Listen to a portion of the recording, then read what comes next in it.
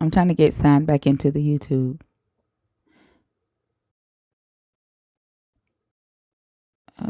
Let's see. All right, let's see if this worked for the YouTube. If we are back. Yep. I got two streams going at the same time on YouTube. I have no idea how, but there are two lives currently going on YouTube right now. It's crazy. Mm. Yeah, magic. It's magical. Hopefully the other one ends by itself. I don't know. But there's two lives going right now. Yeah, okay. It ended. Great. All right. Lala, can you hear now? Hear you now. Okay. Jakob, can you hear now? Okay, awesome. Awesome. All right. We good to go. All right, let's work on the shares. Hopefully the guests that were in the guest box before we had to restart will request again. We're at 68 shares. Lala, how's the new house?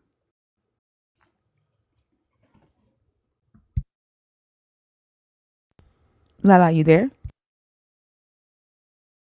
Oh, the new house is wonderful. We have to wait for our household goods to get in, which is our beds. You know, we're starting over, so we're still we don't have everything. I will say that.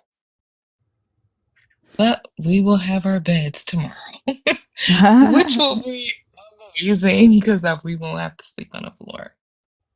That's good. How But are the house you? is amazing, guys. Like, I love it. I love it.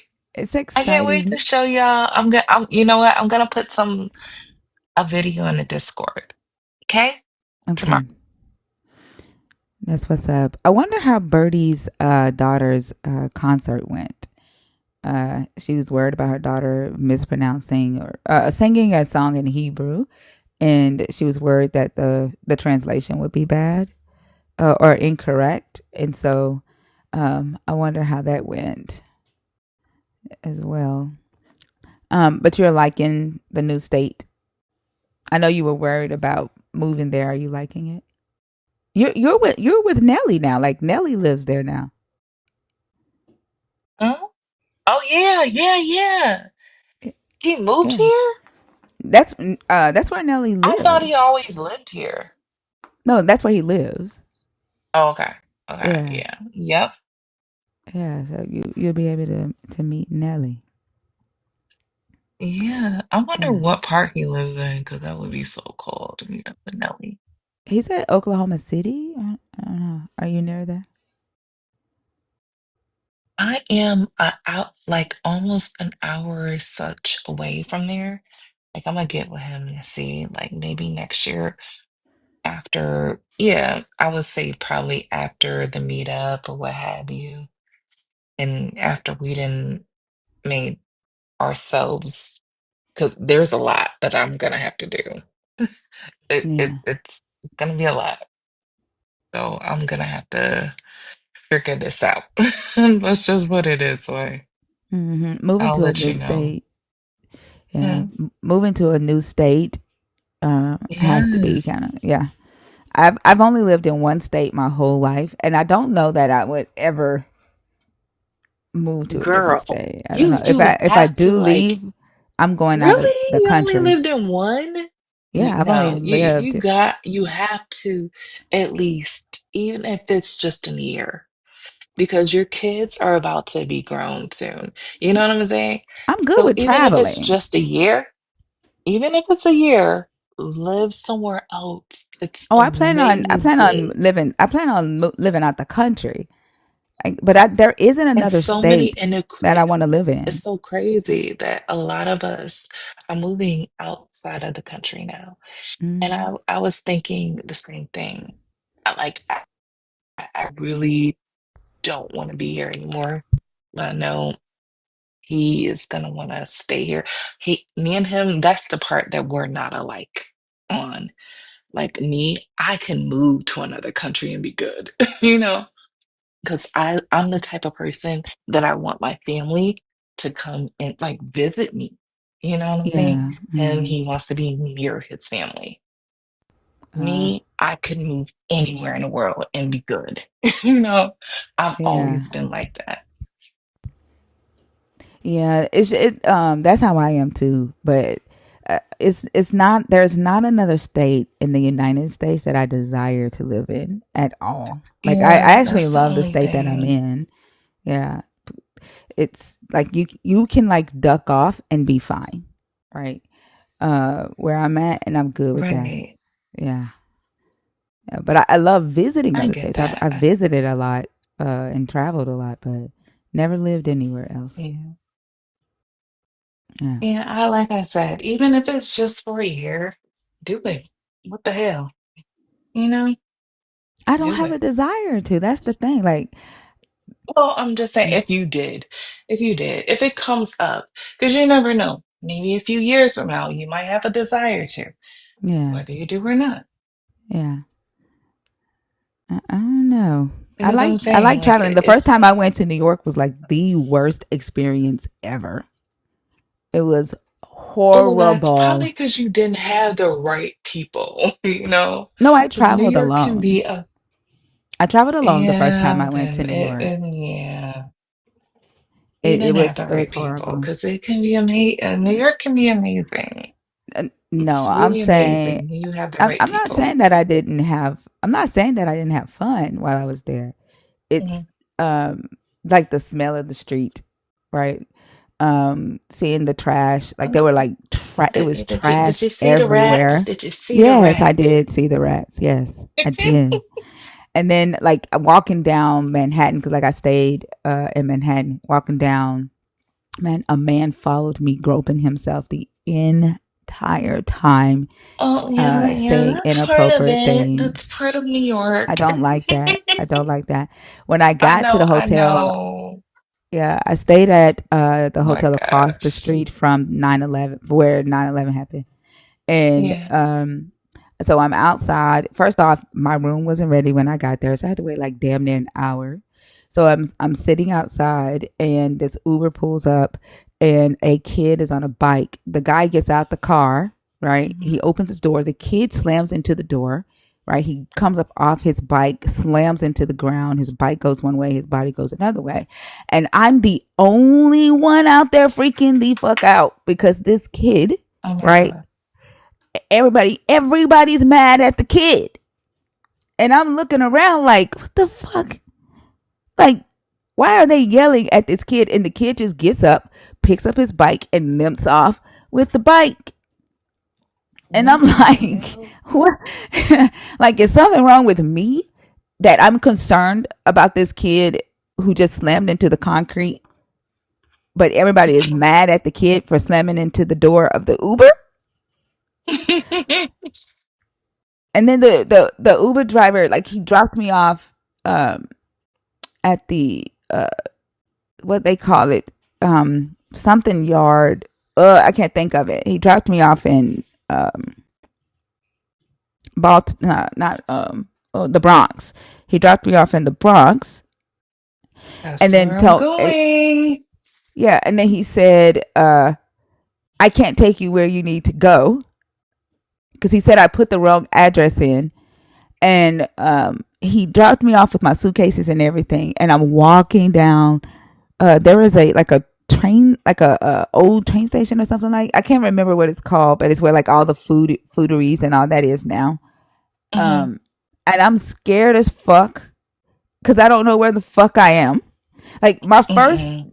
my first time in New York was horrible. Like it was just a bad experience, I'm and I ended sorry. up going back and I had a lot of fun. You know, I've been back several times, but my first time was just horrible. And then Yeah. like leaving on that trip, leaving when the Uber driver came to pick me up from the hotel to take me to the airport, Mhm. this motherfucker parked at the red light, made me load my bags, made me walk to the red light and load my Oh bags no. and load the Uber while he was at the red light. He wouldn't even pull up at the hotel because he said the traffic. Like I just can't. It was just I was like, what the fuck is this? So yeah, I don't know, but I mean, I ended up going back, huh? I mean, I would say that, yeah, you didn't have the right people because New York can be amazing. Just like LA can be amazing, but it like both of them could be really, Oh, I love you can going to have the LA. worst time ever. You could be like, I never want to go back. But there are people that say that I never want to go back to LA. I'm like, y'all, like really? I've had an amazing experience. But I maybe I was just lucky, I love LA. I've never had a bad you time in know? LA. Like, Like I don't have a. It was oh just New no, me York. too. Like New I York still want to go back. was horrible. The first time I And went like I to, said, like, I think there was a lag, Lala.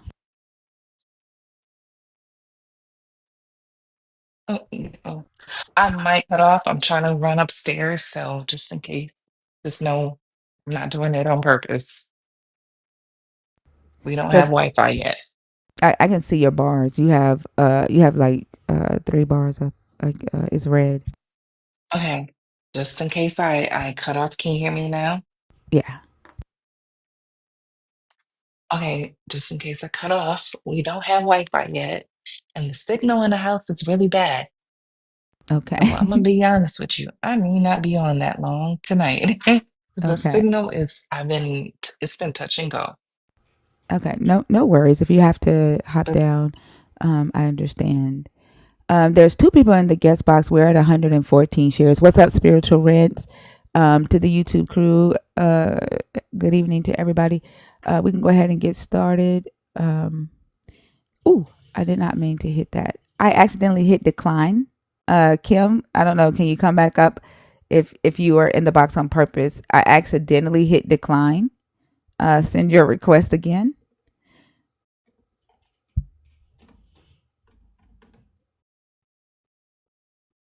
Y'all, I don't know what's going on, but we're not moving past 100 and like 180. Like we've been at the same numbers. I don't know what's going on.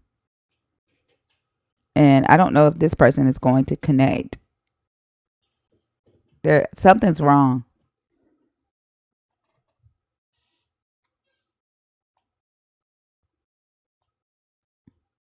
Yeah, this person isn't connecting.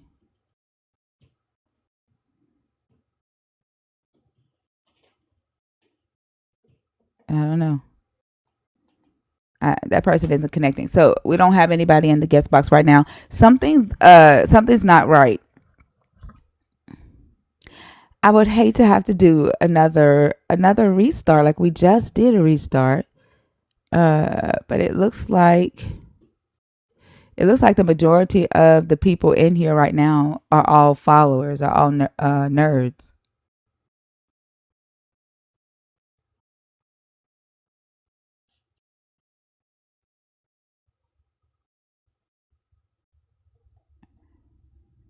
I don't know. And Lala drop. Don't use caps in my comments. Like why do you have to type in all caps? What's the whole purpose of that, Blue Hawaii? Like that's unnecessary, dude.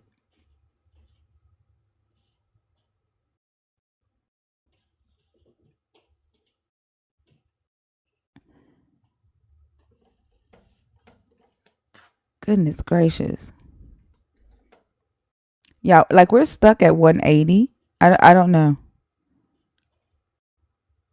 Should I do another reset at since it's 11:30? Maybe one more time.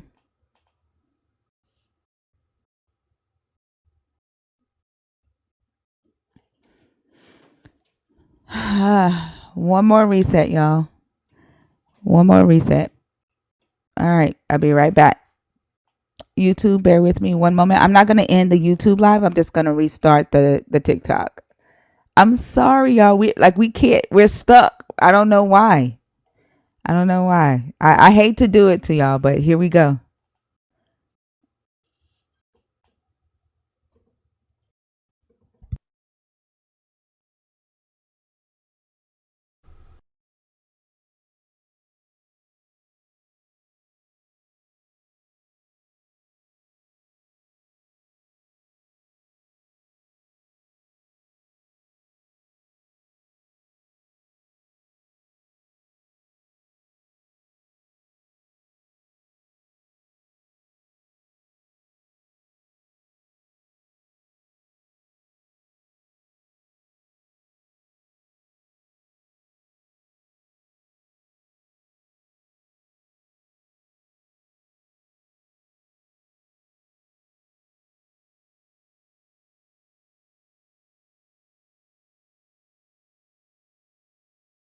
with me then when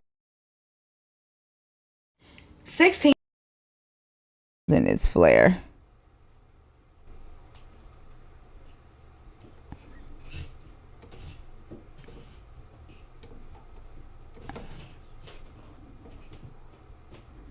All right, y'all. Go ahead and start working on the heart me's, the team bracelets, the shares.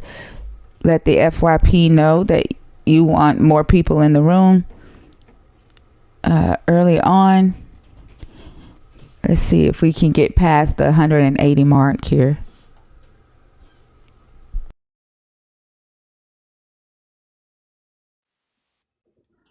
Tasha, are you in the guest request box on purpose?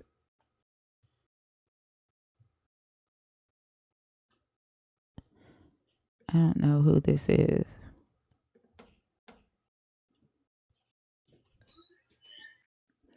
Nope. Okay.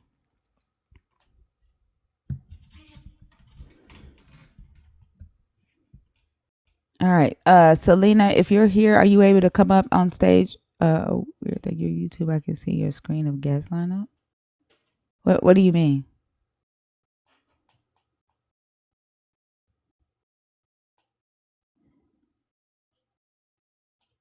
That's okay, Tasha.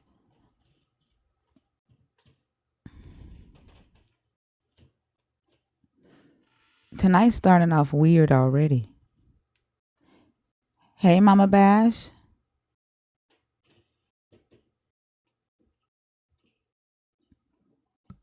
Mm.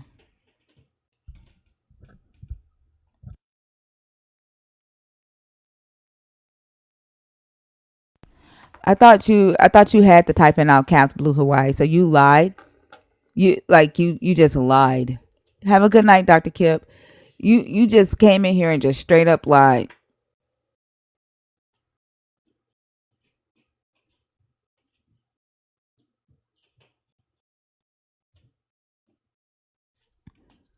That's if I pull it up on my phone, Jakob, because I'm screen recording from my phone to the YouTube. That's why. If you're Christian, if you're deconstructing, or if you're an atheist, the guest box is open. If you are a nerd and you have a question or want to share some update of your deconstruction journey, the guest box is open to you as well. Hopefully, we can get on the FYP and get past the 180 mark.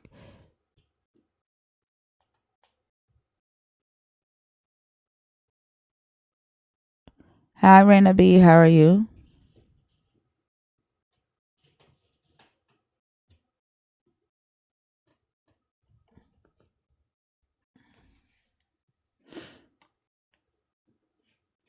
I think like have we gotten to the point to where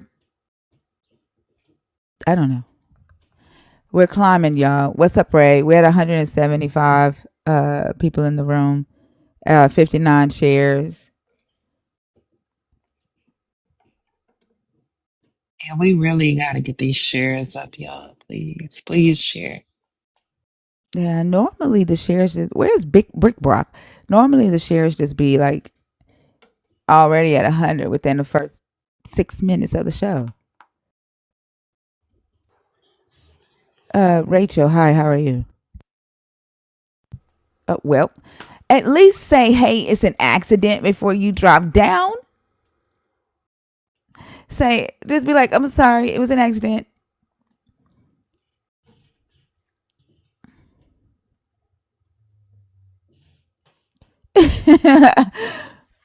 All right, y'all. We had 114 shares. We had 185 people in the room. They be getting the hell out of Dodge. Oh, okay. I got you. I got you.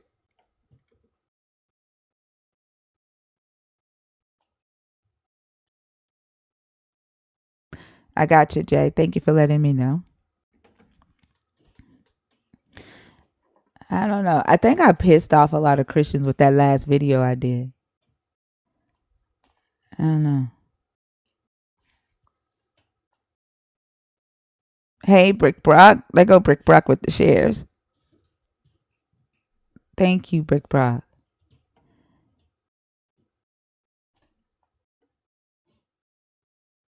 Yeah, we still, I don't know what's going on. We stuck at 166.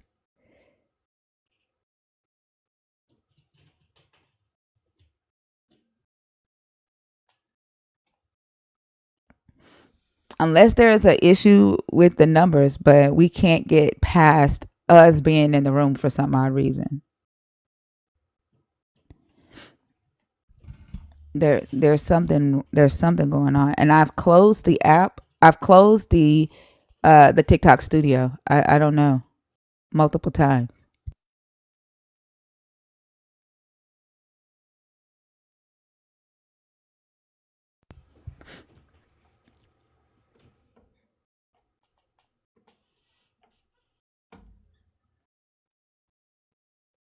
It could be the gifts. The gifts is only at 5.98. Remember TikTok. If TikTok doesn't think they're gonna make money, y'all, they're not gonna push us out on the FYP. If we're not sending gifts, they're not gonna push us out to the FYP. I promise you, the gifts are not because although the gifts are nice, don't get me wrong, I do like to uh, make money. But if TikTok does not think that they're gonna make money, they ain't sharing this live. They're not pushing it to the algorithm.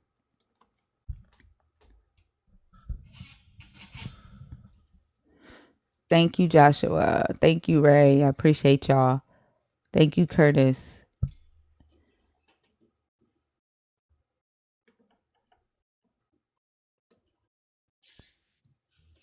What's your name? My name is Oscar. Oscar. Hi. Are you Christian? Are you deconstructing? Or are you an atheist? Uh, I think I'm deconstructing. I'm not too sure. Okay. Why do you say you're not too sure? Like, are you like, have you been asking questions or doing research or like questioning your current faith system? Is that what that means? Like deconstructing, like you're moving away? Yeah.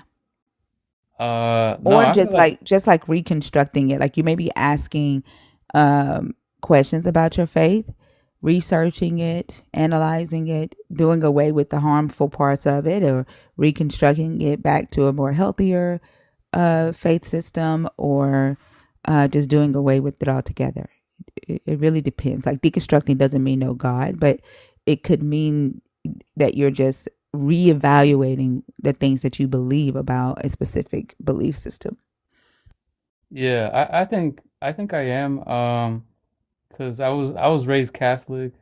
Um, and like from a Mexican family, so I feel like I've been like moving away from like being a Catholic and more towards like I don't know, like moving to the older religions in some way, like um because like there's a lot of other religions and other gods that represented different things, like nature, for example, like the sun or the water, and that existed in Mexican culture in the past. Um, and I feel like that's true with a lot of other people as well with different countries. So I'm like feeling that maybe that's a good a direction to go in, especially since it feels like nature's really important. Like we have a whole climate change going on. Like maybe that is the direction. We gotta give like treat nature as like something divine. Okay, so you're leaning more towards leaving the God that you were indoctrinated into and seeing your God as nature. Is that what I'm understanding? Yeah, I think so. But like I don't know. Like with Catholicism, I feel like there's like Jesus. He had a lot of really good like beliefs and values. So Like what? like I still respect a lot of what he said, but Like I what? Like don't what did Jesus say that was revolutionary? like I mean, maybe it's not revolutionary, but I feel like he did give like really good morals and values like, Like what? don't do unto others like what you don't want done unto you, So But do you things think of that that nature. you think a God had to come down and make himself immortal and die and be sacrificed for people to know that you like to say, I'm not going to hit you because I don't want you to hit me back? No, Does I don't that think make that. any logical sense? No, I don't think that's necessary. But I think it's important to have like some type of a figure, that we can kind of like. I mean, I feel like it's the same way, with like the Buddha, right? Like the Buddha, they don't think it's a god. Like he's just a man, but he's very wise. And I feel like I don't think Jesus. I mean, I know the Catholics, they think that Jesus is the son of God, but I don't know, like maybe Jesus is just, some another teacher on earth. But I mean, that doesn't mean that like it has to be a god, right? Like you can learn from any human, right? Like your teachers are your. Do you consider your teachers God because they're you learn from them and they have more knowledge than you? No, I don't. Yeah, I don't think Jesus like descends from God. Like I think I feel like, in the past people were able to kind of worship different people and different gods, right? Like why can't we move back to that, like where we have a couple of different like gods or deities that we can draw influence from or worship. When Like you say maybe why Jesus is can't we, another you one. can if you want to, right? Right, yeah.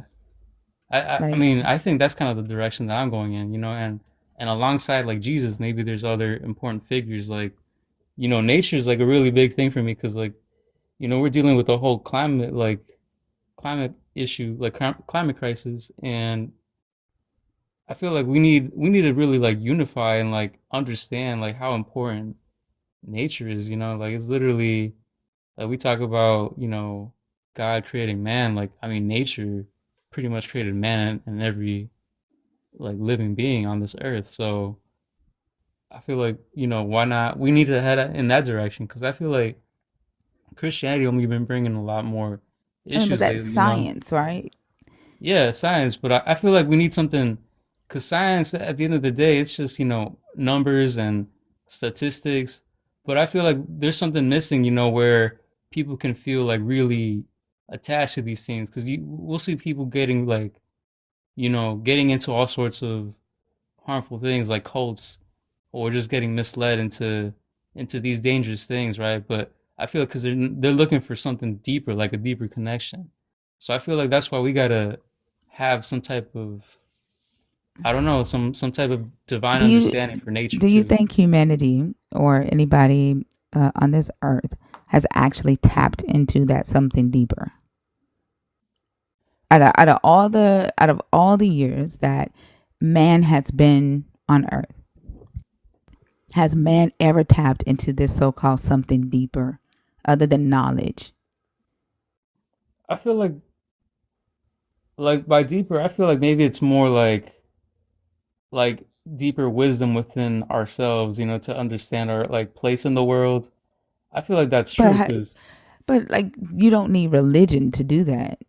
And when you say like, what do you mean when you say to understand your place in the world? Your place in the world to do what?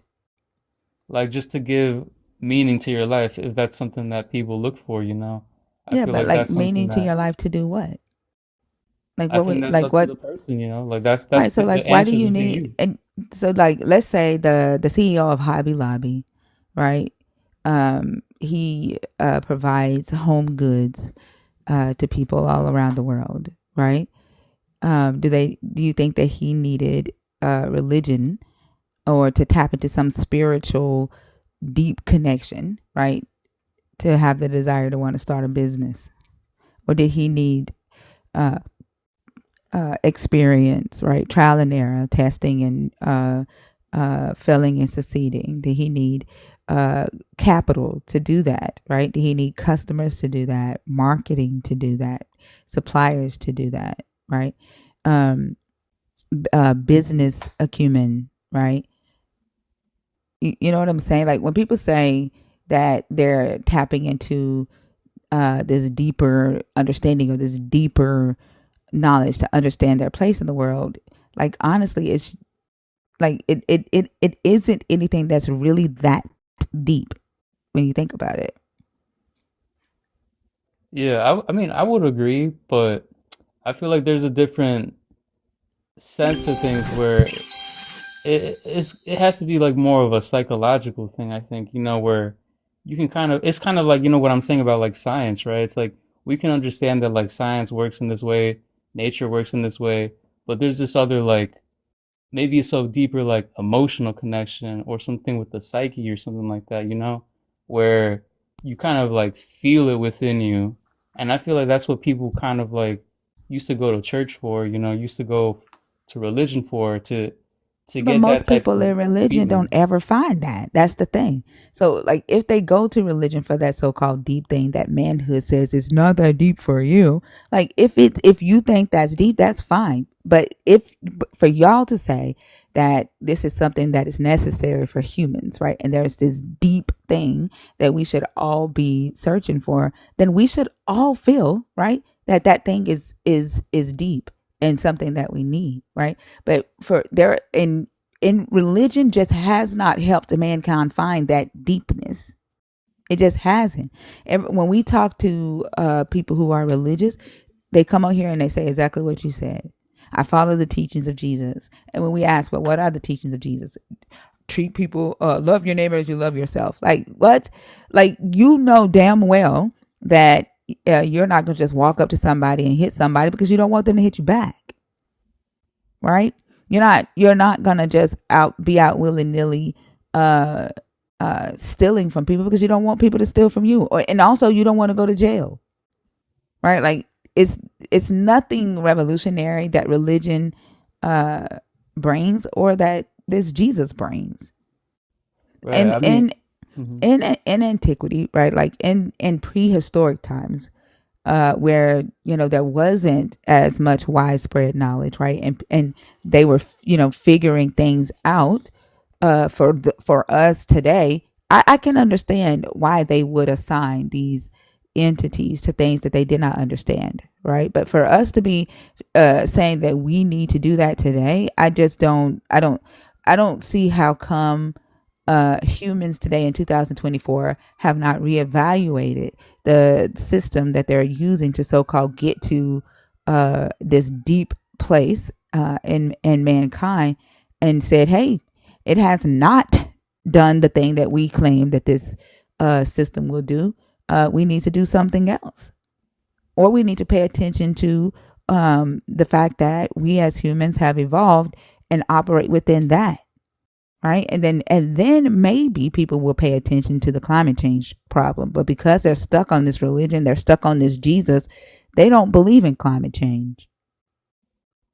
Yeah, I think that's true. Like, I mean, I'm not saying like you need religion or anything like that. I'm just saying like that there is something more like, psychological going on with people. Cause like, I mean, you can tell people like teach people things and tell people things, but people at the end of the day, like there's a part of us that is more instinctual, and other people kind of take advantage of this too, for sure, especially people that are not that educated, right?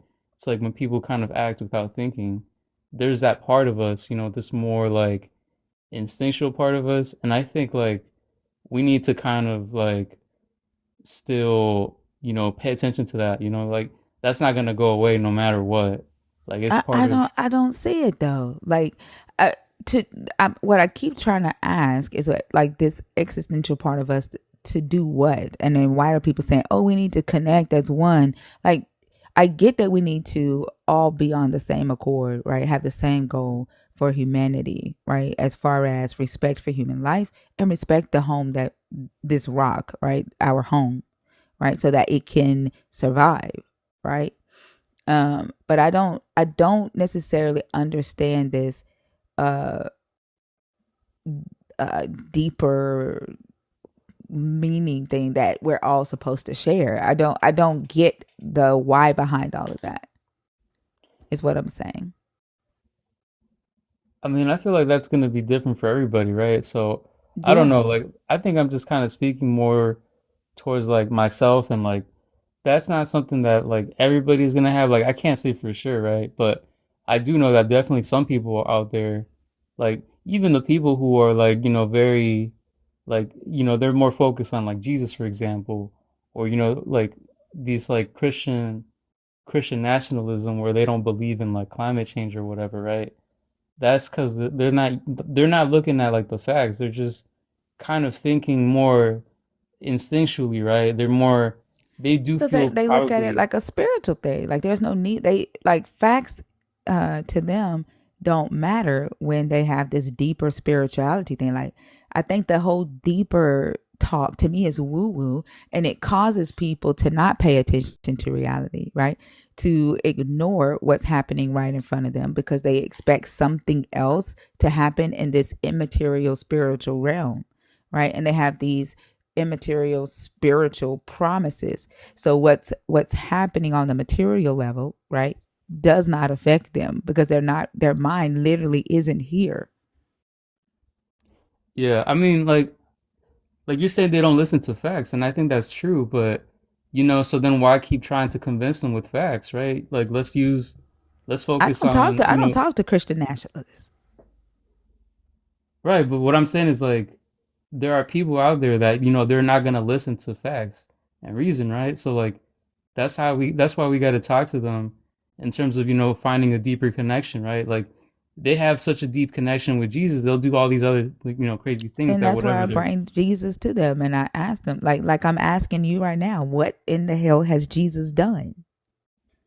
Like for Yeah, Jesus to be so integral, right? And uh to be questioning whether you want to deconstruct from Jesus or not. Like what has Jesus done that makes you even want to hold on to him? I mean, right, yeah, I mean I think that's like very subjective to each person. Yeah, but I'm um asking you that.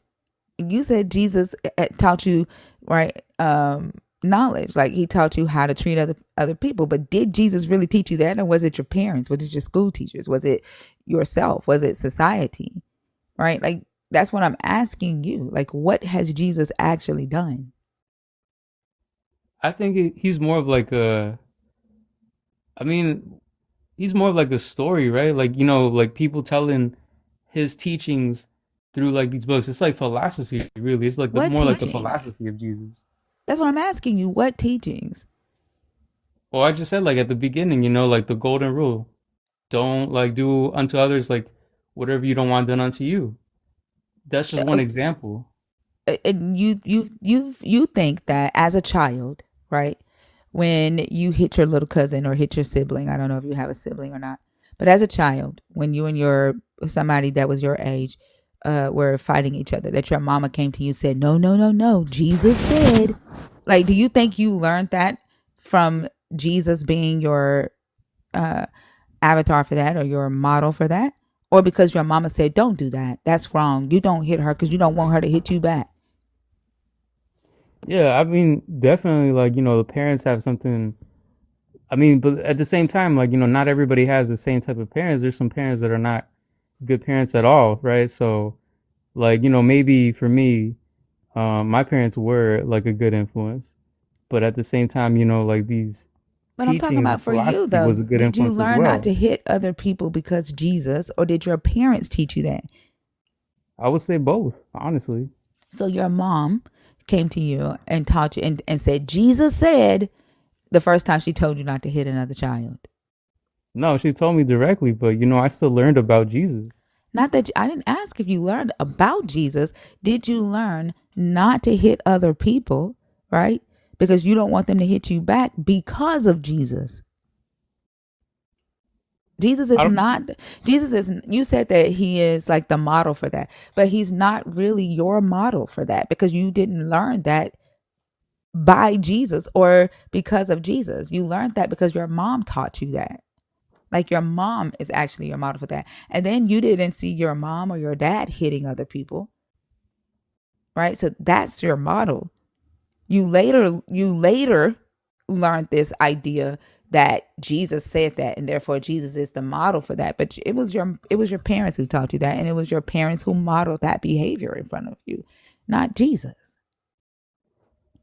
Right. I mean, I think I would agree, but I mean, I'm just saying like this, figures like Jesus, like I think they still have a place for like, this purpose of leading like just kind of I don't know how to describe it, but like having some type of like goal, I Punishment guess, for you know. afterlife. Like the only thing I see that Jesus serves, right, is reminding people that uh, there there is a reward or a punishment when you die.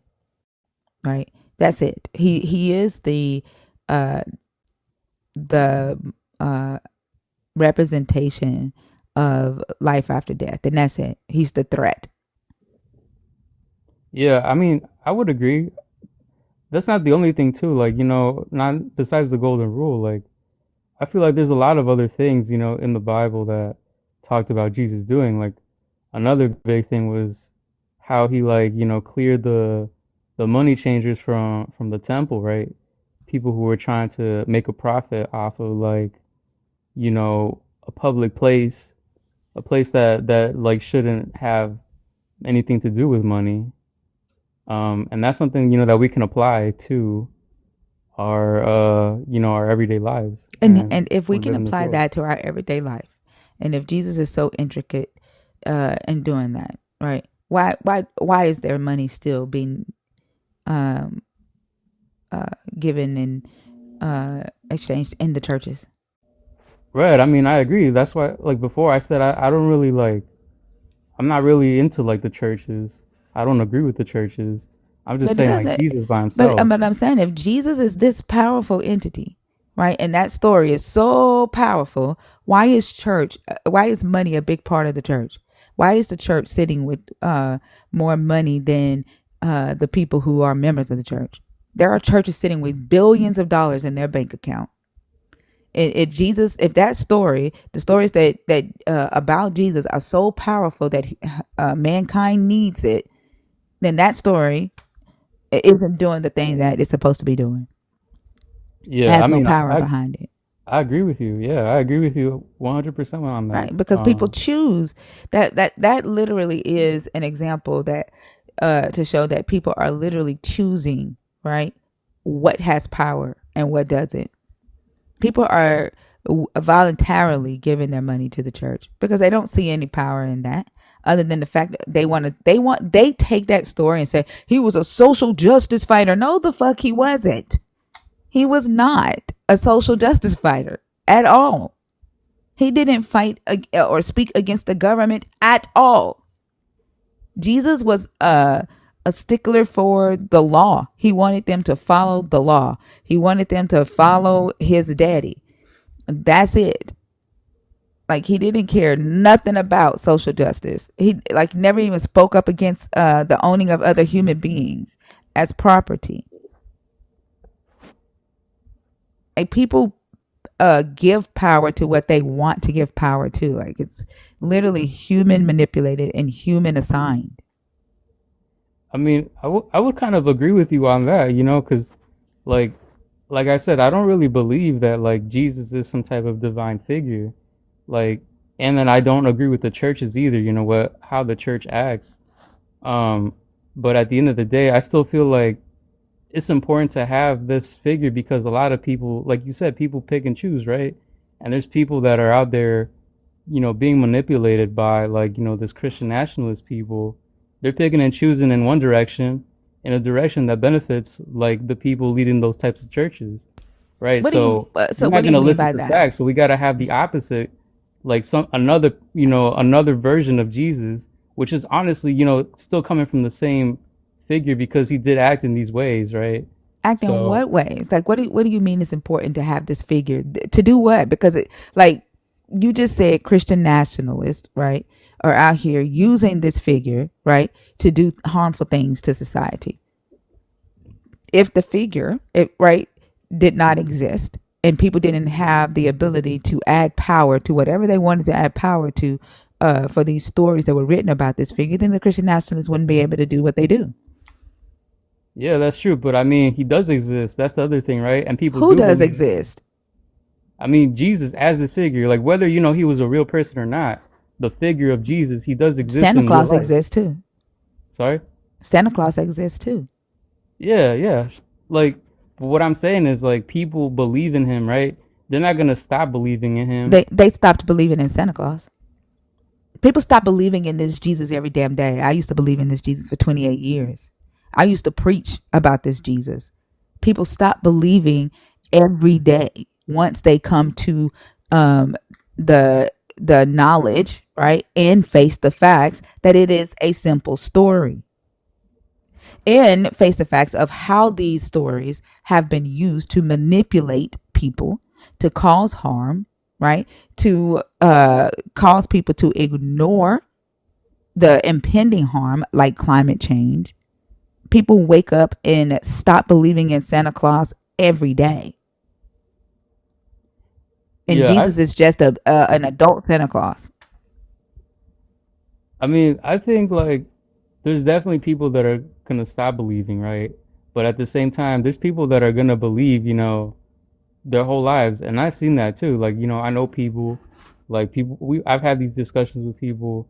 They still believe in what the church says. Like, they still believe in Christianity as it's, stated.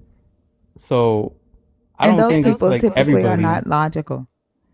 Like if you were to sit down and have a logical conversation about the beliefs that they have, for example, the original sin, right?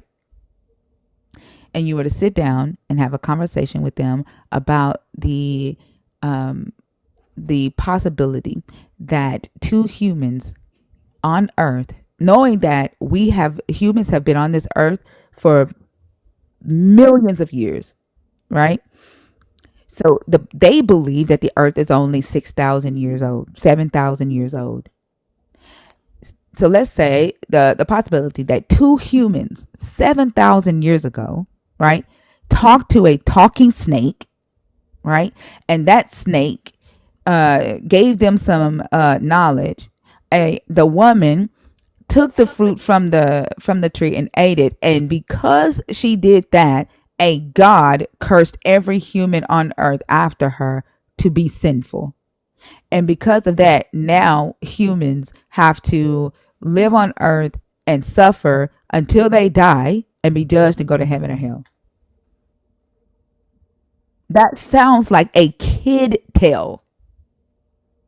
Yeah, I mean, that's most mythology too, right? So like at some point people believed in those things, but you know, this is something we still got to deal with, right? It's like it's we're not gonna like deconvert people, in this year or next year, or in ten years, maybe even 100 years. You don't know that. Like you, why do you use words like we're not? I'm just saying because like I don't believe in the church, right? I Yeah, believe but why are you in Jesus the using like figure. collective words? Like how like you're saying we're not gonna do this. Like you don't know what people are going to do. You don't know if people are going to deconvert. People deconvert every day.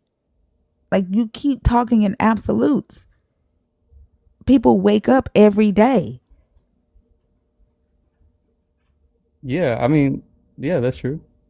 Yeah, but so why do you keep saying that they are not going to? Like I'm trying to figure out why do you keep saying that? I think because people have been getting more religious. I would say like the No, people they're that are, not.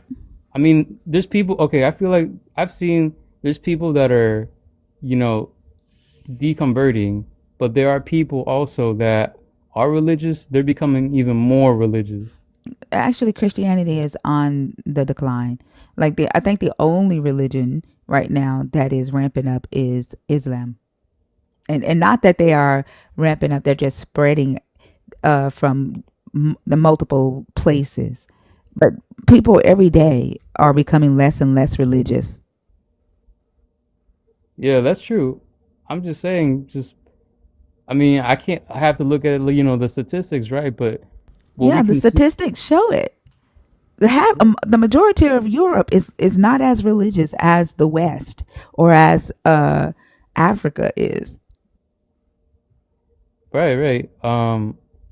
But in the U.S., for example, like we're seeing people that are religious become even more like devoted religiously in a way that is actually harmful, right? So how do we deal like Like, where are you seeing that statistic though? Where is that statistic coming from? I mean, we can look at like the rise of evangelical churches. I don't have any specific What statistics rise to of look it? at. What are you saying that more evangelical churches are popping up? Yeah, that's pretty much, And and that's something that's and that's happened. not For true. example, Like people are sick of evangelicals. Like people right? are Some people. sick of they're literally fighting for their existence right now. There are more denominations being created with this religion because they are reconstructing or deconstructing from evangelical ideologies, from fundamentalism, and so people are moving more towards Gnosticism, and they're recreating different denominations of this current belief system. So definitely not a rise in evangelical fundamentalism.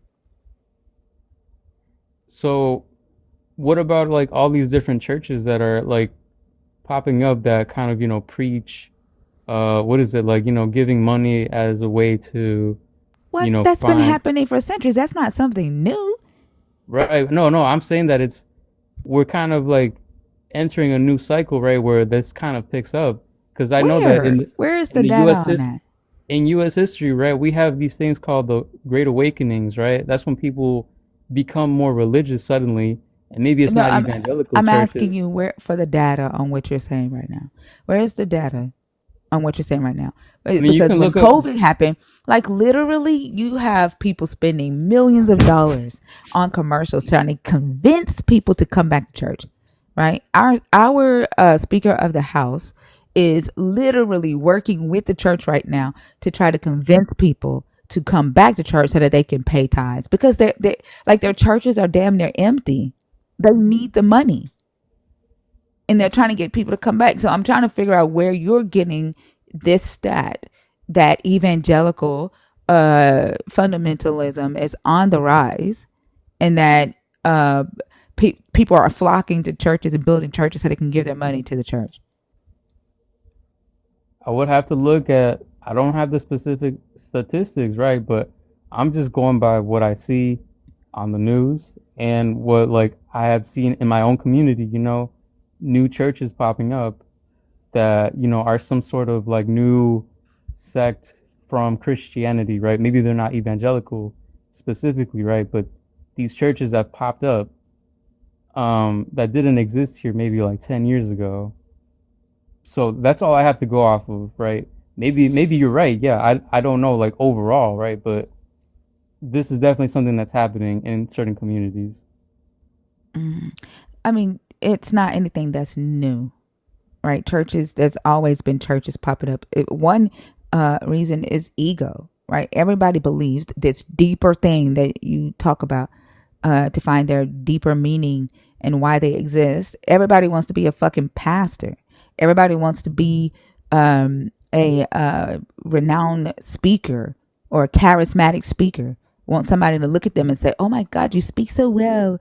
Oh my God, I felt you motivated me. You changed my life." Everybody wants their name in lights. Everybody wants power, right? Everybody wants status. Everybody wants money, right? That's one motivation behind churches popping up because, like, to have two churches side by side is fucking ridiculous when they say y'all worship the same God.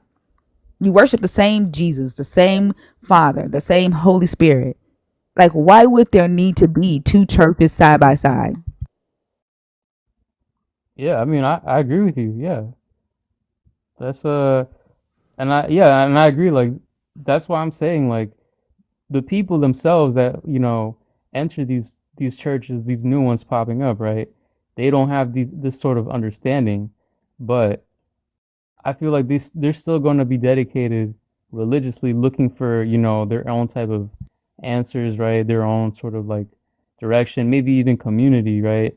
So I don't know, like maybe like what I'm saying is that we still like the existence of like Jesus as a figure, like it's still valid because I feel like it's necessary if people want to try to like push people away from going in that direction, with these new churches, like we need some sort of counterbalance. I don't like. I don't get it. I don't get what you mean. Like, what's the counterbalance going to be? Another Jesus? A different view of Jesus?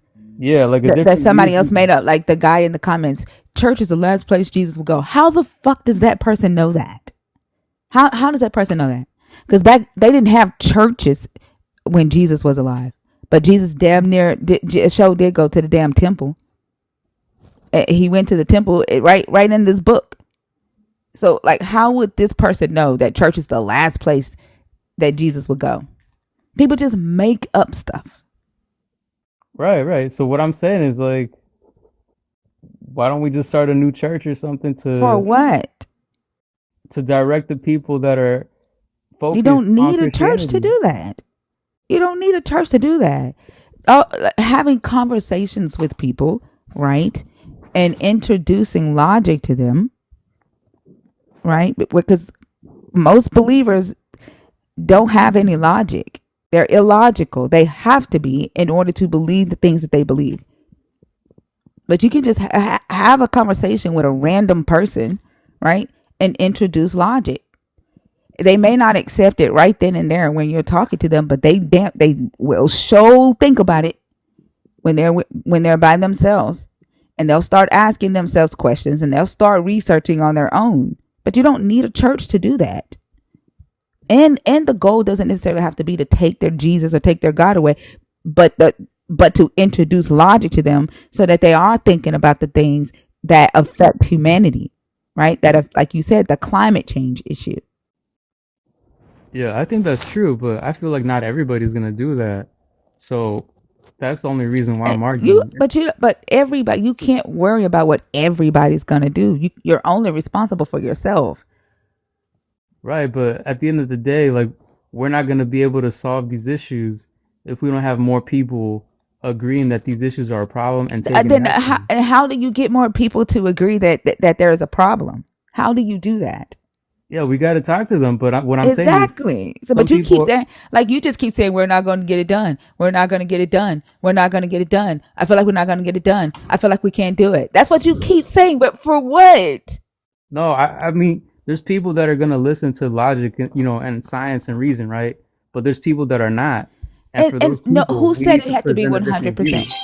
Who said that you had to get 100% buy-in? Who said that? Like, there was a guy on TikTok that was saying, like, in order to stop the inauguration, right, there has to be 11 million people, 11 million U.S.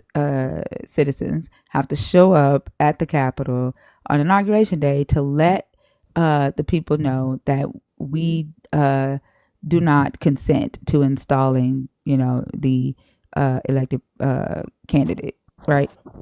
That is only 3% of the population needed in order to stop that from happening. That 11 million people has to show up. That's proof that you don't have to get 100% buy-in in order to initiate a change or to get something done. So you're focused on everybody accepting the logic or everybody accepting the facts. You don't need everybody. I think there's some truth in that, but I don't know. I'm just saying because like what I've seen again, going back to these churches that are popping up, there's literally like money being put into these networks of churches like by billionaires. Billionaires are donating money to these churches to kind of support, creating this sort of like network of churches to radicalize people in the right, like the right wing direction, in order to like kind of push people away from facts and push them towards more like religious thinking, but religious thinking that is kind of in the viewpoint of a billionaire, right? Jesus supporting things that a billionaire would support.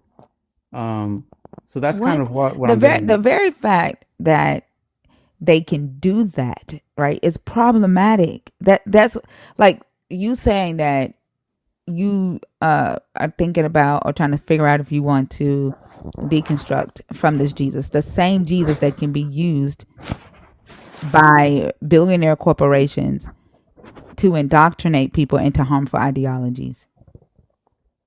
The same stories can be used to indoctrinate people into harmful ideologies. You're trying to figure out if this Jesus you want to deconstruct from. And then when I ask, like, what has this Jesus done? The best you can say is that he taught you not to slap somebody else because you don't want to be slapped.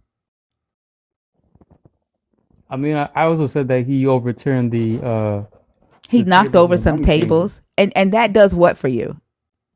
That kind of represents that, we have to take action against people that have more money, that are like desecrating, That ain't you why he know. did it. That has absolutely nothing to do with why he did that. And on top of that, he ain't even the only one in history that did it. I don't even think he actually did it. That story is about another man named Jesus whose father was named Ananias. And they went and they fought the Sephardi. I mean, the Sakari. They went into the Sakari was stealing the tithes from the rabbis, causing rabbis to starve and die. And this Jesus and his dad Ananias and some other guy went into the temples and killed the Sakari in the temples. And that's what got that Jesus and that Ananias killed at a Jewish festival. It's in the histories. It's in the histories. That's something I'm gonna have to go back into the Bible and read about them. It's not in the Bible. It's in the actual history books. That's what I'm trying to tell you. Things that this Jesus did, it other people in history have done as well. I mean, okay, yeah, I agree then. Read it in Antiquities. It's in Antiquities. I just told you it's in Antiquities. His name is Jesus. His dad's name is Ananias. And he fought the Sakari. And when they were under occupation, he was one that was leading the Jews when they were under occupation. And the Idumeans went and worked with Rome to kill them at a Jewish festival. And they killed 3,000 Jews during that festival. And that Jesus and his dad Ananias were two of them. And they left their bodies out in the streets for 3 days and mocked them for 3 days and walked all over them because they held a court behind the emperor's back, behind the Romans' back. And because they went after the Sakari without permission, and the Idumeans went behind their back, told the emperors, and plotted, and they killed 3,000 Jews at a Jewish festival.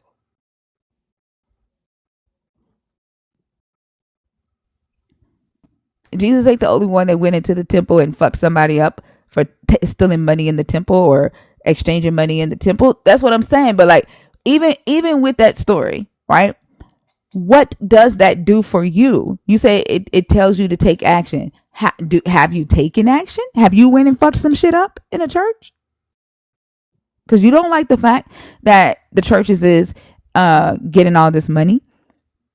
I don't want you to go fuck up a church. Don't say Thinker told me to go fuck up a church. No, I don't. But you're saying that tells you to take action. What action have you taken? Or are you just reading it and saying, man, that's cool?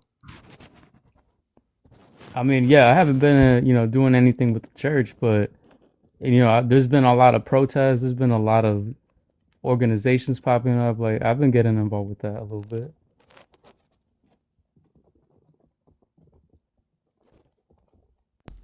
I get having like inspirational stories that say, oh man, that's cool. Like that inspires me.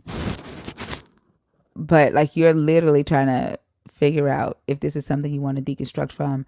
And I don't hear from you that it has actually done anything for you.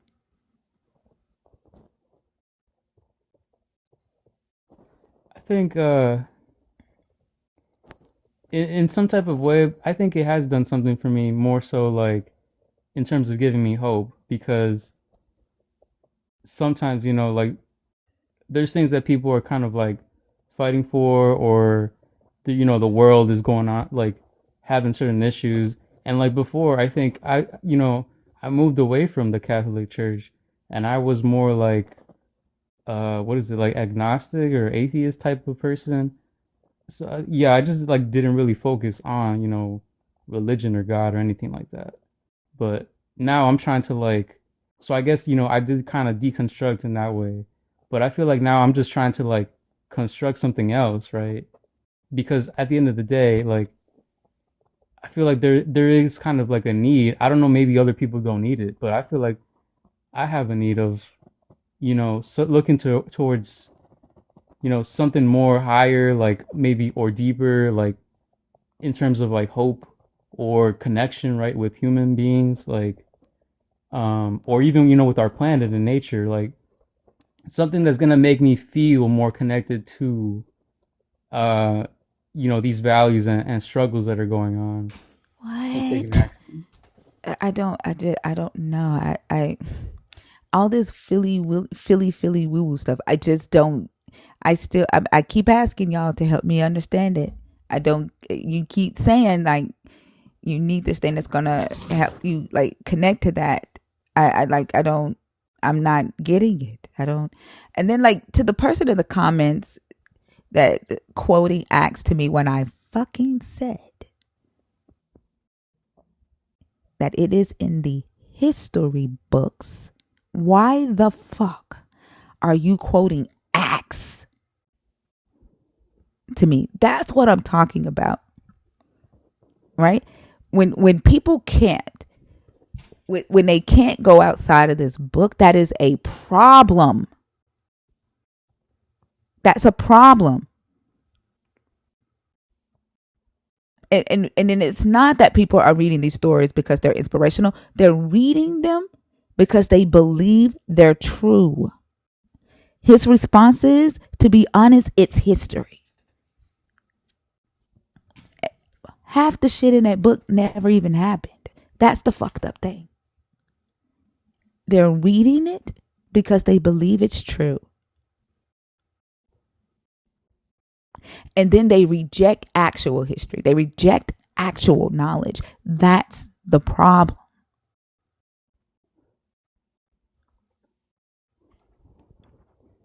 All right, well, thank you. This was a really good conversation. You're welcome. Hope you have a good night. All right, good night.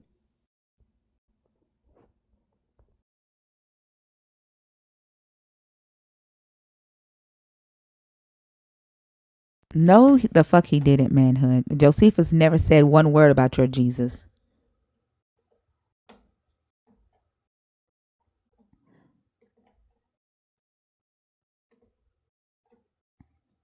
Josephus did not mention your Jesus.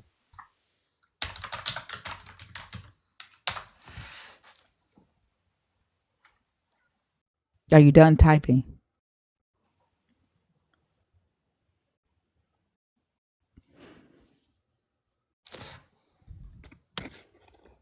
Why did you request if you were not going to speak? I didn't realize I was up, honestly. I wasn't paying attention to the phone. You didn't hear me talking to you? I heard you mention me, but you mentioned me before and I wasn't up. But it's no problem. I understand That now. just now you didn't hear me recite what I said to you the first time for the second time? Nah, no. I hear you now. So you said, I'm sorry, you said that Josephus never wrote about Jesus? Correct. Yes, he did. No, he didn't. Can you, the testimonium, Yes. play that? When who was the first person to mention the testimonium of Flavian? Who was the first person to mention that? And what century was that? 93, 94 CE. Who mentioned it in 94 CE? Flavius Josephus. No, he didn't. When is the first time in history that any of the church fathers mentioned that Josephus wrote about your Jesus? I'm sorry, you said the church fathers? Out of all the church fathers that wrote about your Jesus and that wrote about Josephus's histories, who was the first to mention that Josephus wrote about your Jesus? I'm not sure. Eusebius in the 4th century. Origen wrote about your Jesus. Origen wrote about Josephus's histories, and Origen never mentions that Josephus mentions your Jesus. The first time anyone in history ever mentions the testimonium of Flavian is Eusebius in the 4th century. But Josephus has his own works, the Antiquity of the Jews. You said Josephus what? Has his own works, which is the Antiquities of the Jews. And he doesn't mention your Jesus. He does mention, he mentions What does he Christ. say about your? What does he say? What does he say about Christ? Let's see here. Give me a second. I'll pull it up and read it word for word. Sure. Okay. And take book 18, chapter 3, section 3. Mm-hmm. Now there was about this time Jesus, a wise man, if it be lawful to call him a man, for he was a doer of wonderful works, a teacher of such men as received the truth with pleasure. He drew over to him both many of the Jews and many of the Gentiles. He was the Christ. And when Pilate, at the suggestion of the principal men among us, had condemned him to the cross, those that loved him at first did not forsake him, for he appeared to them alive again the third day, as the divine prophets had foretold these and 10,000 other wonderful things concerning him. And the tribe of Christians, so named from him, are not extinct at this day. End quote. Now, Antiquities, okay, book yeah, 18, chapter mm-hmm. 3, Yep. section 3. Now, yep, sure. Now, what I would like for you to do is find me a early church father who wrote about your Jesus, who wrote about Josephus, that mentions this passage in his history. I don't understand why that would be relevant if you have to I'll go tell you through why. Just can you Josephus. do it for me?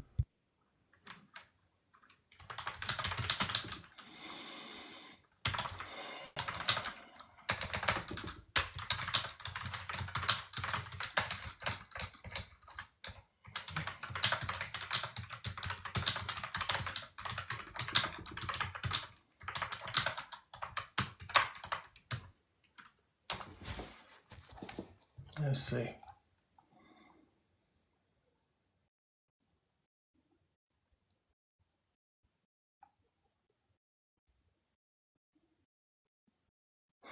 First Epistle of Corinthians. Just a moment. Clement of Rome. All right, so Clement of Rome, 35 through 39. 35 through 99 CE. First Episcopal. What did he say? Wait, what did he say that Josephus said about your Jesus? He says, "Let us look steadfastly to the blood of Christ to see how precious it is to his Father, because he poured out for our salvation. It brought the grace of repentance to the whole world." No, I said, what did he say about Josephus writing about your Jesus? Let me see.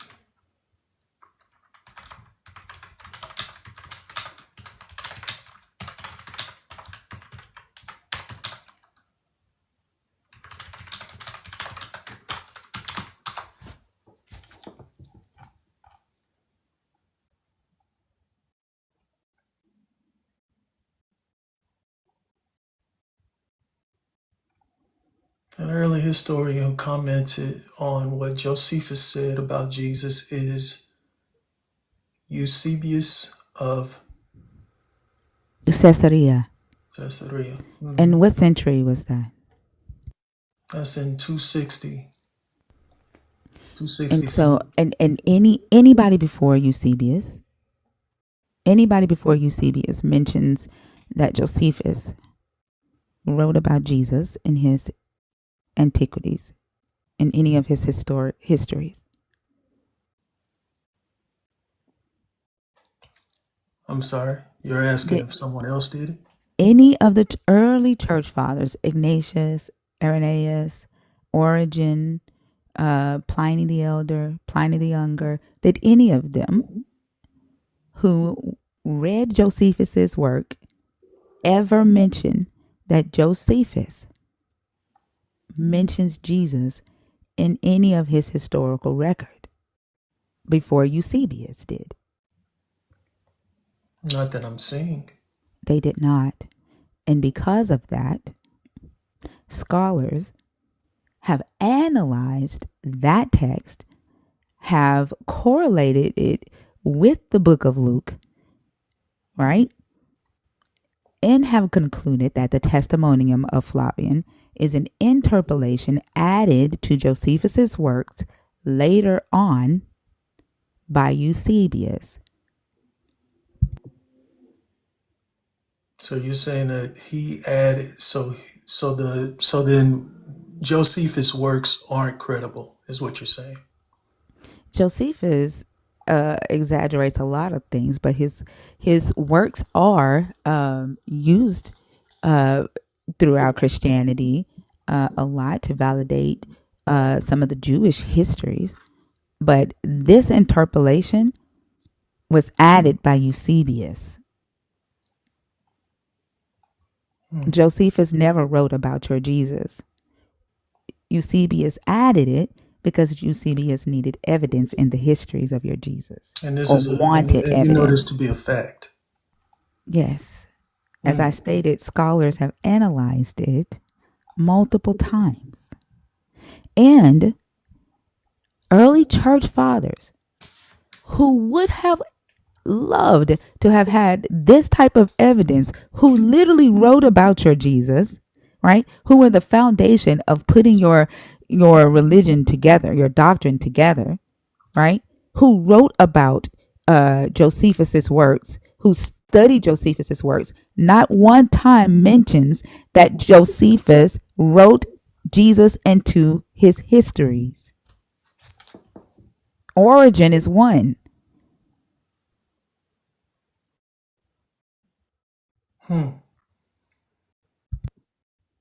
So then the manuscripts that Josephus had that predate the church father you spoke to about over 200 years, that doesn't that it's not credible, and there's no manuscripts, What nothing do you? original. Why do you jump to that large of a conclusion? Like what I It's not a stated large was that conclusion that is a considering large conclusion, because Josephus is 200 years before the historian. a Mhm. man in the 4th century named Eusebius added something to a historical record that does not negate everything else this man wrote, that Josephus wrote. And that's not what I claimed. What I That is what you stated claim. You was is said the that original they are no manuscript. good because of No, no, no, that. no. You What I said they're stated not was the credible. That's what you said. original manuscript. Original what? Like it's historical, Manuscript. because he goes in one place and add, or two places, and adds to it, that discredits the entire No, no, historical no, record. no, no, no. You have to listen to what I'm saying. If the original manuscript was altered, because that's what you're claiming. You're Yes. claiming that there was an original manuscript and that When it you was say original doctored manuscript, you're talking about 200 years historical later. record. Yes, Historical record. that still does not discredit everything else written in the And I'm not manuscript. claiming that. I've said that 3 times That now. you literally said it's not credible. I've said Those it were three your times. I'm not words. claiming that it Those were your negates everything. words. Those were your words. That so now it's not Regardless, I'm credible. telling you, now this is my fourth time. I'm not saying it's discrediting everything he's done. What I'm saying is that your claim, okay, I'm just making it clear. Your claim is the original manuscript that Josephus wrote was doctored 200 years later. Yes. That's your claim.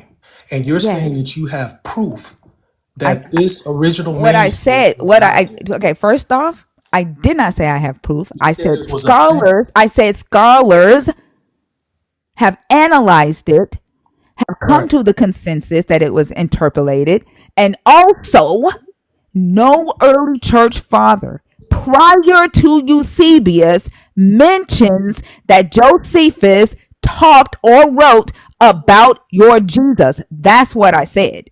Yes, but what you also stated was when I asked you, is this a fact? It You is said a it's a fact. fact. It is Okay. a fact. What the fact that you've mentioned is that it was contested, but you didn't, but it's not a fact that it was plagiarized. I mean, you can believe whatever you want to I'm not believe. What believing. what I what you mean, would you have to have the do, range, you have the what you range now of the need to do, scholars. manhood, what you now need to do is prove that it was there before. Well, the proof is already here because I said he has prove that it works. was there before You're talking about the Eusebius. assertion. Prove that that was in Josephus's works prior to Eusebius, prior to the fourth Is the century. burden of proof And I on can prove, Josephus, or is the I burden can of proof prove that on those no that are early disputing? church father who would have had every motivation to mention Josephus, mentioning your Jesus, especially when they write about Josephus's histories to prove the Jewish history. Every church father who believed in Jesus Christ would have mentioned that Josephus mentions your Christ.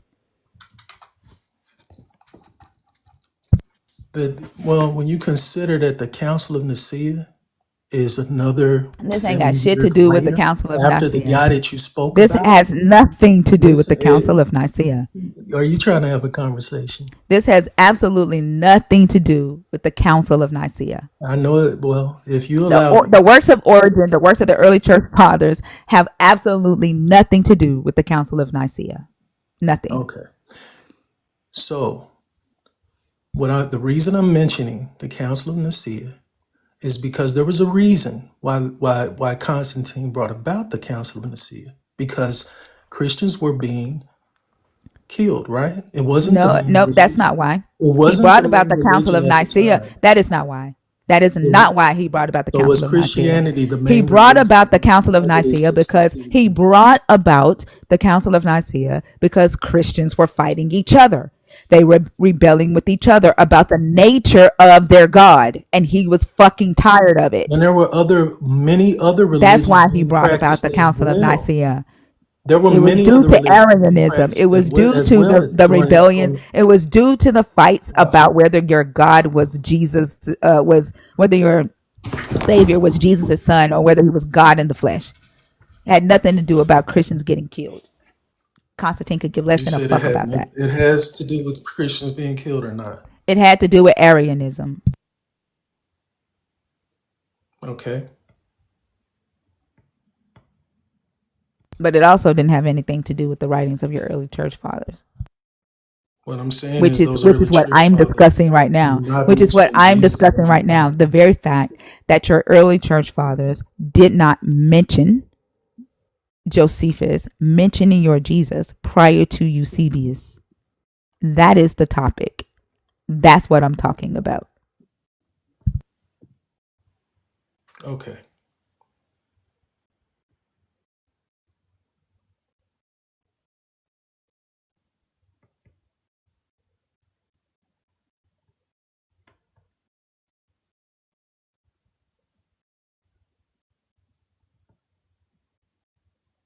I love my demon Susie. Thank you so much. They love to come out and play. You know the crazy thing, Susie, is that you and your Jesus come to see me and my demons every night. Now, who's infatuated with who? Manhood, are you done? Am I done? I Yeah, mean, you're just sitting there quiet. because I mean, I'm cool with having a conversation, but I'd rather it be productive. So, we can go through you can ask questions, I don't I have any say my questions piece, you for say you. yours, but, I don't have um, any questions for you. Like, I mean, you just got quiet. If you're done, then I can move I on to got somebody quiet else. because at this point, Well, then that means you're you're done. not really listening to what I'm saying. You haven't said anything. Well, Again, you don't the allow Council me of to say Nicaea much at has all. the You just Council kind of of talk Nicaea. over me. The Council of Nicaea doesn't have anything to do with what we're discussing. Like The the fact that you Council of just throw Nicaea that was in, it mentioned has because nothing that to do was with the not, testimonium you of see what I Flavian. mean? Because I'm not like you just throwing shit in, and you I'm not what trying to. You're this just is not what listening. Christians do. This is what Christians do. No, Y'all like you're just y'all not just throw listening. y'all word You salad want to shit, and prove a y'all just try point. to throw like no one is talking about the Council of Nicaea. We are discussing the testimonium of Flavian that has nothing to do with the Council of Nicaea, and it absolutely has nothing to do with your early church fathers. Nothing.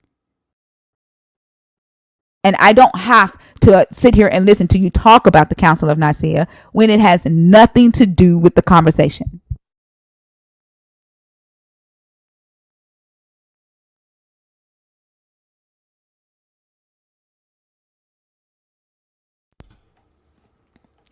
Sammy, you still live in sin.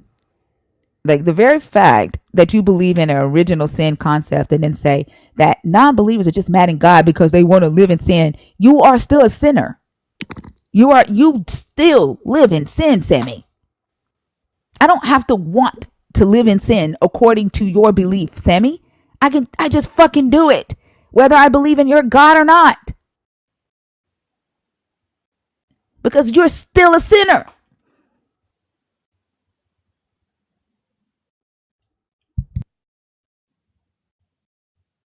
If you want to talk about the testimony of Flavian, we can. We can talk about, tell you what, let's switch gears. What about, so why do you believe that secularism, or ism rather, Yeah, no, is it better doesn't than, work say, like that. It doesn't work like that. You religion? do not want to discuss the testimonium of Flavian, which is why you came I up. mean, for Then like, you can pick one of the we're kind of topics on the bumping our board. You heads. can I'm pick trying to one of the get to the topics on. You person. can Go pick ahead. Go one ahead. of the topics from the screen. Oh, I'm sorry. Is that on the screen? I didn't see that on the screen. Well, maybe Testimony Jesus with need to give you Flavian. better eyes. I mean, y'all say he Testimony with created perfect Flavian. I bodies. I see said this the the Old reason Testament or New listen, Testament. I control my life. Well, I didn't see it on the The screen. reason stop talking while I'm talking. The reason I brought you up is to talk about the testimonium of Flavian. If you don't want to talk about that, then pick a topic on the screen or get down.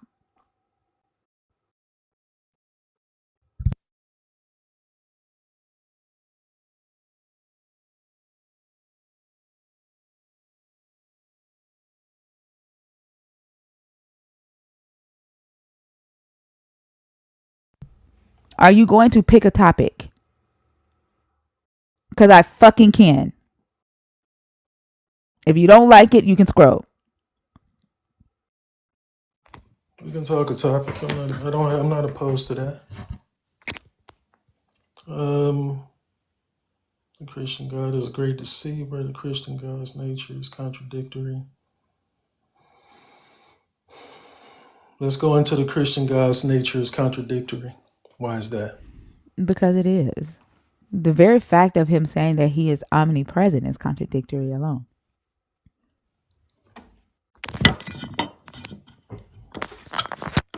Okay. And can you substantiate that?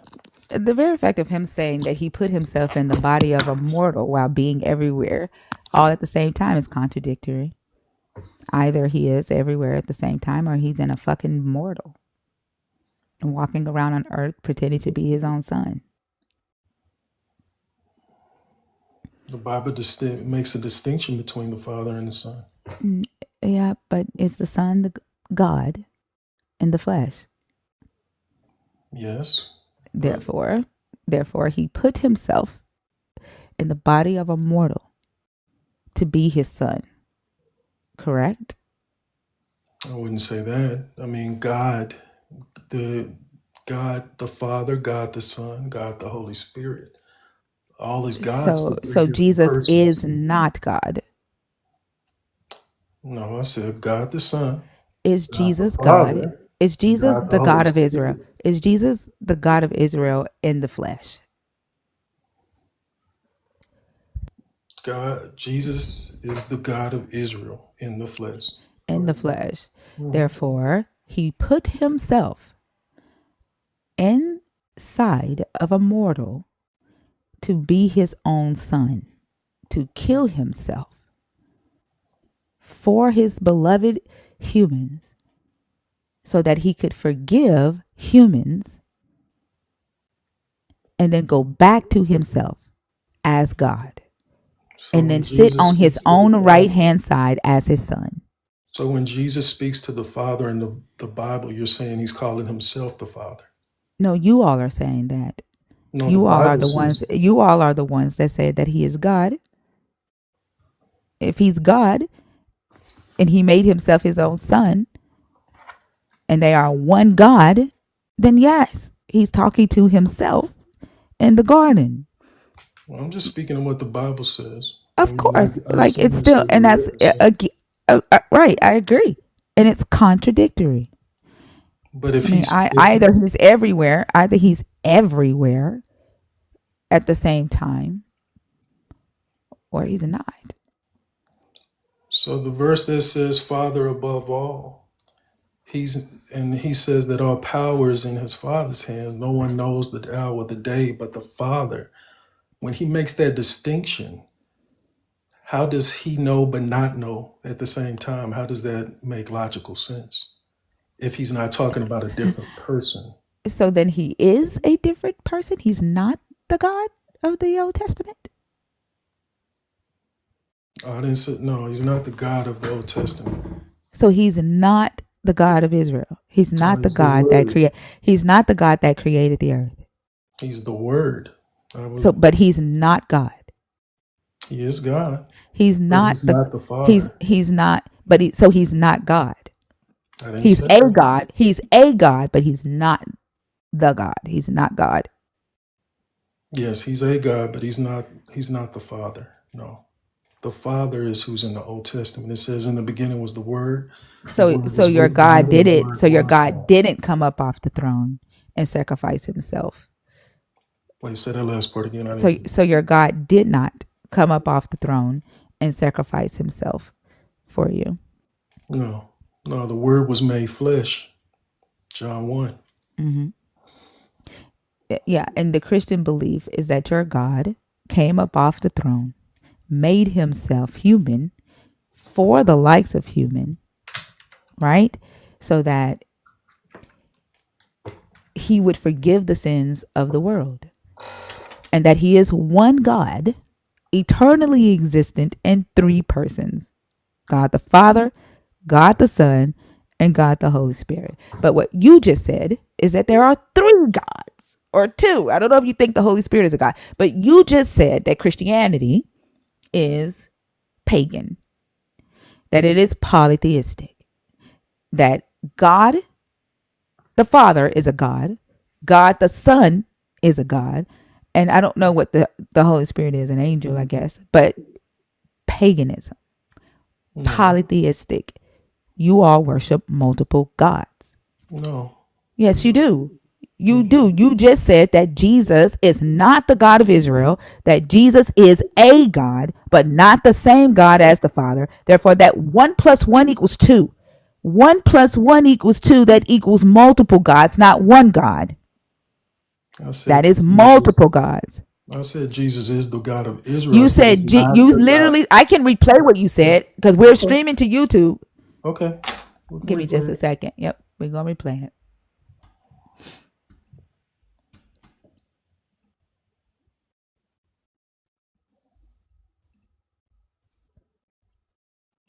Eternally existent in three persons. Oh. Wait, say that last part again. So your God did not come up off. I didn't He's say. a God. He's a God, but he's not the God. He's not God. Yes, he's a God, but he's not. He's not the Father. Bam. The Father, You said he's a but God. You said but he's not the a Father. God. Stop. You said he's a God, but he's not the Father. That's correct. That's what One I plus said. one equals two. What do you That's mean? two gods. That's two gods. Because there's three That persons. that's two gods. Is he the God? Is he the same God as the Father, or is he a separate God as the Son? Well, he's the Word, and Is the he a Word. separate God Wait, as the Son, or is he the same God as the Father? he's not the same God as the Father. He So is not. he's a separate God as the Son. He's not separate in terms of. Is he a different God than the Father? In what context are you speaking? It, Asking. are there two gods or is it one God? It's one God. So then he's the same God as the Father. No. So then he's a separate God. If he's not the same, he's different. I can only go by what the Bible says. If he's not the same, what is the opposite He's of not the the same? same Then person. he's different. If Hmm? he's not the same, then he's different. Yes. All right. 1 plus 1 equals 2, not 1.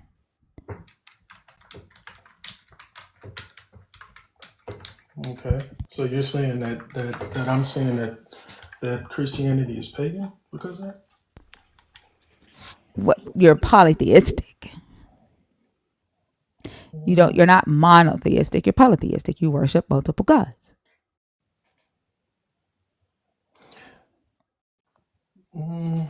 No. Yes. No, it's just what the Bible reads.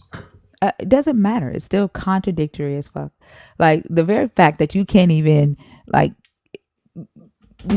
admit, right?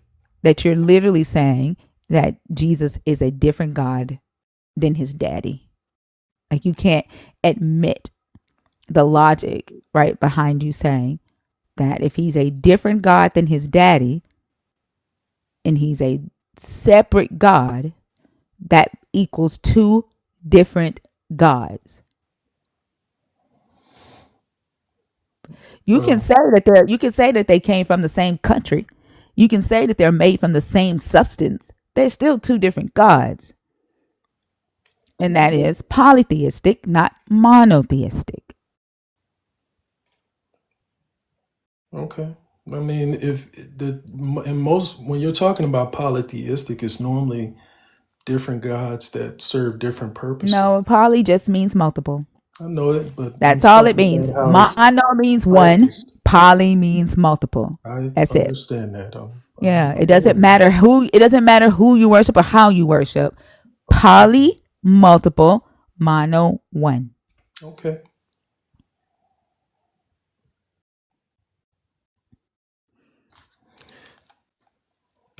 As I said, Jesus is the Word. He's not the same as the Father. Right, So in the yeah, I don't care Christian about that. faith, We it's already not passed that. crucified. We're past that. Yeah, but I don't, it doesn't your matter.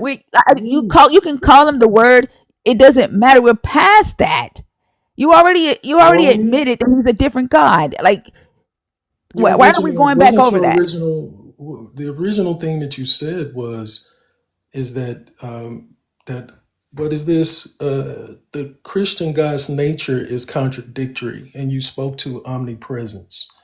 And then you Right. stated that it doesn't make sense that the Father could become the Son at the same Right. time. But yeah, and then you But the switch to this Bible doesn't contradictory, and teach then what you you said. switch to this contradictory nature of So him being one God. So why that's do all I I'm need to go saying. back into why do I need to go back to that when you literally walked me straight to the contradiction of him being one God? How's that a contradiction? I only told you what the Bible says. Because it You doesn't matter if you claim that the only told me what Bible. the Bible says. It's contradictory as fuck. Well, the thing is, you pivoted. You did that. No, you Yes, you you are the stated. one that did Wait a that. minute. Like you said that he is not the same God, right? Right, I did. All right. So when I did. the belief, but then you went back and forth. He is the same God. He's not the same God. He's a different God. No, he is the God. I said blah blah. Like you did that. That's all you, friend.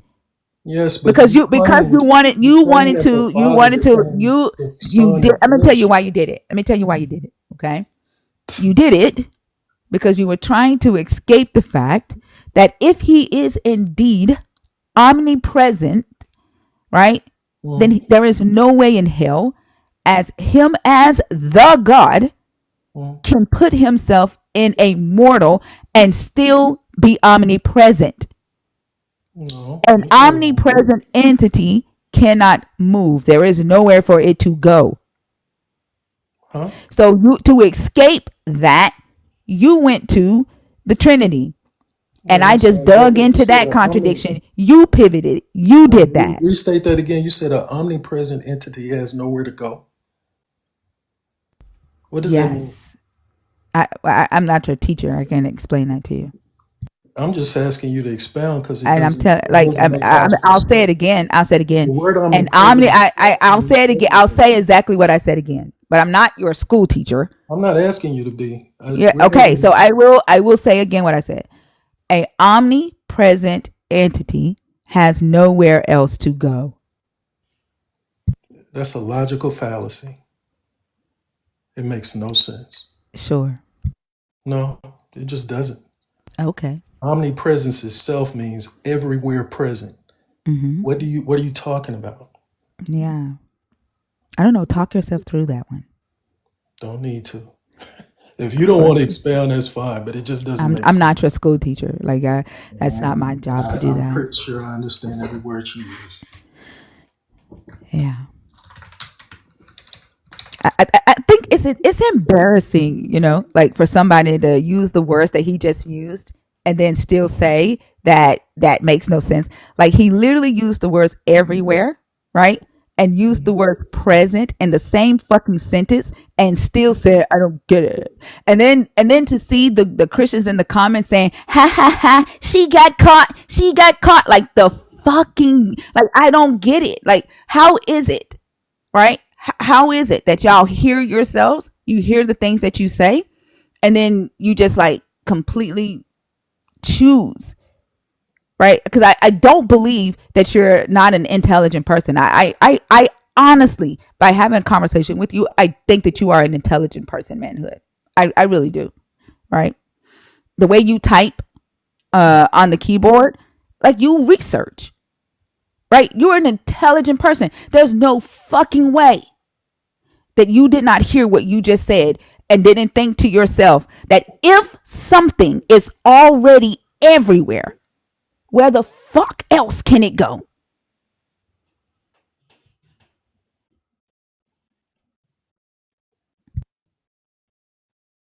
Omnipresent entity. There's no. Lala, I'll be right back. Can you do the announcements right quick? I gotta change my thing. I'll be right back.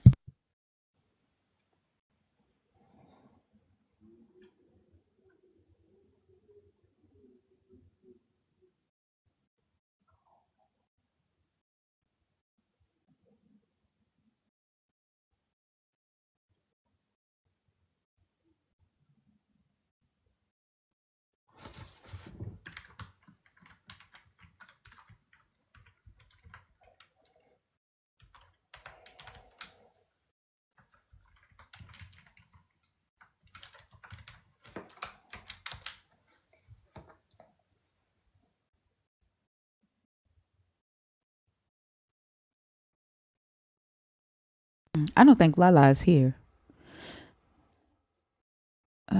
My bad, y'all. I think her internet might be down. Yeah. Are you caught up, manhood?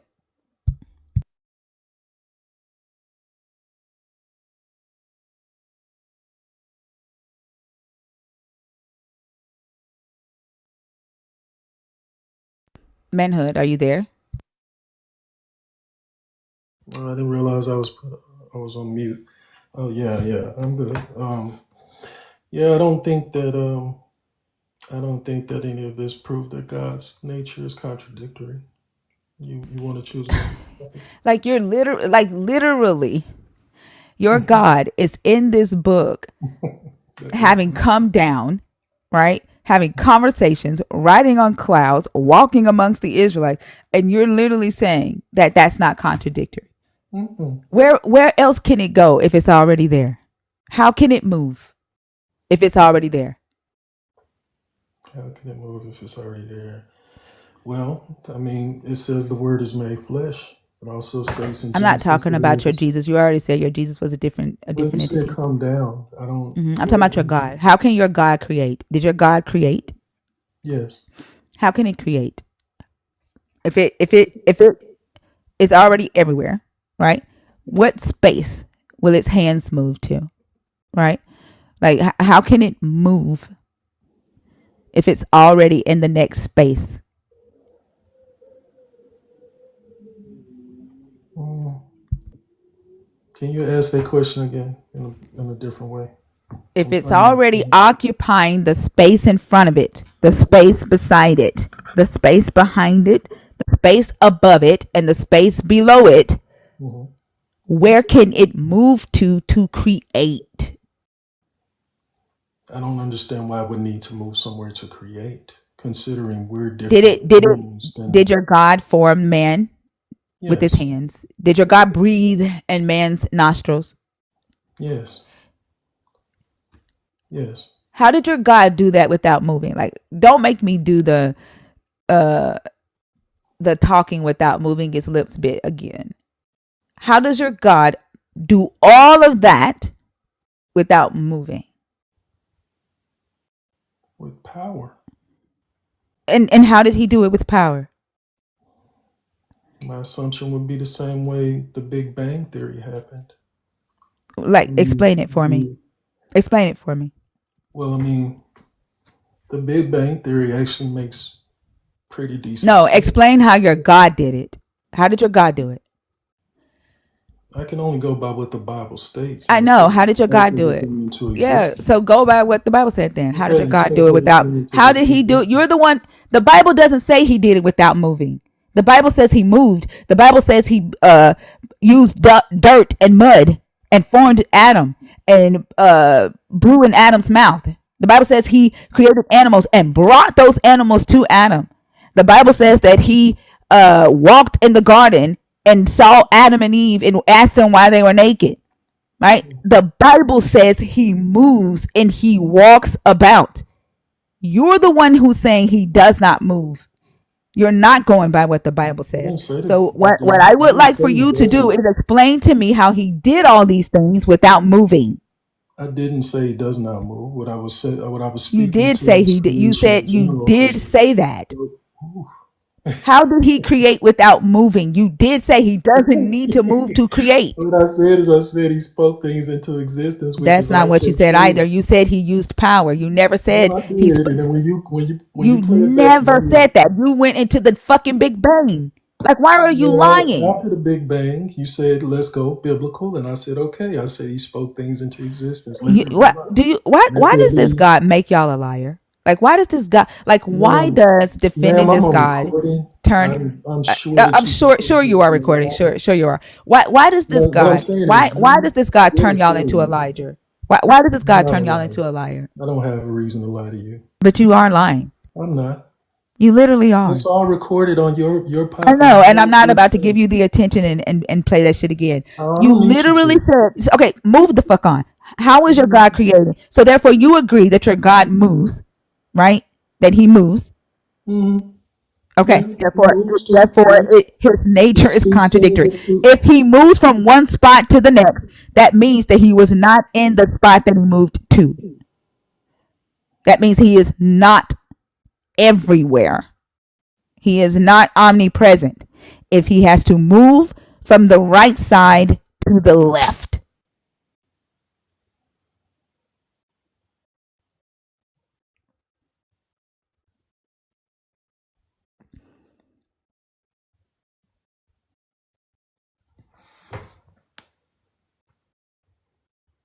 Are you done?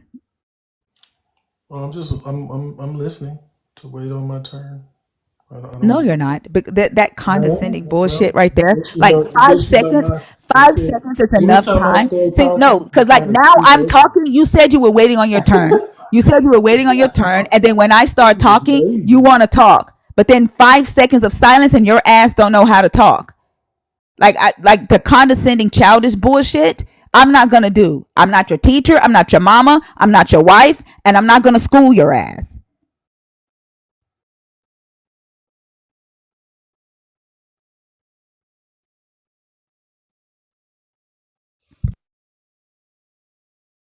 5 seconds and I'm dropping.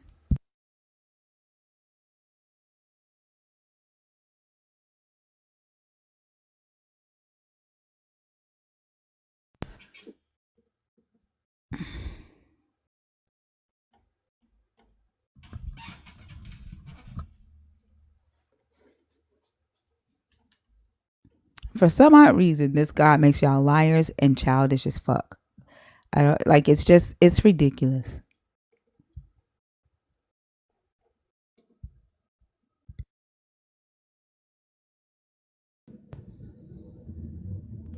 Hi, how are you? Hello, are you there?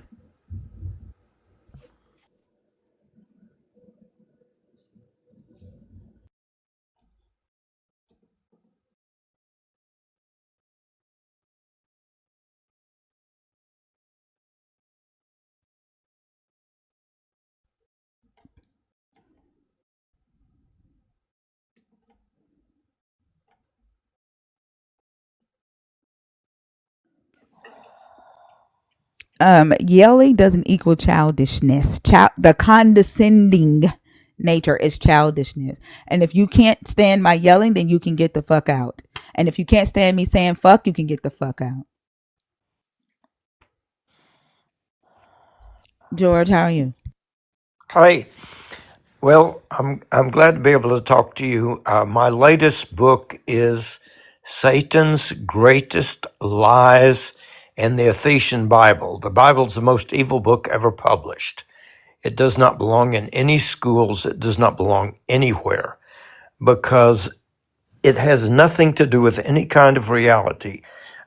I am an anthropologist, cultural ecologist, and I like to tell these white idiots that Adam and Eve were both black and No, evolved. they were not. No, they weren't. Well, they had to be, No, they because weren't. otherwise they would have died. They were not black. What color were they? That Adam and Eve is a they're characters in a book. Like this is an Well, I know, etiological I know. tale. Like they're not. I'm just saying figuratively, the first humans on the planet evolved from earlier creatures that had to be black or they would have Yeah, but that died. doesn't have anything to do with Adam and Eve. Well, I Right? know it's Adam and Eve are only a concept. Adam and Eve Yeah, never but the existed. story is about Mesopotamia. Like right? Hmm. Like it's not. It doesn't have anything to do with Africa. This isn't a story about Well, the no, true but creation this of. is But it isn't a story about the true creation of mankind. That this has absolutely nothing to do with Africa at all. So Adam and well, Eve in this well, story are Mesopotamian. They're not black. well. The first humans did not evolve in Mesopotamia. I know, but this story is about Mesopotamia. So Okay, you all don't, right, yeah, but yeah, yeah. I agree with you. So like you don't necessarily need to make this story right about actual science or actual history of Of where human course came not. from. All right. This is It, a Mesopotamian story. The it's characters are just Mesopotamian. it's just like when that idiot talked about the Big Bang. There's no such thing. The universe is infinite, has always been here, and the universe breathes. It explodes, and then it implodes into black holes, and then it explodes. And this has been going on for trillions of years. George, give me just a second. Like, Yeah. I am really trying. Like, I have this thing about uh, my elderly. I respect elderly to the utmost. So Mhm. I'm gonna stop you right quick because there are rules on the live. I don't allow people to just come up and talk about what they want to talk about. Okay, Okay. just ask me a All question right. and I can No, answer. no, that's not how this live works either. All right. Okay. So the only people that can come on the live are active Christians, right? People who are deconstructing or thinking about deconstructing from Christianity, Okay.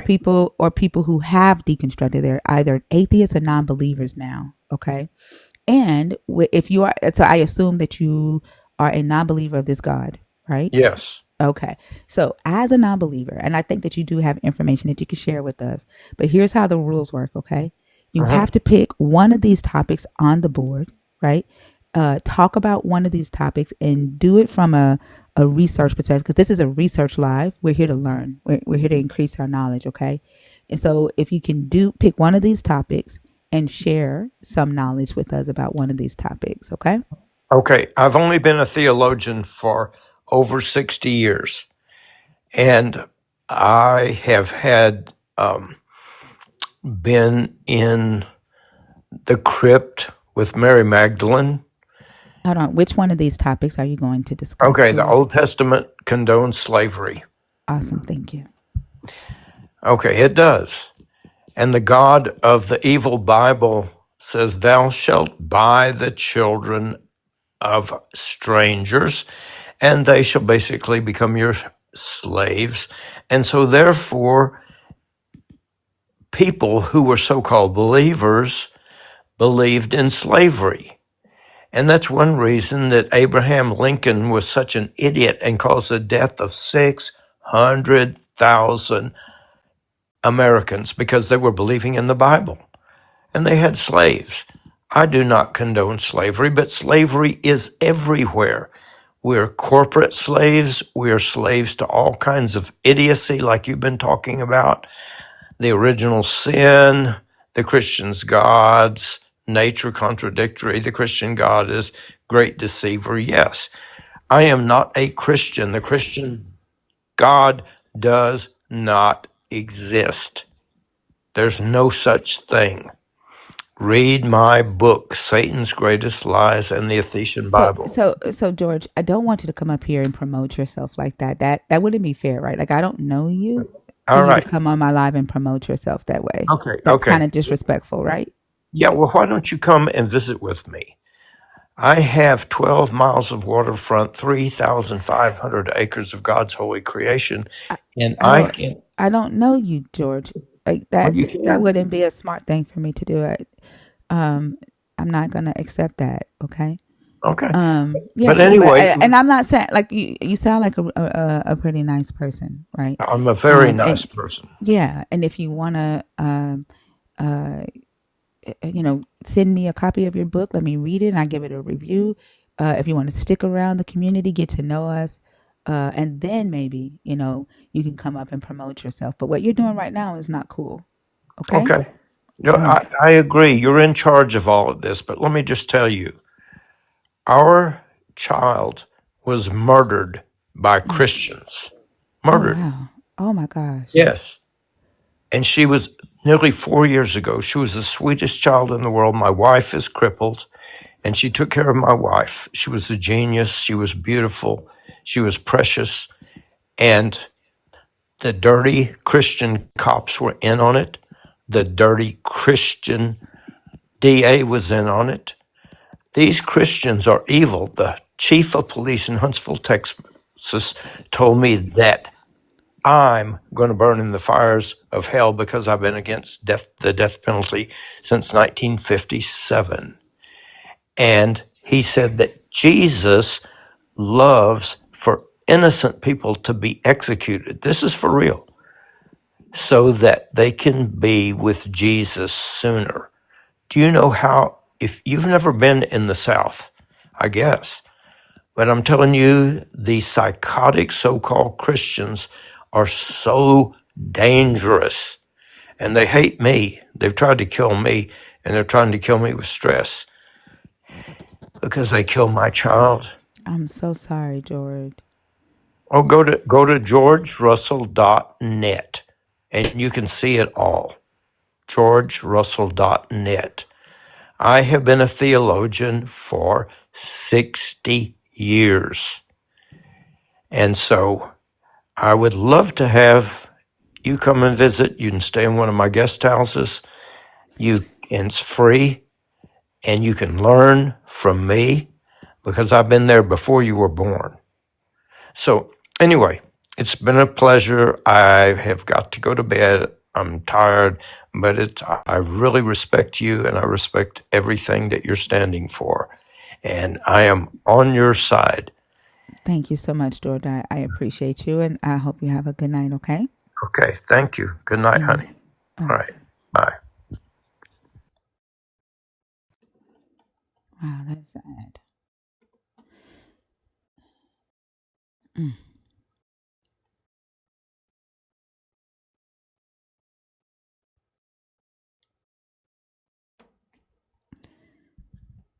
Let's see.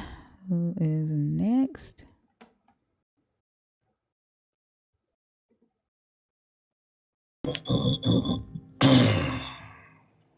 Are you asleep? No one likes to rest. Hello, are you there? But if we do what they ask, keep our appointment in the weeks. Okay, I think they requested on accident. Are you there? Hello? Okay.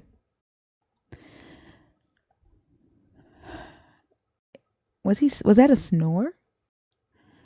I thought maybe he might have been clearing his throat, maybe. I don't know.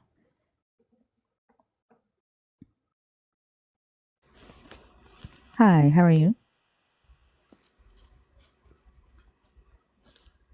Hello, Eric?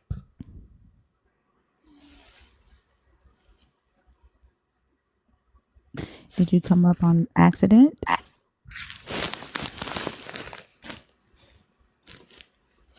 Okay, we'll take you down.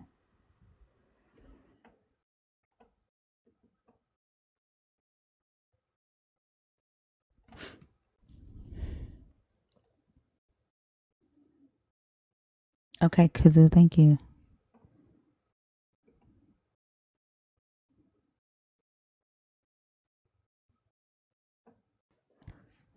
Ronald? Lord and Lady said Pocket be active tonight. Ronald, are you there? Oh, I must have came up by accident. I had my phone in my pocket and I was taking it out.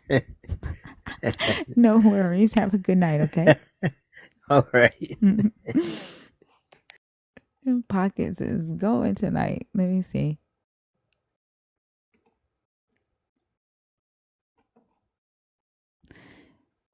If you are in the guest request box on purpose and you want to come on stage and bypass the accidentals, just comment and let us know. And that way we can bring you up. Lulu, hi, how are you?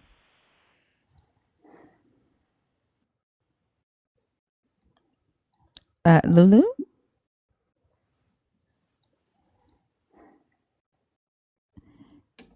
Okay. I can hear that person breathing, like literally. I can't remember how to pronounce your name. Is it Grazio? Grazio? Grazioso. Gracioso. Hi, how are you? Good, how are you? I'm doing good. If I'm not mistaken, you're agnostic, correct? I could do deconstructing. You're deconstructing? Yeah, Christian. Oh, okay. And how old are you? How old? Mm-hmm. 30. Okay. Maybe I'm thinking about somebody else. Have we spoken before? I think for a bit one time. Okay. Okay. So I think maybe the last time we spoke that you were agnostic. But I think I could just redefine as deconstructing. Okay. Y'all, this isn't Oso. What is it? And they're asking if you're my friend Oso. Who's also? No. What is an Oso? Who is an Oso? Everybody wants to know. That is the famous question. I have Oso, no idea. yeah, Oso is somewhere. Okay. What topic did you want to discuss? Do the topic 3, the Christian God's nature is contradictory.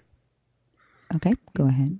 So, if I'm not mistaken, I mean, certain things in the Bible that contradict itself, like the first verse is literally a lie, saying like, in the beginning, God created the heavens and the universe.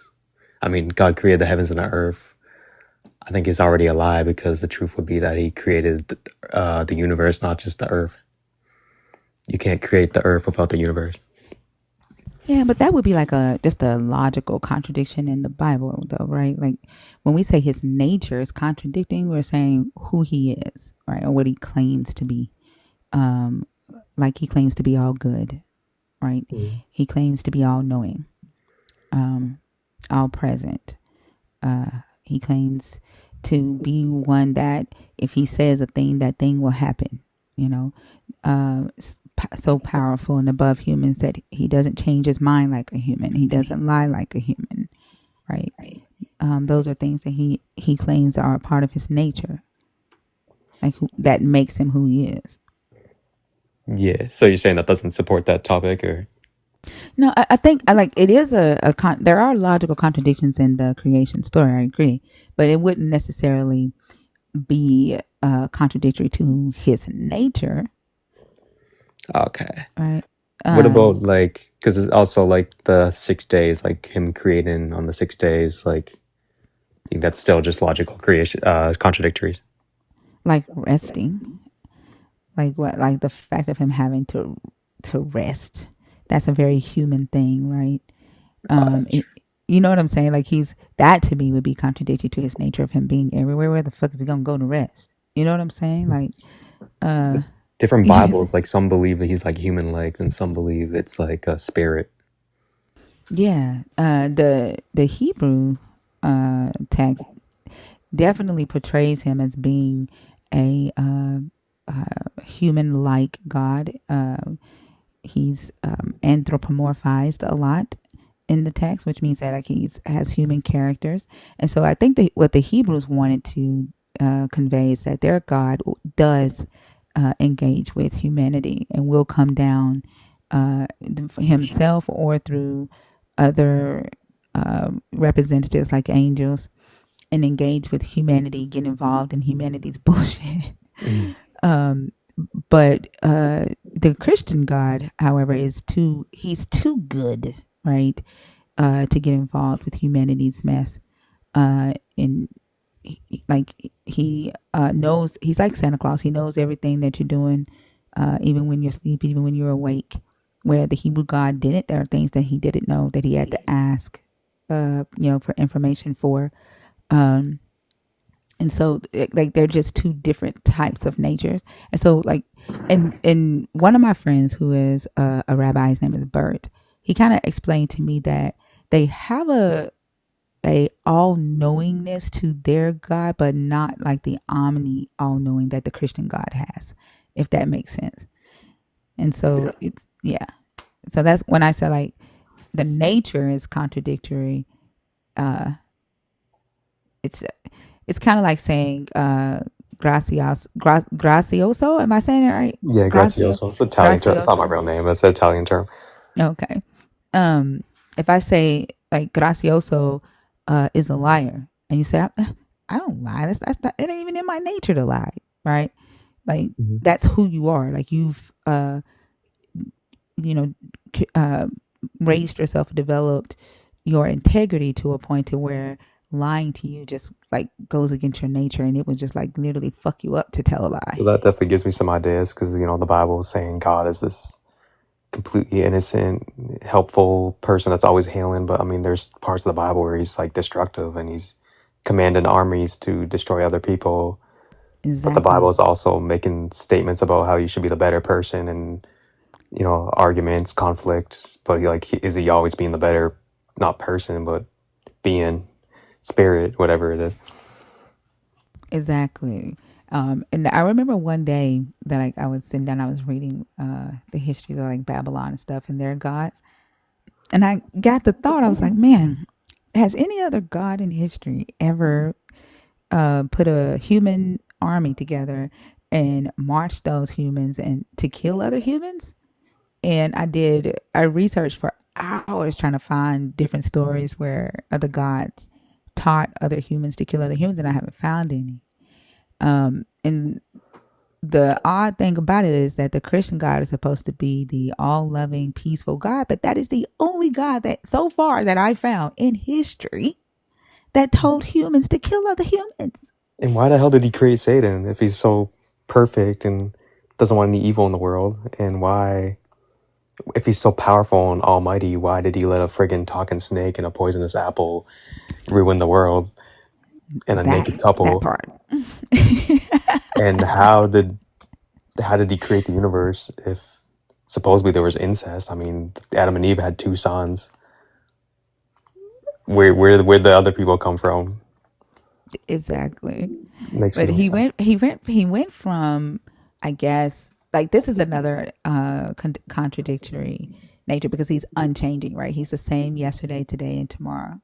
But there are so many things in the Christian narrative that goes against that unchanging nature of this God. One would be that he goes from being a God that like he's like, oh, you have to offer up sacrifices in order to be forgiven for sin, and I require death, right, for sin.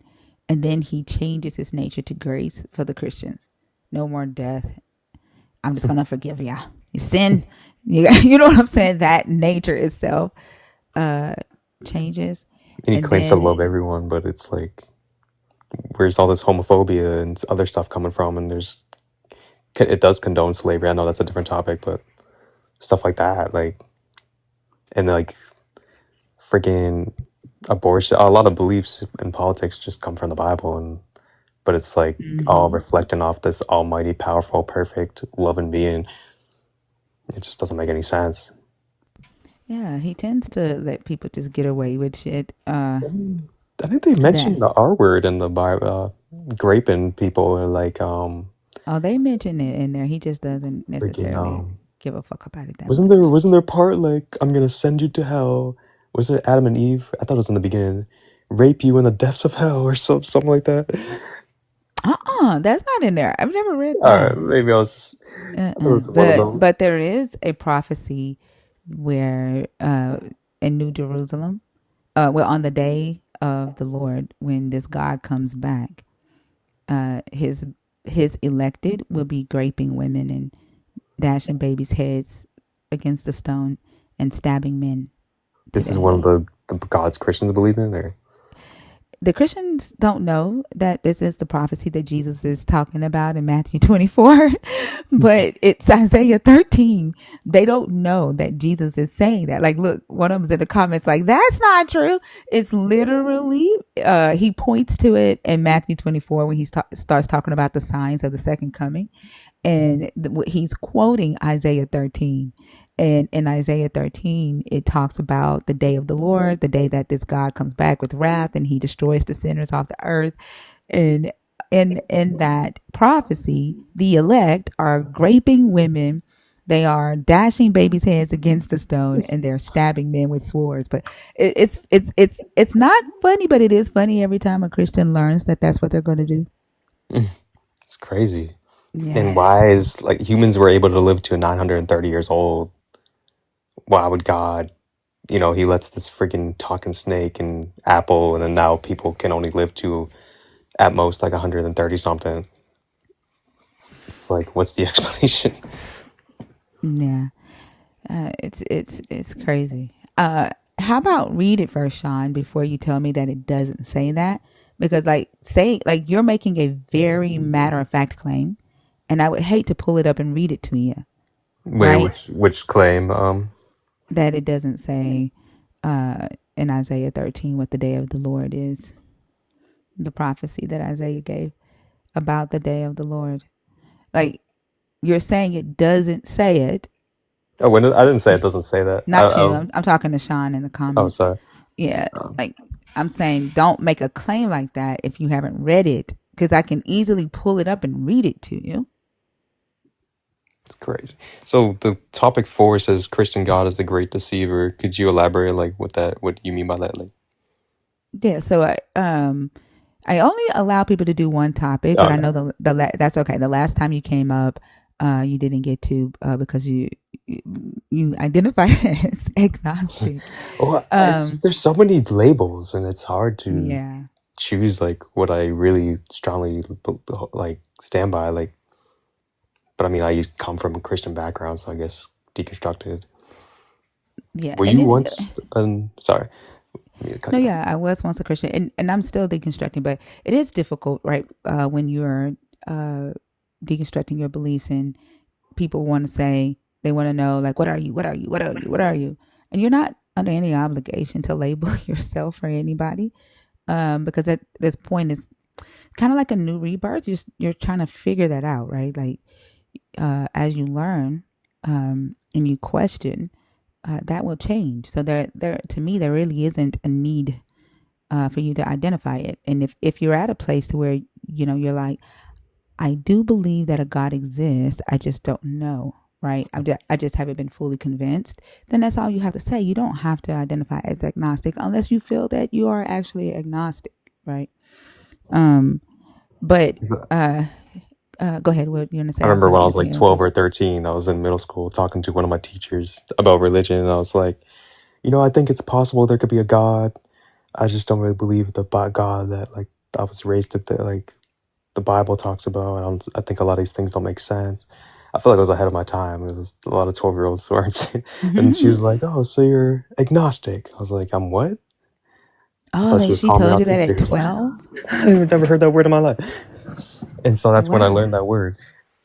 I was like, Wow. "I'm what?" And I googled it. I was like, "Okay." And then, but I remember when it came on Wikipedia, and it's weird, like, because when you go on Wikipedia, it never says, or like dictionaries, it never says like exactly what someone's gonna say. Like agnostic just means you believe in a possibility of a God. Like it was like a lot deeper than that. I thought It is because there are agnostic atheists, right? Like there's like you, yeah, you can be agnostic.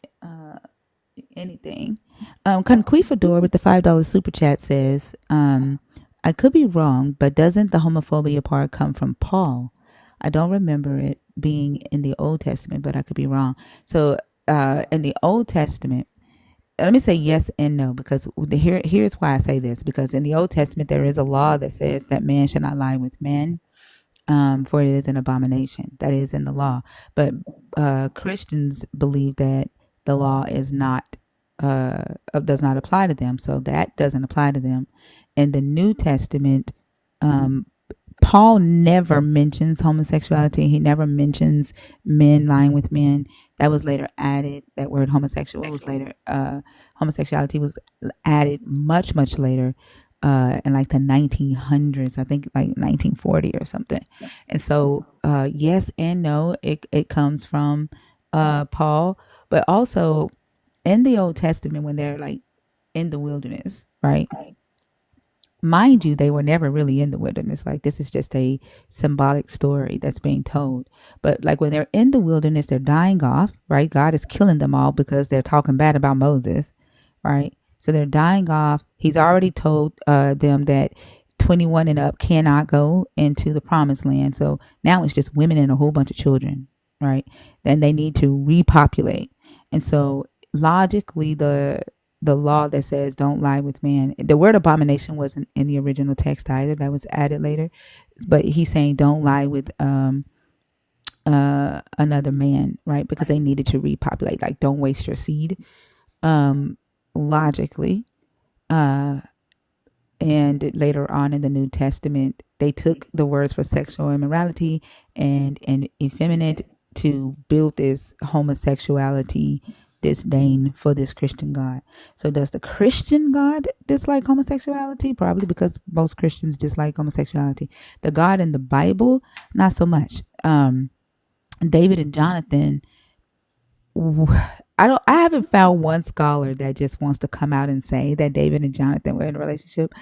But the words, the Hebrew words that were used to describe the love that David and Jonathan had for each other are intimate words. Like that means more than just like a brotherly bros before hoes type relationship. And then 2 Samuel chapter 1, David and Jonathan does this covenant ritual that is done during marriages. And later on, Saul is asking David to be his son-in-law for a second time. And the only time David has ever been Saul's son-in-law was when he did this, when he married Saul's daughter. And then the only other time could be when he did the marriage ritual with Jonathan. And so a lot of people ignore that. And if the God was, so in love with David, right? Like David was his guy. He knew that David loved Jonathan to that degree, and he still loved David. But a lot of preachers will spin that story and teach it a different way. So the answer is yes and no. Yes, it comes from Paul, but only extra biblically, and then they are still using the Old Testament to support their extra biblical concept. That was a lot, but I hope that made sense. Country Fedora, and thank you for the super chat. that's interesting.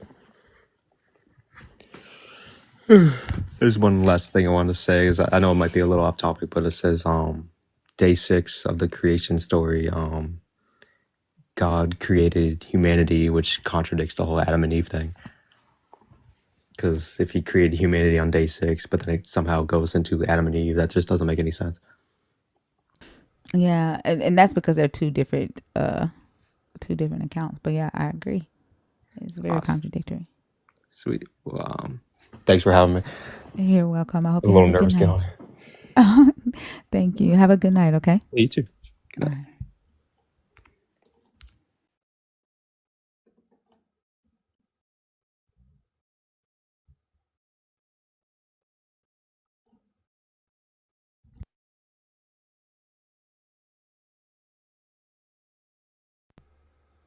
Let me just a second. Lala, are you there?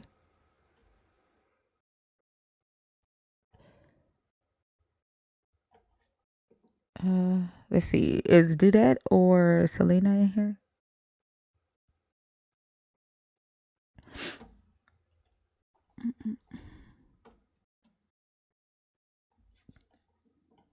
Hey, can you come up for a second, Dudette, so I can go to the bathroom?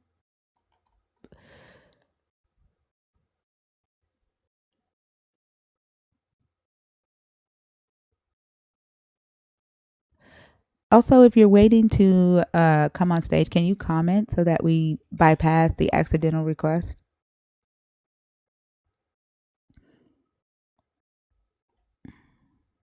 Thank you, Dudette. And Lord Lady. Ooh, hold on. Lord and Lady. Thank you, Dudette. You want to do the announcements or something, and I'll be right back. Yes, Thank you, ma'am. all right. Hey, everybody.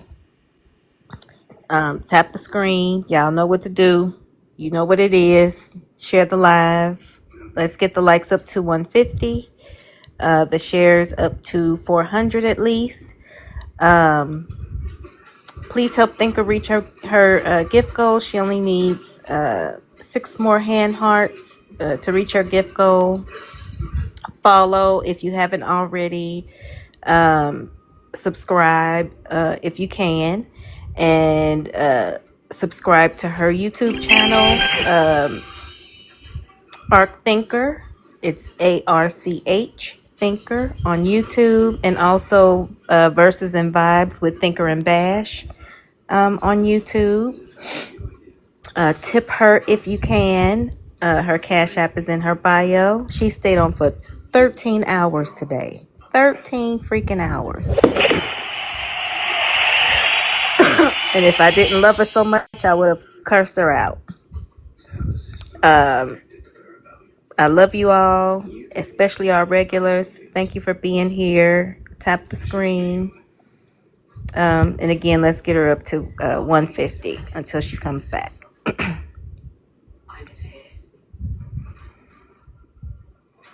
And I just want to give a shout out to my twin Nancy Ellis, my favorite comedian, also Otter. Who else do I need to give an honorable mention to? Oh, Joshua, Melanie. Who else is in here? Who am I missing? I don't see Rock or Curtis, and Mr. Curtis is here. Crystal. I love all of y'all. Thank you for being here and supporting Thinker every night.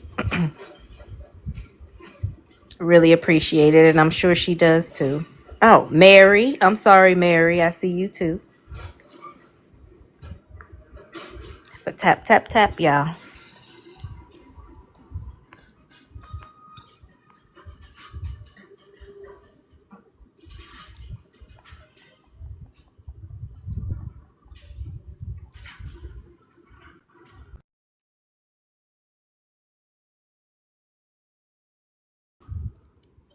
Oh, and hopefully I'll be able. Is that Miss Charlene? Oh, Miss Charlene. You know I love you. hopefully I'll be able to post a photo of the Jezebel bag in the Discord soon. I'm working slowly. This arm is trying to take me out, but I'm getting there. And I might even just post some pictures of the progress that I've made thus far. But she should be finished soon.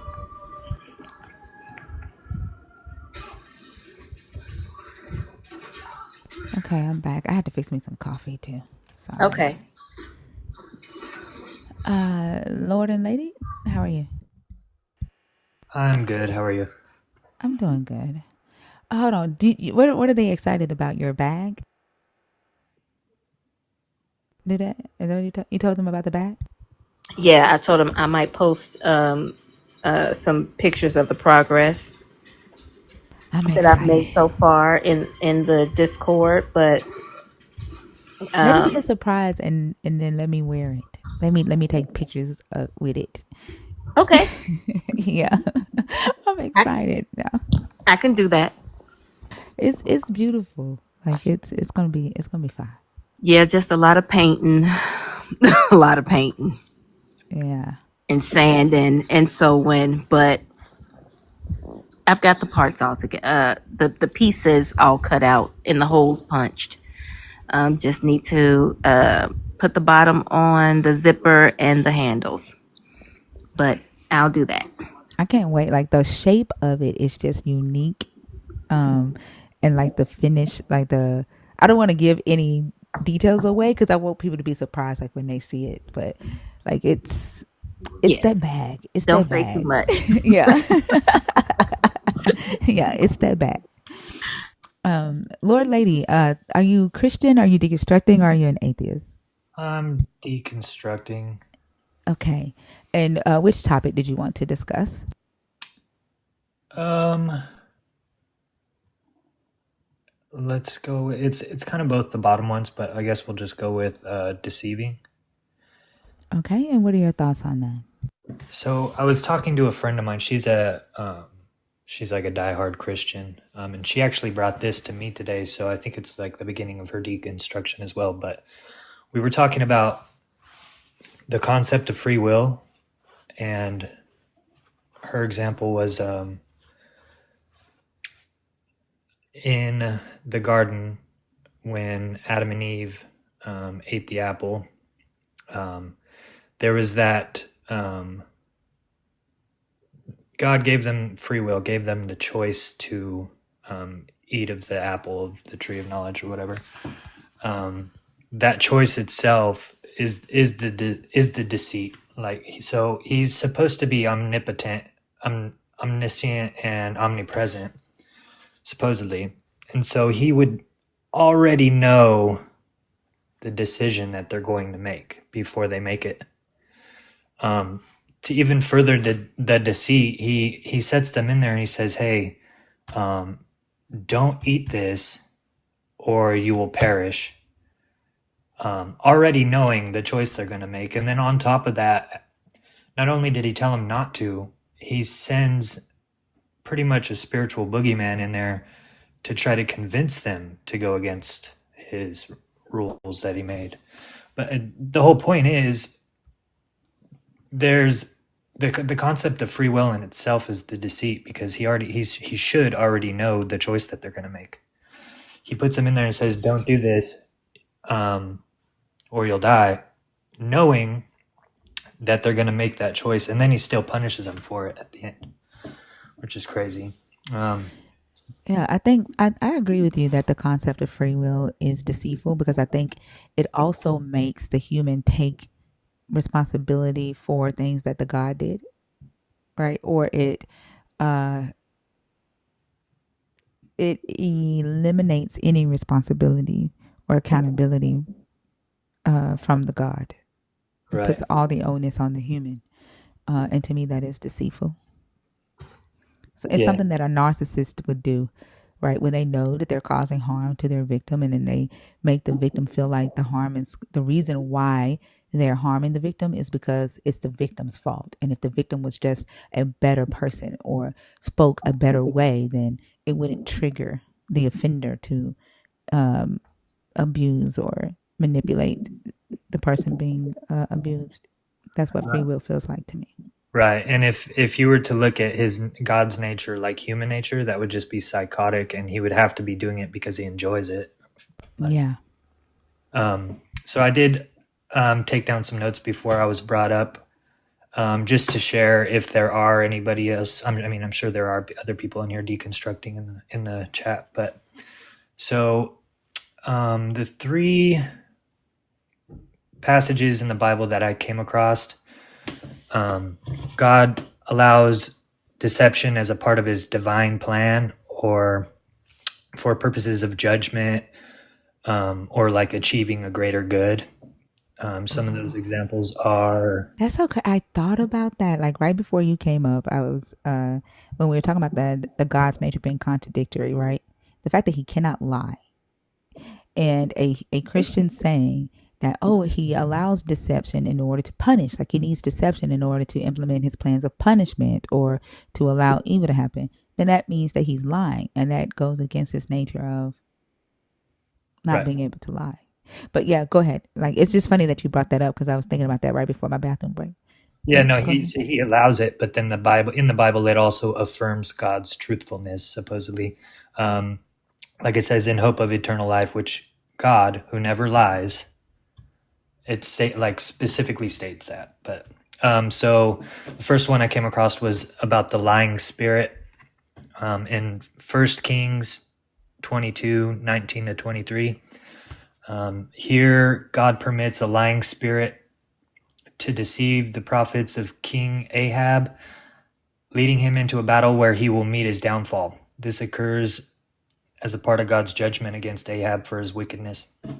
The passage reads, Now therefore, behold, the Lord has put a lying spirit in the mouth of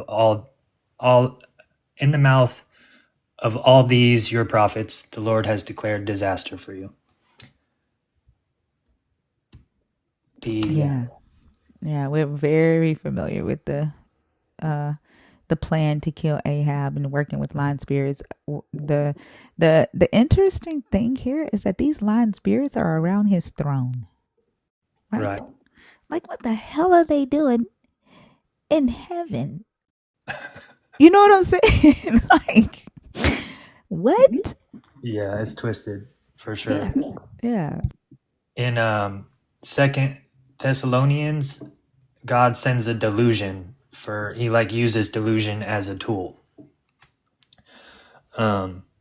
Says, therefore God sends them a strong delusion so that they may believe what is false, in order that all may be condemned who did not believe the truth but had pleasure in unrighteousness. That's 2 Thessalonians 2:11-12. Yeah, his great plan to keep people from accepting the truth, because there has to be unbelievers in order for his plan to work. So therefore, he has to send the delusion.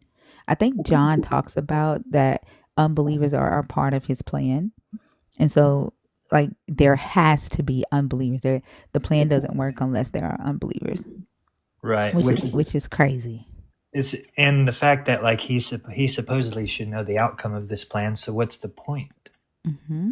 Like, if he's got the control, what is the if he was a human, and like if I saw a human doing this, and this human had as much power as they say God has, I'd be like, man, he's just toying with us. He's doing this because it's a game to him, and he probably likes it. And then we would probably call him a serial killer. Right. Sadistic. Right. Another example of the deceit is Exodus 9:12. God hardens Pharaoh's heart during the Exodus story, which can be taken as like an indirect form of deception, but it's definitely not deceit. The Pharaoh continues to resist letting the Israelites go. But the Lord hardened Pharaoh's heart, and he would not listen to them, just as the Lord had said to Moses. That's kind of like a lightweight one, but still. No, that you know what the deceitful part of that is, and he the plan, like this God and his plans. He tells Moses, before Moses ever goes to Pharaoh, "Hey, I'm gonna send you to Pharaoh, and you're gonna tell him to let the Israelites go, but he ain't gonna do it because I'm gonna harden his heart and make sure he don't." Like that was the plan. Like and a lot of people don't bring up the fact that he told Moses that he was going to harden Pharaoh's heart before Moses ever even went to the Pharaoh. So it wasn't that he hardened Pharaoh's heart after Pharaoh's heart was already hardened or after Pharaoh said no. He made sure Pharaoh would say no from the very beginning. That was the plan. Because and then later on he says in Romans, or Paul says in Romans, that he did it because he wanted to flex his power. And he's like, I do what the fuck I want. If this whole, like, the myth of the Bible, if it was a movie, it would have the most amount of twists and turns in it. It would be the best psycho thriller on the market. That'd be for sure. No lie. Yeah. I think that's why it has lasted so long too. Besides the fact that a bunch of Christians went with swords and military and killed people if they didn't, but also the writers, like these people, they had some vivid ass imaginations, right? And one thing that they did was they took stories from other nations that were already circulating, and then they built on those stories. So, Yeah. like, I actually just, sorry for interrupting. I just made a post about that, trying to explain the story of Jesus because it's about Christmas time. The almost all of the facts of like the birth of Jesus and who he was and the fact that he died and came back and all of that comes from the story of Mithras, and it predates it by thousands of years. It's in a which part of his story comes from Mithras? The fact that he was born of a virgin, the fact that he died and came back, the fact that he was born on December 25th, supposedly.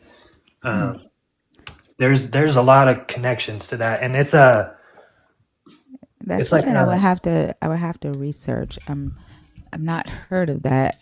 I know that you know. Have you read Bart Ehrman's book, How Jesus Became God?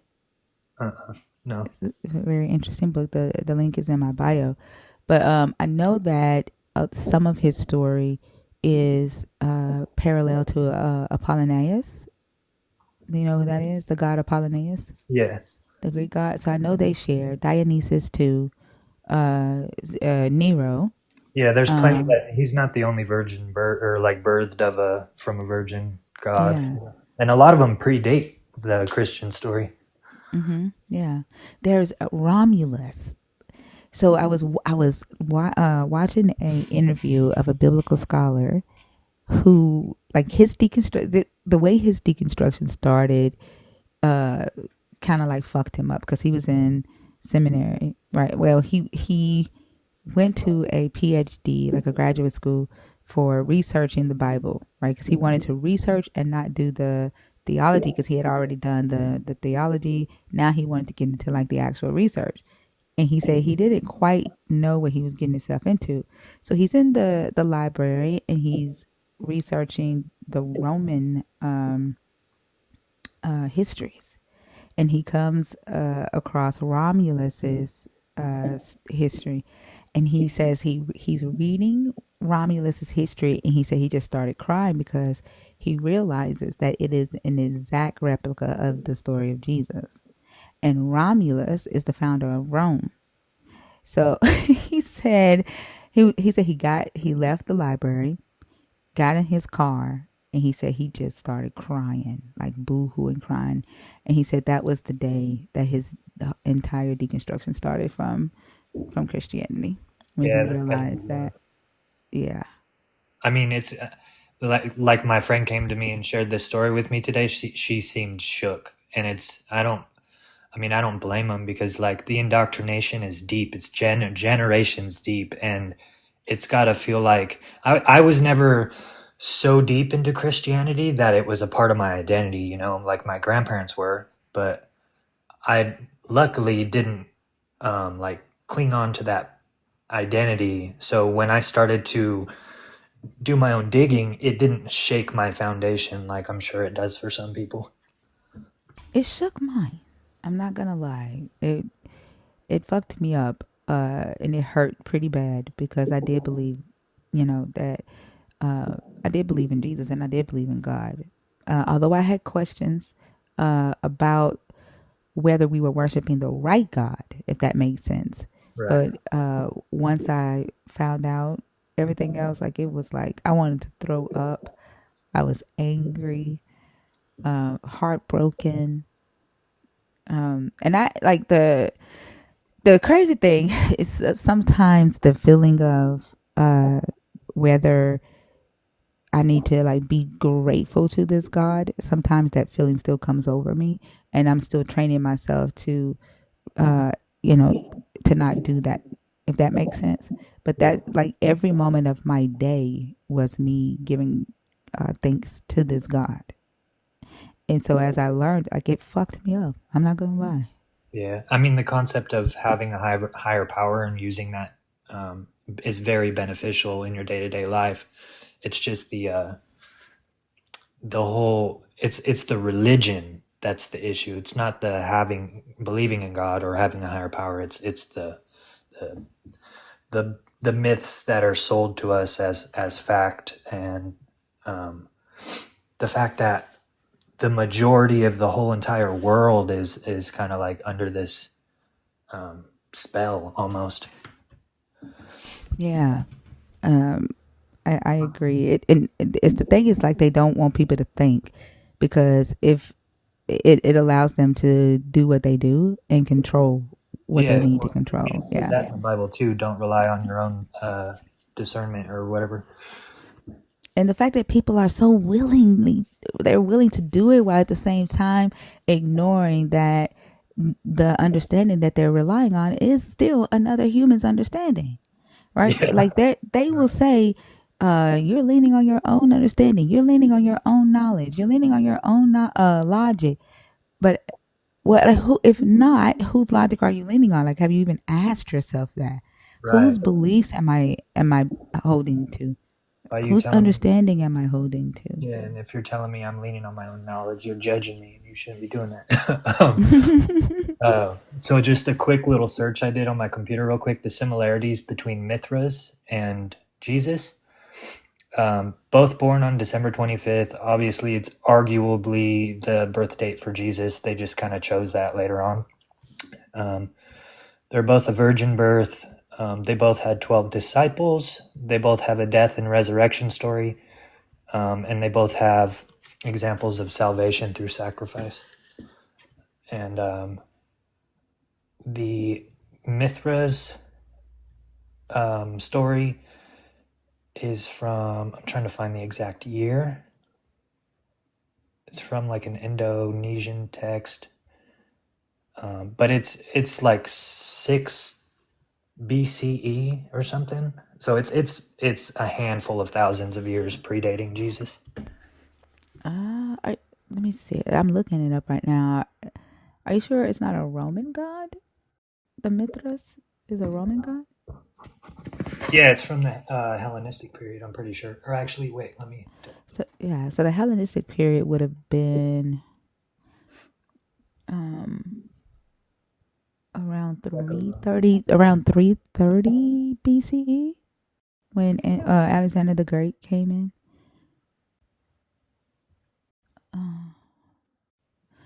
Let's see. So it says in the Roman Empire, Mithras was worshipped during the 2nd and 3rd century CE. So around the same time as Christ. And so this is kind of what Bart Ehrman says, right? That like there were multiple deities being created at the same time as Christ's stories were being created, and they were all competing with each other on who could write the best story about their God. And so their stories, they were copying off of each other because they were competing with each other. So Apollonius is in that competition as well. So that kind of fits with what Bart Ehrman is saying. Right. If this deity was worshipped around 2nd and 3rd century CE. So here it is. That's I mean, Mithras was actively worshipped throughout a couple different religions. I guess they were his references, like the OG references, are Indo-Iranian, which would be like Zoroastrian, I guess. Zoroastrianism. The 14th to the 6th century BCE is when like the earliest writings about Mithras was dated to. Okay, that makes sense as well. Christianity and Judaism and Islam all have Zoroastrianism influence. Right. There's a Persian Mithra. There's a Roman Mithra that was around the time of Jesus. Yeah, it's just crazy. Yeah. You should check out Bar Ehrman's book. It's a good read. Bio? Yeah, it's in my bio. Right on. I definitely will. All right. Did you have anything else that you wanted to share before I bring up somebody else? No, that's good. Thank you for your time. You're so welcome. Thank you for coming up. I hope you have a good night. You too. Thank you for the notes as well. Mm-hmm.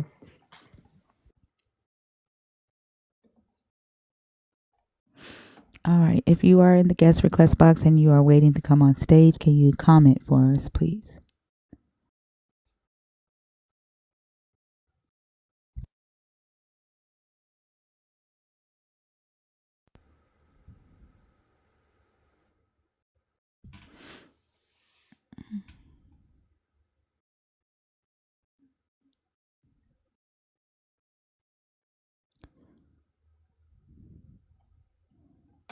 Is anybody? Let me see.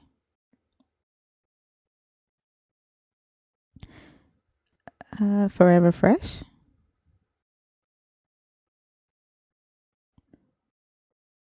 Forever Fresh, are you there?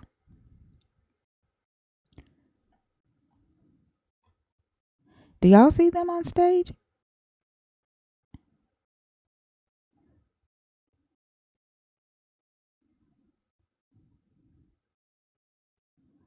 I don't know why I can't take them off stage because it doesn't show me they're on here. Do you see them so you can disconnect them?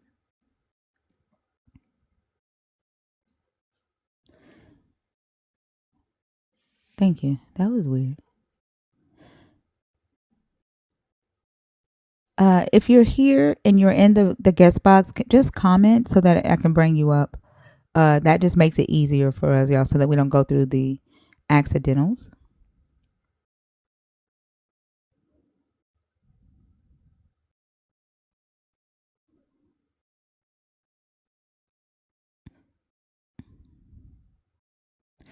Are you in the guest request, Massanisa? I laugh every time you say brain. Why? Why? Because you don't say brain, you say so I can bring you up. How Hey, am I what's going saying? Like, on? so I can bring you up, brain. No, What I is like it? it. What is it supposed to I'm be? just messing with you. I like the way you say it. But every time you say it, I chuckle a little bit. What am I Listen, supposed to say? Brain. So I can brain. Yeah, bring you up. Bring you up, brain. What? the I'm Bring happy. you up. I'm happy she getting my name right. To be honest with you, I'm like super geeked. Shit, she got it right. It's easy for me to say your name now. I told you I was gonna learn it. Yeah, you chopped me up for a couple of months though. Yeah, but I sounded it out, did the phonetics, and now I got it. Yep. Yeah. I wanted to share something with you real quick. Then I'm gonna get off. I was arguing with a Christian, right? And I'm just like, go to Google and tell me, and have Google look up if Adam and Eve was alive. How old would they be right now in 2024? So she did it. She went and did it. It said basically 6,000 years. Then I was like, so go to Google and ask Google when was the first, like, how long have humans been using fire? And it was like 3 million years or something like that. And then I had her just like Google like a bunch of different Why like, you do her like that? Goodness gracious. because like it should be so hard to like to get them to see, because they take they take our discussions like we're trying to insult them or something like that, you Yeah. know. And I'm just like, it don't, these things don't line up. I had and that wasn't the only one. I had to Google like different, like my pops is pops is Mongolian. So I had her like look up Mongolian culture, look up a lot of stuff. Majority of stuff that I had her looked up was way older than 6,000 years. So I'm just like, so how does this make sense to you? You know what I'm saying? Because if Adam and Eve is 6,000 years, we're finding black people way older than Adam and Eve. You don't find that suspicious? What did she say? You know what they always do. The cognitive dissonance kicks in. They don't take a point and they'll just go on to another point and another point and another point, and that's it, you know. Wow. So she didn't have any logic, she didn't attempt any logical explanation as What to what why there it weren't. wasn't logical at all. Her attempt was, but Jesus been here the entire time. I'm like, I'm not talking about Jesus. I'm talking about Adam and Eve. You know what I'm saying? Like, they'll try to like dodge. She did all types of dodging. So she kept jumping to Jesus. I'm like, we're not talking about that. She was jumping to like those things are lies. That's why I kept going to like other things. So I'm just like, we have good enough technology that way we could date a lot of things. We could date when certain animals was around, when certain animals was extinct and stuff like that. You mean to tell me everybody's lying and Adam and Eve is real? And she was kind of mad, you know what I mean? But and we got off the phone in a bad space because the whole you take things out of context thing, like, and that was it. But I just thought it was funny because I was like, damn, I wonder if Thinker had a live just doing the dates, because I know all the dates and the Roman era and all that type of stuff. So like I don't think I haven't seen you do the dates on things yet, and I think that would be interesting if you did that. They don't care about them days. All they're gonna say is that's man manipulated, man knowledge. That's man knowledge. Yeah. You trust the white man. That's what they say.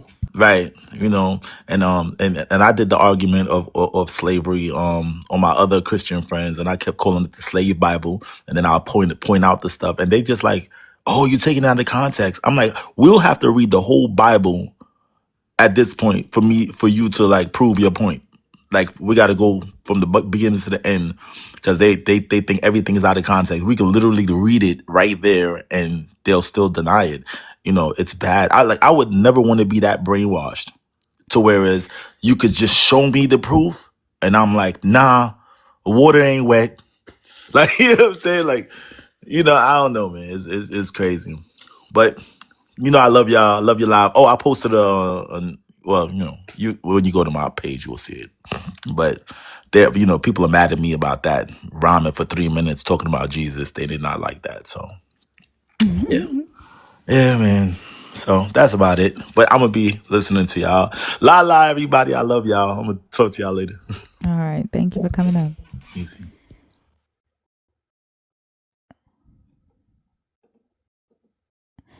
Starry Miss, welcome to the Nerds. Thank you for subscribing.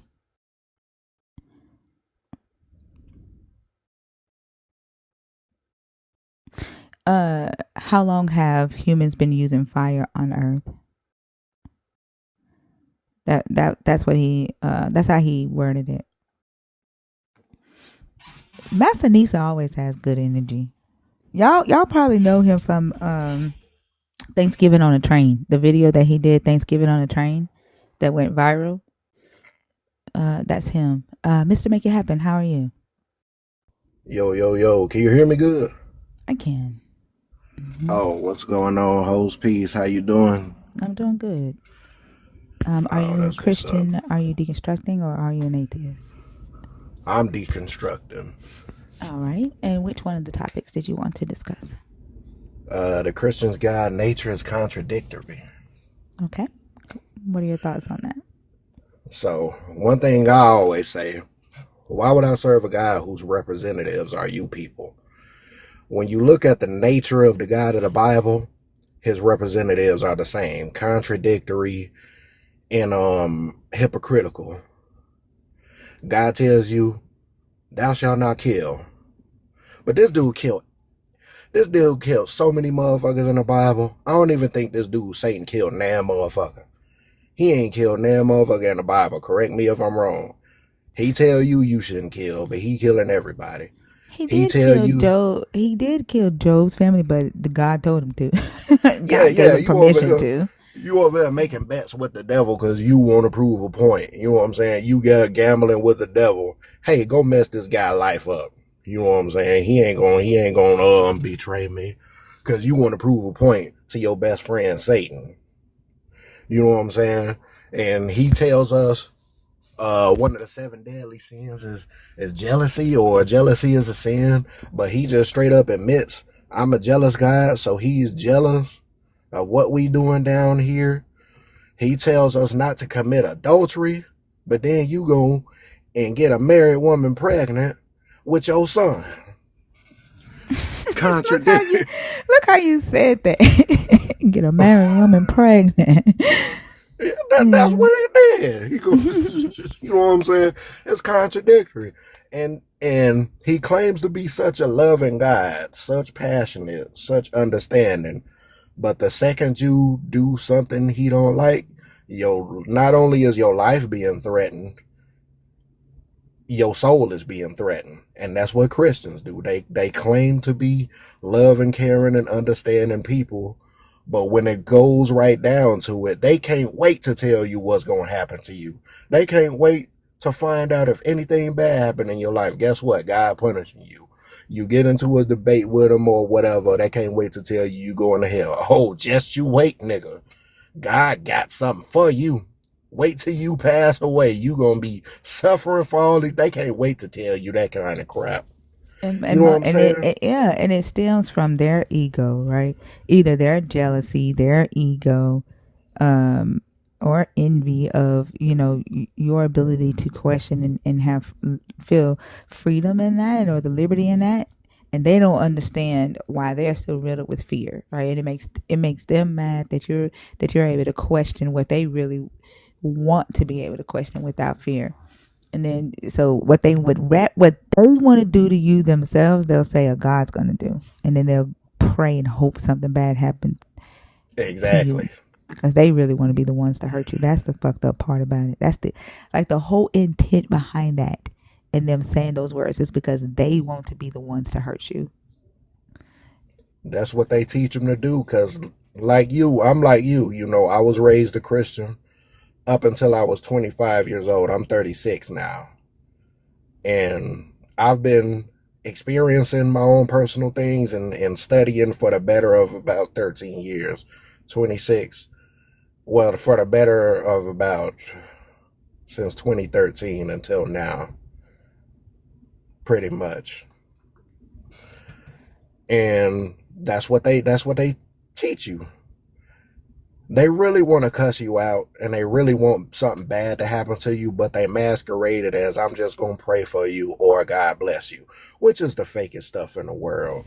It's It's fake. the Christian way of saying fuck you, Exactly. or calling you a bitch, right? Like they'll say, bless your heart, or I'm praying for you, like you stupid ass, like that. That's their. It's their way of cursing. Exactly. Exactly. And you know what else tripped me out? They either their God is lying or they lying. Somebody lying. Because a lot of people say they seen the face of God. They seen God. They seen him for himself. But when you read that book, it say no man has lived to see has seen the face of God and lived to tell the tale. But then when you go back and read, didn't Moses go up in the mountain and see the face of God? So I don't understand They it. God believe don't that was force an himself. angel. God don't force himself on people, but yet and still he forced Pharaoh, who didn't even have a first and last name. They just called him Pharaoh, which is a title. He forced Pharaoh to have a hard heart so he can prove a point to the Egyptians and make himself in his narcissistic ways be big, feel like the big guy. You know what I mean? It's so much crazy stuff going in that book.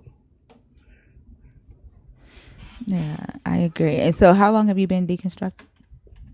Since 2013. 2013. Okay. Yeah. So about 11 years. Okay. About 11 years. Yep. And when you first started deconstructing, like, where did um was any of your family like clergy or anything, Well, a my family is. pastor? I got a few cousins that are pastors. Or, You know, when I first went in this lifestyle, of course, I was met with opposition. But nowadays, you know, my family accept me. They know I'm not playing that nonsense. My family don't even go against me no more. They just accept me for who I am, which is what it's supposed to be did you have about. to deal with them going against you though? Like, did you have to deal with being called a demon or a devil, being excommunicated, the arguments and all of that? Oh Or yeah, what? oh yeah, oh yeah. But you know, they thought I was gonna wind up being a bum, broke, and God was gonna, I don't know, have me just down and out like these guys bumming and begging. But I made a way for myself.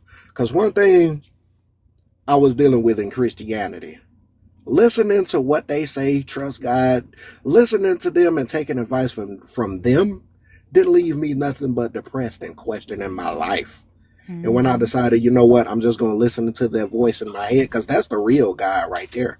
The voice inside of you, your instinct, your first mind. When you listen to yourself and take chances for yourself through trial and error, that's when you begin to climb up Jacob's ladder. You know what I'm saying? That's when you climb up and level up yourself. I've been the best I ever been since leaving that thing. Straight up. I say the same thing. Like, when I was a Christian, um, I didn't love myself. Like, I hated myself. I had very negative thoughts, and was playing things over and over in my head. Um, I wasn't at peace, but I would go to church and shout and cry and dance and speak in tongues and preach. But then when I go home, right, I was dealing with shit uh, and saying like it's all for the good, right? There's a purpose behind the pain. Like, they love that purpose behind the pain.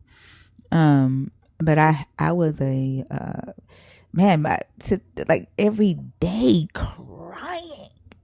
I mean, every fucking day, hurting and crying, and like, I cannot tell you the last time I've cried.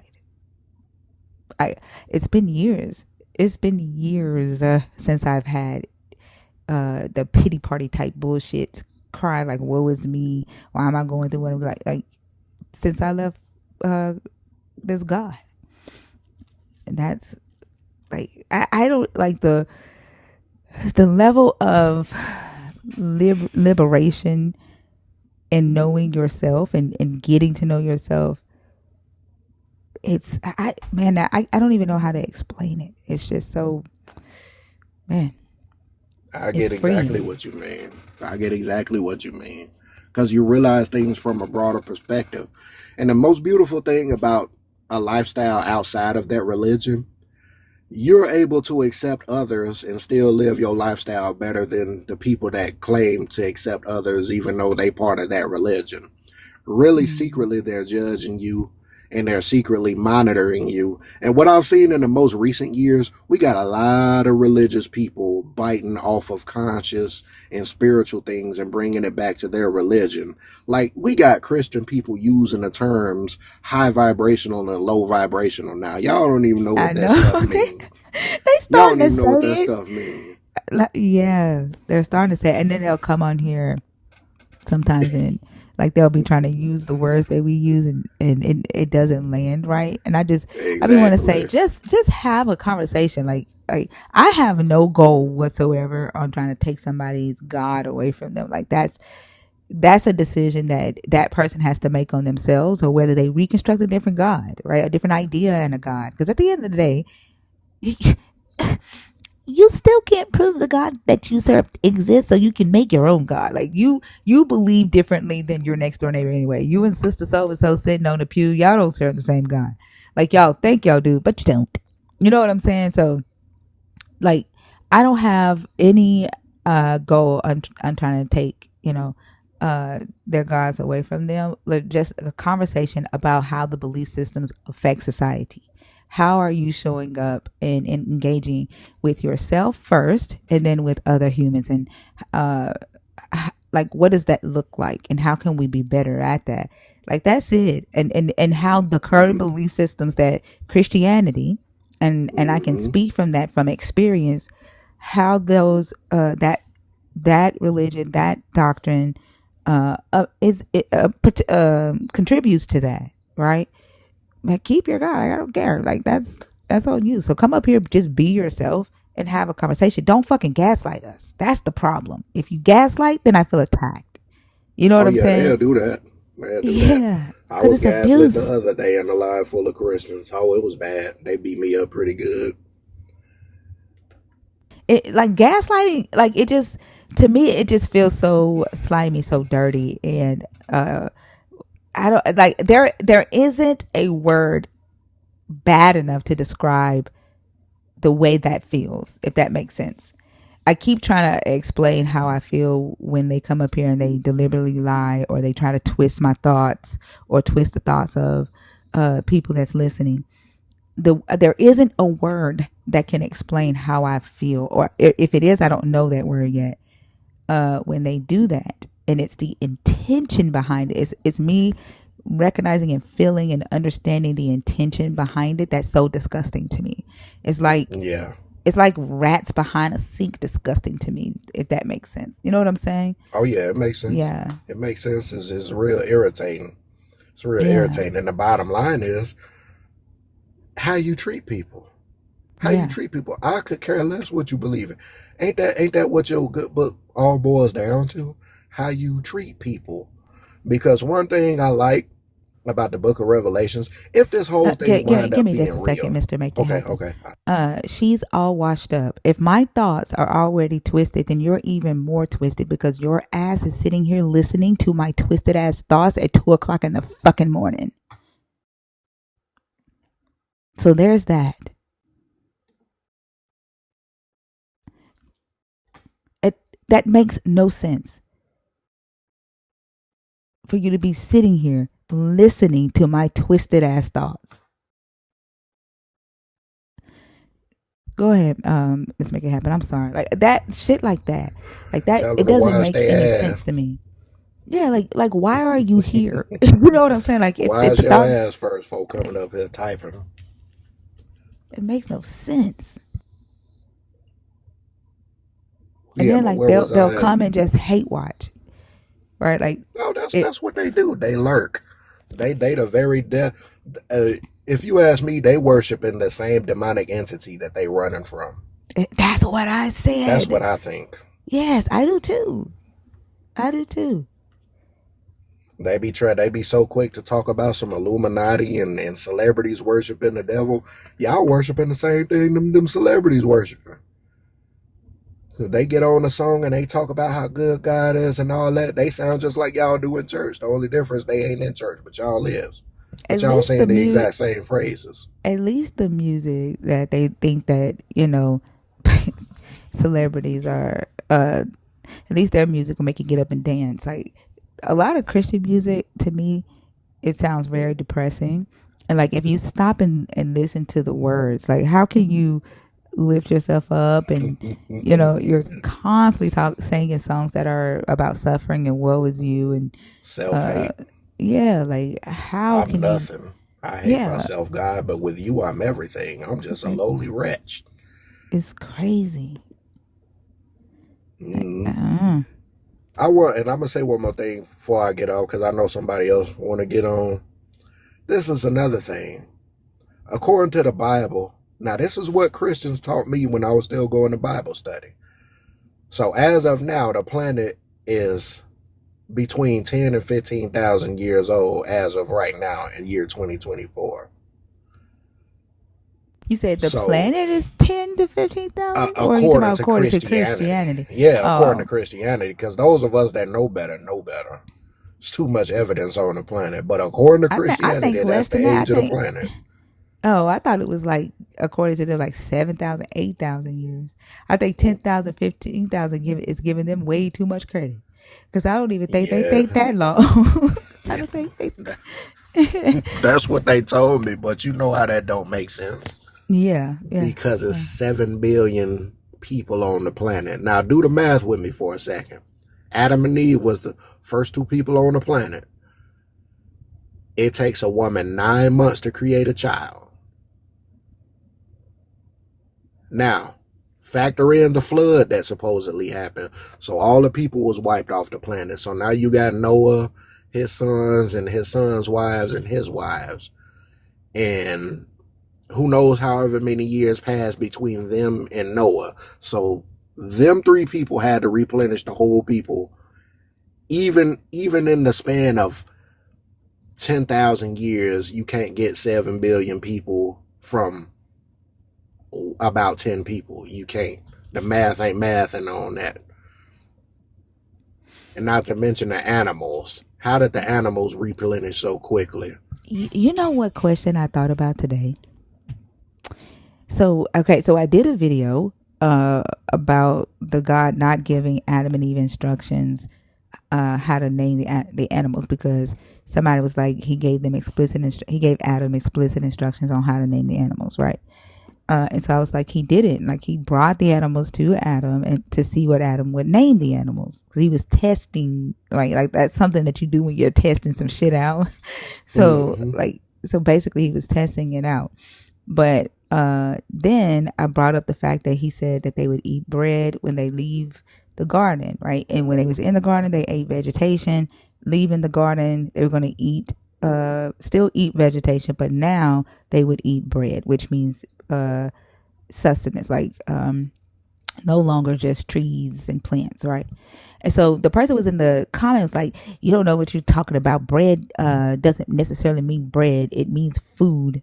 It could be all kinds of food regardless, right? That's still not vegetation. So I asked him, like, what other kind of food are you wanting me to think about that does not include some type of evolution, right? From farming to agriculture. And he hasn't responded yet, or I haven't checked to see if he responded. But like, that made me think about like, a possible answer that he could say would be that they would now eat animals as food. That they would now cook the animals and eat as food. But when he kicked Adam and Eve out of the garden, did he kick the animals out with them? Or were there animals outside of the garden already for Adam and Eve to eat? Well, you know, people in the Bible, people wasn't eating meat until after the flood, which makes no sense to me. So people weren't eating meat until after the flood. Then God was like, all right, y'all can eat the animals now. After the flood, after you done wiped out most of the animals and the flood came, you like, all right, now now y'all can eat animals. Yeah. Yeah. Yep. But like, yeah, that right there is a good point to refute if he does try to say that they were eating animals and not bread, because he did tell them that they couldn't eat animals until after the flood. And then he told them how to do that. He was like, drain the blood, right? Don't eat anything with the blood in it. And so, yeah. Did the animals get kicked out of the garden too?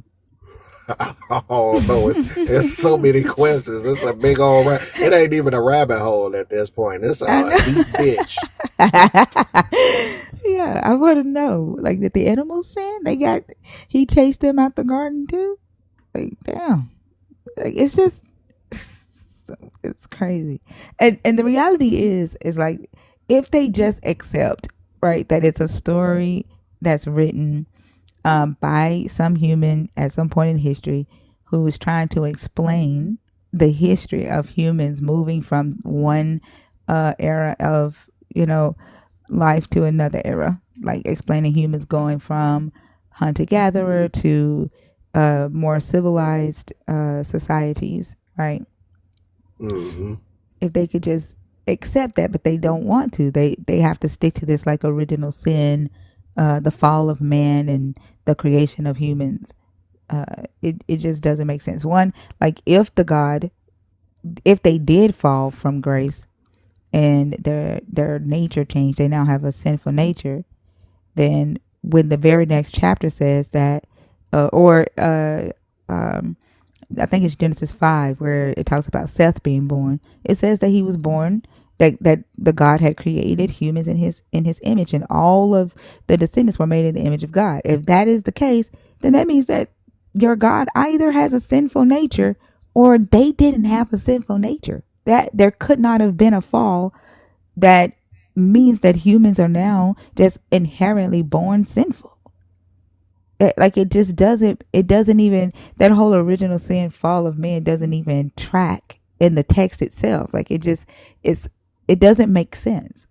No, it don't. But you know where that came from, though. Augustine, the original sin. Yeah, the Yeah, from colonizer. Augustine. You know, when they came with the Crusades all over the planet, they were telling the Native Americans and the pagans, which were nothing but witch doctors who were also healers, healing people with herbs. They were telling them they were sinners and savages and things like that. And it happened so long over a period of time. Now it's pretty much ingrained in our brain. It's a second thought now. It's subconscious. But You know, yeah, the crazy that's where thing, that come from. actually, like the original sin concept comes from Augustine, right? Who said, Augustine. yeah, he wrote a diary of his life, right? And Mm-hmm. in the diary, he talks about how when he was young, there were three things that made him want to sin, and he said that he realized that sin was inherent in his nature, and that it was it was peer pressure. His friends pressured him into stealing some pears. And then it was the desire to, like, self desire to please. And so, because he wanted their approval, he wanted them to continue having fun. And then it was the third one was just the desire to sin just to sin for the hell of it. So he says that those three reasons are inherent in every human. And because those three reasons are inherent in every human, therefore humans are sinners from birth. So like that whole original sin concept came from Augustine. It's an extra biblical concept that is not written into the text. And then he misinterprets Romans 5, where Paul's like sin came through one man, and therefore death comes to all because of this one man. And then he says death spreads because all have sinned. That they take that scripture and say, see, this is the original sin. Adam sinned, so now everybody sinned, and now everybody dies. Like, they take that scripture and what Augustine later said in his diary and created the original sin concept. And so if they're living their life based off of what this old ass man said thousands of years ago about him stealing some fucking pears with his friends when he was a kid. And now they're calling themselves a sinner from birth. That's the thing that's fucked up. Yo, I didn't know that. That's interesting. You have a book? You have a book about that? No, That you let can me see if I can. reference? Let me see if I can pull up the. I'll tell you what the name of his book is. Hold on. I think his book is Sin Confessions or something like that. But hold on. I might have that in my library and didn't even read it yet. I got so many books. Hold on. Here you go. Hold on. Let me see. But you know what is an interesting book that I think everybody should read? What's that? It's a book called Parallel Myths. The author is J.F. Berlin. And it has the mythologies of every religion, including Christianity. And when you read that, all of those stories pretty much say the same thing. Just different people and different guys. And it's to the point like, okay, which one of these is the truth? Because they all saying the same thing. So That would be interesting to read to see yeah. how it parallels. Let's see. He descended as empathy. I want to get. He shows that even empathy is prone to sin.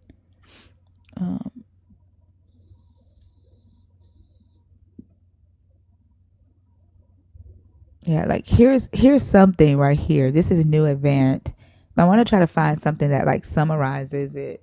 But this is chapter 7 of his book. And his book is called Confessions, not Sin Confessions. Okay. It's Oh, called I find it. Confessions.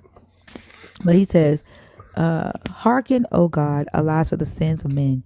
Man says this, and you have compassion on him, for you have created him, but did not create the sin that is in him. Who brings to my remembrance the sin of my infancy?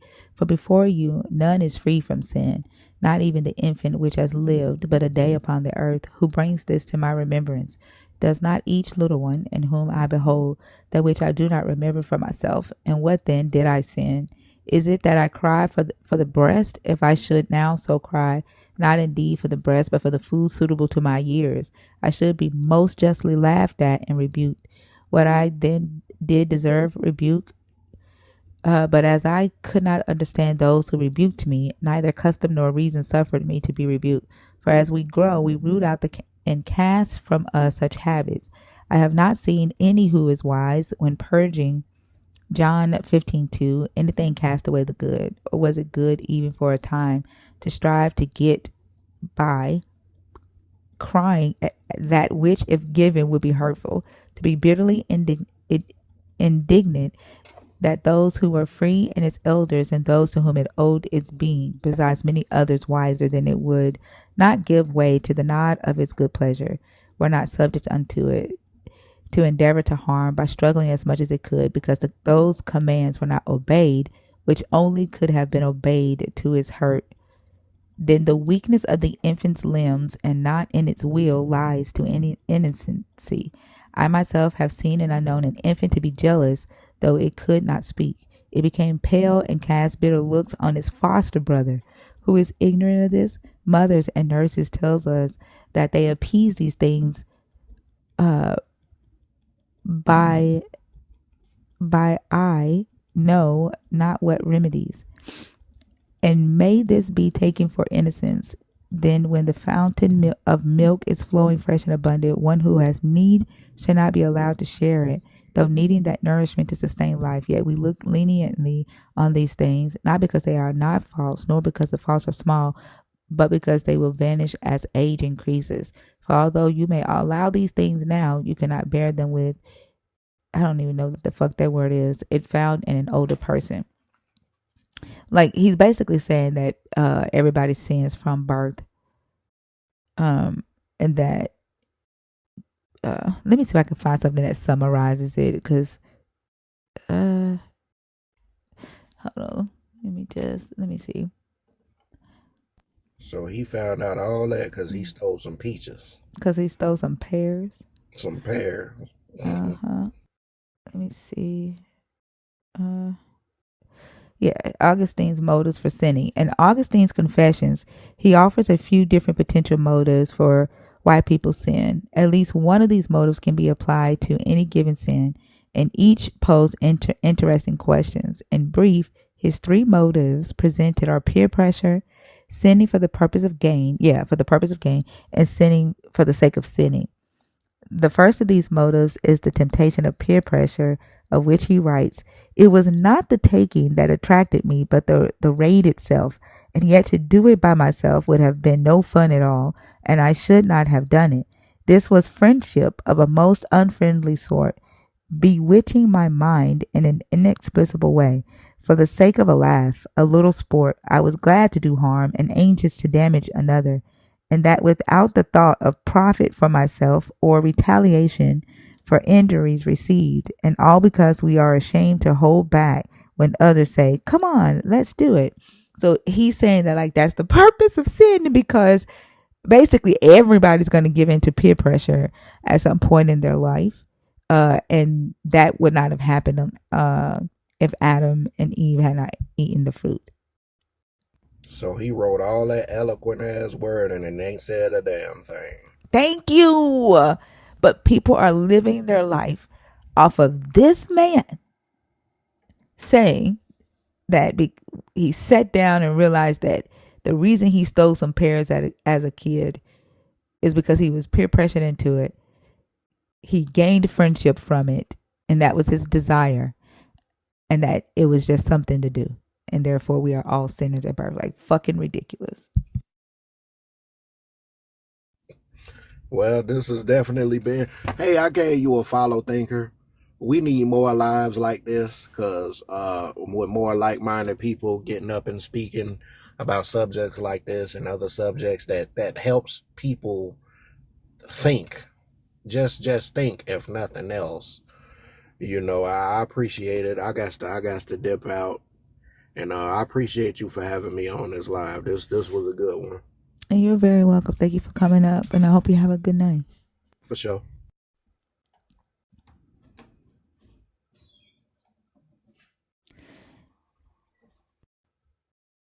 Like, I wonder, like, I, how crazy is that? Like, has anybody ever thought to themselves or asked themselves, like, whose understanding am I basing my life on? And like, for a Christian, like, to learn that the original sin concept came from this man Augustine, and he's saying that he got this revelation by him analyzing pears that he stole with his friends as a kid. And now today, because Augustine stole pears as a kid, you believe that you are inherently sinful.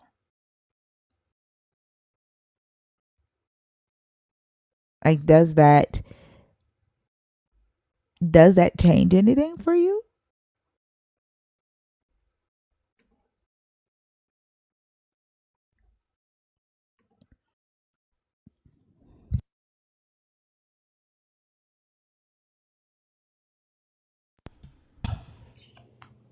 Hi, how are you? Hello. Are you a Christian? Are you deconstructing, or are you an atheist? You talking to me? Mr. Grateful? Who else would I be talking to? Yes, so, I don't know. Did you not type and ask to be brought up on stage? I did, and I asked to record.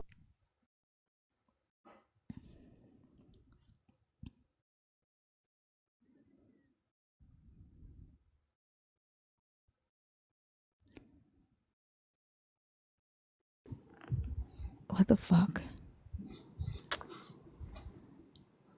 I'm gonna shut up. I can't get this Do I need account to take you banned. down? Like, when you leave the app, we can't hear you.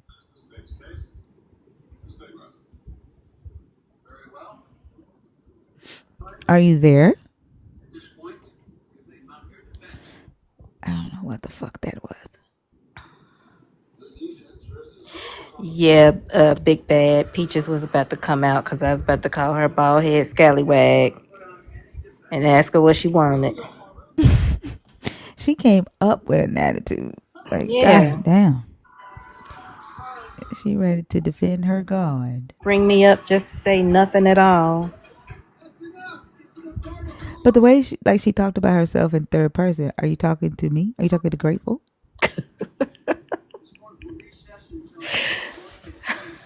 That was weird. Aren't they all? Angel Pink, are you there?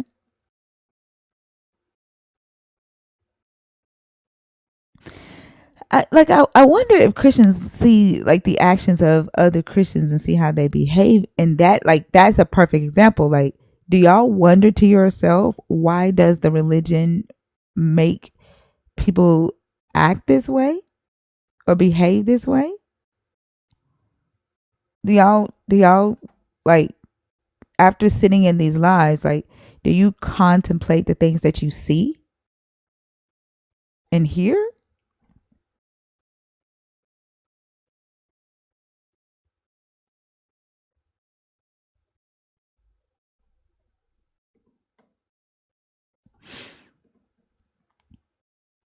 Right, that would require reflection, but I think like Christianity does teach you to like ignore yourself and only just like keep your mind on the God. So maybe not. I don't know. Is it Liliana? No, I think she is knocked out.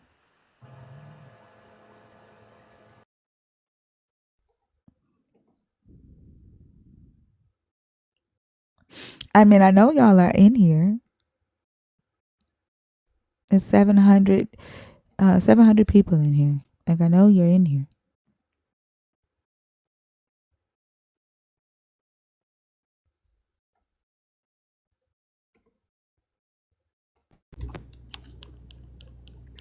Hi, how are you? I'm doing good. How you doing? I'm doing good. Did you come up to answer the question that I asked? I just saw your background. Which topic did you want to discuss? We can do them all. It says the Old Testament condones slavery.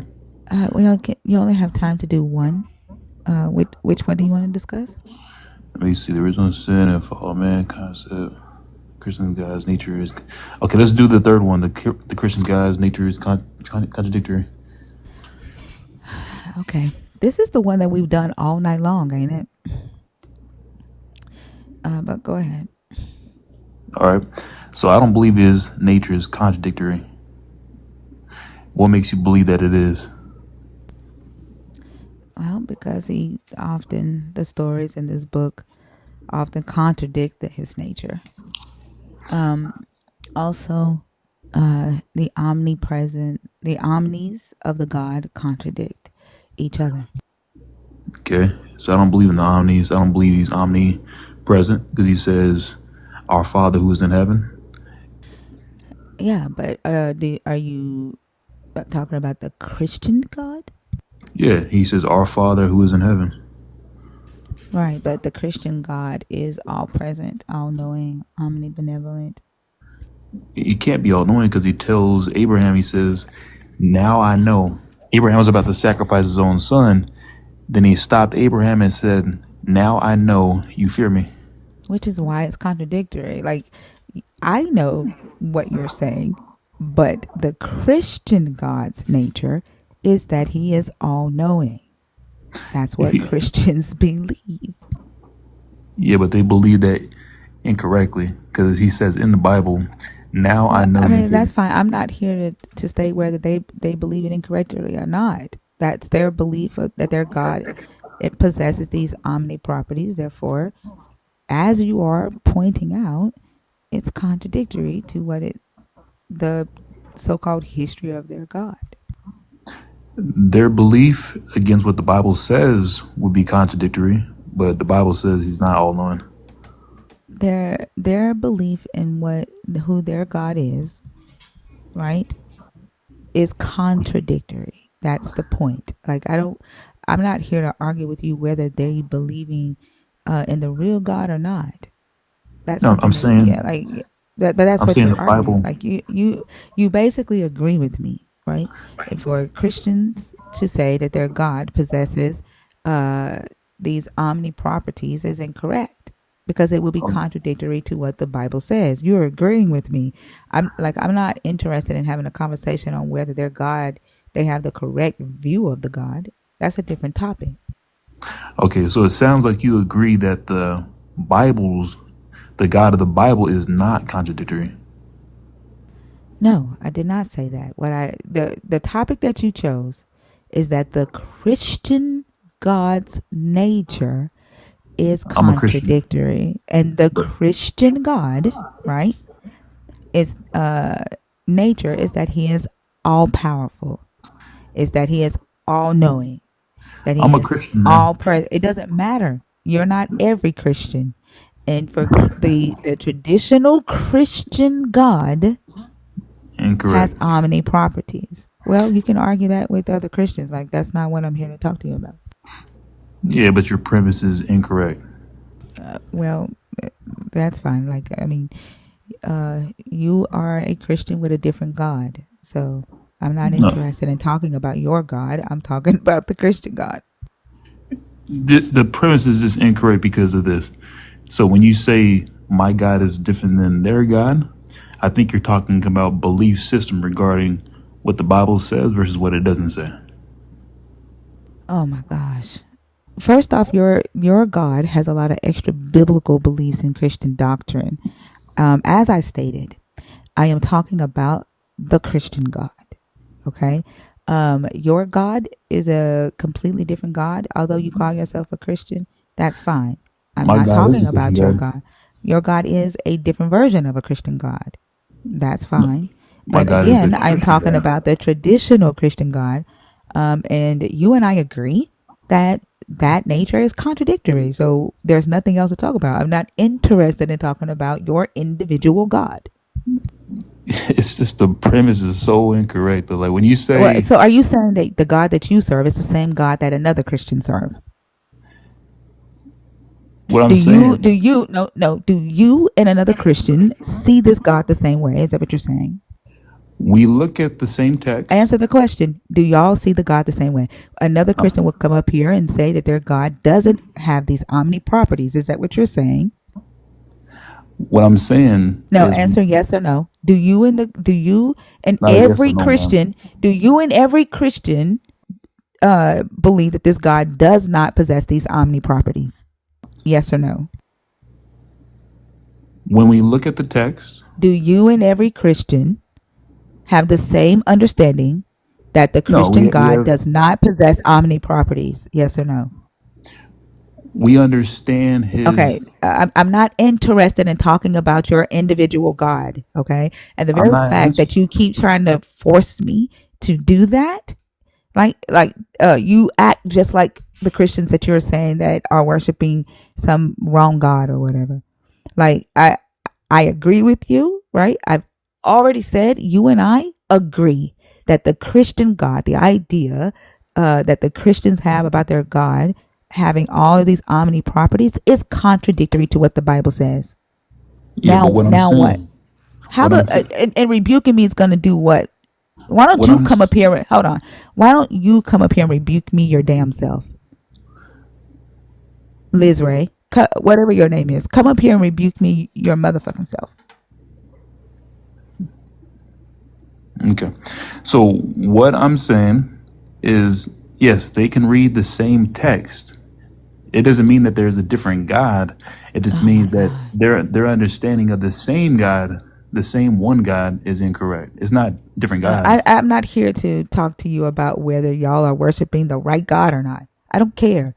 The Christian tradition, the traditional Christian doctrine is that the Christian God has the omni properties. Which is incorrect. I don't care if it's incorrect or not. That like you got to go and How do talk you to not? Christians about that. Because you keep trying to force me to have this conversation that I'm not trying to have with you. Because your premise is wrong. It's I incorrect. okay, fine, cool. Just relax. Just chill. No, don't tell me to chill. Like you're very invasive and you don't respect How am I boundaries. And I invasive? don't I'm just like. I've correcting you. already said no to the conversation that you're trying to have. I could give less than two fucks about you and Christians arguing about who's worshiping the right God. I don't care about that. Argue about that with other Christians. No, but I'm helping. Your premise is incorrect. So I'm just helping you out. Sure. Okay. All right. Argue about that with other Christians. Are you done? Or if you're done with this conversation, Yeah, because you're like you and I agree. that the okay, what do we agree on?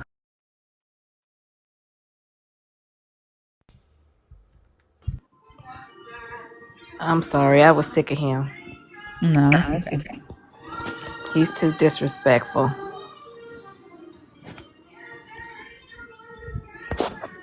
He only had one bar any doggone way. Get some better Wi-Fi. I don't think he expected me to agree with him. He wanted to pick a fight about some shit that I don't give a fuck about. If you think that y'all are worshiping the wrong God, go talk to a Christian about that shit. Not me. No, I understand. Hi, good morning. Oh You God. understand what? I love the topic, but I I'm understand sorry. he was trying to I'm sorry. Understand what? he wanted to explain. But I wasn't asking you if you understand it. I wasn't talking to you. I was talking to my friend. You mean the guy that was on it before? Nope. I was talking to my friend Dudette up there. Oh. No, okay. So what I was But saying, I'm not interested in what you understand about the last conversation. I'm not asking you about that, right? I don't have conversations with random people about random people, right? So if you want to have a conversation about one of the topics on the board, we can do that. If you came up to talk about the last guy, then I'm gonna take you down, okay?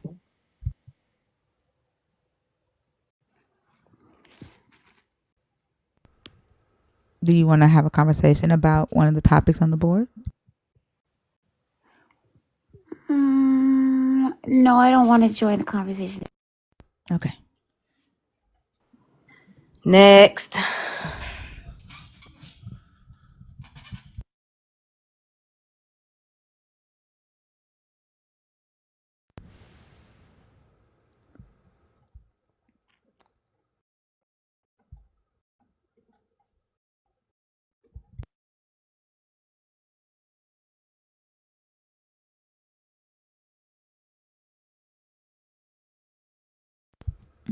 I don't think this person is connecting. No, I just see their name. You want me to take them down? Yeah. Thank you.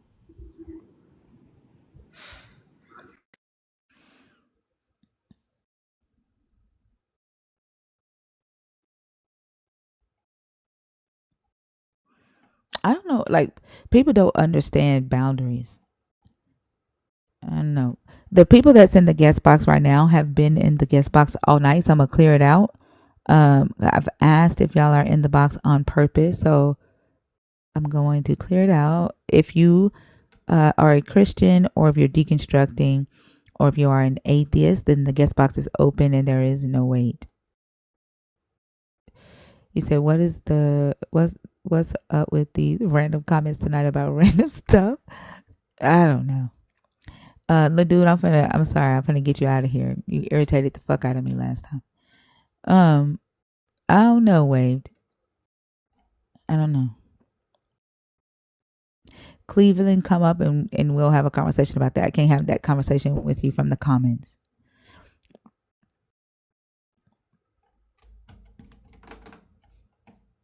I think it's weird that y'all are waiting for a Christian to get on stage so y'all can come out and start talking shit. The way y'all like come from the woodworks like ants when a Christian is on stage and then y'all start typing, that's weird to me.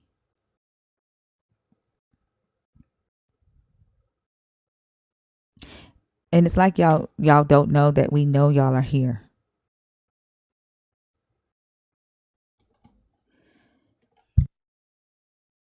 Of course. Take all the time you need. Elizabeth, how are you? I'm doing well. How are you? I'm doing good. Are you a Christian? Are you deconstructing? Or are you an atheist? I am absolutely a Christian. Okay. And which topic did you want to discuss? I want to talk about white supremacy. Nope. No. That's not on the board. And I'm not talking about that with you. I know why you're here. You do? I know what they There are 5 topics on the board. Which topic do you want to discuss?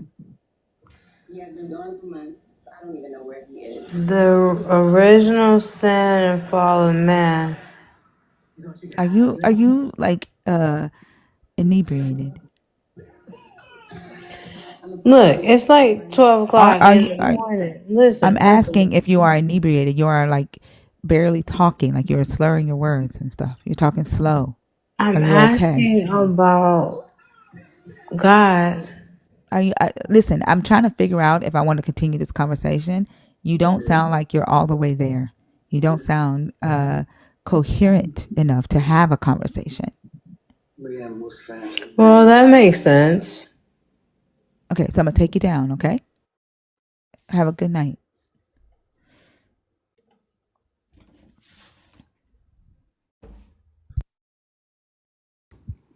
I'm too sober for this. Shit is weird.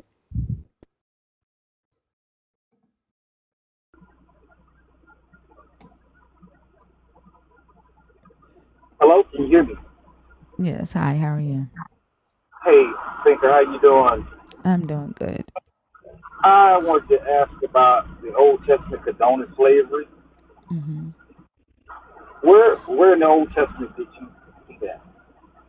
It's throughout the entire Old Testament. Like, it's actually in the New Testament too, but slavery is condoned throughout the entire Old Testament, even beginning with Genesis, but specifically mentioned and outlined on how to participate in the practice of slavery or the institution of slavery in Exodus 21, Leviticus 25, Deuteronomy 13, Deuteronomy 20 and 21. But those are the sins that God cast on us after we didn't follow His commandments. No, I don't know that. Yeah, that's why we was put in captivity, Who is slavery. we? Who is we? Who is we? The I'm trying to get it right. The Hebrews, I'm not a Hebrew. God's children of I'm not. Israel. I'm not a Hebrew, and neither were my ancestors. Okay. I mean, you can feel what you want to feel. I mean, that's that right. That's not a feeling. That's fact. My ancestors came from Nigeria, from West Africa, from the You're Igbo Nigerian. tribe. Okay. Well, they were spread it out. The Hebrews are Arameans from Mesopotamia. They are not African. Okay. All right. I just wanted to see where you saw that at. You can drop me now. Why do y'all go around teaching? Damn, that bring him back. I want to know why y'all go around teaching black people this bullshit. I'm sorry, he said take him down. No, it's okay.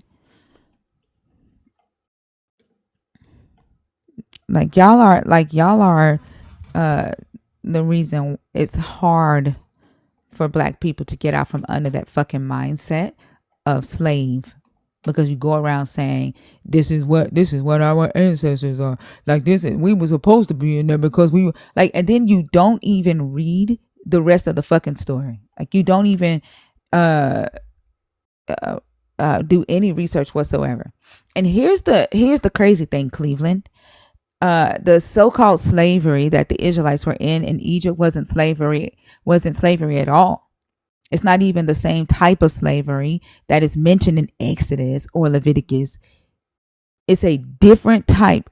Really, not all it is, because it was still hard labor, but it was not enslavement of owning people as property.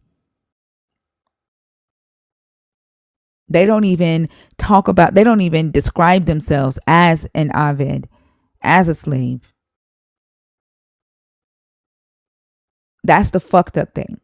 And you're going around saying that this is your ancestors, and because African Americans ancestors were enslaved in North America, you just automatically relate yourself to it. And it's not even saying that in that story.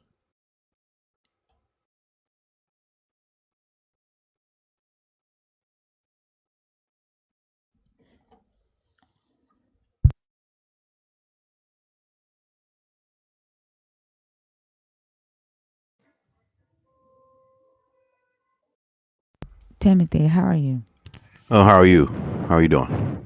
I'm good. I'm a little frustrated. I'm going to tell you something. Slavery did a turbulent job on us as a people. I mean, really. They sat back and they keep on power driving it on us all the time, going on right now. Just Yep. craziness. I told somebody that Yahshua, the real true name of Jesus, I'm just saying that historical. He said the God you're looking for is within you. I told some people this, they looked at me like I was crazy. They thought I was crazy. Yeah, even though I do not believe in Jesus as the Son of God, right? No, he's not. If there was a human by the name of Yahshua who did exist, and he did say that, right? Mm-hmm. Or say, isn't it written that I said that you are all gods? When I do bring that up, right, to a believer and say, well, didn't your Jesus say that you are also a God? Mm-hmm. They will reject that. Yes. And it's It doesn't make sense to me. Yeah, they've got it conditioned to the point. If you don't mind me saying that, the point, like I said, you said, we said that Jesus is not the Son of God, and then when you made that point, you said Jesus said, Yahshua said that we are all children of God, sons of God. You know what I mean? Sons of God. That's a concept I will take and embrace because we want to take this singular thing and think it's the end all be all, and it's not. They haven't even viewed the Bible in its right context. I don't think. They're afraid to. Yeah, I And mean, then when they are, well, like even just a surface level reading, right? hmm Sometimes will contradict the oral teachings that they've been told about their God and their history of their God, right? The hmm story of Job is a good example. sure. The pastor in church will say that the devil went to God and asked to test Job. hmm No, he didn't. That's not hmm what the story says, right? And so when we show them what the text actually says, hmm right? It's just like reading a storybook. There's reading words, right?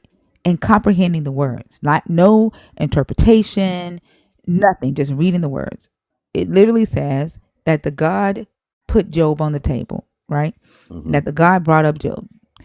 They will reject that because of the oral teachings, the oral tradition that they've been told, and them just accepting what somebody else has said to them and not going and researching for themselves or reading for themselves. Now they've locked into this belief and they don't want to let it go.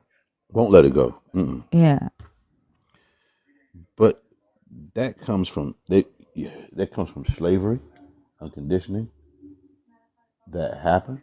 I mean, and they did a good job. The conditioning did a good job. You can't even. It's hard to even break a hold of that conditioning because we'll fight each other. Yep. Let me say something. Yeah, you've heard of Reverend Ike, right? Mm-mm. You never heard of Reverend Ike? Mm-mm. Okay. What is he? Reverend Ike was an evangelist back in the 70s and 80s, 90s, whatever. And he if you heard some of his speeches, and I beg you to look at it. I'm not saying that. I mean, everybody has to look at it. I mean, for what you want to look at, you just study it yourself. I mean, there's plenty of messengers out there, what have you. But he talks about looking at the Bible in a different manner, in a manner that you can really understand, and the teaching, and how you should look at it. And he gets out of this mystic. Uh, he gets out of this notion that you look into the sky for somebody to come down and save you and pull you out of your misery or something like that. And it was so revealing to me. I mean, I listened to a couple of messages from him, and I was like, wow, this guy is on point. Now, I'm not saying he's the end all be all, but the way he told about how you're looking for within you, and how you gotta stop looking for this pie in the sky, and do it for yourself or what have you. I mean, I was like, wow, driven to explore it more. You know what I mean, and to study more, and then look at the Bible more in a different type of manner, different type of text, not a Yeah. slave text.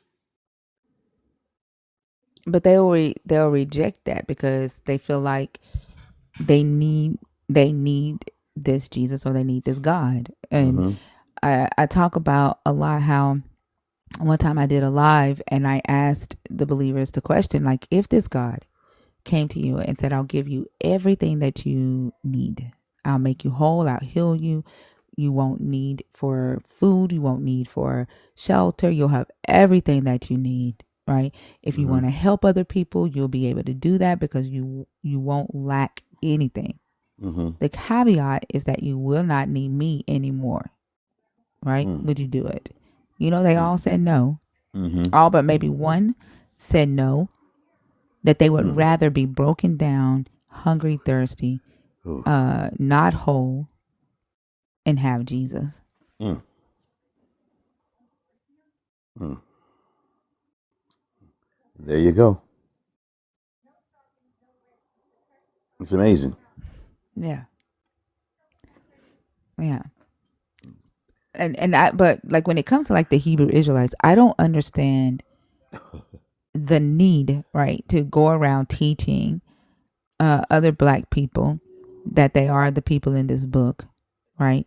Hmm. Or that uh, but our ancestors were enslaved because they deserved it because Oh, they disobeyed the God in this book. Like, ugh, what benefit do they get from teaching that or spreading that? ugh. Yeah, it's amazing, amazing. Like we just And one of them is like, if not us, then who? Then if not us, then who? What?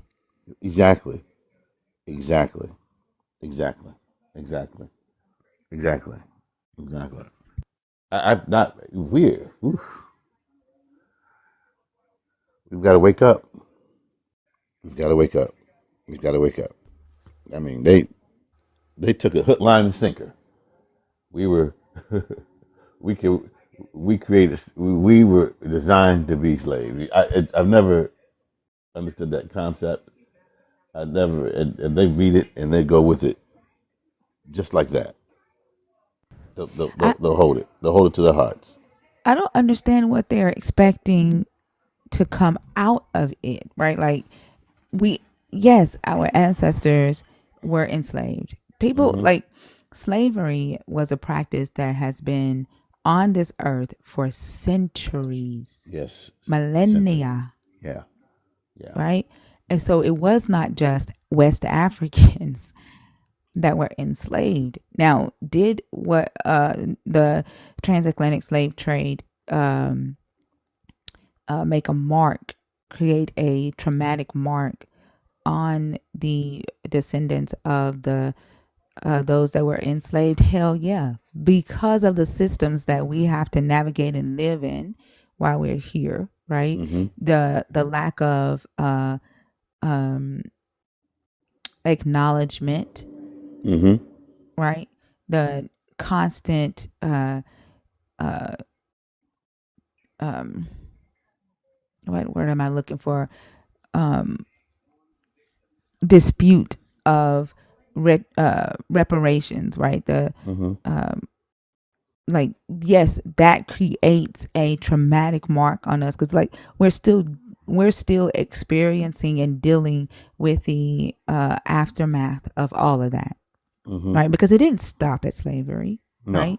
no. It continued on with the Reconstruction, with black codes, with Jim Crow, and then even today, right, we're working through trying to tear all that down in the system, rebuild, better systems that are inclusive. Hmm. And then people fight us even on that. So we're still dealing with that. I completely get that. Our history we were lied to about where we came from, who our ancestors were. So Hmm. I get not knowing our history, but in today's time, we definitely have the tools and access to be able to research and find what we are missing, Yes, right? yes, yes. But we were not the only ones in society or in the history of this earth that were enslaved, No. that were taken from our homelands and spread throughout the earth. We're not the only ones that has happened to. Hmm. Are we the only ones that it's happened to because of the color of our skin? Yes.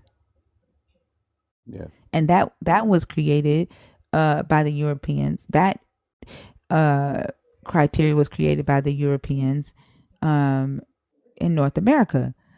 But slavery isn't our only part of our history. No. Slavery isn't our whole entire story, Exactly. and Exactly. they keep But trying to make it that. yeah, yeah. Well, yeah. Well, that's if you've if you've been enslaved and you've not gone to look at your history, and I mean, I told somebody, I said, look at the Ethiopian Bible. That, the oldest one, as I know of, right? Am I right? Am I correct in saying that the Ethiopian It's Bible? not. Which It's what's the not the oldest? oldest one. I don't know the name of it, but there is older Bibles. The Ethiopian Bible is the oldest complete one that we still have in history, but it's not the oldest, and it's not like Christianity did not originate in Ethiopia. The Ethiopians were converted to Christianity. Right. Okay. Okay. Okay. So where did the original Bible, the original text, the written text of that? I mean, if we, I mean, it took centuries for a concept of what we call a Bible today to even be put together. But I mean, even before that, like Constantine commissioned 50 copies of what they would consider the Holy Scriptures to be distributed throughout the Roman Empire, even into Egypt and Alexandria.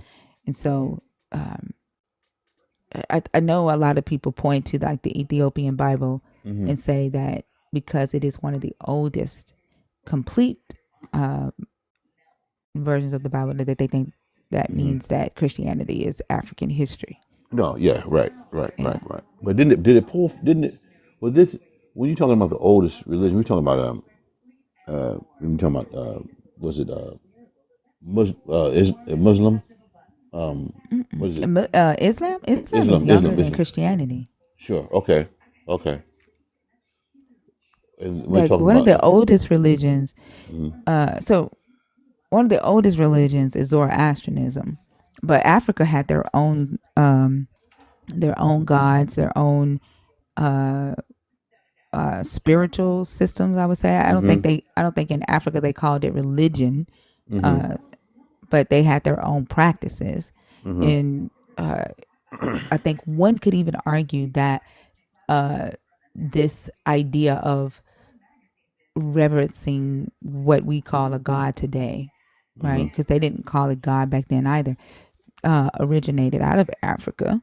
Some of the oldest belief systems come from Africa, but one of the oldest religions is Zoroastrianism, and that's Persian.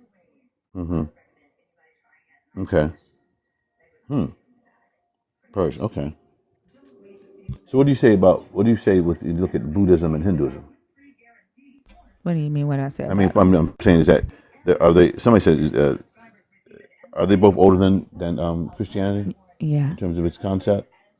Christianity is a fairly young religion. Okay. Okay. Okay.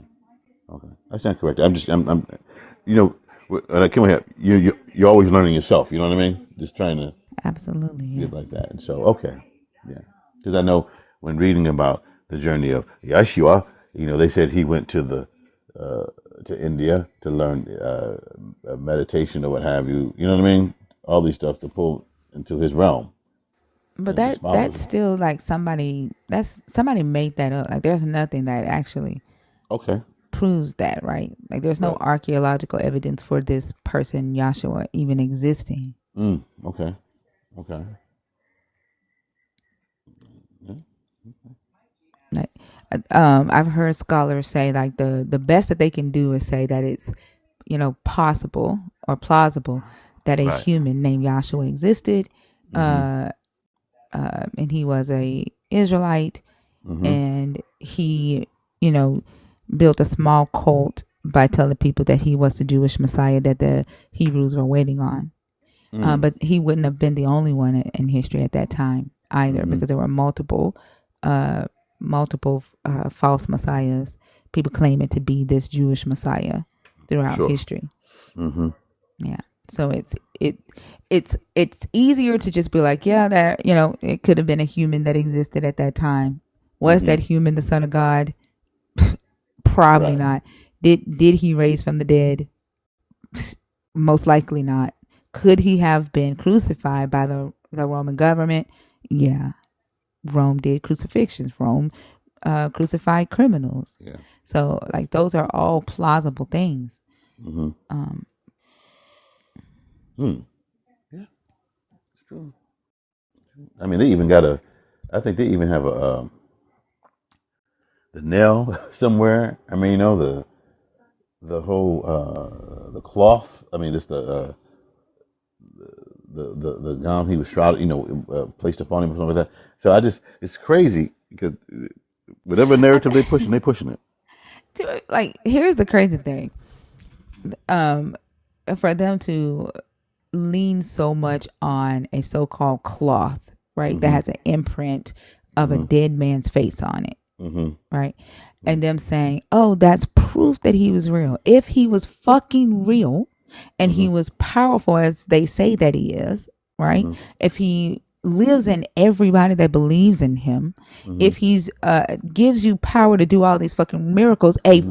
freaking cloth from thousands of years ago Mm-hmm. should not matter.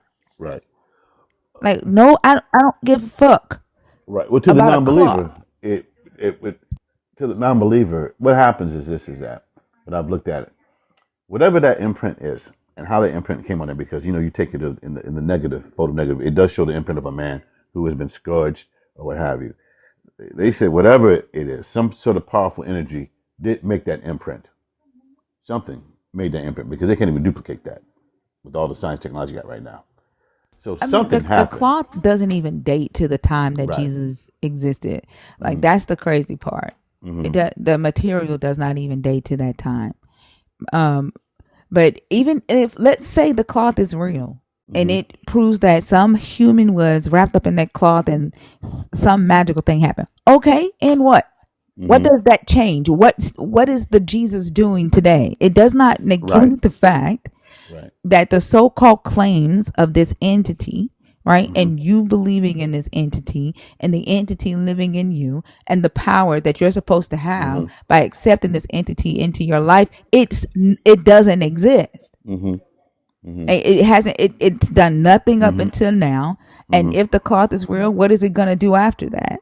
Right? Right. It's like having the argument of, does God exist? Right? Sure. If somebody today were to prove that there is some entity outside of time and space sitting on a freaking throne, Mm-hmm. what changes tomorrow?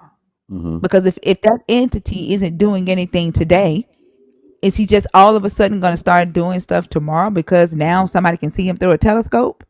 But now, if we don't, but one thing about it is that sometimes I think what happens when I look at religion, I look at these messages. I think sometimes it looks for us to change within ourselves, uh, how we approach life. You know what I mean? You don't have to believe all that, but in some way, don't you think some of the messages ask us to approach it in a different manner?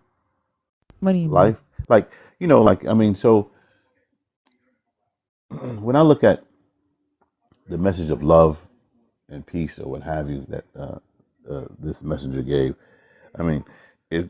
I don't see nothing actually wrong with it. I think that's the innate in human. We should be doing that for each other, caring for ourselves, caring for our neighbors, caring for each other, loving each other. The stuff that the Christians espouse and just go totally against anyway. They're just totally ridiculous. So I mean that.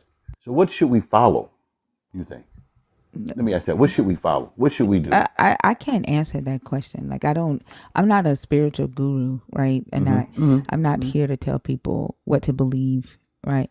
Mm-hmm. But when we when we talk about how to treat other humans, I like the fact that someone believes that they need a god or some Right. religious entity to tell them how to Uh-huh. treat another human. Like, to me, that just says that something is there. That person is just a horrible person, right? Exactly. That they're saying that if they can't, if a God isn't watching them, or if a God isn't telling them not to harm another human, that they would harm another human, that they're just Mm-hmm. a horrible person. Yeah, that's very true. Now, I'm glad you said that because to me, I think it's just within your. These are just known rules of being a human being. I think. Not only that, like, I can honestly say that as humans, we evolved and learned, Mm-hmm. right? Literally during the time where all of these stories were being created, right? Mm-hmm. Mm-hmm. The society lived by infanticide laws, right? Mm-hmm. In a time where parents could kill their kids if their kids was disrespectful. And I'm not just talking about the Hebrew Bible. I'm talking about Roman laws, Mm-hmm. right? Mm-hmm. Mm-hmm. In Roman laws, if a father got into it with his son and he killed his son, there was no punishment for that. If a man and a woman had a child and that child turned out to be a girl because girls were of low value, if they killed that child or threw the child in the river or left the child out by the trash, there was no Mm-hmm. punishment for that, right? It Mm-hmm. was perfectly legal to do. And then as society, as humans, uh, um, empathy towards other humans began to evolve, right? They started thinking for themselves, Mm-hmm. right? They Mm-hmm. started changing those laws. They started teaching other humans that this is not an okay thing to do, and that girls don't have a lesser value than men, right? Mm-hmm. So Mm-hmm. I think even with this, belief in a deity, it wasn't a deity that changed that. It was a human. It was a human who said this is not right, or Mm-hmm. humans, and said this needs to change. Now, Mm-hmm. what they used the deity for Mm-hmm. was putting the desired changes, putting the words in that deity's mouth, because they knew that people had reverence for the deity and they had been indoctrinated into believing that Mm-hmm. if they did not follow the laws of a deity, that there were consequences, like some consequences during life and some consequences after life. And so they used these deities um, to increase that change on a mass scale, right? To enforce Mm-hmm. it rapidly on a larger scale. But it wasn't a deity who said stop killing your kids. That I mean that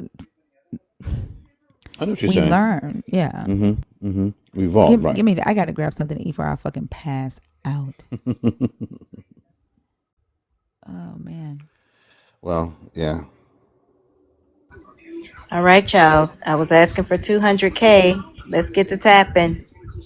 And for those in the comments who keep typing, let me up, there's room, let me up, you won't get up here on the panel doing that. Just because you see space or open boxes does not mean that Thinker wants them to be filled.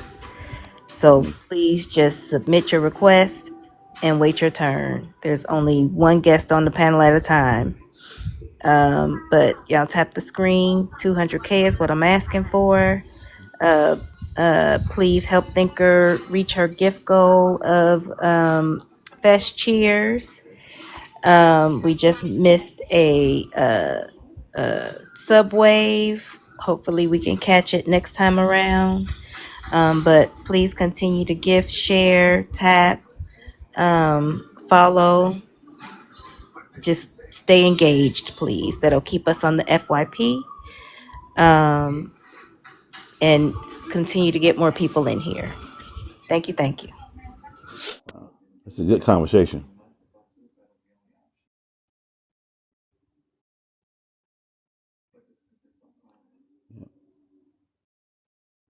Right.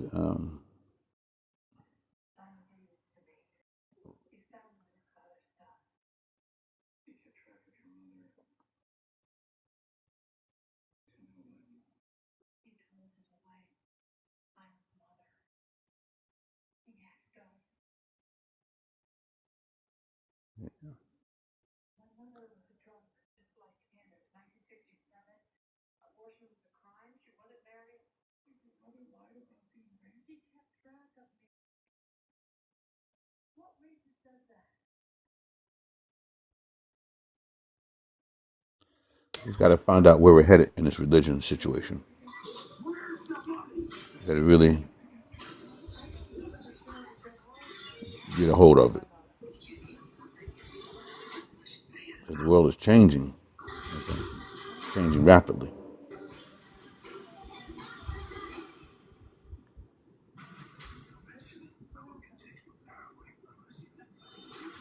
Yeah.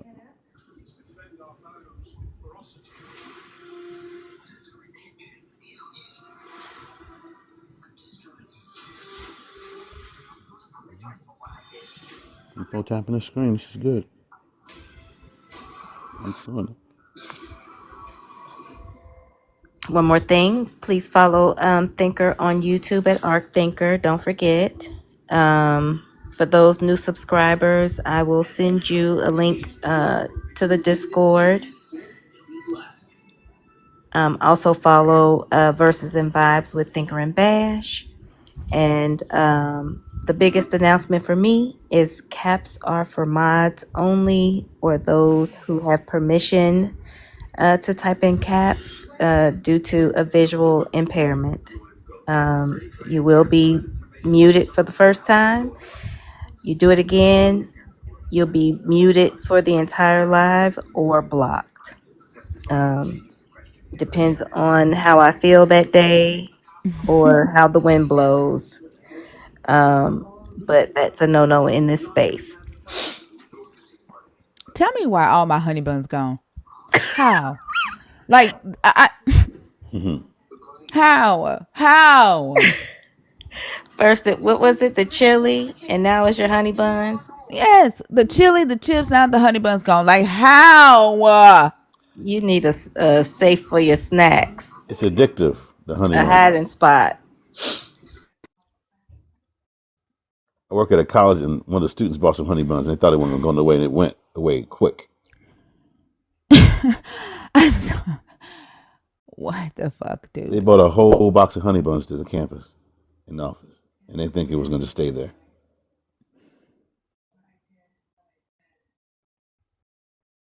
So, think you said there's no. You don't think? Do you think that? Okay, there's the Christian's God's nature is contradictory. So, you believe there is a creator, correct? Mm-mm. You don't. Mm-mm. What do you believe in that manner? While we're here, or is I there some? believe Go ahead. I'm sorry. one. I don't. I'm sorry, y'all. 'Cause I'm smacking out here. I'm eating Hawaiian bread sandwiches. Like I had my mouth fixed for the honey bun, so I had to make Hawaiian bread ham sandwiches. Well, not ham, turkey sandwiches. But I believe that. Not I believe.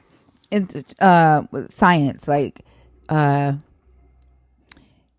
biology, like as a species, right? We just evolved over time, like from the ape family, right? That species broke off, right? And we evolved over time. I don't necessarily believe that there is a deity sitting in the sky or from some other planet that came here and did what some say cloning, right? Like Okay. I don't believe in anything like that, but I also like don't care. Right? It's not something that like it's like answering that question of who created us, right? It's not gonna like do anything for my life. It doesn't change Right. anything, right? It's Right. just knowledge that um So, do you believe in other uh, dimensions and other another I don't plane? like so I also don't talk about like Okay. uh personal belief. Gotcha. I think people should keep their beliefs to themselves, Sure. right? Okay. But right now I'm here on earth. Mm-hmm. I'm a human, I'm a mortal, right? I like I that. live, in the United States, and I care about what the fuck's happening here. Right. Like for me to have my mind in some fucking other dimension that does not affect my reality, it's just a waste to me. And I think that's why a lot of people why things happen on this earth, Mm-hmm. because people's minds ain't where they should be. Wow. Yeah, you came with that one. That's beautiful. Yeah. Be the here and now, right? Where else? Yeah. That's true. Focus on the now. That's the true Yeah, statement. I should wrote a book titled "Find the Beauty in Your Now." Mm. A lot of times, like we we focus on yesterday, right? And Mm-hmm. we woe is me ourselves a lot, like taking back the Hebrew Israelites, Mm-hmm. right? My ancestors was in this book, this fucking late Bronze Age book, Mm-hmm. because we're cursed and we were slaves. Like your mind is back there. Let's say it was your ancestors, and so Mm-hmm. fucking what? This is What? Right. 2024. You, your ancestors aren't enslaved anymore. Mm-hmm. Why the fuck are you bringing that into today? Hmm. And what power does that give you? What energy does that like? How does it benefit you? Yeah, like I for what? Yeah, that's true. That's true. That's true.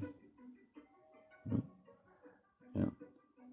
But And so some of and us is they're so stuck in the past or stuck in the yeah. future of heaven or hell, right? Mm-hmm. That they Mm-hmm. freaking just forget about today. They Mm-hmm. forget about uh that they're more impactful in the right Right. now. Right. You can't go back and you cannot change Mm-mm. yesterday, and you cannot affect tomorrow. Sure. So be in the here and now. Yeah, Right now. It's present. Yeah. it's the most powerful place you can be. That's The true. most impactful place you can be. The most beneficial. Yeah. I believe that.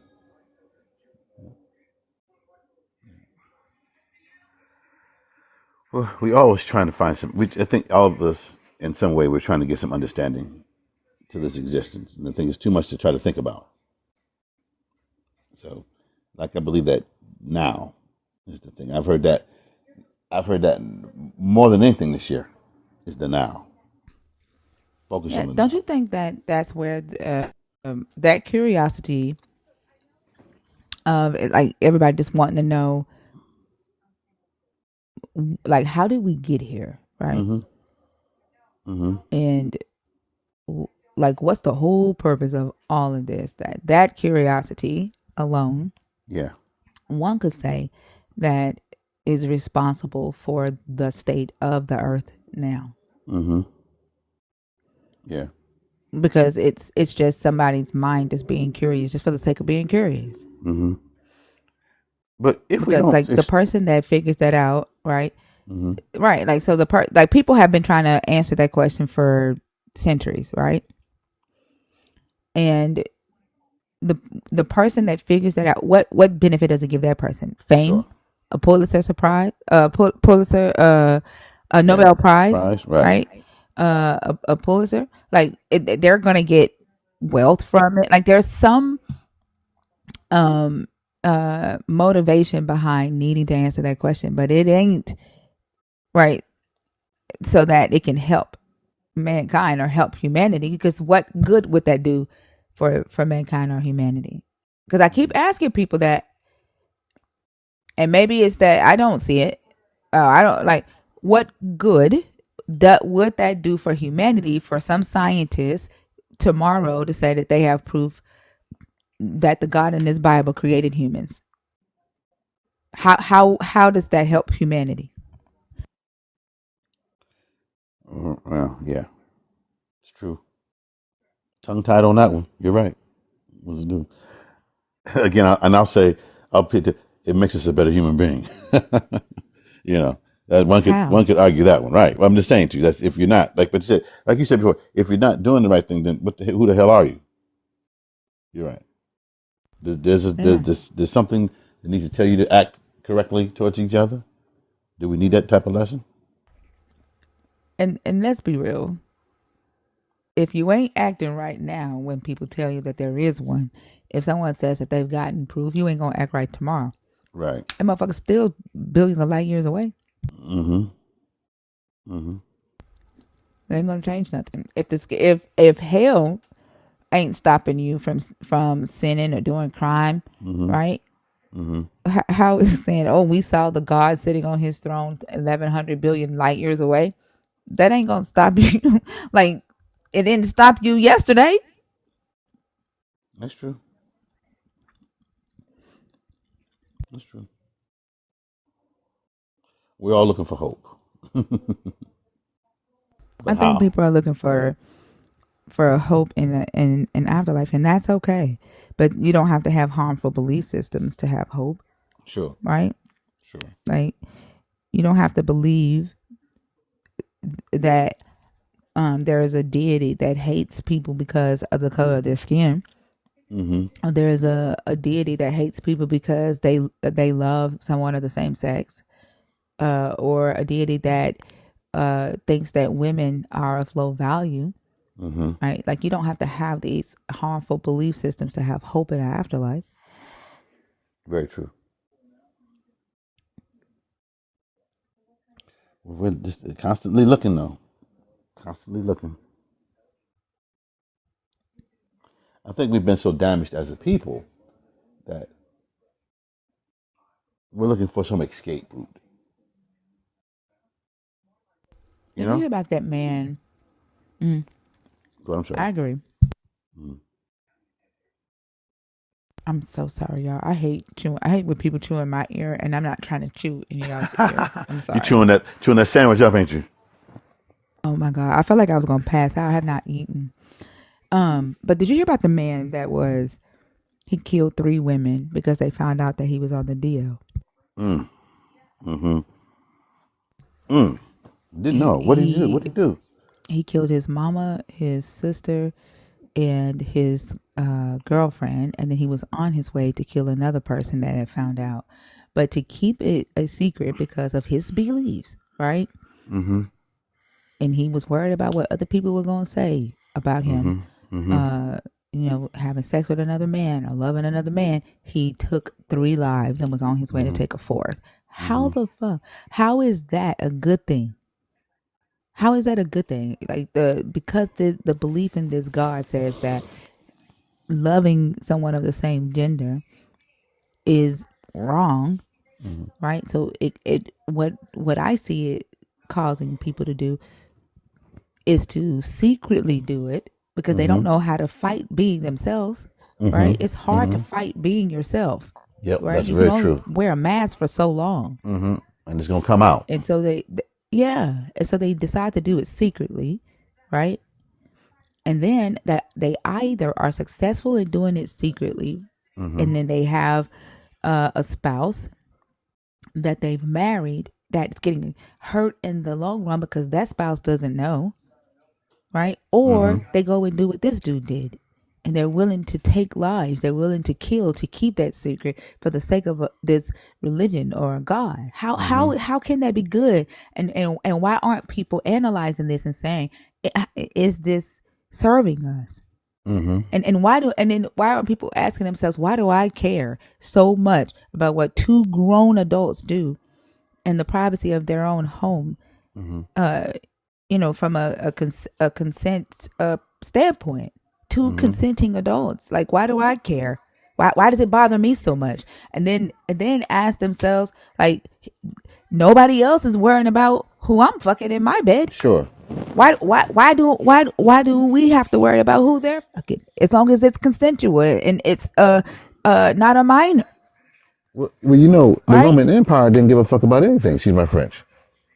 They was doing it, you know, whatever they were Actually, it doing. was Rome. It was wrong, right? Like, yeah, Rome was Pete 30's, but Rome was the one that didn't like homosexuality. But they participated in such a egregious Yep. manner. Yeah, but they were the ones that perpetuated this hatred, this disdain towards homosexuality, even though they were participating in it. In a, in a, It, in it a, was in a, Rome. it was wrong. Okay. And they the ones that did not, they the ones, I would have thought, okay, well, yeah, I stand corrected again.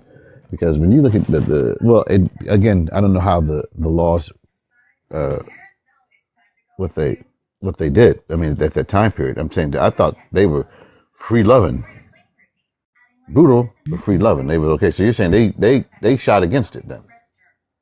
They were doing it undercover, like they were. A lot of the kings or emperors, like, they didn't necessarily subscribe to it, but there were other kings and princes, like, it was a thing. Yeah, But it's Rome that created yeah. this belief, this whatever, This hatred. this hatred, yeah, that we have. Not we. I don't like using that word because I don't No, hate no. anybody that is LGBTQ. I think they should be able to live Sure. and live freely, just like somebody who is not an Mm-hmm. LGBTQ. But it's because of Rome, Yeah. even down to, like, the reason why we don't know more about a person who is intersex. Like, Rome did that shit. Whenever a child was born with ambiguous genitalia, Rome would kill the child. Mm-hmm. Like people had to like start hiding the nature of their children just so that Right.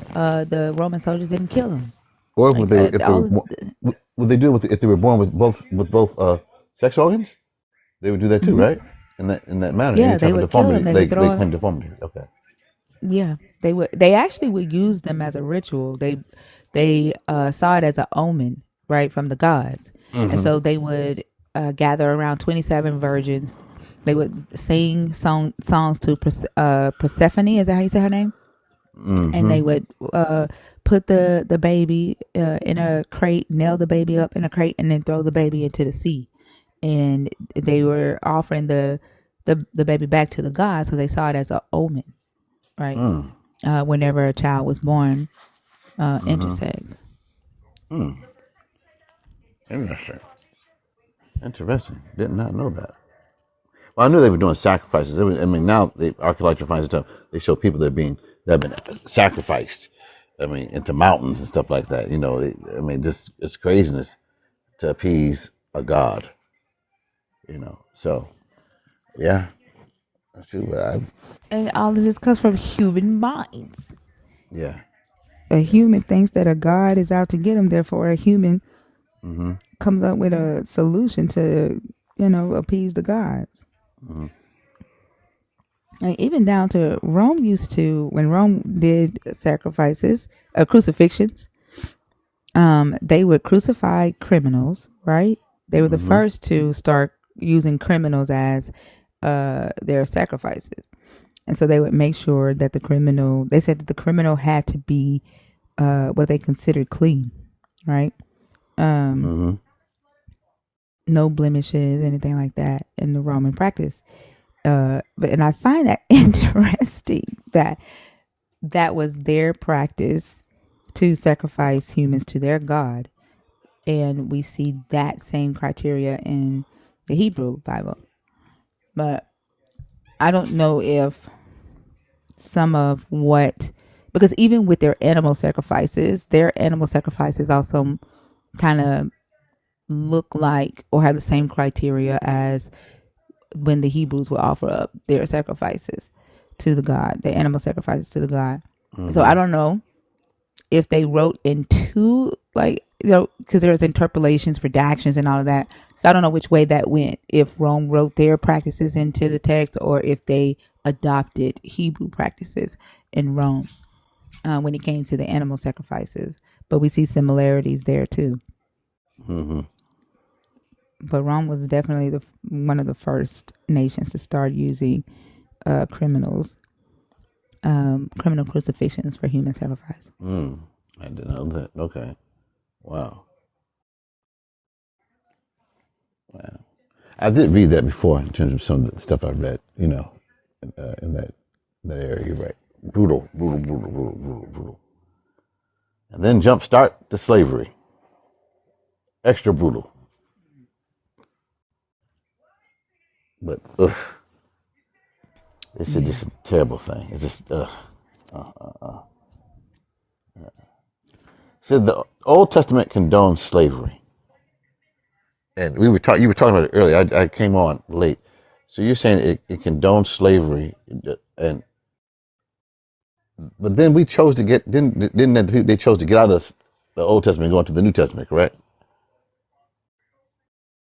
When you say getting out, what do you mean? Like, Like we like are you we changed over from the Old Testament to the New Testament for was it for convenient purposes or what? Or was it when you just say changed over? well? I mean, I What do think you mean? when I look at when I look at and this is my own understanding. Okay, so we used to follow we felt the original Bible fell into the Old Testament. Okay, in terms of its teachings, and then somewhere along the line, the New Testament was brought into existence. Can you explain it to me? I mean, I'm not a true scholar of it. I mean, I've read little search from that. People talking about it. The Old So you're Testament saying condones like as slavery. far as like so Hmm. basically all it is just like a declaration that the God is switching from the Israelites to the Gentiles. Like Okay. that's what that is. Like that new agreement, right? Okay. The Okay. new covenant. He's switching from Hmm. the Israelites being his chosen to the Gentiles, allowing the Gentiles to worship him. Paul in Acts says that, is it Acts? Or no, Romans. Paul says that this is a temporary thing, like that the God is doing that to make the Israelites jealous, to get the Israelites back, like to get his first wife back. So when the Israelites come back, then the natural tree will be put back together, and then the Gentiles will be able to share in the blessings or the reward, right, of being chosen by this God.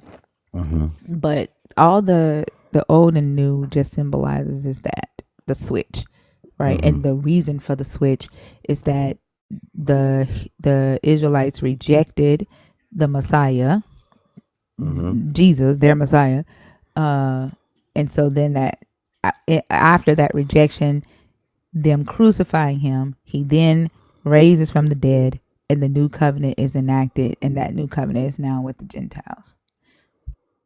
That's all that really represents. But slavery is still in the new covenant. Jesus didn't condemn the slavery from the old covenant. Like the things that they kept from the old covenant to the new are it's really telling about the Christian God. Like they say that the old covenant is done away with, but they kept the hatred of they kept scriptures that helps them be bigoted towards LGBTQIA, which Rome was, you know.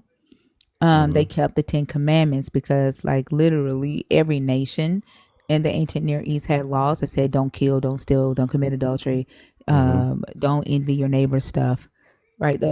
I think the 4 things that were added were all the monotheistic laws, but the 6 laws, 6 of those laws came from the laws of Ma'at, right?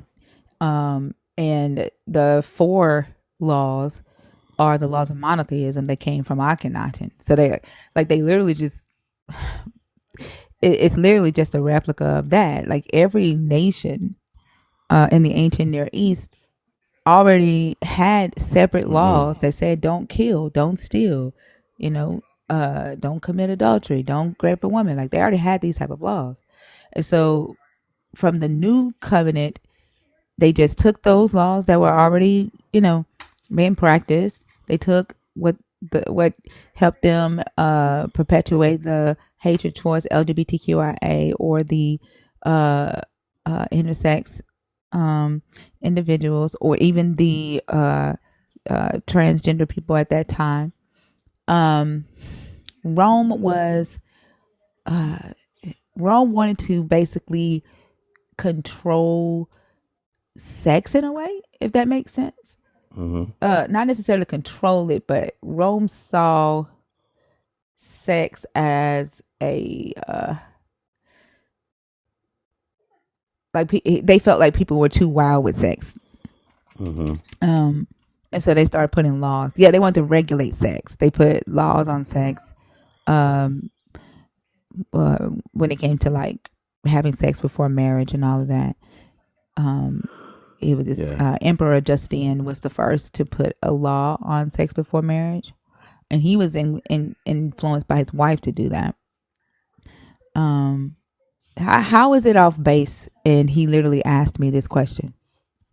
He literally asked this question about the difference between the old and the new covenant, and literally all it is switching from Israel to the freaking Gentiles. That's literally all it is. Yeah. And Chris Fockel, prove that I'm lying, that y'all asses don't still quote the abomination law for homosexuality, even though it's in the Old Testament. Prove that I'm lying, that y'all don't still go by the damn 10 Commandments, although it's in the Old Testament. There is no law in the Old Testament about having sex before marriage. Come up and prove that shit. Oh, so since there's neither slave nor free, male nor female, then that means that everybody is a they, right? There's no more male or female. Everybody is a they. You're not a male, Chris. You are a they now. How convenient. Isn't that something? Yeah. Like they trip me out when they try to quote that scripture right there to say that that's, they try to say that that's Paul condemning slavery. Is he also condemning gender? Is he condemning gender in there too? Is he condemning Judaism in there? Because he says there's neither Jew nor Greek. Is he condemning Hellenistic uh, people as well as Jews? Because if he's condemning slavery, he got to be condemning everything else in that statement. Right. It does say that regardless of who you are, you're all one in Christ. But are you no longer a male, Chris? If you're saying that means that you're no longer a slave, right? Are you no longer a male? Mm. Mm-mm-mm. If that's doing away with slavery, it did away with your gender. Mm. And honestly, I would have responded with more kindness, but you fucking called me a liar and said I was spreading misinformation, so I don't like you. Mm-hmm. Oh yeah. I don't give a fuck if your God can create a rock so heavy that he can't live. That's not a question that I You would even see, entertain. what does that I give even less what does than that two even fucks mean? about What he's that. saying? Can you create a rock? That's so fucking stupid. What is he saying? Just need just to get. I mean, get a life. Come on, man. You sound like a juvenile. Like the thing is, like, when if people don't agree with something that you're saying, they can say, "Hey, I don't agree with that." Right? I see it this way. But then when you come off and you say she's lying or Mm-hmm. she's spreading misinformation, then I take offense to that.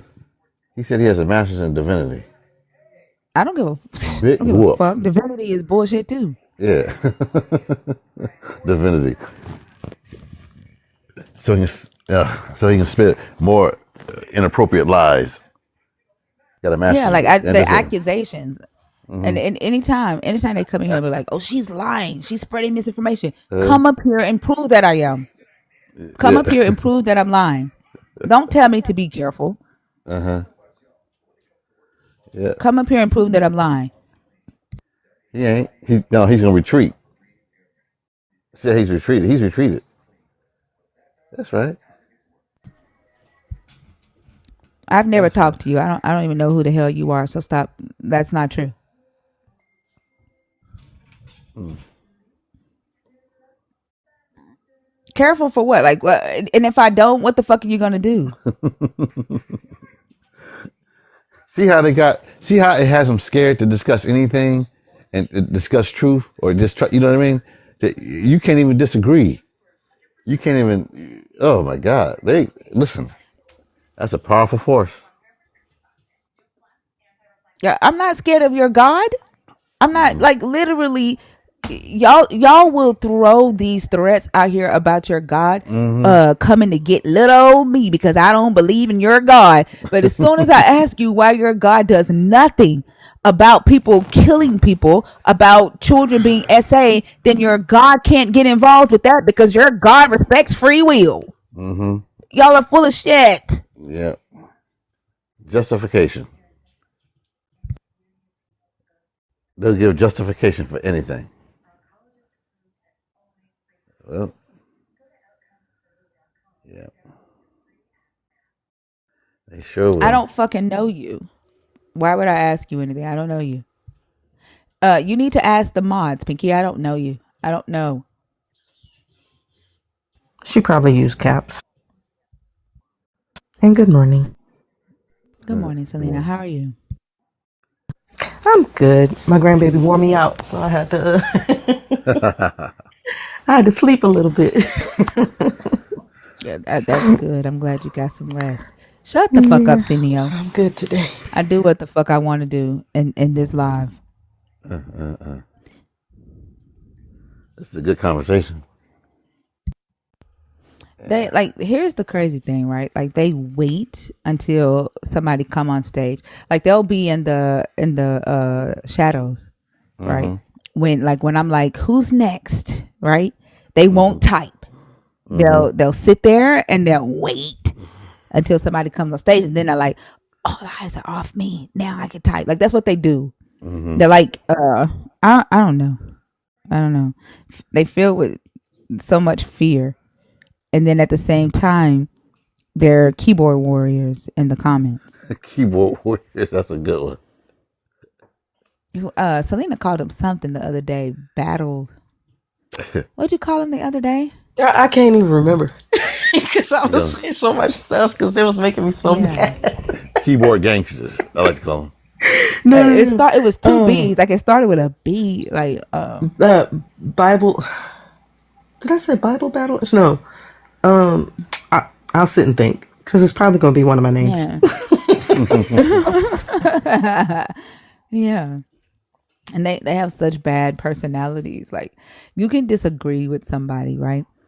And not attack the person. Yeah. You should be able to, right? Have a disagreement with somebody and say, well, I don't necessarily see it that way, or this is my understanding of it, right? Or I read such and such and this is what this person said, right? Mm-hmm. But they don't do that because it's they're defending their God, right? Or they're defending themselves, honestly. And Mm-hmm. so they like their personalities are just bad. Yeah. It's just I don't know, undesirable. I also call them Simone Bibles because they do I gymnastics when they're like that. trying I to saw that defend the Bible. yesterday. Simone Bible. What'd you call them? Simone what? I saw that yesterday. I Simone like that. Bibles. Simone Bible. Oh, wow. Oh, that's a good one. Yep. Shelly, did you go to sleep? Did you get some rest? Please say you did. Please say you got some rest.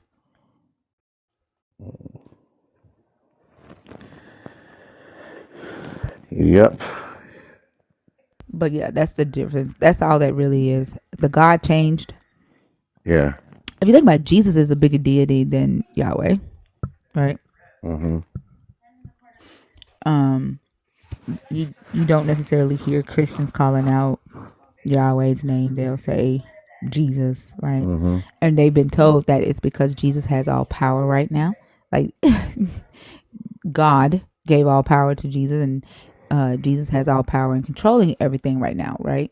So that's Mm-hmm. why you call on the name of Jesus. But at the same time, they will say that God can't do anything about the evil that's happening on the earth because the devil has dominion. God gave power to the devil, right? Over the world. So the devil controls the world right now. And it's like, well, are you saying that your Jesus is the devil? Because just a minute ago you said that your Jesus has the power, that your God gave your Jesus the power, and that's why you have to call on Jesus. Like, is Jesus the devil? Mm. Who has the power? Mm-hmm. Right. Who has the power? Can I say something really quick? Yeah, of course. Cineo told you not to address him in your live, by the way, Mm. but then put in a request to come up to talk to you. So, which is it? Do you want her to address you or no?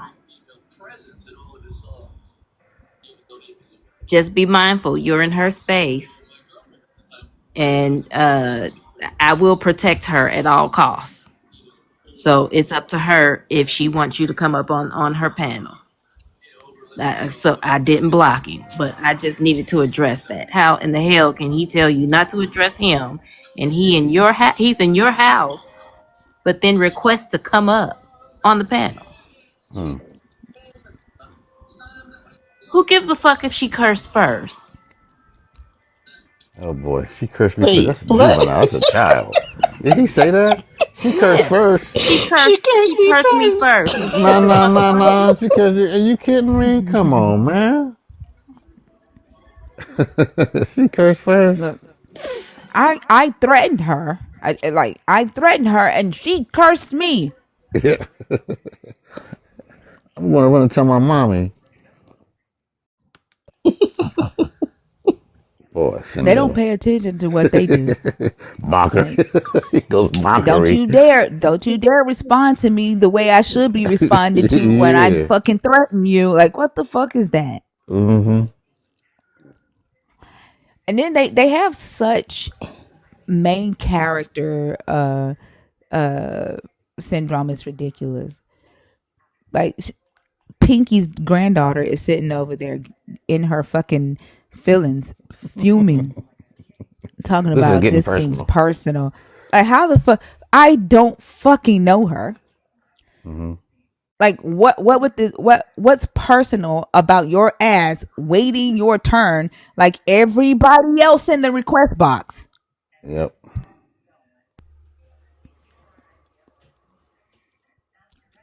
And then all the whining that you're doing in the comments, now it's gonna get personal. Like, you are going to wait. Like, that's fucking ridiculous. Hmm.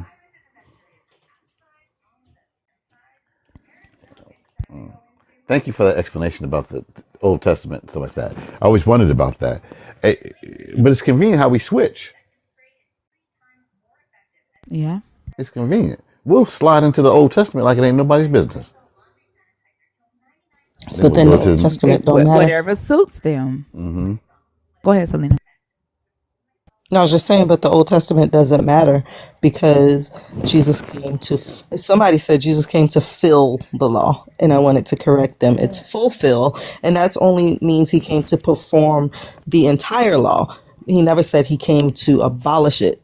I mean, if I Hmm. put on my seatbelt, I fulfilled that law. Did I cancel it out now? Hmm. Because I put it on? Like, what? Okay.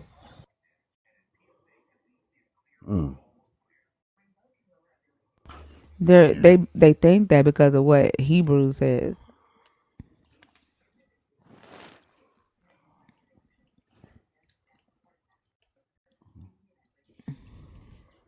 We bought it hook, line, and sinker. Chris, you don't need to be in here.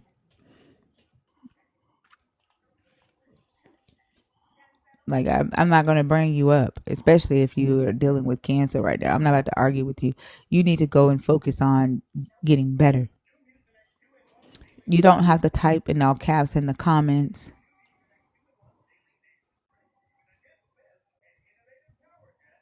It doesn't matter if you agree with me. And no, you did not. You are the one who said I was spreading misinformation to him.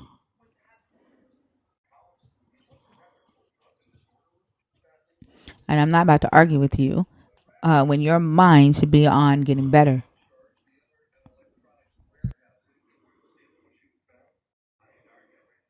Mm.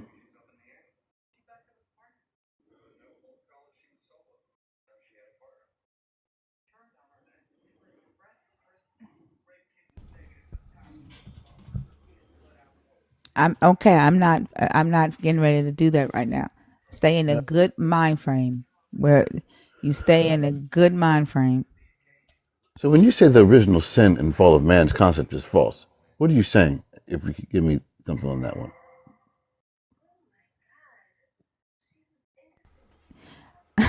Do that. Mm. Unfortunately, I have to take you down.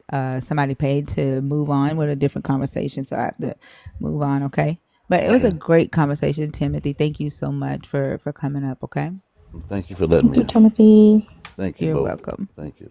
You're welcome. Bye bye. I was so bored. Do that. Oh, I love do that.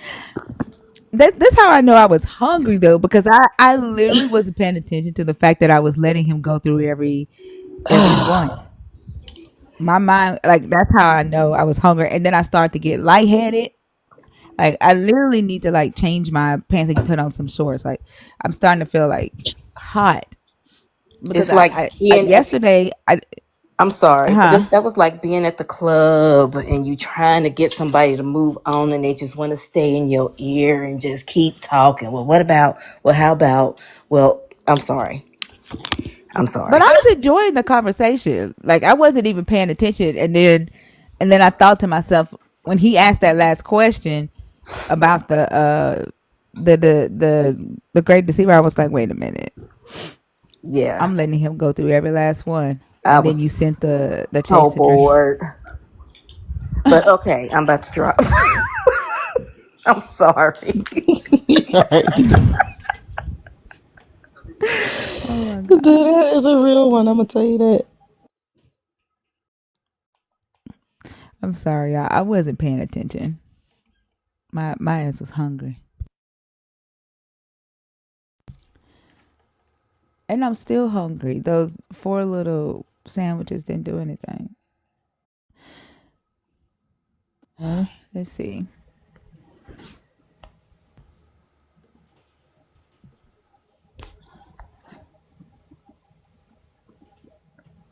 Who's in here? Why is Pinky's granddaughter in here? I hope she ain't coming up to whine about being muted. Annika, are you in the box on purpose? Noah.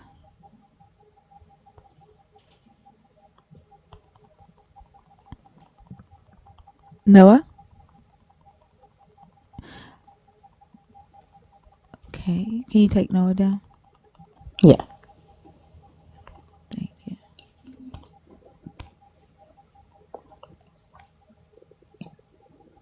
I think so, Chicano Strange. I think there could be. Artifacts? Okay. I don't think they're there. No. The smoke alarm is.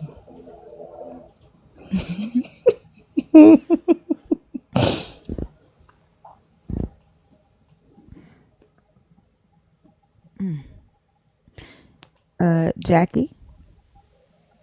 Jackie, how are you?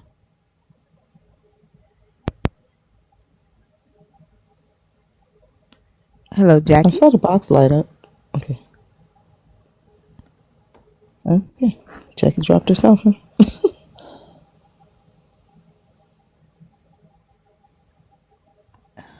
see.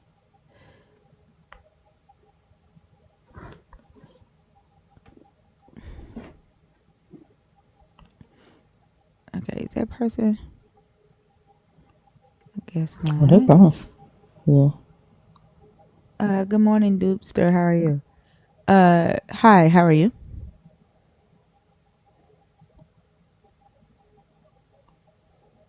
Okay, you're not there.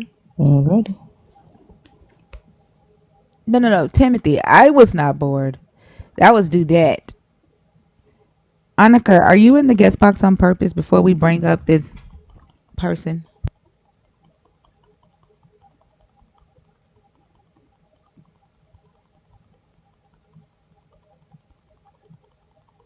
I don't think so. I guess not. I'm mad Do that. y'all made me go all the way through all those people and then have to bring this person up. Here we are. Here we are. Hello. Hello. Are you a Christian? Are you a Christian? Are you deconstructing? Oh, Or are you an don't. atheist? I don't follow religion. Do you believe in the God that we're talking about, or are you deconstructing from that God, or are you an atheist? Do I gotta believe in any of it? To You be have up to here, be one of yes. those three to be on stage. One of those three. Well, I don't believe in nothing. I'm just believing spiritual. You know. All right. Bye. Bye. Not today. All right. Now you The can guest whine box about is being dropped in the clear. comments. The guest box is clear. If you are a Christian, if you are deconstructing or thinking about deconstructing, if you are an atheist, the guest box is open to you. And then if you are a nerd, of course, you know that you can come on stage, ask a question, share a deconstruction update, anything like that.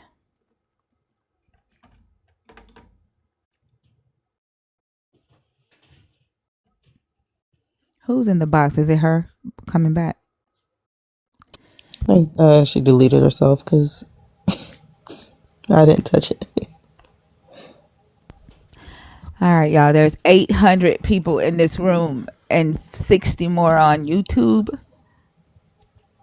If you are a Christian, if you are deconstructing, or if you're thinking about deconstructing, if you are an atheist, or if you are a nerd.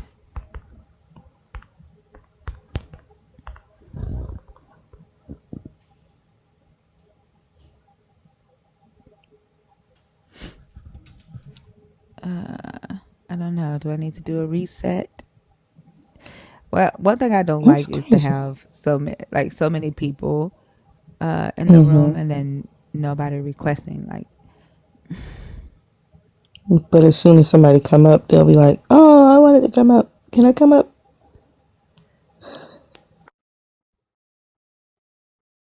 it's just weird to have that many people here. Not weird. It's just like I don't know. It's like it's so many people here for it to not be at least one conversation worth having. Hello, thank you. Uh, hey, Chicano, give me just a second. Pinky's granddaughter, we're not obligated to listen to what you have to say. Hi, how are you?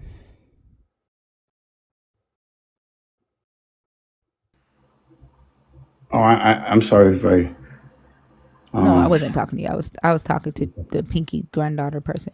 How are you doing? I'm fine. I'm fine. It's pretty. I'm tripping out because it's the third time that it's like real easy to get up here. Yeah.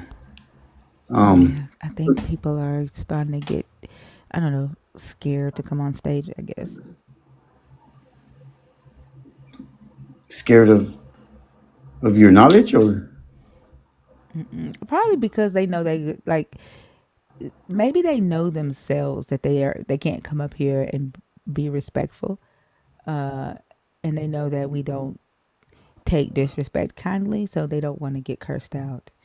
And so they just stay in the comments and be disrespectful and get cursed out in the comments instead of getting cursed out on stage. I think that's what it is. I don't think they're scared of knowledge itself because they just going to refute the knowledge. They just don't want to get cursed out. they got bad manners. I think society teaches us or trains us to um, just accept uh, that type of behavior, right? And then if you fight back against it, then you're the bad guy. Like society within itself, I feel like is a little bit narcissistic, if that makes sense. Like Yeah. yeah, like you get oppressed, you don't fight back against the oppressor. You turn the other cheek, and then you just pray about it. You are an open book um to people, right? Like you don't, if you have secrets, then you're wrong for not telling. If people ask you something about yourself and you don't want to share it, then Mhm. you're rude because you say no, I'd rather not share that with you. And they're like, well, what's wrong with you? Like I don't like her, she rude because I said that I have boundaries, right? I feel like society trains us to kind of like be these punching bags for other humans because society within itself is narcissistic. Um, out here in the free world per se. Uh, I don't think I've told you much about myself. Just I don't know if I have, but there was a period right there where I was incarcerated, and that was a different kind of experience towards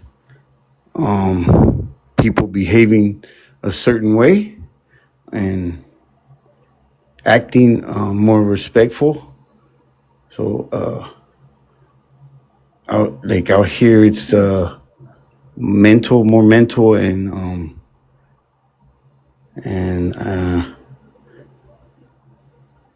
it's harder, I guess, because to have to use your like wits and your communication skills to, I guess, maneuver.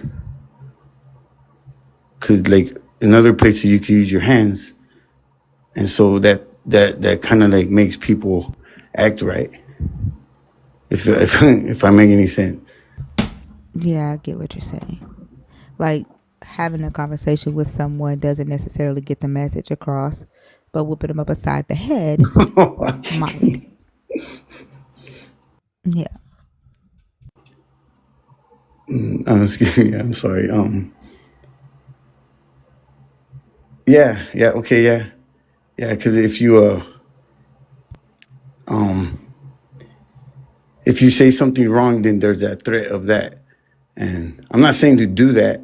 I'm just saying because it's better out here to be able to communicate correctly with people.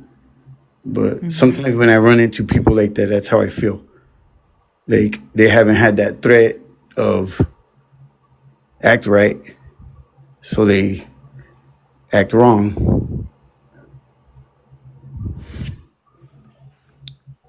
So you're saying like because they haven't had somebody like knock their mouth off one good time, that's why people say and do the things that they do. From my It could be perspective, true. I'm not saying I'm correct. No. That could be true. Yeah, um, that could be true. But I also think too, right? Like that is a part of what makes society narcissistic as it is, right? If a person says no, some people don't know how to handle the no, and they see it as uh, a sign of disrespect to tell somebody no, or to say I'm not doing this today, right? I'm not having this conversation today, or I'm not inviting you into that part of my life. To be told that, um, in a lot of times, is seen as a sign of disrespect, and the person being told that don't know how to handle that no, or don't know how to handle that boundary. And okay. because of the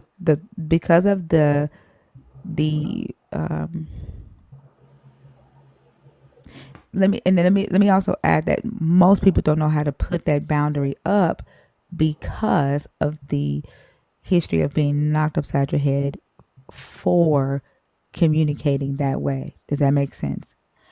uh Mm-hmm. for example, there is a young lady named Brittany who was killed at Home Depot last year.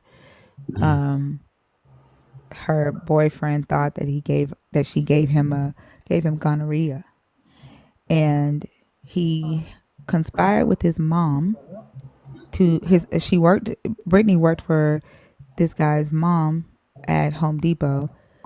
The the the son and the mom planned together for the son to come to Home Depot and question Brittany about the STD that her son had, and the mom was like, if you don't kill her, um then you a bitch. So the mom like put into the son's head like, you a bitch, she gave you gonorrhea, blah blah blah. So when he gets to her job, right, he finds her, and he's like, hey, you gave me something. She says to him, I'm not doing this again. And she turns around and walks off and starts back working. He pulls out a gun and he shoots her 29 times. And so when he's in court and he's explaining like what triggered his mind and made him shoot her like that, he said it was her turnaround. It was her saying, "Not this again," and turning around and walk off. He said, "I felt disrespected." And he said, "I've never been so mad." But she had every right to say, "I'm not having this conversation with you again at my job." Plus, she had already taken a test. She had already taken an STD test, and she was negative. She wasn't even the one that gave it. He was cheating on her. He got it from somebody else. But because she was like, I'm not doing this. I'm not doing this again. Right? And turned around and walked off. He saw that as disrespect because the mama put it in his head, you a bitch, you a bitch. Mm-hmm. Right? And he shot her 29 times. Because people don't know how to accept no, or not right now, right? Or I'm not interested.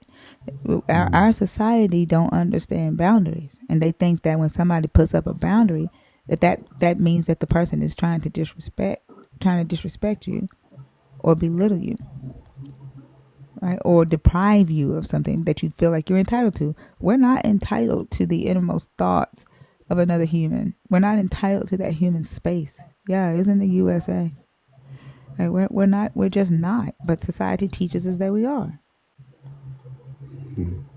Agree. I agree with not invading people's space when they're like if trying to get their thoughts and stuff. I agree with that story. I thought about something else. The guy that shot her. When you told me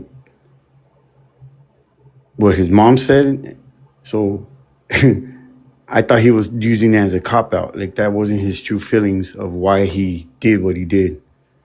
It just feels like there was something else. But it seemed like the easy way to explain what he did to the courts or whatever, or to whoever was asking him that, oh, my mom told me to do it, or that led up to her disrespecting me, or it just didn't. That when you were saying that story, that's what I was getting. Like, oh, it sounds like he's lying about the true intentions of why he did it. But Now they retrieved the mom went on trial. They end up like he got life, and the mom ended up she was on trial this year in February. So I don't know what they ended up giving the mom, but they ended up retrieving the text messages from the mom's phone, right? And she was like, delete these text messages. I want nobody to know I'm texting your slow ass. Like she was talking to him like that. She was like, I'm gonna drive her to work. Don't shoot up my car. Don't wait till she get out the car and shoot her. Don't shoot up my car because I don't want to die, bitch. Like she's talking to her son like this. Like they're planning this. yeah, Like the mom picked the girl up, took her to work, told her son what aisle the girl was working on, and narrative changing. one of the text messages said, "If you don't shoot her, you a bitch." Like that's what she said to her son. No, she said if you don't kill her. She said if you don't kill her, then you a bitch. That's what she said to her son. So she like instigated her son. So when she walked out of his face, when he said that triggered it, I not that I understand him killing her, but the mama, she was responsible for that shit. Like she instigated that. Yeah, the mama was charged too. She was this is the crazy thing. The mama after her son killed his baby mom, they had a 2-year-old daughter on top of that. So So the mom did with the I son? no No, oh, I'm the sorry. son, I yeah, was he like, had a oh two shit, year the old. plot thickens. Yeah. And Uh, so but the mom, after the son shoots the mom, guess what the mama did? Threw a fucking balloon release for the girl that she helped get killed. And the police arrested her at the balloon release. so okay, Arrested the mama at the balloon release.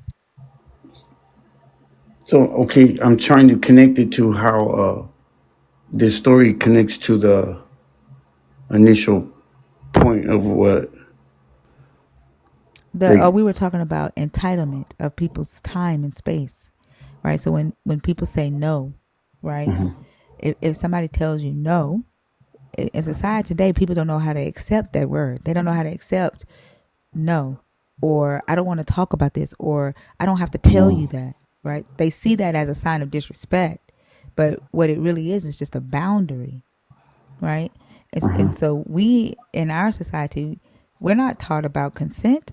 We're not taught about setting boundaries or respecting boundaries. So those three things are seen as a sign of disrespect, right? Or not being kind. They see it as like when I set my boundaries and I enforce my boundaries in here, they think I'm being rude because if I say no, that's what I mean. And then I don't have to talk to people I don't want to talk to. That does it. Like you're not entitled to my time or to my conversation. Okay. Right. And so people see that as a sign of disrespect because we've been conditioned as a society to believe that people owe us shit. Like people owe us that. And we don't. No human owes you that. Okay. I got to go back to being incarcerated. So some things you don't want to know, like because it's bad, or I'm trying to think why they're saying no, and it's just like why they're getting offended when or whatever how they feel because they're saying no, and because I don't feel that way Like, when someone tells me no.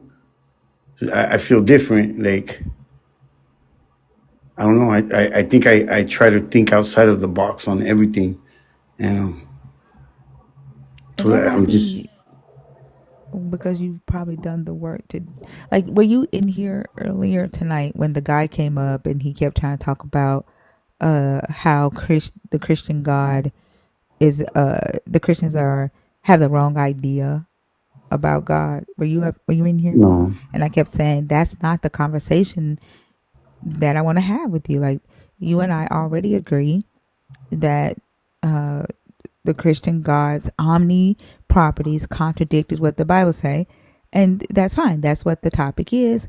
We agree. He kept trying to get me to go into a completely different conversation, and I kept saying, I said no. I'm not having that conversation with you. You and I already agree. I don't care if you think that the Christians are worshiping the wrong God. Go have that conversation with the Christians, is what I kept telling him. But he kept trying to push the conversation on me, despite me saying I'm not interested in that conversation. Right. And so I think Dudette or Lala ended up taking him down, and he came in the comments and was like, "You're rude." He called me rude, right, for enforcing the boundary, Or he knows right? the rules. I mean, there's like a Exactly. proper etiquette when you're talking to, especially with the opposite sex. Like it's you. I talk to them different with, I guess, more respect, like a different kind of respect than when I'm talking to, I guess, a man, a peer or whatever. Um, Hmm. but that's just how I grew up, I guess. I think too, like with women, it's a lot harder. One of my co-hosts, Sebastian, said that he recognized that as women, we kind of have to be a little bit more aggressive with when enforcing our boundaries, because men will try to walk all over us, because again, society has conditioned them to believe that they have dominion over us, right? And that they can say and do whatever they want because they're stronger than us, or uh, what the Bible says, that women are to submit, right, to men. And so sometimes we have to be a little bit more aggressive in enforcing our boundaries if there's someone who is just adamant that they're going to cross it. Like, there is a person in here that keeps trying to get me to follow them and saying that there's something they need to talk to me about. I've said no multiple times. I opened my TikTok when I woke up early today, and there's a comment on a video asking me again, saying I need to talk to you about something private. After I said no multiple times, right? They don't respect. They don't respect boundaries, and sometimes you have to get aggressive to get to for them to get the idea that no means no. Oh, do you think maybe when you say society, you're talking about the society we're in now, or just Like the like all the way to Rome? yeah, yeah, even all the way to Rome, right? Like, and when I say society is narcissistic, I'm Uh, saying like we can, like, kind of like saying society is misogynistic, right? There is this misogynistic belief that kind of like spreads across all of society, right? Patriarchal ideologies that have spread throughout the entire world, the entire globe. Um, Humans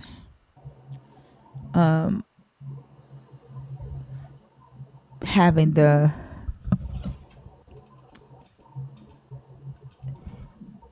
main character syndrome, right? Of uh, it's about me, like my right to comfort, if that makes sense, trumps anything that you're telling me. Like if you're like the whole concept of being told no at that moment, right? What matters more is what that person is feeling. Am I being put down, right, by this person telling me no? Is this the ego? Let me say that. Um, how do I look in the eyes of this person, right? Is this person trying to tell me that I'm not special, right? It's defending their narcissistic. It's hard for me to explain. I don't know how to explain it because I'm not I, trying to say every person is a narcissist. So that's not what I'm trying to say. The ideologies that have been spread throughout society are narcissistic, if that makes sense. And the lack of respect for a person's personal space and a person's right to say no is a part of that narcissistic ideology. Does that make sense? I'm not saying that every human or every person is narcissistic. I, It's I'm it's following kind of like a feel of narcissism or like a a pinch of it. yeah. Yeah. Um. So my would it be fair to say that through what I'm learning from like reconnecting that there's a different way of thinking, and like when you said Mm-hmm. a woman is here to serve, well, I'm learning that that's what a role of a father and a man is, to serve and protect the family. And what do you bring to the tribe? And that was lost and severed because of colonization when it comes to me. And then I'm trying to find the balance of like not being or being like making me depressing, I guess, or like the victim, because I don't know, it's a slippery slope, I feel, when you start I thinking see like what you're that. saying. So let me say that I cannot speak on your tribal teachings, right? Like I would never try to take the place of that or try to not take the place but trump that, like because I don't have that experience or that knowledge, right? But like you said something that is very prevalent, is that how do I keep with these traditions and get back to my roots while at the same time not putting women in an oppressive state, right? And if I understand what you're saying, if I misunderstand what you're saying, please let me know. But I think what you're saying is uh, your ancestral roots were that men were the protectors of the household, and that you served the family in that capacity by taking care of the household and protecting it, and that is your duty and your service. But in exchange for that, then the women, you didn't quite mention what the role of the woman was in your tribe, but by you asking, how do I maintain this structure or reconnect with this root, but um, not add the oppressive ideologies that may come with reconnecting onto the woman. Am I understanding you correctly? No, no. The role of a woman in what I'm learning was everything decision, everything yeah, like the decision maker of everything, because they were looked at as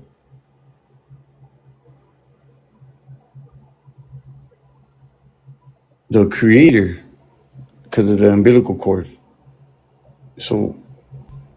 So your tribe didn't oppress women. I Is that what you're saying? I want to say no. From what I'm learning and what hands-on teaching from people that are teaching me how to behave now and how to get connected and get in control of my feelings and how I just conduct myself and the ethics and everything and I'm learning it through connecting. And so I can't say that there isn't none that do bad things. But for me, what I'm learning through it is that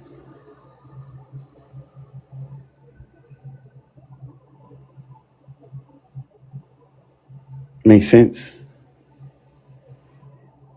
No, when you say what you're learning through it, what is the thing that you're saying that you're learning through it when it comes to the women in your tribe?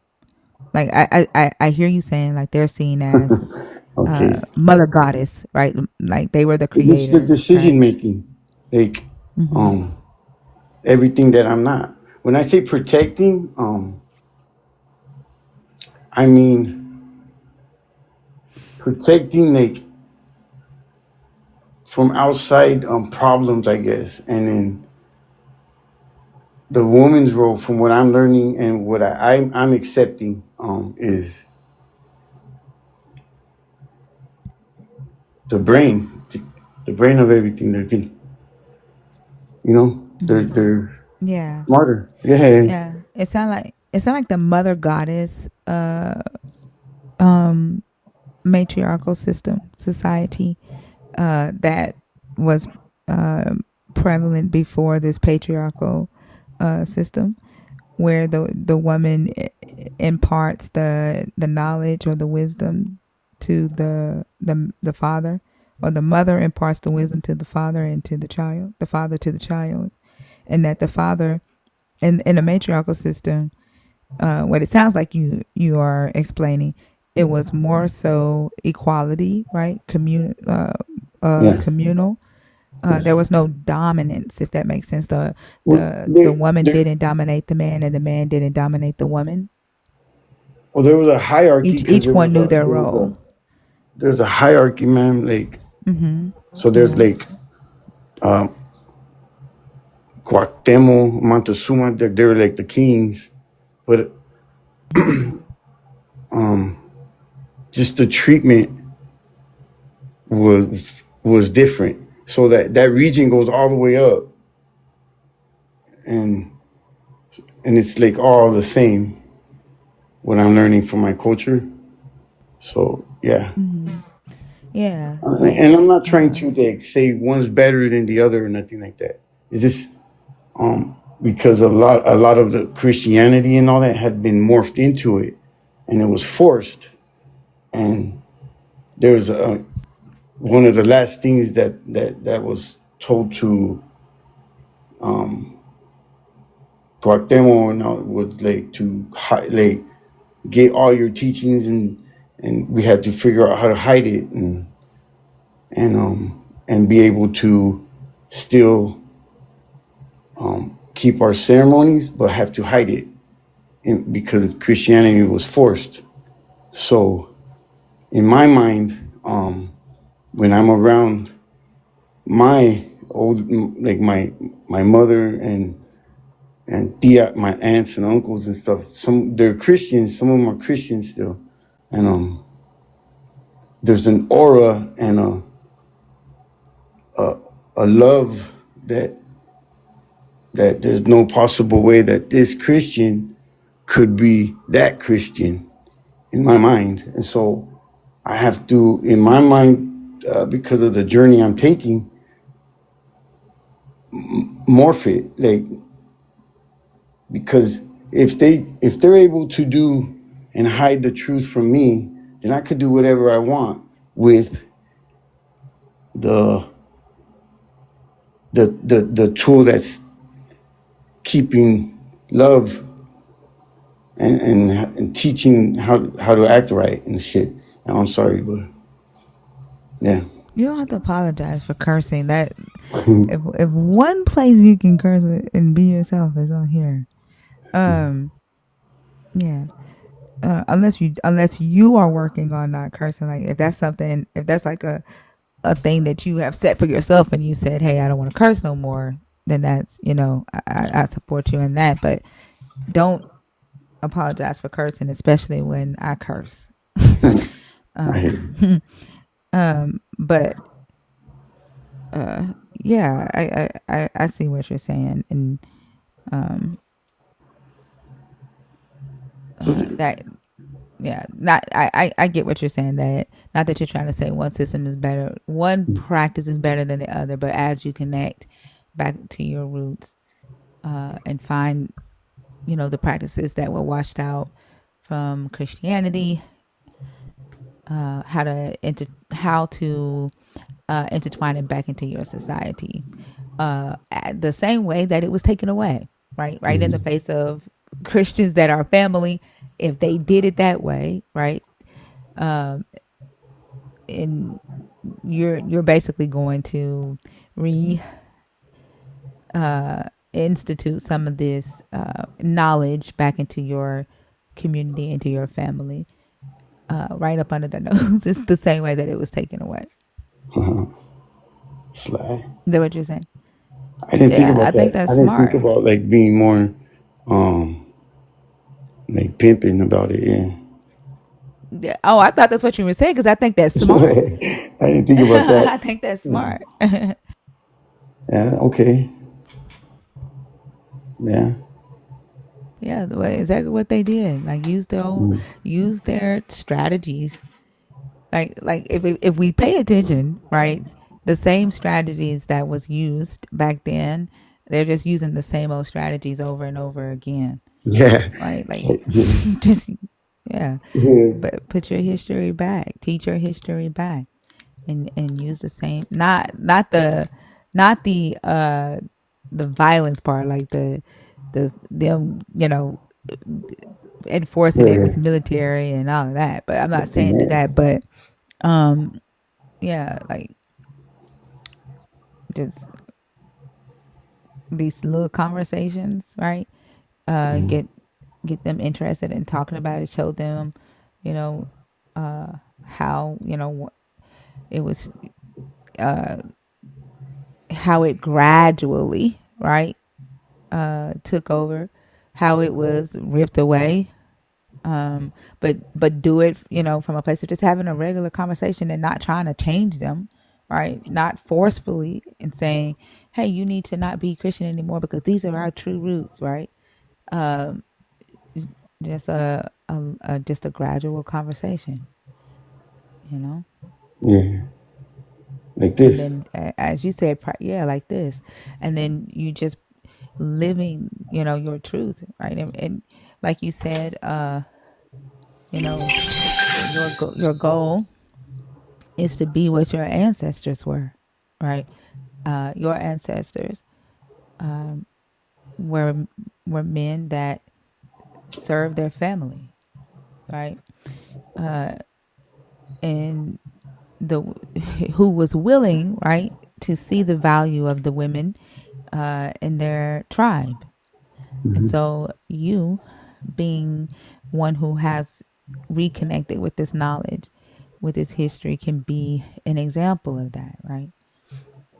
For the other men in your family, and let them see you being, you know, this person that's able to do that. And then next thing you know, they'd be like, hey, Chicano, you know, you don't argue a lot with your lady. Like y'all got a good thing going on. Like what you do differently, like what's different about you, right? And then you can share that, right?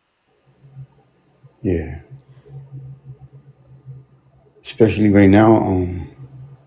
I don't know. It just it feels urgent that it's like overdue, and there's like prophecies I've learned, and it's like now it's my generation. You're in my generation. So when the world, like the seventh generation from Lakota Nation, uh, it's we're The upon it. you said This there is are just crazy. All prophecies. these themes, yeah. And I don't want to force it on nobody, but yeah, the things I'm learning. So yeah, just yeah, Yeah, and I'm not. I can't speak on the prophecies. yeah. Um, yeah, so I'm not sure. They're like But stories that were passed down. That's it. yeah, yeah. I think almost every nation has, their own uh, ideas of, prophecy. I wish ours didn't have to deal with the people in this book. Like the black people didn't think that the prophecies were theirs in this book. But I think almost every culture has their own version of prophecies or hopes, right? Some hopes of restoration of what was taken away, and due to colonization. Yeah, we Yeah, do. and yeah, and I hear you saying like it's time, and I keep hearing a lot of people say it's time, right? And yeah, I don't want to say too much about about all of that, but I like I said again, I see a lot of people reconnecting with their histories, reclaiming what was theirs, you know. Oh, um, So is there just I don't want to poke too much, but is there something wrong with reclaiming, or is it the way you no, reclaim, like the respectful way you do it? well, I think it's hard. Like I can't answer that. Like, um, Well, yeah, I ultimately I'm gonna I make my own it's decision. nothing wrong So with reclaiming. There's mhm, nothing wrong with reclaiming, right? Like West Africa, a lot of stuff was taken out of West Africa that was in the British Museum, and there are people that have been fighting to get all of that back, right? And so they've been doing it through the courts. I think there was one guy that went into the museum and just like took a bunch of stuff, right? That guy is in jail. Um, so like, I'm not I'm not telling anybody what to do to reclaim anything. Uh, Doing it legally is always a good thing, right? Does it take longer? Probably, yeah. But no, it's not. And will you reclaim everything? Probably not, right? Um, but no, reclaiming what was taken from you, as long as it doesn't cause harm to another person, I don't see nothing wrong with it. I wouldn't cause harm to another person over material things. That's me, right? That's me. But again, I can't speak on what another person should or shouldn't do. But I know the principle that I live by is the my goal and intent is not to cause harm to another human, and so I can fight um, for restoration of myself, my history, you know, my people, with the intent to not have to cause harm or to not cause harm. The best. Let me just yeah. I don't want nobody to say that thinkers encouraging this or thinkers encouraging that, because that's not what I do. Does that make sense? yes, Yeah.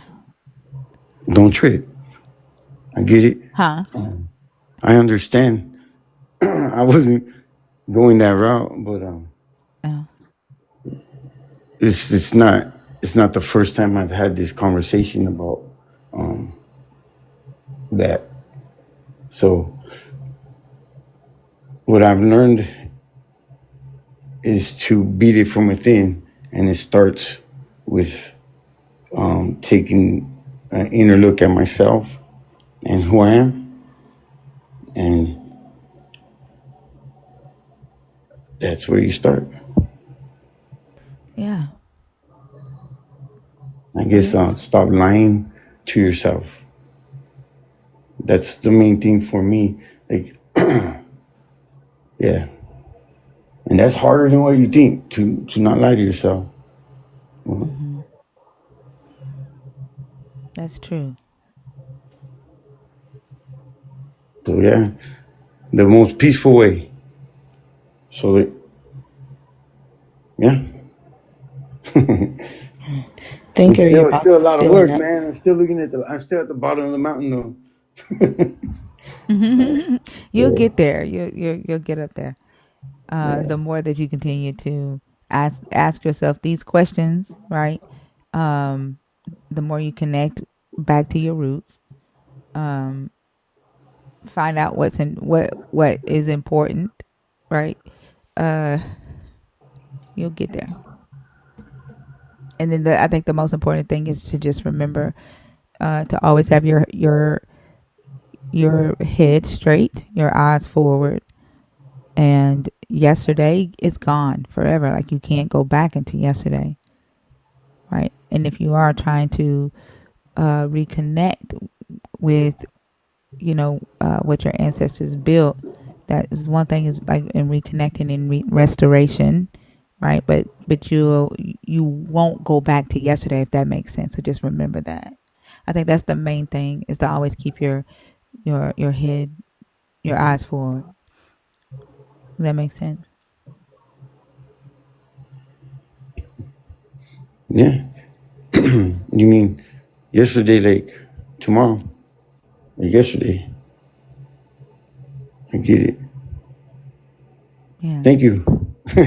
It's cool talking to you. Thank you. You're It's welcome. like a Have a good like day. a like a telepathic thing, but thank you. You're welcome. Have a good day. All right, thinkers, homies. See you later. Okay. See you later.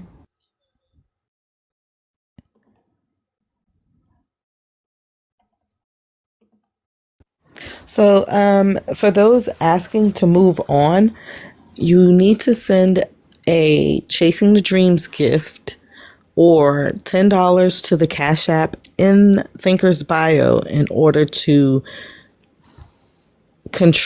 not control, but in order to move on if you want to, okay? So she's not just going to move on because you say move on. There's methods to this.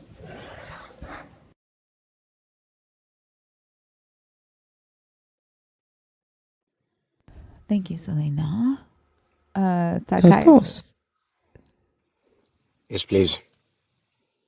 Hi, how are you? I'm good. How are you doing? I'm doing good. Are you Christian? Are you deconstructing? Or are you an atheist? I'm Christian. All right. And what topic did you want to discuss? Cool. I want to ask a question. Yeah. Mm-mm. Why is it No, that no, could I ask a question? no, Are no. you a According nerd? to your I, topic, can I ask a question? you can Bruh. pick one of the topics on the screen, and you can ask a question about that topic, or to start a discussion Okay. about that topic from one of the topics. All right. Sure. So, the first topic that you chose to put up, yeah, for debate, yeah. Okay, right. The the Christian God condones slavery, or Mm-hmm. the Old Testament condones slavery. Do you believe that not the Old Testament is the word of God, or it's just something that it was the ways of man at that time What does that? that What does that have to included? do with slavery? What does that have to do with the slavery? The book says that the God gave the laws for the slavery. So, Do you know that the book also yeah, says, I'm the sorry, book I'm also speaking right says, now. I'm And sorry, can you not psychiatrist. speak over her? You asked me a question. Now let me answer you. The book says the God says XYZ. The God, through the character Moses in the book, gave instructions on how the Israelites in the book were to participate in the institution of slavery. Therefore, the book, as that statement says, condones slavery. no, it does not. Let me give you the reason as why I say that the book itself does not condone slavery. But it was the time that they lived in that condoned slavery. That whichever time you're in, there are things that you are going to condone which are against humanity, or which will be against humanity in the near future, or in the future to come. So slavery Okay, at that so time You wait was getting before you excited. start. condoned because Wait before you start. Okay. Mhm, Now, your statement that you just made, okay, mhm. invalidates anything that you're about to say next, and I'm going to tell you why. Why? Okay. Clock Why? it. Now, You you you started you don't out. let me speak. I'm talking. Let me finish. You started out by saying that the book itself does not condone slavery, but the time frame in which it was written condones slavery, right? If the timeline, the time frame in which the book was written condoned slavery, therefore, the book also condones slavery. I don't care about your Clock it. justification, which is what you're about to do. Like you're about to try to tell me why slavery was condoned. That just says the Old Testament condones slavery. And in your opening statement, you have already admitted that slavery was condoned. Can I stop? Can I talk now? As long as you respond to what I said. Yeah, I'm responding to what you're saying, of course. So let us know the dispensations into which these books are written in, that they have been written in all over, across centuries and times. All right. So the time the book was written and the laws about slavery itself. Let us know, how did these people first of all acquire slaves? They were acquiring I'm sorry, slaves through. psychiatrist. What part of what you are saying right now addresses what I said? I'm, this is where I'm going. I'm getting you, because What? Repeat to me what I said, there is no scripture. There is no Don't you scripture. dare fucking yell at me. I don't give a I'm not. fuck what church you stand up and preach at. I'm not. Don't I'm not. I'm not. fucking yell at me.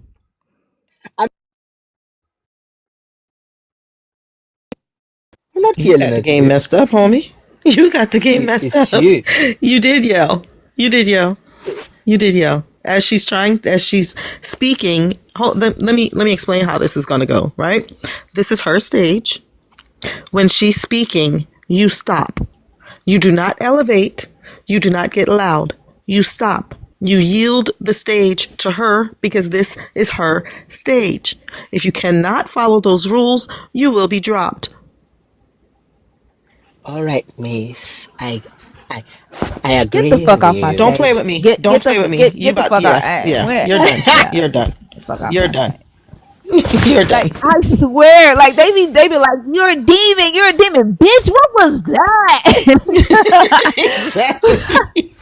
What was Oh my that? god. Oh my god. Do that. If you're still in here, turn the comments back on because my TikTok is acting crazy again. There was some straight, like if anybody like this, I'm telling y'all, like I swear the God that they serve is the fucking devil that they are scared of, because what the fuck was that? Hold on. Hold on. We not doing this. We not doing this. Like, sir, what? Sir, what? He can troll somewhere else and get out the box. And look, and then his dumbass is right back Mm-hmm. in the box. Like, are you able to do the thing? Are you able to block him Yeah. while he's in the box? Yep. Thank you. Yep. Thank you. Go ahead and do that right now. Because you can troll somewhere else. This ain't the stage for it. And I don't care if you're like, oh, I'm just playing. I don't care. I don't care. I be There doing you go. some weird shit. Yeah. And for what reason?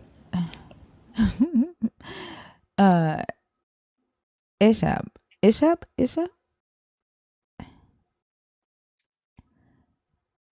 Hi, are you there? Isha? Ishay? Okay.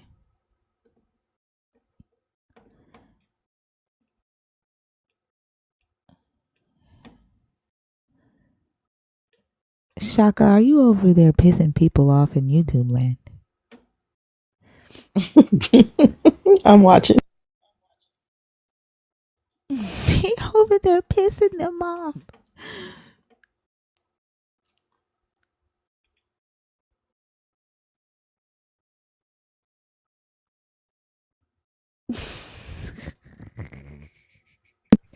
Not him yelling 4B movement forever. It's a 4B movement forever.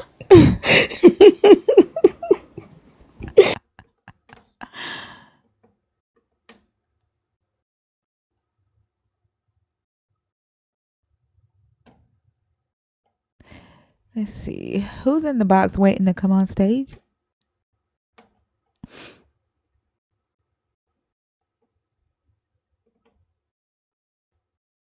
Crash outs for Christ.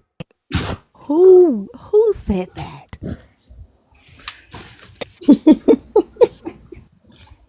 Baby Hunter? Oh boy. Is it Baby Hunter? Are you okay?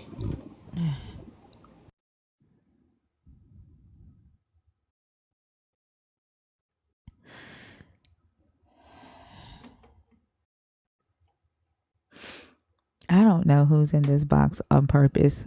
I do not.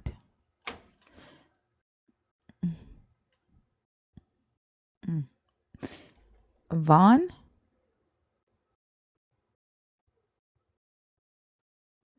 Can you take them down?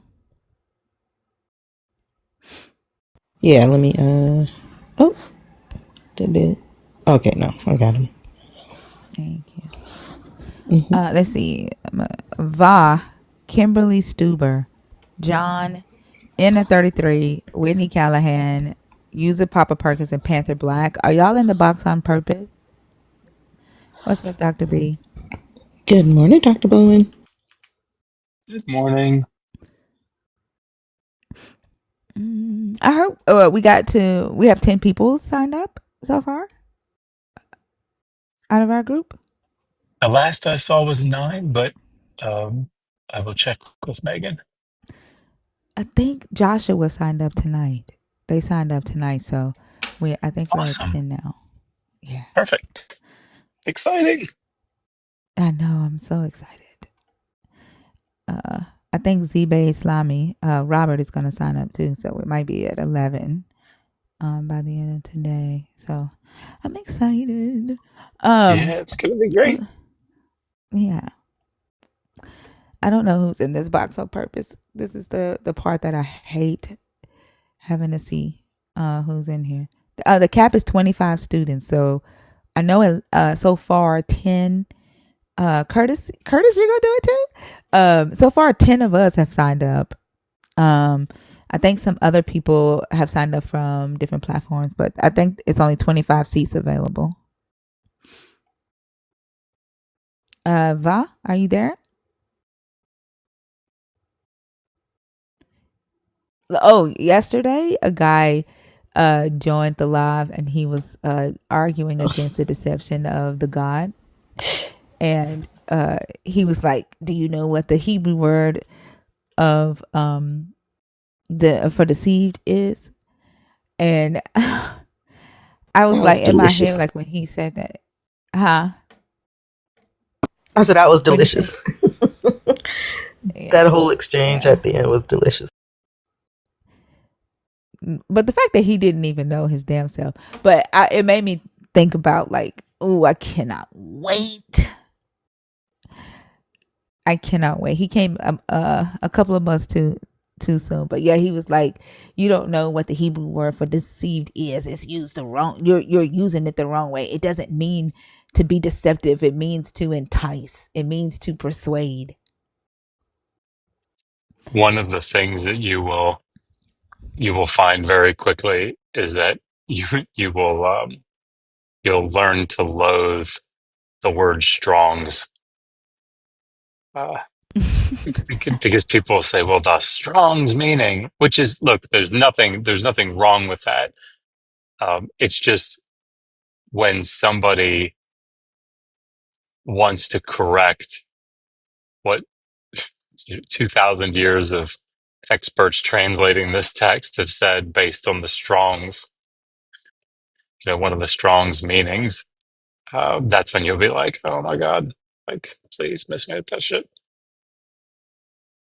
And I think like most people don't know that the Strong's Concordance is basically a concordance to help you know what the the King James Bible, the words in the King James Bible meant, right? Not necessarily what the Hebrew actually means, right? Is that the difference between the what the Strong's Yeah, is for?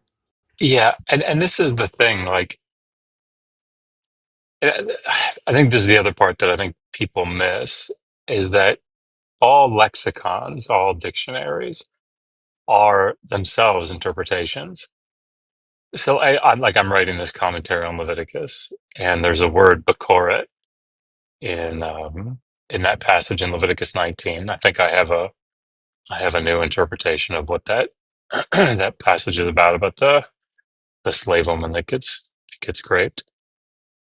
That word "bekoret," it's like we don't know what it means, and so if you read a lexicon, if you look at the Hebrew and Aramaic lexicon of the Old Testament, you look at Brown Driver and Briggs, like they're each going to give you what they think it might mean. But the problem is that if you only have a word occurring once in the entirety of the corpus, it's like, how do you figure out what it means? So you have to do things like comparative Semitics. You have to look at the Akkadian usage or the Ugaritic usage or later Syriac or whatever. And even then, it's still difficult to ascertain because the Hebrew usage could be different. And so I think what people want to do, even with a reputable lexicon like Hollowt or BDB, is just cite it. Like, oh, well, it means this. Like, yeah, that's not how that works. Um, it's like citing a commentary and saying, well, that's what that passage means. See, Handel says so. It's like, yeah, that's not how it works. Those are all interpretations. So then when you pick up a Strong's, that's as you said, it's just rendering how did these translators of this particular English text translate this Hebrew word in the different places that it occurs. There's no weight or authority behind that. And that's so that to me that is so fascinating, because that's where most of uh, people who are preaching today, right, or teaching, get their beliefs from. And so, like, it just makes me, yeah, it's fascinating. I wouldn't get like, well, should you get a Strong's? I have a Strong's concordance, and I used to use it when I preached. I use it now for the purposes of understanding where a believer gets their ideologies from or their thoughts from, like to understand where they come from. But I do use the Brown Driver Briggs lexicon Yeah. over the Strong's. Well, I'll make sure in this class that I get you whatever materials you need for this. But like for everybody listening, because I know you guys know this, probably your audience knows it too, but just in case, like one of the biggest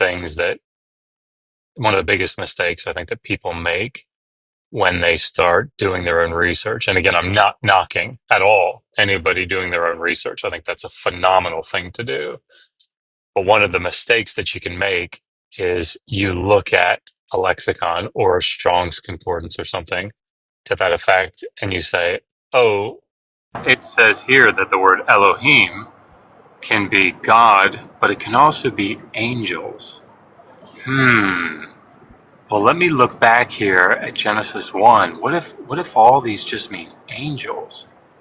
Right? And then you start like reading the word angels into that. That's not how it works, right? In the same way that if I say run can mean, or bored, that's a better one. If if the word bored, B-O-R-E-D, if you looked it up in like an equivalent Strong's, it would say like lacking interest in whatever is going on, or meaning B, having a hole drilled through it, right? And it would be fallacious, obviously, to start everywhere. Somebody says, "Boy, I've been at this meeting for 3 hours. And I am so bored." To then say, "Oh, maybe he's saying that he has a hole that's been drilled through his arm. Oh, maybe how would that change the interpretation here?" Like that. That's the sort of thing. Context is what drives the meaning. Yeah, and like I was wondering today, how easy or difficult is it going to be to remember the words, so that when I am, going to the Hebrew text or trying to recall words that I would normally say in English, like how easy is it, right? When each word has multiple concepts, like how do you know? And I know you're going to teach us that, so I'm not trying to get to that, but I was wondering that today, like the recalling of the words and knowing which word to use in any given context, if that makes sense, without having to pull Yeah, out a lexicon. this is one of the things that I think. So I've been around people that have taught ancient languages for a while, and of course uh, I've studied it formally under different people, and there are kind of two different approaches that people take. One is to give the student every possible permutation that they might encounter, so that when they encounter it later, they say, "Oh yeah, I remember that." So like for example, if you were doing this in English, you might say, "All right, to make a word a plural, you put an S on the end." But then you might say, "Now write this down. It could be es on the end." Sometimes you have irregular plurals, like ox could go to oxen, or goose could go to geese. Sometimes the word doesn't change its form at all to be a plural. So here are all the different ways that somebody can make a word a plural. That has its strengths, and I've never done like statistical analysis or anything on pedagogical approaches, but in my experience, a better way to do that, the way that I end up doing it, is to say, all right, the majority of the time, you're going to see that words have an S on the end to make them a plural. Now, there are other ways to do it, but don't worry about them yet, right? Get that one down first. And that's sort of how these things work. So like when you come up on a particular word, uh, I'll say, look, most of the time that you see this word, it's going to mean this.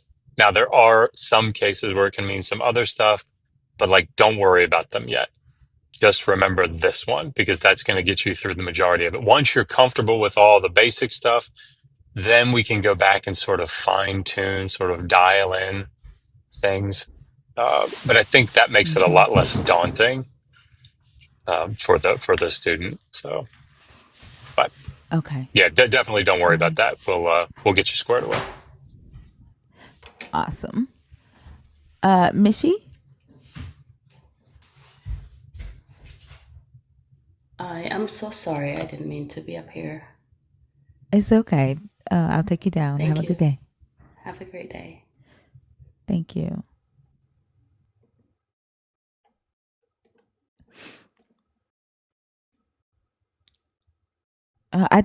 I think the people that are in the guest box are in their own accident because most of them are friendlies, I think. But if you are a Christian, if you're deconstructing, or if you're an atheist, the guest box is open. I don't know, Kimberly Stuber, uh, Wendy Callahan, uh, Inner.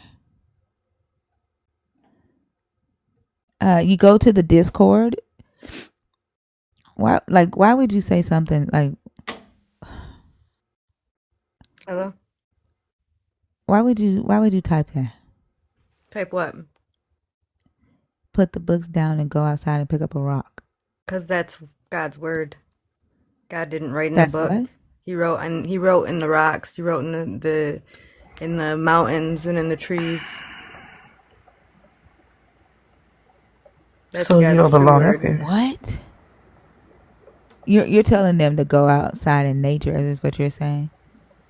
Yeah, just You're look telling at a people not rock to for read 10, books? 15 minutes. Like put the book down and just What is look a, at a rock. what is holding a rock? What is holding a rock gonna do? I guess you'll What never does know it do? unless you try it. Girl, No, bye. you tell me. What you tell me? What does it do?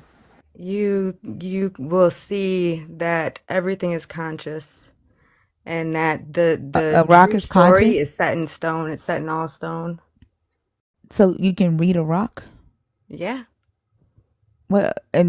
Tell me a story of a rock that you've They read. gaslit us into thinking that if we looked at a rock and we seen faces that our brains we're crazy. You know, our brains are making stuff up. They're just putting I'm not. no. Rebella, I'm did not you hear the You're asking that. tuning I'm question? into another Did asking you you. hear the dimension. question?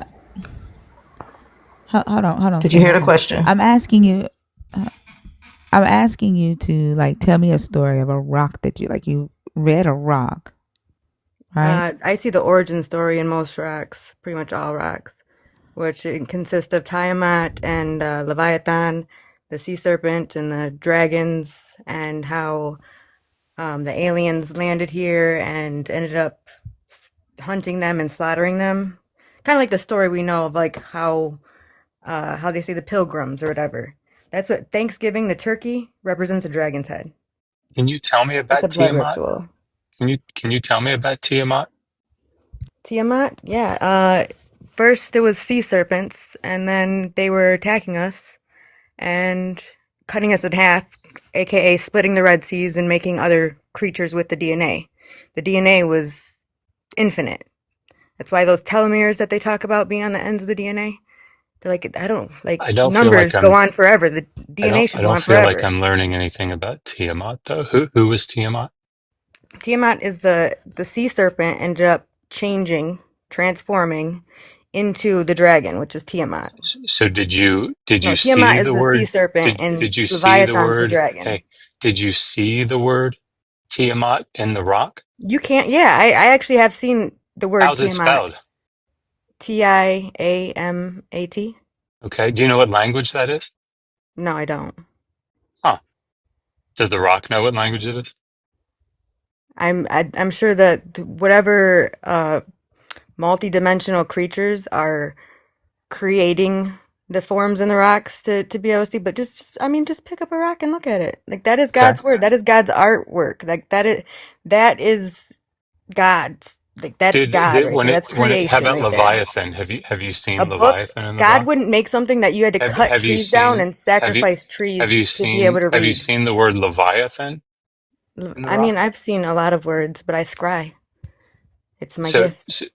so so if you've seen Leviathan, is it spelled like Leviathan or is it spelled like the Ugaritic gloton? I mean, I see more pictures than I do with words, but when I see words, it'll be like a three-letter and 3 letters, and I look up those 3 letters, and it'll bring up a bunch of genetics testing and all this stuff that correlates with So what are the three everything. letters of Tiamat?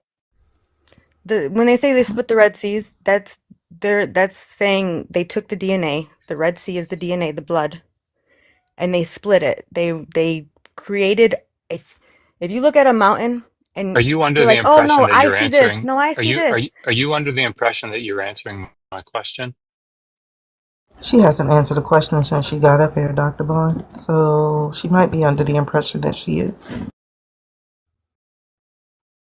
Are you a big fan of Billy Is my Carson? speaker off? It Is my was. Maybe. speaker off? Are you a fan of Billy Carson? I don't know who that is. Zachariah Sitchin?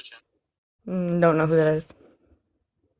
So you got all these stories about ancient aliens from rocks? Yep. You just said that you look up the three letters. What do you No, I use to look the after. three Yeah, letters but I up? see the What story what in the but what do rocks. you what do you use to look the three letters up? Are you using another rock? Wait a minute. Yeah, that is I'm a trying to really figure good out because question. yeah, She's like you probably using look up the Hofstadter and letters. Youngblood, I would No, think. why my Yeah. phone it keeps muting or something? Can you hear What me do you now? use Because to you look keep up? Yeah. talking. Well, because you're asking me a question. You cannot answer a question that's not completed. You keep talking over the host and the co-host when they're asking you a question. Wait until they stop, unless that's how you communicate with rocks. We're not rocks. We're human beings. So when we stop, then you can come in and answer the question. All You right, won't know what goodbye. the entire question is. Goodbye. Thank you. I was going to do it anyway. Poor thing. I want to know what she I was guess she using. has more Yeah. rocks. I mean, I think that was Rocks in a pipe. that was a brilliant question. What do you look up the three letter? I mean, I'm assuming she means like a three-letter root. What's she looking that up Hmm. in? Right. Because she said God wouldn't use paper to write his story, like, Wait, but he's using doesn't paper computers. Like beat I'm trying to doesn't figure paper beat out. rock though? Well played. Well I'm, played. I'm sorry. I'm sorry. That was good. Selena is on one this morning. That was good. My grandbaby kept me up. I'm telling y'all. Oh, my grandbaby kept me up. Like telling people to like put down a book and go read a rock. Like I Everyday blame people. Doug. When y'all see Justin, tell Justin I blame Doug. I That's blame why I asked, Justin and where's Doug for Justin? that.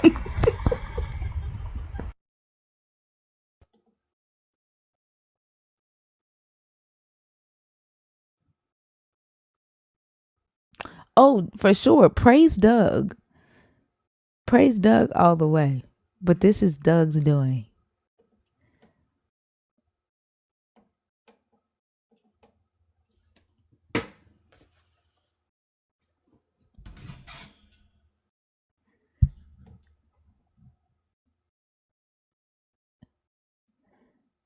Okay.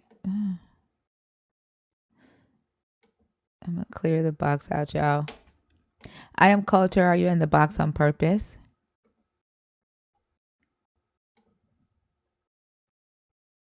Okay, no. Hey, Christina. Good morning. Can y'all How are hear me? you? Christina. So I've been taking while you're waiting for guests. I've been taken back to the days of when I had tiny, tiny humans because my sister's still in the hospital with baby. So I have her tiny humans, and y'all, it ain't for me. Aw. It ain't for me no more. This is How birth old are control they? like nobody's business, huh? The youngest is 2. Oh, yeah, you got tiny, tiny humans. I love the tiny humans. They're fun, but they don't know, they don't have no off switch. They just go until they crash, and I crash out. You know what I mean? Like, Yeah. I call her my daughter-in-law, although they're not married. But she texted me last night and saying, "Do you want the kids this weekend?" I haven't responded because I'm like, I had them Friday and Saturday, and I'm still recuperating. oh, Fat Jesus, I think they know that. Like, I agree. I agree. Like, it's 800 people in here, damn near 800 people, 66 on YouTube, And they're here. They're waiting. They're waiting for one of their brave souls to come on stage, and then they're gonna come out of the woodworks. Like I don't know. They're waiting. Hmm. It's it's getting to the point to where uh I I, I don't know. It's just weird, like having this many people in here and nobody in the guest box.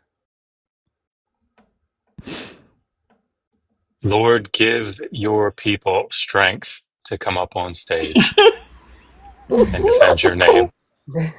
Amen. They Stand strong they in might the be, spirit. Affirm. yeah. They might be somewhere like studying and preparing.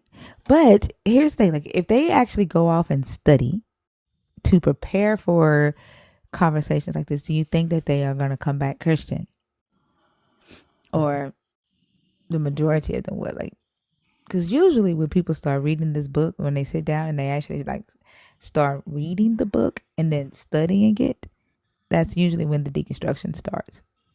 So they might be somewhere like studying and accidentally deconstructing like I did. I kid you not, when I was like in my first year of seminary, and this was like a very, very conservative evangelical seminary, I talked to the president of my denomination, and I said, I noticed that like a lot of the pastors, maybe most of the pastors in our denomination, like don't go for advanced degrees. Why is that? And he said, yeah, we kind of discourage it. We noticed that people that go off to these schools, they leave the faith. Uh, didn't even That sort of dawn on him what he was saying. Mama Dula, I'm sending you so much love. I had a hysterectomy in 2012. And so that process of healing is a couple of weeks. Um, Sending you so much love. Let us know if there's anything that we can do for you while you are recovering.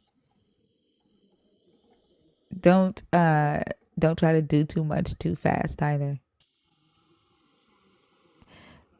Dreso, hi, how are you? Oh, by the way, Mama Dula, it is the best. It's the best. I just want to tell you that. You have the rest of your life ahead of you without having to worry about all the monthly things. It's awesome. I just want to thumbs up there. Dreso, hi, how are you? Is Dreso asleep? I Do think y'all hear so. snoring? Yeah, I think so. Mm-mm. Heavy I breathing. think there's Yeah, I think they're asleep. He said that's what happened to me in seminary. Went in to be a Christian, came out agnostic. Yeah.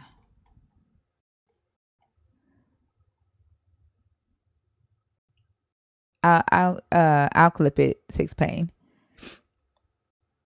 Should I also refrain from using them at the beginning of a sentence, or refrain from using what? Y'all, it's 800 people in here. I'm gonna have to like restart the line. I can't sit here with 800 people in here and nobody on stage to talk to. Like I think I think you're being condescending. He Um, is. He is. yeah, and I Because like of the that's caps just rule. ridiculous. Yeah, that's I'm not even gonna address that.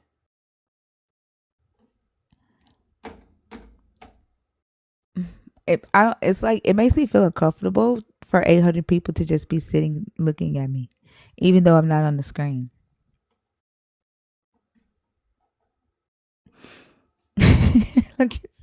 I don't know. Like it's like almost 6 o'clock in the morning. Like people are up getting ready for work, and the numbers went up. Right? I don't know. We might have to like start over. I get it. I get it. But if we don't have conversations, there's really nothing to listen to. I like talking to y'all, but we gotta have something to talk about. I told y'all like I don't like just I get uncomfortable. I don't like attention on me like that. Rochelle, hi, how are you? Hello, hi, good morning. Can you hear me? Good morning. Good morning. Yes. Are you just looking for opposition? Because No, I I'm agree with not. everything I'm you not. said. I talked. Oh, No. I talk. I talk to people who are also deconstructing or people who are atheists as well. I see, I see. Mm, well, Are you I don't know if I can say. Oh, are you a okay. believer? Well,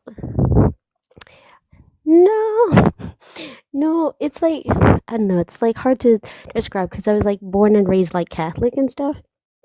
But I was never like into the whole Sunday mass. Like it would always bore me. It always put me to sleep. And now at the age I am now, I'm really like I just never felt a connection, like connection to like Jesus or like God or anything like that. And I think especially since I've been like going on like atheist channels and like hearing like all the stuff Christianity has done to them, it like really kind of broke something for me. And also like seeing the treatment of women in the Bible, like that really got me. And I don't know, I've just been going through the process of like trying to read the Bible. Excuse me, trying to read the Bible. Like I even downloaded like apps and stuff, but it's so hard to get through. It's so dry. Thinker, can we get an age check? Oh, yes, sorry. Yeah, I think she sounds way over the age limit, but how old are you? I am 25. Yes. Okay. Yeah, she don't sound um yeah, so yeah, it does kind of put you to sleep, right? If you don't know what you're looking for or what you're reading. And I think what made it interesting for me was studying the history on the outside of the Bible, right? And connecting, like kind of trying to connect what the claims in the Bible to actual history. And as I was started doing that, it kind of helped me understand what the Bible was actually saying, if that makes sense. It made it Right. easier for me to understand.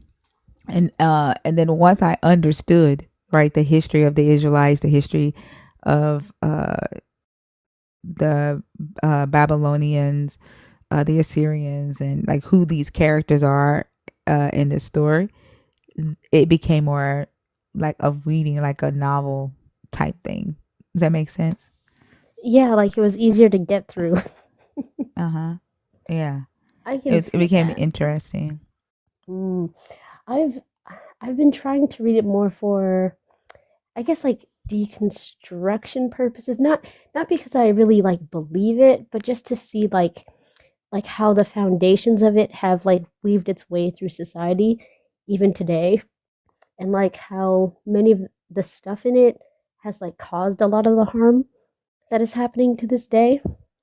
And I think because I realize like if I can't like make it from the beginning to the end, it's like how am I going to be able to, you know, like see all the flaws in it, which I know are there. Like there's I slavery, like think, incest, and all sorts of stuff. So, and like I've read the Bible several times, and I still don't know all of the stuff that's in it. And I think it takes Dr. B. Do you think you know everything that, like every flaw in the book or every immoral concept in the book, or do you think there's still things that you learn to this day that you didn't Oh, recognize the first or second or third read through? yeah, there's never ever going to be a time that I know everything. Because it's a very vast book, and so I don't like. I think it. You could have read this book over a course of 10 years, and then it's still gonna be something you'd be like, "Oh my god, I didn't even recognize that was there," you know. mm, But just like at the things that you want to know, right? mhm. If I were you, I would like make a list of those, right? Like, what are the things that would help me deconstruct my current belief that I hold about this God? What are deal breakers, right? And what are things that I like about it? Write those things down, and then you can research from that point. Like, find the stories in the Bible that pertain to slavery, or the chapters in the Bible that pertain to slavery. Read those chapters a little bit at a time, and then try to the questions that arise from you reading those chapters, write down, and then research those, like, from a scholarly, to see what biblical scholars are talking about, or what archaeological scholars are talking about, if that makes sense. No, it And then I does. suggest using a more modern translation of the Bible instead of the King James, which would be the NRSVUE, which is the New Revised Standard Updated Edition of the Bible. It's the closest translation to the Dead Sea Scrolls. Uh, uh, Scholars are saying that it's better than the King James. They actually say the King James is a horrible translation, and so that might make it a lot easier too for you to get through it, Oh because you're not yeah. reading it in that Middle English. These are, Right. Actually, that's the only yeah, the NIV. That's the only one I tried to read actually actually. the NIV is not that good of a translation. Oh, no. What Uh, is it again? mm-mm. The NRSV UE. NRSV. Let me write that down. NRSV. And then the Okay. ESV is not a good. Some people would try to get you to use the ESV as well. That one is not. The Old Testament, it translates pretty well, because it kind of matches what the NRSVUE says in some places, but it has a feel to it that you can feel that it's trying to push the patriarchy, it's trying to push male dominance. Right. And I feel like that they're not as honest when it comes to the translation. If it has to put, if it like, I feel like the translators negotiate with their desire to put male dominance back at the forefront, so they're not as honest. But a lot of it does match the NRSVUE. But I do recommend.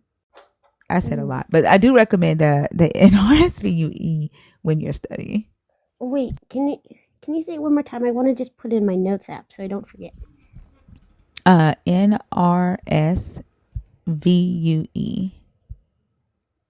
And this is a shameless plug, I am well aware, but it's sort of the reason that I wrote them. So I have two of the three volumes of the Atheist Handbook to the Old Testament published, and I'm working on the third now. But the opening chapters of each book, like the first third of each book, are designed for just this purpose, to give like the layout of the Old Testament from a narrative standpoint, like what's the actual story in just common language, um, and then to give in the following chapter the history of the period, of the ancient Near East and like ancient Israel. So it's specifically for what you're trying to do. So I know that's terrible, but the Atheist Handbook to the Old Testament, volumes 1 and 2, that's what they're for. So I apologize to everyone And for I think plugging that's my own actually, stuff.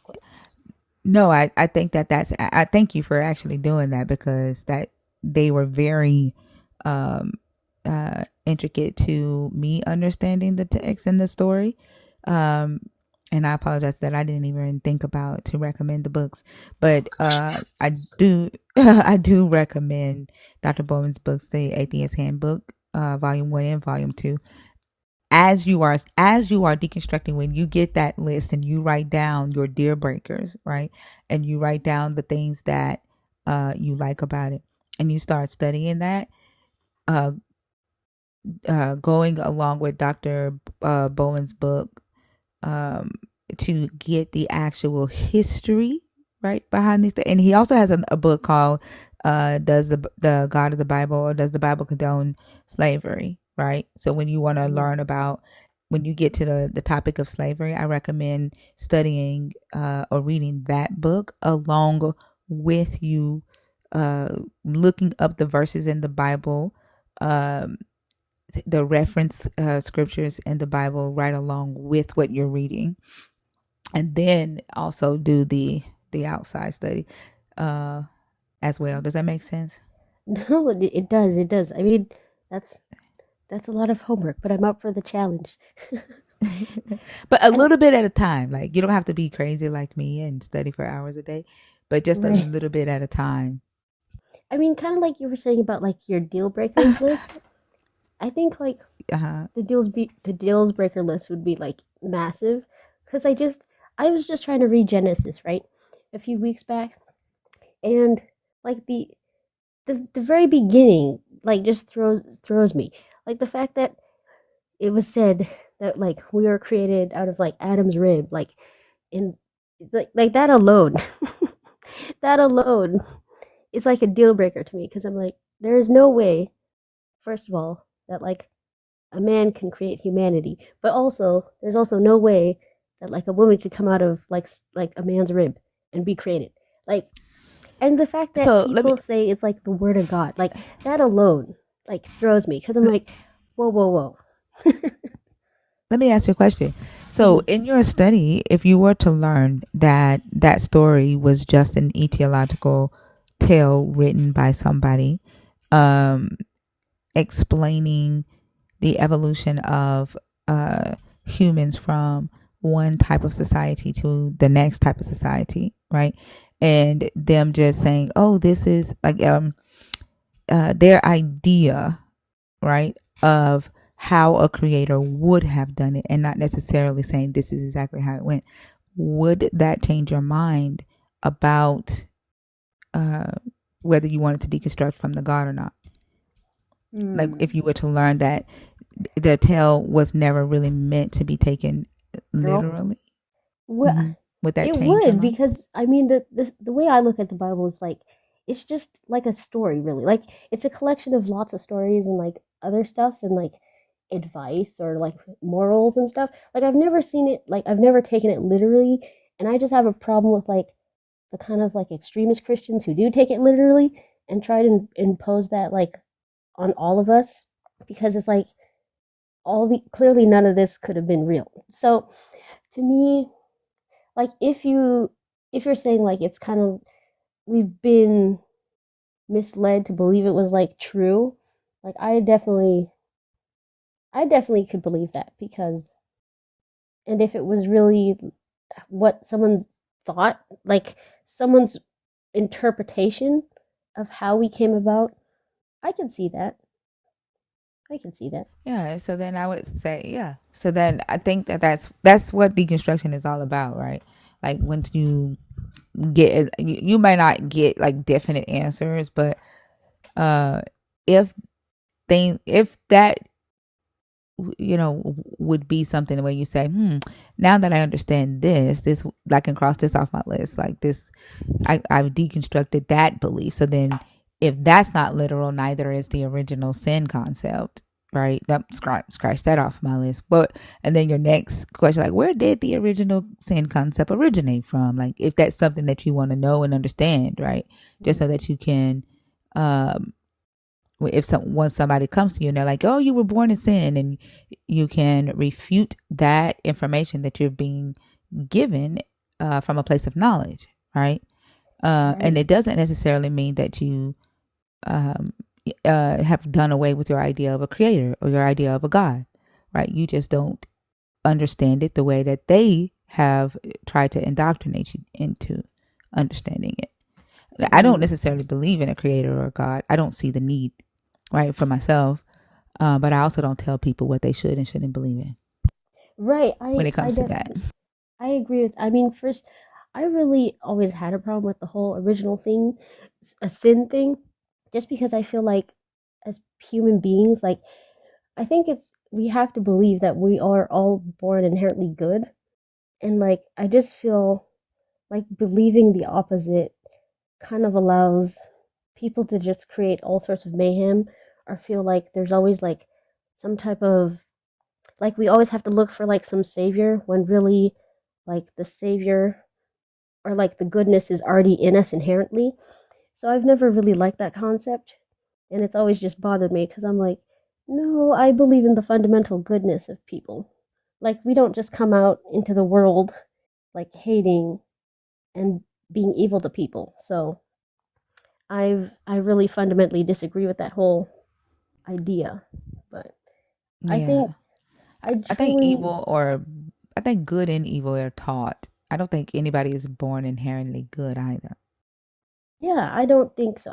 Uh, I think we have the ability to be evil, and we do have like I think we're kind of like we have the ability to fall into like very bad things if we don't keep ourselves in check, but I don't think we're inherently bad. And yeah. I think someone did say they think I'm an atheist, and actually it's a very interesting comment because I've been doing like research on like female goddesses and realizing that like actually there were like female like there were actual like matriarchies and like female gods that predate Christianity or like Abrahamic religions by like thousands of years. And it's so fascinating because I was like, wow. So they've like kind of taught us to demonize and hate like the image of the female goddess or like goddess worship, and that really got me because I was like, I oh think it's shoot. crazy to even, yeah, like to even think that a woman is a god. They Mm-hmm. like Christianity makes you feel like that. Oh, how dare you even say there is a woman God? Like in 2024, we still believe that there could not have ever been, or could never be a woman God. Like that's freaking ridiculous. Yeah, and like that's the thing. Like I kind of tried to bring it up to my mom, like a few weeks back, and I'm like, Mom, I'm doing this research, and I'm learning that like there were actually like female deities, and like there were actual goddess religions that like came before like Christianity. And my mom's like, just focus on God. I'm like, And no, it's like Mom. you're a woman, and the fact that you Oh, like, you're at the it's the. insane. It's just wild. And Like like we were that's the willing to say that we could never be a god. Like we were willing to accept that as our belief system. That's just wild to me. But I think that is like this it's like an intentional denial of something that can empower like half the population. Like that's insane. Like I think it's also calculated because if you're like told that you must look up to like a father god religion or like it's like only a male god can create the world and people. It's like you're systematically like disenfranchising and oppressing like half the population. And to me, it's like I would much rather like that's why I'm doing research on like female goddess religions and stuff because I would much rather believe or follow like a female goddess really. Yeah, I get you, Selena, Christina. Yes. Have y'all ever thought about that? Like right now, I'm having like an entire like moment because I never really thought about not how just willingly accepting that the gods were male, Mm-hmm. how much I was denying myself as a woman and agreeing Yeah. to it. Well, the question I think I always asked was like, if we look at like life, right? Females give birth, right? And life comes through women, or females. Why is it that if God created, if God did the creating, why did it switch to the woman giving birth? Why, like, you know what I mean? Like, if the male, if God Yeah. is the father, when did the roles switch over to the woman carrying the child? That was always my question. Like, that never made sense to me. Oh. Yeah. Why And couldn't it's And because like, the why were we so willing to accept such just yeah. a low view of ourselves as women, as females? Like, why were we so willing to and not question that, like, and accept that? I think it's like Indoctrination. yeah, and it was Christianity teaches you not to question anything. it does. Yeah. It does. Like just take what you're given. Like I've even heard like on some like atheist interviews about how like people who grew up in Christianity they were literally taught to doubt their doubts. I'm like, oh shoot, or like to not follow their intuition. I'm like, oh shoot, yeah, that could never be me. Oh heck no.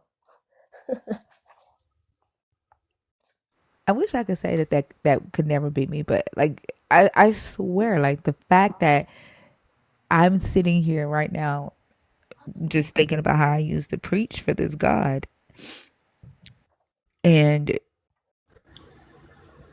being one of the ones that participated in perpetuating patriarchy and misogyny without even knowing I it. found I found an old video of me preaching back in, I think it was like in 2015. And I'm like, I don't know what the heck I was talking about.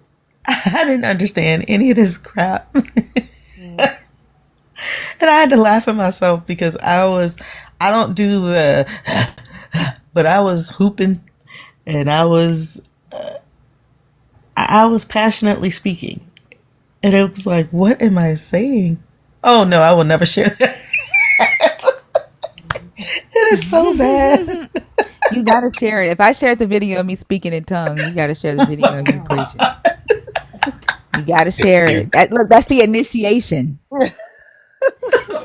there's a No. there there's a video on our YouTube channel of me giving my last sermon as a pastor. If anybody's interested in chuckling, Oh, for sure. Is it on your Patreon?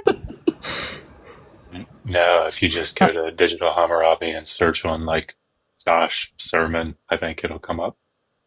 Oh, okay. Well, I Yeah, don't. Selena, you It's gotta so share. embarrassing. I was embarrassed when I shared the video of me speaking in tongues. I was embarrassed, but I got over it. So I've shared it like four times now. I remember the first time you shared it, Tinker. I was so scared. I was Yes. so scared. But the thing is, like when I used to speak in tongues when I was a Christian, I was embarrassed to let people know that I did it. But it was supposed to be like this amazing gift, right? But I was embarrassed to do it in front of people. And so when I shared it with y'all, I was nervous as fuck. I was like, oh my God, they're gonna laugh. And y'all motherfuckers did laugh. We did Y'all did because laugh. I always Y'all saw did. myself in it. here's why it was so funny to me. I'll tell you why it was so funny because like you speak it like the video was like you're having a conversation, like you're doing it like the way you speak normally. So it's like I feel like I should understand what you're saying because you it's so like I was like she even speaks in tongues in an articulate way. It is so like, it's so good. I was like, I wish I understood what she was saying. Oh my God. Even in tongues, I would But listen to yeah. you for hours. What? Mm. But yeah, Selena, we gotta see your video. That's the initiation. And It's a snippet. So hold on. Let me find it again. I don't think you should be too hard on yourself. I mean, it's kind of like that line in the Bible, I think, where it's like, "Oh, raise your child up with the Lord, and they shall not depart from it," or something. It's like a system designed to keep you in there. And like, I don't mean to offend like people, in the Abrahamic religions, but someone literally was like, "I think these religions are like cults, really. Like Yeah. they're they're like they're high control cults." And they have like if you like break down all the tenets of cults, I think they'll match up pretty closely.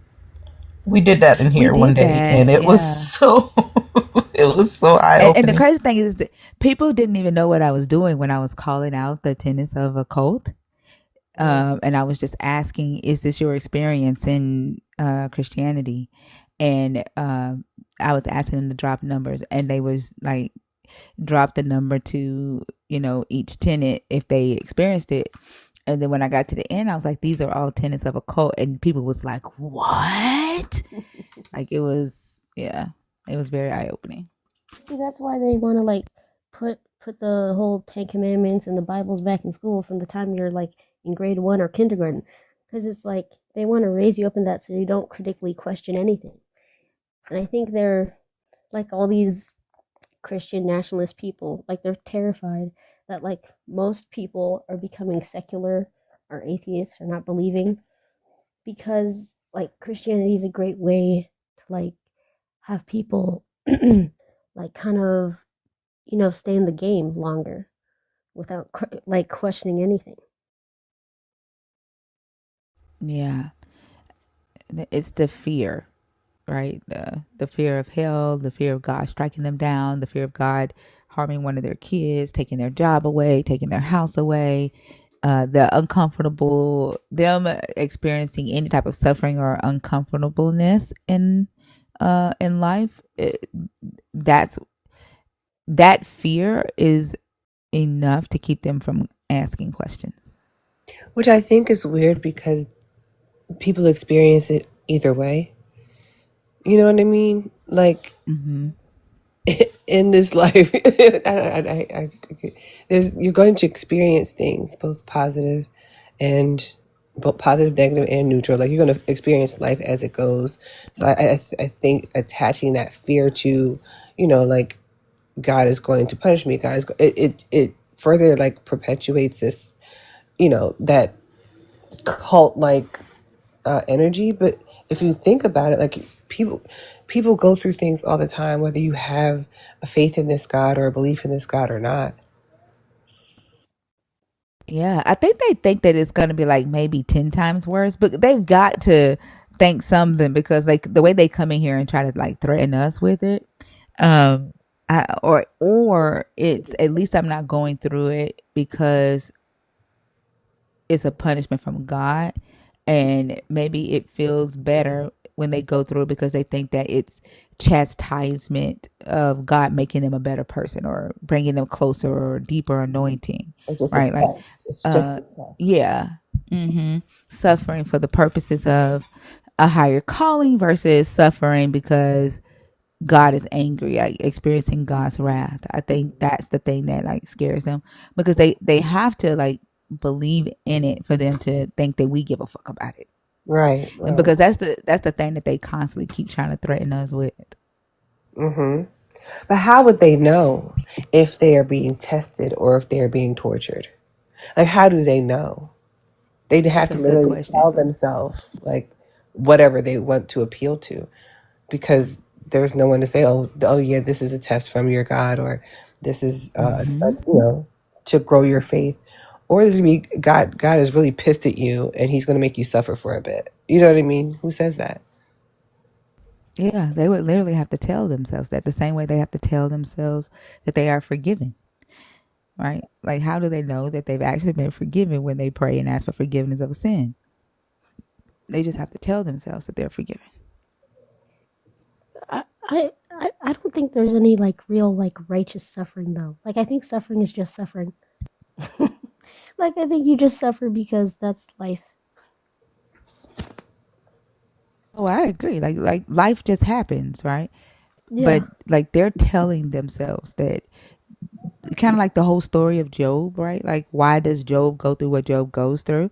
He goes through it because there's a conversation happening in the spiritual realm, and Satan wants Job because he's so faithful to God, and God is testing Job to prove to Satan how faithful Job is. And he lets Satan take everything away from Job, and then he gives Job double, right? Like, yeah, it's like they write their own Job stories. Actually, I have a question. Hmm. Mm-hmm. Have you? I think there was a creator on here. They talked about like morality in this way I've never heard before.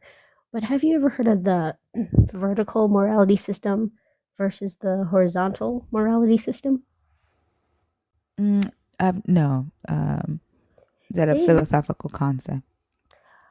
sort of, but she I think I not. heard Dr. Bowen talk about it.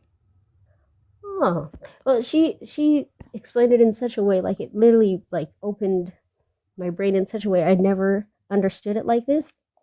But it was crazy because she talks about how vertical morality is from the point of view of Christians, because she grew up in like fundamentalist Christianity, but she got out of it.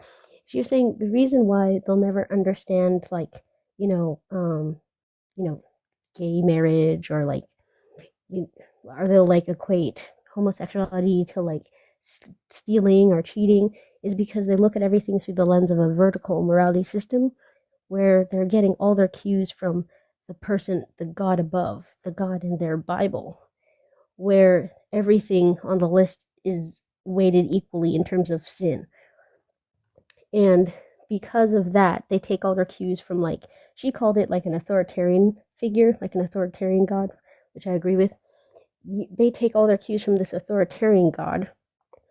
But when someone takes like goes about life with the horizontal morality system, they look at how something is hurting their fellow human, their fellow man. So they basically base their morality on what could hurt other people or human beings, as to opposed to like what's hurting their father God. And that like blew my mind. And she said that's why there'll always be this impasse, because they take all their cues of morality from this authoritarian God figure, whereas people who leave and want like who don't equate lying or stealing to the same as homosexuality or trans people, they look at things through the lens of horizontal morality, helping your fellow human, like giving them That equal rights. Yeah, that makes sense. I like we talk about that in here all the time. I didn't know that it was called vertical or horizontal morality.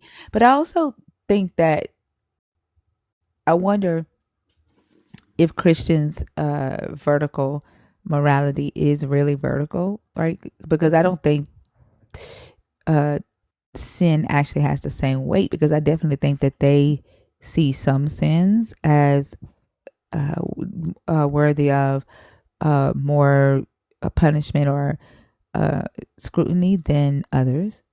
And so I don't I do think that they say that they get their morality from the God, um, but they are not consistent with it. So I Yeah. wonder if it would still be vertical or uh, corkscrew. Like they're not consistent, right? Right. But I guess it Yeah, also I don't depends know. on the denomination. Because I just Googled this. Hmm. There are 45,000 different denominations of Christianity, which is insane. Yeah. Which means there have been like 45,000 people or groups who literally couldn't agree on like the most minute thing in this one book, to the point where they split off. And it's like, if Christians can't even get on the same accord, it's Hmm. like, wow. Right? Hmm. Yeah. Wow. I find it also funny, right? Like it's 800 people in here, and I've been saying all night that the guest box is open. But like the moment, like here's two things. Talking about your vertical morality, this is an example of that, right? So like if we are having conversations in here and we invite Christians up, right, to participate in the conversation, then they'll say, why are you hosting this live? Why are you talking about something you don't believe in? Right? Um, and that's us inviting them and being part of the conversation. They complain. So then we move on with our life and we have conversations without them, right? About the Bible, about the God, about the same thing. Then it's, why don't you invite Christians up to participate in the conversation, right? Like, so there's Wait. no consistency with them whatsoever. Like, they're screwed. They're chopped and screwed, corkscrewed morality. But I think even if you don't believe, and especially if you are a believer, you need to be critical of what you believe. Like you should be able to criticize like your belief and not like melt. And especially like even if I don't believe in it or like try and inflict my beliefs on other people, those are the same people who are trying to do that to all of us. And I think that's why it's such a threat. It's so dangerous because even if we are minding our own business, like living our lives as like people, they are still trying to inflict their religious belief on all of us, on all of society. Hence, like, the Christian nationalist movement, which is actually Hmm. dangerous. So, Yeah, like, I and they can't. don't see that that affects everybody. They think it only affects them. Right. That like if for them to like they think that their belief is harmless, right? It's we can believe whatever we want to believe, right? They see their belief as like this harmless little thing that they have, and they ignore the impact that their belief system has had on society and every individual person in society, whether that person is a believer or not. And it to me, it just seems like they are so oblivious to the fact, and I don't know if it's on purpose or on unconsciously. Mm, I can see that. Like, yeah, it's not really harmless. Like, you can believe whatever you want. Like, I even said in the comments a little while ago where I was like, be spiritually private. Keep that to yourself. Just don't inflict it on an entire country or the entire globe. Mm-hmm. Like, leave that. Exactly. Keep that in your head. You and your conversations with God should be between you and God. Don't inflict that on all of us. Yeah. And And then actually, they'll say it's individual, right? They'll say it's individualistic, right? At the same time, we'll tell somebody judgment day is coming. mm, Or you all are gonna, you all are gonna get it. You'll see. Repent now. Like they'll be in the comments, repent now. There was a guy just a few minutes ago spamming the comments, Jesus is Lord, Jesus is Lord, Jesus is Lord. But they want us to approach them as if they have an individualistic belief. mm, yeah, like rules for thee, none for me. That's why I said I'm not sure vertical morality um, is a great term for them because they're not consistent in even that because their God says not to do what they do, right? Like not to try to force it. If somebody doesn't want it, walk away, but they don't listen to that God. They listen to their fear of like what they listen to the preacher saying that their duty is to witness and to spread the gospel and you know so I don't know. Like I feel like even their morality is subjective, Hmm. but they're saying it's objective, Right, because they're right? human at the end of the day. you can't Mm-hmm. be you can't be completely like objective in everything, like because we're still humans. But it's so funny because something a little like quote popped up in my head. Well, not really even a quote, a little saying, and it's like it goes, Christians are Christians, but without the Christ, without the Christ part. And actually, it kind of I have a question about that too because the recent like election stuff happening and how a good chunk of that was like evangelical Christians, right? So I was listening to someone on a TikTok and he was saying how the reason why he thinks that most people like on the left are Democrats, they really kind of didn't show up is because like religion as a tool is able to galvanize people in a way that like social policies are like kind of basic like human common decency doesn't. And he was saying kind of if like Democrats want to win in the next election, he said what Democrats or leftists or progressives have to do is they have to like they have to create like some kind of new religion, like speak in the religion speak that they do. And I was thinking about that because I've kind of been very disturbed by what's happened since November. And I was realizing, I was like, maybe that's the problem. Like, I think that's what we need. Like, I think now this might seem blasphemous, but I truly think like someone or something has to create like a new religion from scratch, right? But a progressive religion, a religion that like doesn't allow itself to be warped or twisted or mistranslated or abused or weaponized, right? Because I think that's what a lot of people, like progressive people, are missing. Like we're missing that kind of hope, that kind of like beacon, that galvanizing force that I think like Christians have, unfortunately. Can I just say, I just want really quickly, and I hear what you're saying. I think that if we stop looking for hope outside of ourselves, and like galvanized humanity, maybe, like I don't think another religion, because I feel like if, and this is just my personal opinion, anytime people have an opportunity to create or do something like that, where that's how we got here, because it's whether it started off as like this, pure whatever, we've reached this place in our history because it's been touched, it's been changed, it's been like you brought up the statistic of the 45,000 denominations. It's projected that we'll have 49,000 by the year 2030. So it's going to continue to change. I think if we galvanize the humanity, that horizontal morality that you were speaking of earlier, I think we would do ourselves a lot more justice than saying we have to have hope in something.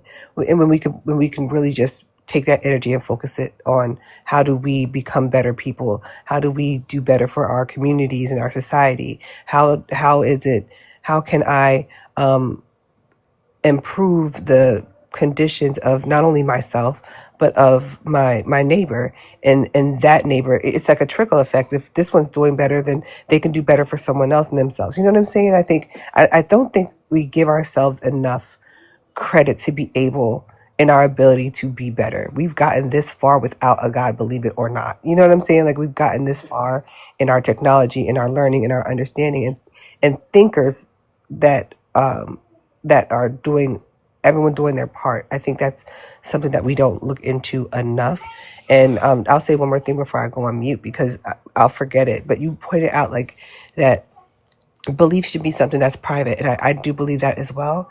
But again, I think that a lot of people feel the need to do this push of their morality, and they can't keep it quiet. They can't keep it to themselves, because where would the religious superiority come in? A lot of, you said Christians are Christians Christian without the without the Christ. Christ. Well, Jesus was a religious supremacist.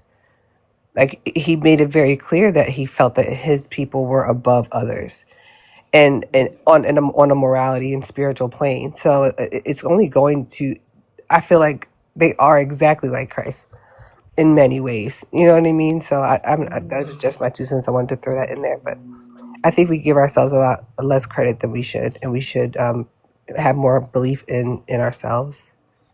I see what you're saying. Like instead of looking for like a savior or like a figurehead, we have to be the the saviors. Like we have to save ourselves and each other. Mm, Yeah, for sure. mm, I see that.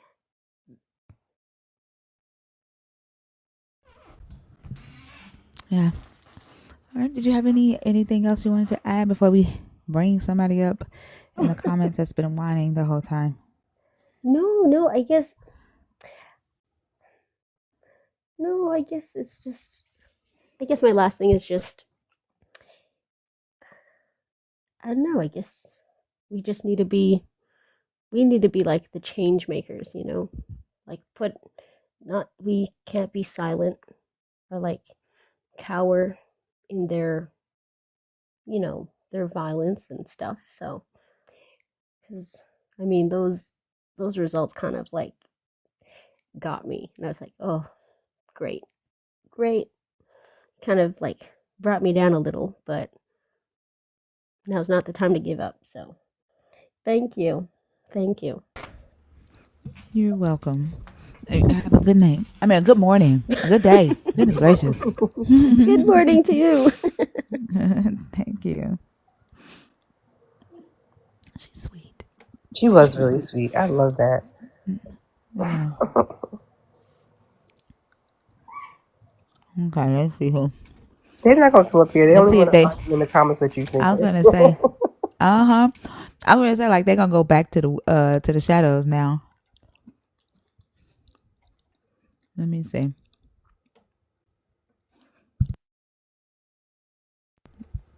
Dr. B been in the comments egging them on. Edging them on. Like, come Making them on. Fire hot. starter. He's a fire starter Yeah. for sure. Uh-huh. Pissing them off before they What? even come on stage. Uh-huh. We see you. I would I, never do that. That's Dr. Bowen. this guy No was in the comments like begging to come up, but I guess he's gone now. They all leave. They like But was like spamming it too. Like, yeah. Now his ass is gone. Well, Let's see who's next. and he was spamming for a while, and I told him wait his Yeah. turn, be patient. But he doesn't have the fruit of the spirit.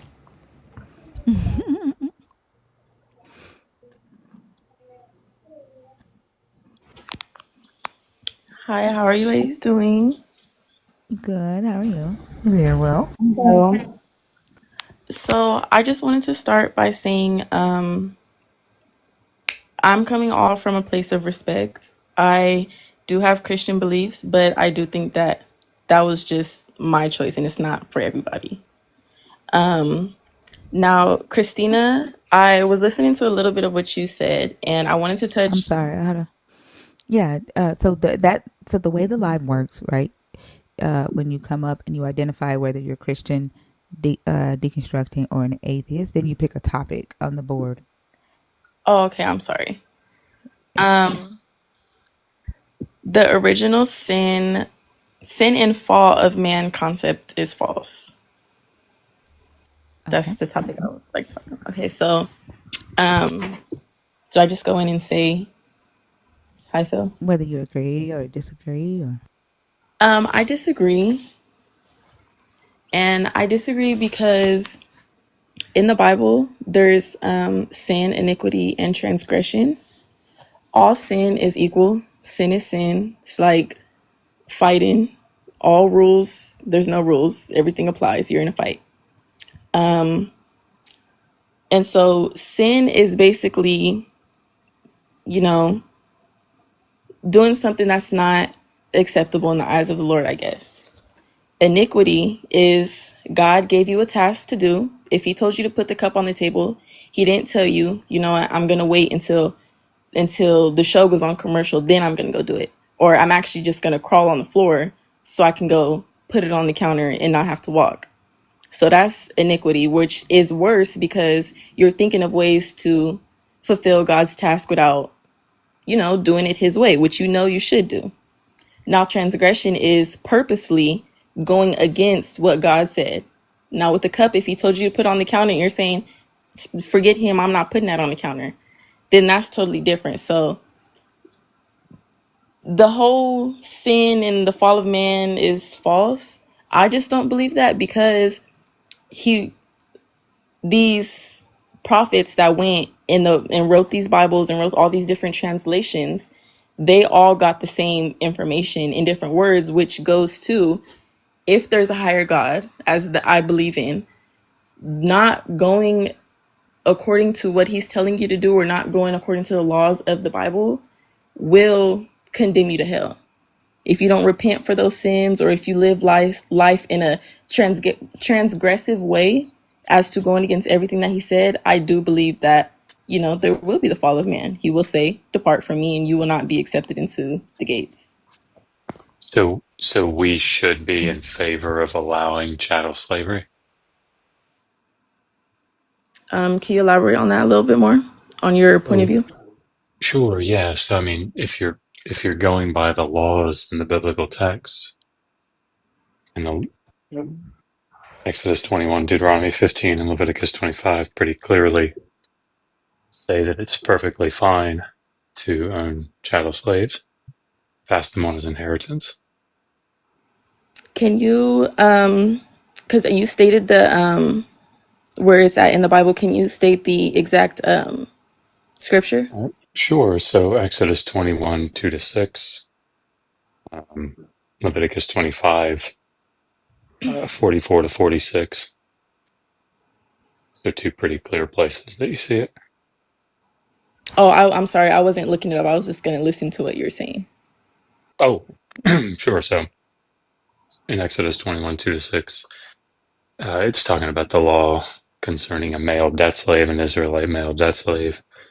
And it talks about if while he is in his term of enslavement for the 6 years that he's allowed to be kept, if the master gives him a wife who is a slave and she and the debt slave have children, the wife and or the woman and her children belong to the master as property. So when the male debt slave goes out in the 7th year free, he doesn't get to take, like his wife and children don't go with him because they're the property of the master.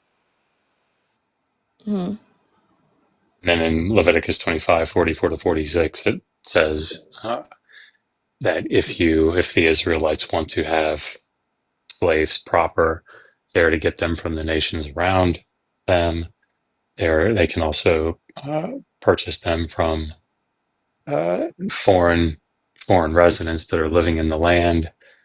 They will become their property, their inheritable property, so that they're passed on as inheritance to their children after them, and they can be made to serve for the duration of their lives. So when you're reading this scripture, are you reading it just by the words that are in the Bible?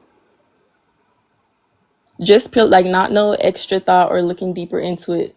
You're getting all that information directly from what's printed, correct? I'm not sure I know what you mean by that. Like the words on the So, page. yes. Like, are you just Well, reading it as you would read any other textbook? what other way would you do it? Well, I was just asking that because with, Christianity and reading the Bible, it's not so much as if you read a King James Version Bible. I can't even understand King James. It's too many thous and everything. It's too much. But when reading the Bible, before you pray and you ask God to speak to you, it's not so much as to what's written in the Bible. It's more so like it's almost like poetry.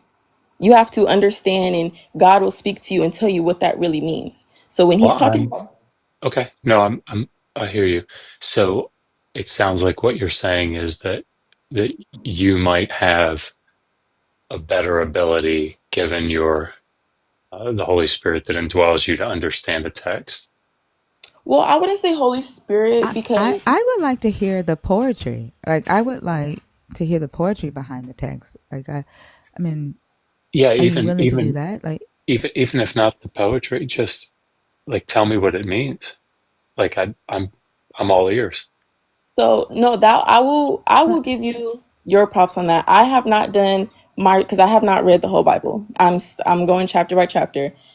That specific what I'm saying, like it's okay if you don't know what I mean. Like with you're saying like that it's poetic, right? poetic in a And sense as to I you have get, to read I the know.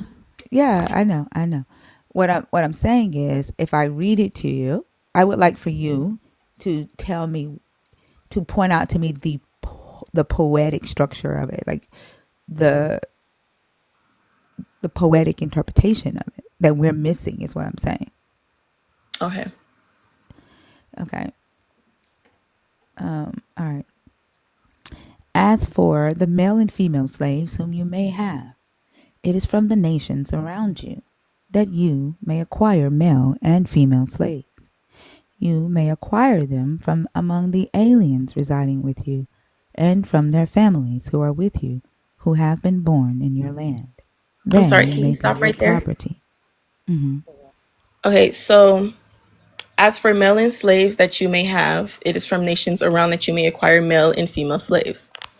So, and this is obviously my take on it. I could always do more research, but just from seeing it right there, it's not talking about actual slaves, because if you keep going, No. you can also acquire them from a. I'm sorry, was somebody can go? Sorry, that was my No, go outburst, ahead. but go ahead. Um, is you may also acquire them from among aliens residing with you and from their families who are with you who have been born in your land. So Hmm. obviously it's not actual aliens, but That aliens. what? What? That just means foreigners, love. Like not aliens. No, That means that's what I'm saying. foreigners. That's what I'm Hey, saying. So foreigners in spirit will be those who are not, followers of Jesus. No. spiritual No, it's slaves? not. That, oh my. Let me finish before you try to turn this into a poem, okay? No, I was just trying Okay. because I You won't be stopped, able. but you stopped me. You stopped me in the middle of me reading it to interpret, and I haven't even finished it. My apologies. Okay. I'm gonna start over because you have to like hear it all together, okay? As for the male and female slaves whom you may have, it is from the nations around you that you may acquire male and female slaves. You may also acquire them from among the aliens residing with you, and from their families who are with you, who have been born in your land. They may be your property. You may keep them as a possession for your children after you, for them to inherit as property. These you may treat as slaves. But as for your fellow Israelites, no one shall rule over the other with harshness. Now you can interpret it as a poem. So, okay, for the poem, I'm not saying it is a poem. I'm just saying you have to kind of read between the lines. So, with it saying you may acquire male and female slaves, there it's not saying you're getting actual slaves. From my interpretation, or from what I feel God is telling me, slaves are people who are chained by the spirits of, you know, anything not of God. And Would your so, God want the Israelites to be included in this? Like with your God, when he says you can have slaves, right? And you're saying that slaves are anyone not chained by the Spirit of God, right? anyone chained by anything else other than the spirit of God. So he's telling them that they can have people who are chained by anything that is not of the Spirit of God, that they can have these people as property, Not that you may have them as property part. What does that mean? What's the interpretation of that? so, and you're from verse 46. You may keep Verse them 4. as a possession. No, you ask for the male and female slaves, right? Right. Who you may have. You can have these people, Mm-hmm. right? And your definition is that slaves is anybody chained to something other than this God. He's telling somebody they can have them Right. and that they can treat them as property. They can pass them down to their children as an inheritance.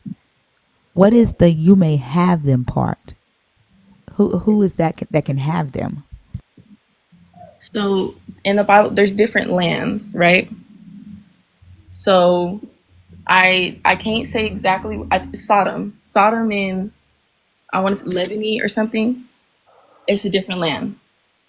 Now, if these slaves are coming to where you're at, where these Christian people are at, and they're on their land, for they do not follow Jesus, you may take them in as your slaves. Like if somebody was on your yard or they go in your house, they're in your house. You're gonna do what you want to do to them. So if they Wait, come, so can uh, if I could, so this is a law that you think we should follow, this is just a law of the Bible. I'm saying. right? I mean, you were saying that if we don't follow the law, we're like condemned, right? So do you think this is a good one, even under your interpretation? I do. Just because of my belief. Not So saying that. somebody breaks and enters, right, tomorrow into your house. You think that you should legally be able to take them as a slave. I think if somebody breaks into my house, it is my jurisdiction and it's my decision on what I determine to do with those things. Because it's No, my you So don't you're decision, think that that. You means don't think that. you're saying that you think somebody breaks into your house, you should be able to take them as a permanent slave and pass them on to your children as inheritance. no. Well, wait a minute. I, I You're thought not you letting me just. finish my thought though. That's what I'm saying. Well, I mean, you said yes, and then you started to explain it. So I just wanted to clarify. And now you're saying no. But you didn't let me finish my thought. That's what I'm saying. Please go ahead. Go ahead. So if somebody was to come into my house, from what it's saying in the Bible on the words from this scripture, yes, it does say to take them as slaves and they will be your child's inheritance. That I'm saying that's not actually what it means. So if somebody was to break into my house, I'm not saying I should be able to take them as a slave. Do I think with my religion or the way I view it, that's not something that's okay. You don't take people as your slave and beat them or however Your you guys want to. listen, even I'm saying even with you saying that your God is telling you right now that this scripture is saying that anybody that comes into the land of Israel that is not a Christian, they should be able to enslave. That's what you're saying right now. That your God is telling you that this is what this scripture means, correct? no, I'm not saying when I say enslaved, I don't mean as a slave, like as like When he you're says going to be you in the may fields doing have work them, and chains and everything. that's a slave. That's a slave. You may have them. You may keep them as property and pass them down to your children. What do those words mean here? It it's not about what it's saying. That's my whole point. It's What do not they what mean? What? I hear you saying it's not about that. What okay, do they but you guys are trying to mean? have a debate and I'm saying I'm What do literally they mean? What does you may have them? just You don't may know how to treat have them as a property and you debate. may pass them down to your children. What do those three things mean in this That scripture? means you could taking a slave inheritance or giving it to your child as inheritance. But are they a slave or not? Because you just said they're not a slave. When you're asking me what does that mean specifically, in you in have your the in your debate. interpretation, you're saying That's it what doesn't mean what we I'm think it trying. means. What does it mean in your interpretation? I'm trying to If say they're what it not means slaves, in if interpretation, but you listen, keep listen, interrupting, it saying what does let it mean exactly. listen, listen, because you're saying that you're telling me what it means and what we think it means. You're saying that your God said that a slave it's anyone who's chained to anything else but the God, right? And that it's not a real slave. Then you said that your God told you that if they come in your land, right, then you can enslave them. Now you're saying, no, I'm not talking about enslave. So what I need to understand the words that are in this scripture that says you may have these people that are chained to things that are other than the God, you may pass them down to your children and you may treat them as property. What does that mean in your interpretation? Is it okay for me to speak now? Don't do that. I've been She's trying to speak and she was cutting me off. I was trying to answer a question she's the and you host. She's asked the me. host. She's the host. She's clarifying things. She stopped talking. She asked a question. There was a question mark. Okay, Go I'm just ahead. gonna respectfully leave then because I don't know how to respond to this.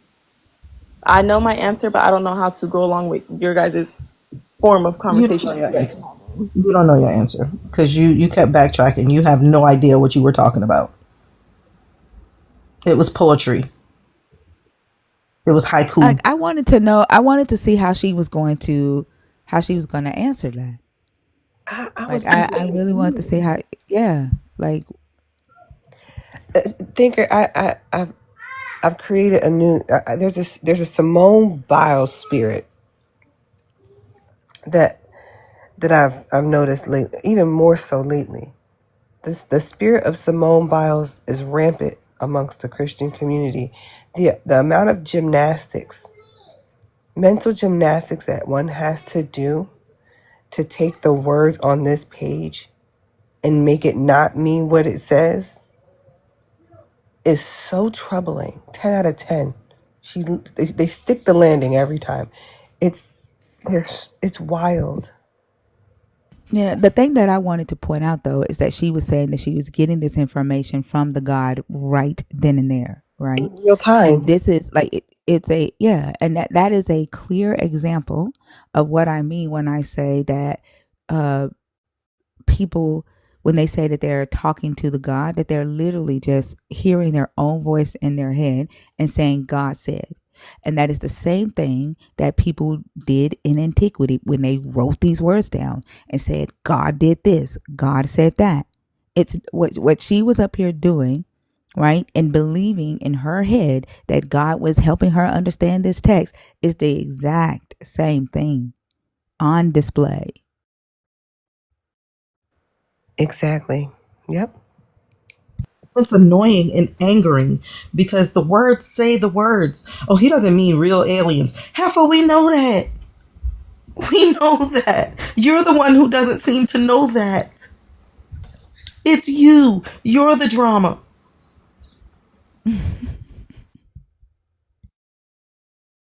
I'm sorry, my patience is real thin today. And they really piss No, me it off. is. It's frustrating. It's frustrating, but there are some things that I will deal with if I think that it's helpful. You know what I'm saying?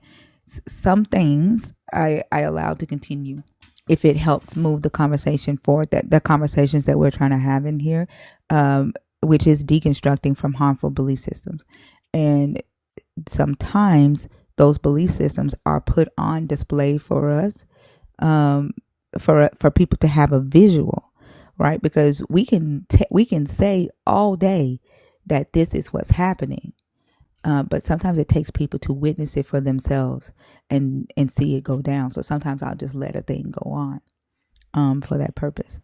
And to be fair to her, if I had to pick between a Christian coming up here and saying at the end of their interpretive process, owning people as property is okay, and owning people as property is not okay, I would much prefer her position. So I think we should definitely give her that, even though her interpretive methodology is probably Mm-hmm.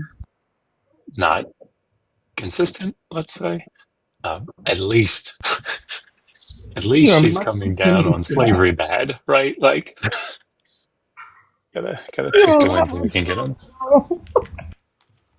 But I think it's just as harmful, right? To say to say it's good and like to act like it's not what it is. You know what I mean? Like, does that make sense? Like to say, oh, that's not what that is. That's exactly what that is. Because if you can look at if Yeah. you can look at slavery through that lens, right?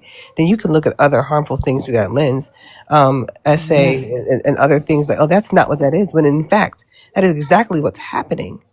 You know what I mean? So it's Yeah, but That's a good I point. think it's good to like point that out, right? Like people have to be able to see it in action, right? To be able to say, "Yep, I've seen that. I've seen that before," right? Or, "Oh, this is what they're talking about," right? Because we can tell them all day, that this is going on, that people are doing that, right, that people are justifying it. Um, uh, but some people are what is it called, kinetic learners, where they have to see and feel and touch, like they just being told yeah, what a thing is, or yeah, some people have to see it and they have to experience it and it helps. Well, like we've had several people in here who have said that it helped them deconstruct when they was like, y'all, like I listened to y'all all the time, but it wasn't until I actually saw the Christians on stage that made that where the light bulb came on. right. And I was like, do I act like that? Do I talk like that? So sometimes like I'll allow a thing to go on or I'll entertain a conversation just to kind of show Right. that type of thing. Yeah.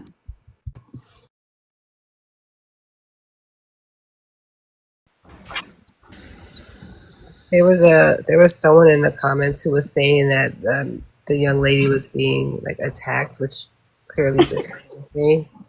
Um, and I told her to request up if she wanted to come and talk with you, but I don't know if she's. Oh, well, there she is. I think this is the one that said, "Why don't you invite up a Christian to answer your questions?"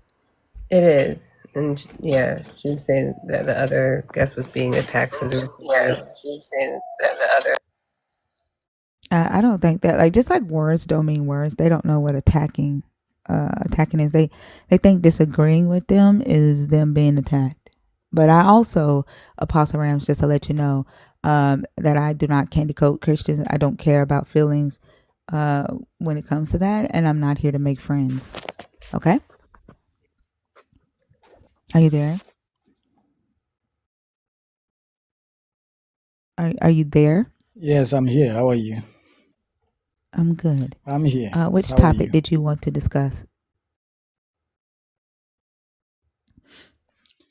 I feel that we I'm sorry. Which topic on the board do you want to discuss? There's 5 topics. Which one do you want to discuss? I'm not interested in how you feel. the Christian God's nature is yes. Can you finish it, please? Are you there? The Christian God's nature is Contradictory. okay. Do you agree or disagree? I disagree Okay, now state why.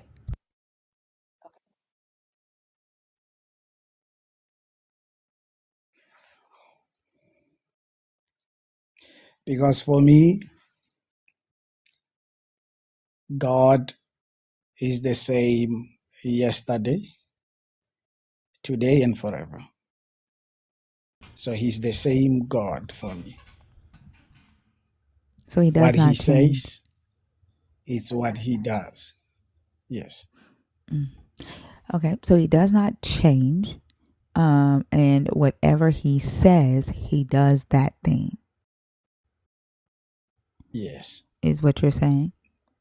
And so when your God goes from a one covenant, right, of the Israelites being his holy, set apart, chosen group of people, requiring death for the wages of sin, and then he changes to a new covenant where that covenant is now with the Gentiles, and that covenant is now a covenant of grace, right? No longer requiring death for sinning or sacrifices. Did he change or did he stay the same? According to me, He stayed the same And can because you explain what's the when same He from one changed covenant to from the that, next? Let me finish. What I yes, would like to hear you explain okay. is what are the similarities? What stayed the same from covenant 1 to covenant 2? Covenant 1, the blood of animals was required for the forgiveness of sins. And covenant 2, the blood of Jesus paid all the debts, and His blood That's a difference. That's not never this. loses its value. That's not a same. Did you hear the question that I asked? I asked you what stayed the What same, was your not what question? changed. What stayed the same, not what changed. What stayed the same? What stayed the same is that between the first covenant and the second covenant, there is still blood that was shed. So in the first covenant, your God said that eating blood and drinking blood was an abomination that was that deserved death. Is that the same in the new covenant? Is that the same in the new covenant? What are you saying? What's your So I'm gonna question? say it again. From the old covenant, drinking and eating blood, right, was seen Can as you an read it? abomination. Let me finish, okay? Drinking and eating blood was seen as an abomination worthy of death. In the new covenant, your Jesus says that you should eat his body, right? And drink his blood. And do it as often as a remembrance, right? So what changed from the old to the new? In the Old Testament, the blood that of which God spoke to his children not to eat or drink was physical. And when Christ spoke of his body, it was spiritual. So you had a Nothing change. changed. I'm sorry. So you went from physical, right, to not being able to physically drink and eat blood, to now you can spiritually drink and eat blood. Is that correct? Let's I'll preach. maybe maybe allow me to start it here. To The what? Israelites, No. I'm the I'm asking about Israelites, I'm asking no. I'm asking about the changes, right? You said your God is unchanging. yeah, So in the but old covenant, there is in something the that I oh want to in show the you. I'm talking right now. And I need you to address this and Okay. then you can address what you want to show me. In the old covenant, you went from your God not wanting you to physically touch or eat blood, for it would require death if you did.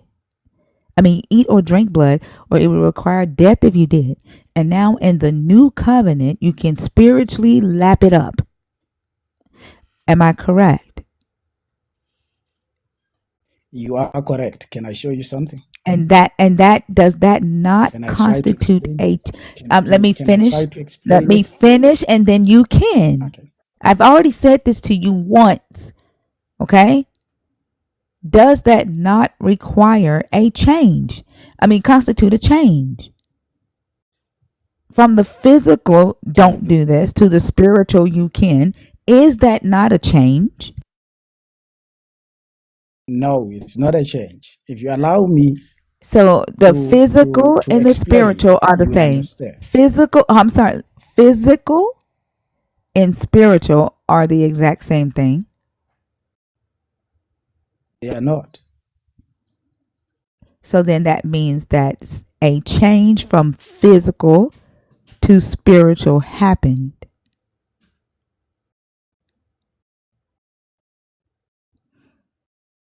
Is that a question? Yes. If they are not the same, that means something changed with your God from the physical to the spiritual. Correct? Nothing changes with my God. Your God, Allow me your to God's law. explain something. I'm not gonna let you move forward until you uh, uh, explain how your God's law went from do not physically eat or drink blood, for it is an abomination, to now you can spiritually, symbolically pretend that you're eating and drinking blood spiritually, and it now saves your life. And how that is not a Because it change. does not.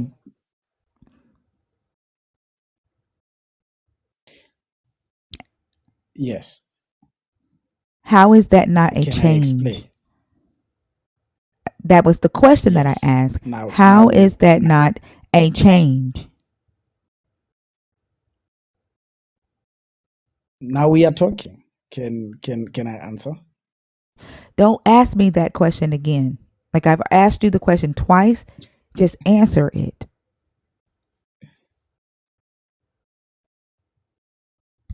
The blood that God told the Israelites not to drink from was the animal's blood, and that was physical. And the blood that Christ is speaking of is his blood, of which it's in a spiritual manner. It does not enter the body.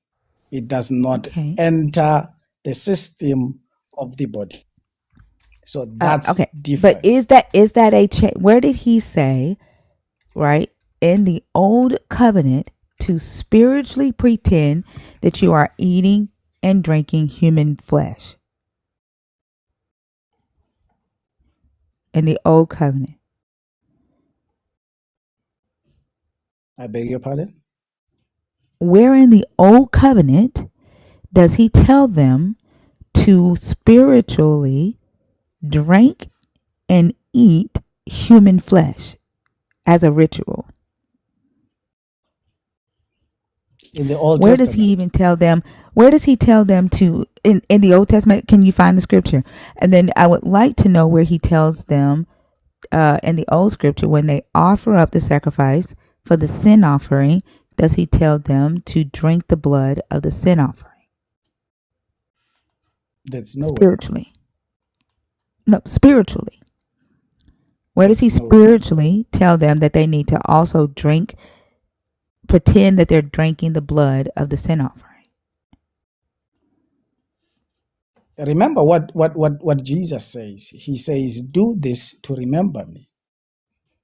Right. And they had a remembrance, a commemorative sin offering that they would do, a commemorative sacrifice that they would do called Passover. Right. And this is what Yes. Jesus was doing when he was at the Passover dinner with all his friends. And he was telling them, right, to do Yes. this as a remembrance. Where in the Old Testament Yes. for the Passover sacrifice, right? Whenever they would get together every year and do the Passover sacrifice, where does that ritual say to pretend that you are drinking the blood of the Passover lamb? It's not there because it was not that time. So that means that there Our was a God change, is correct? God of time. There Our was a God is change God in of how, time. okay, so there was a change in how a Passover sacrifice ritual was to be done from the old covenant to the new. That changed, correct? The good. No, there was no change.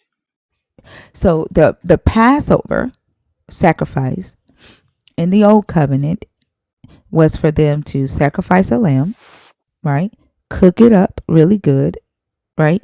And eat it, but to discard of the blood, right? No spiritually pretending that you're drinking the blood, right? That was the instructions for the Passover sacrifice in the old covenant.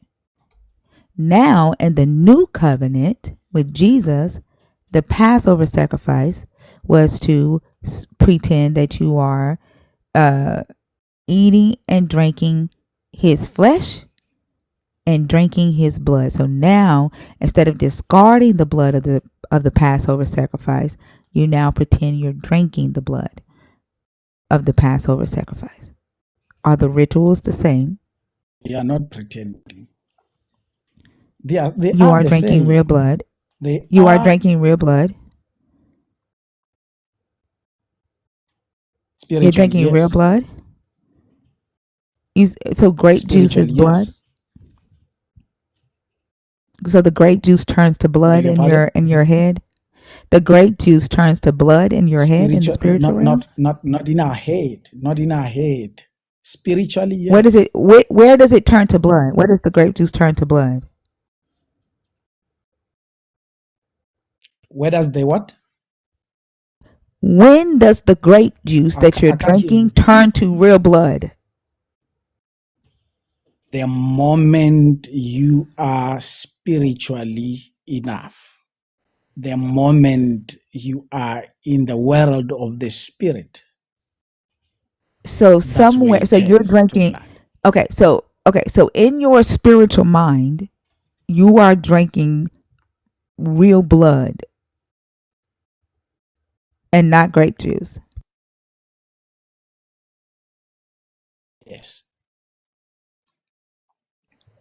And in your spiritual mind, you are eating Jesus's flesh. Yes. Like I Come said, on, somebody. my So God now, so remains the now same. from covenant one, hold on, from covenant one to covenant two, you are now cannibals, right? You spoke of In the grace. spirit. Remember, Hold you on, in spoke the of spirit. No, no, grace. no. And listen, we're not talking about grace.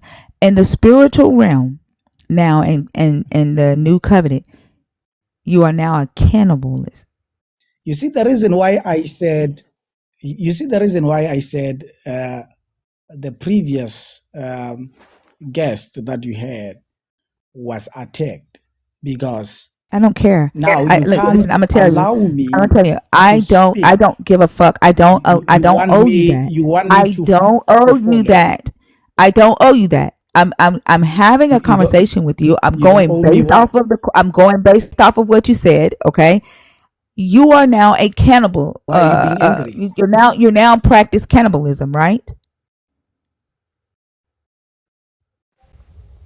Unmute and stop talking over the host.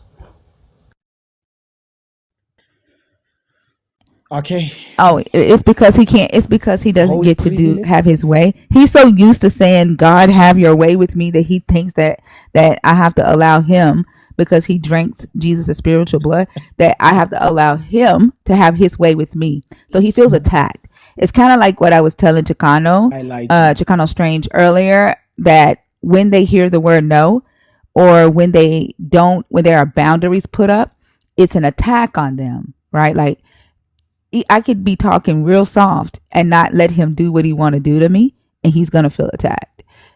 Um, it's cannibalism, right? You go from Understood. not Yeah. being cannibals, you go from not being cannibals in the old covenant to now you're spiritual cannibals in the new, right?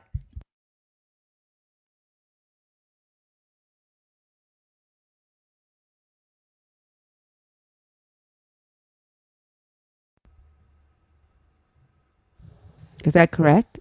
Is that what I'm hearing you say? No, it's not what you're hearing me say. Okay. Are you eating human flesh in the spiritual realm? Am I doing what? Are you eating human flesh in the spiritual realm when you eat Jesus's body? Are you eating human flesh? No, heavenly flesh. It's human heavenly flesh. Was Jesus human?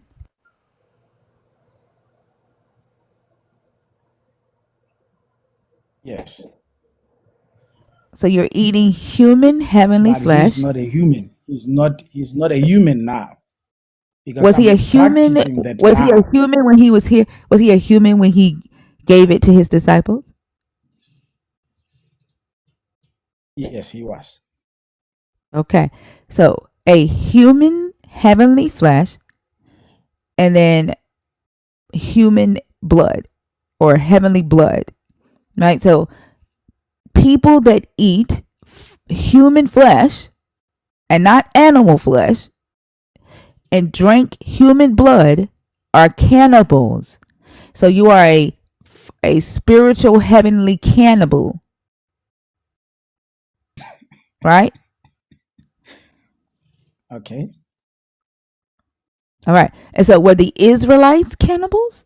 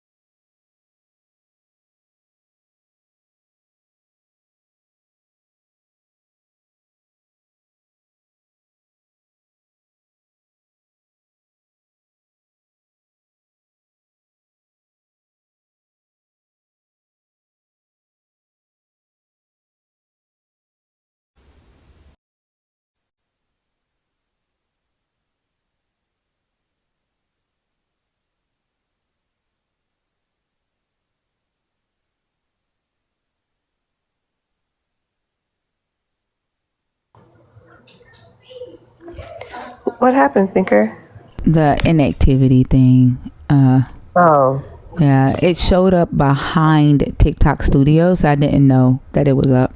Oh, okay. Listen, y'all are coming in. Y'all already know what it is. Tap the screen, share the live out to as many people as you possibly can. Thinker, do we have a new gift goal? Yes, we got a gift goal. Let's hit it. If you're interested in coming up to discuss one of the topics, please hit the guest request and wait patiently. Thinker will add you as she can. Let me tell the Discord. Hold on one second. Okay. Man, TikTok needs to fix that. Like putting the verification behind TikTok Studio. Like most of the time I can tell because the screen will go dark. But this time the screen didn't go dark, so I didn't know it was counting me down.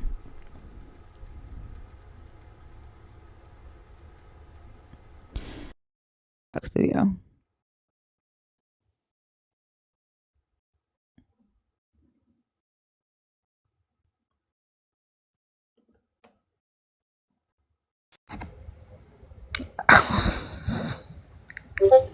I was ready to cut some ears. At first I thought I did get banned at I first. did too. I was like, was it the talking about eating people? Y'all don't But like then, like, it? why didn't it go dark though? Like, normally the whole screen would go dark to let me know I need to verify, but it Mhm. didn't. It didn't do that this time.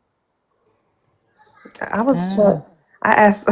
I didn't even talk about it in the comments. I was like, I like my human medium rare. You know what I mean? I like my flesh not too tough. Spiritually, of course. What? The way they be like, no, that's not a change. Like that shit.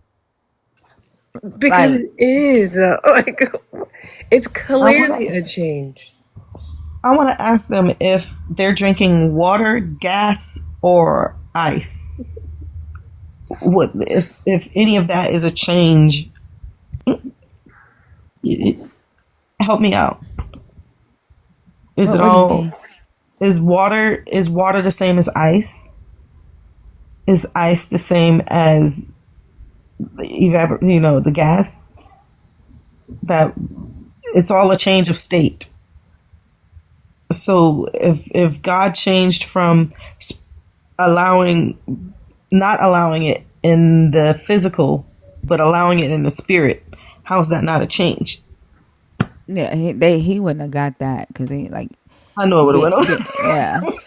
Being even just being able to say that he went from the Israelites being his chosen to the Gentiles, he wouldn't even recognize that that's a change. Going from requiring animal sacrifices to a covenant of grace, he wouldn't even recognize that that was a change. Like I like they just I don't know. The omnis will make them liars every time because they can't admit that these I'm sorry, Didi, um they can't admit that these that the God isn't these omni properties, so it makes them like be willing to lie every time. Every single time. I think we needed a restart any damn way. Just a little, every now and then.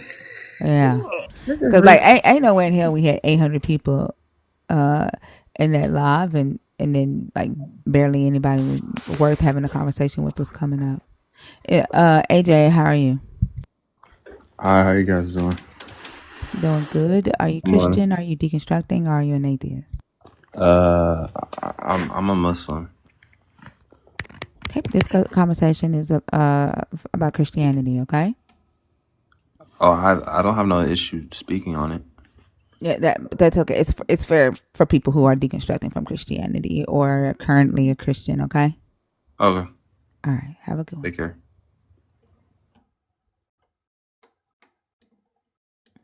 All right. If you are a Christian, or you are deconstructed from Christianity, or you are a deconstructed former Christian, the guest box is open. Yeah, he knew he was lying. And then that whole uh this is why I say that I'm attacked thing, like bruh. No, like I hadn't even got to the point to where like I would raise my voice at you. You know what I'm saying? And you up here talking about you being attacked. Like the whole victimization and self persecution shit. It's also a part of the whole narcissistic Mm. approach. Yeah. Like So that when they're done, they can be like, "Oh, I was persecuted for the cause of Christ." Like, yeah. relax. And then people talking to you like this the whole Whole time. time. Oh, I was persecuted. Like, dude, If they like did it you, to Jesus, who am I? Relax. yeah. If they want to get cussed out, I don't have a problem. I like Hello? cussing. I love it. The stress reliever. A good cuss out before breakfast is my jam. Do you hear me? Absolutely. All right. If is there anybody in here that want to come up? A nerd, someone deconstructing, an atheist, or a Christian? They are told in their Bible that they will be persecuted, so they fiend for it. Yeah. They always come in here and say, "Thinker, the Bible talks about you," and I'd be like, "Great. Hello. How old are you?" Hello. Goodness. Hello. Anybody hear me? Yes. How old are you? I'm 21. You gotta be 25. Okay. Have a good 25. day. Yep. Reading is fundamental. They're Fundamental. not gonna like that new. They're not gonna like that new I rule. noticed it just now when he said 21. You said you got to be 25. I looked at the thing. I was like, oh, she changed it. Yeah, I can't do the young minds no more. They be too childish up in here. If you are a nerd, you're good. If you're a nerd and you're under 25 and you're in your second month, you're good. You can come on stage. It's the non-nerds that have to be 25. Librarian, how are you? I I'm doing a lot better since like hearing your live. I was having a hard day earlier. Thank you for this space. I You're welcome. I'm appreciate it. sorry that you were going through a hard time. Yeah, but like man, listening to you and like the other nerds and like the mods, it's a lot. It's good. It's thank you. You're welcome. Is there something you wanted to talk about or? Oh, the Christian God's nature is contradictory. I had this idea like why some might be confused by that.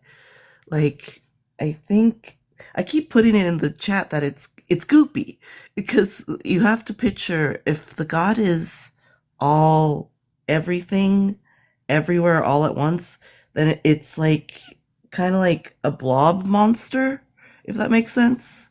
Like as it attaches itself, it morphs itself, it's the very air that we breathe, and then it's like it will always change then. It will always just goopify itself into a different shape to like fit whatever narrative it needs to, and it's kind of creepy that way. It makes it very more ugh. Does that make sense? I was thinking of that one movie. I've never seen that movie. It's so good. Yes. The film is good and it like gets everywhere and it's gross. I would have never. So I don't. Mm-mm. And you're saying that that's like the concept of the omnipresent concept. Is that what you're saying? yeah, it's like the omnipresent concept and like also the omnipresent and what was the other one? They always say God is everywhere and everything all at once. And it doesn't leave room for him to be changing or more like he has to be goopy then. That's the only way I could picture something that's everything everywhere all at once, like just this slime mold of a god. I mean, even if he was that, there still would have to be empty space or space for him to move, right? Right. Yeah. Because Like then, like, even in that, I don't think he would still be all omnipresent. yeah, because he needs the airspace, and I always get confused when I listen to the live where they get confused because you can't have it's like in a vacuum, you can't fill everything in that space and say like, "Oh, he can move." No, you can't. The vacuum is filled. And then it gets extra contradictory where it's like he's supposed to be all forgiving, but really he's not. Because some sin is worse than others. And then we get into situations like with the LGBTQ. There was a transphobe in the comments before, and I was like, not at this again.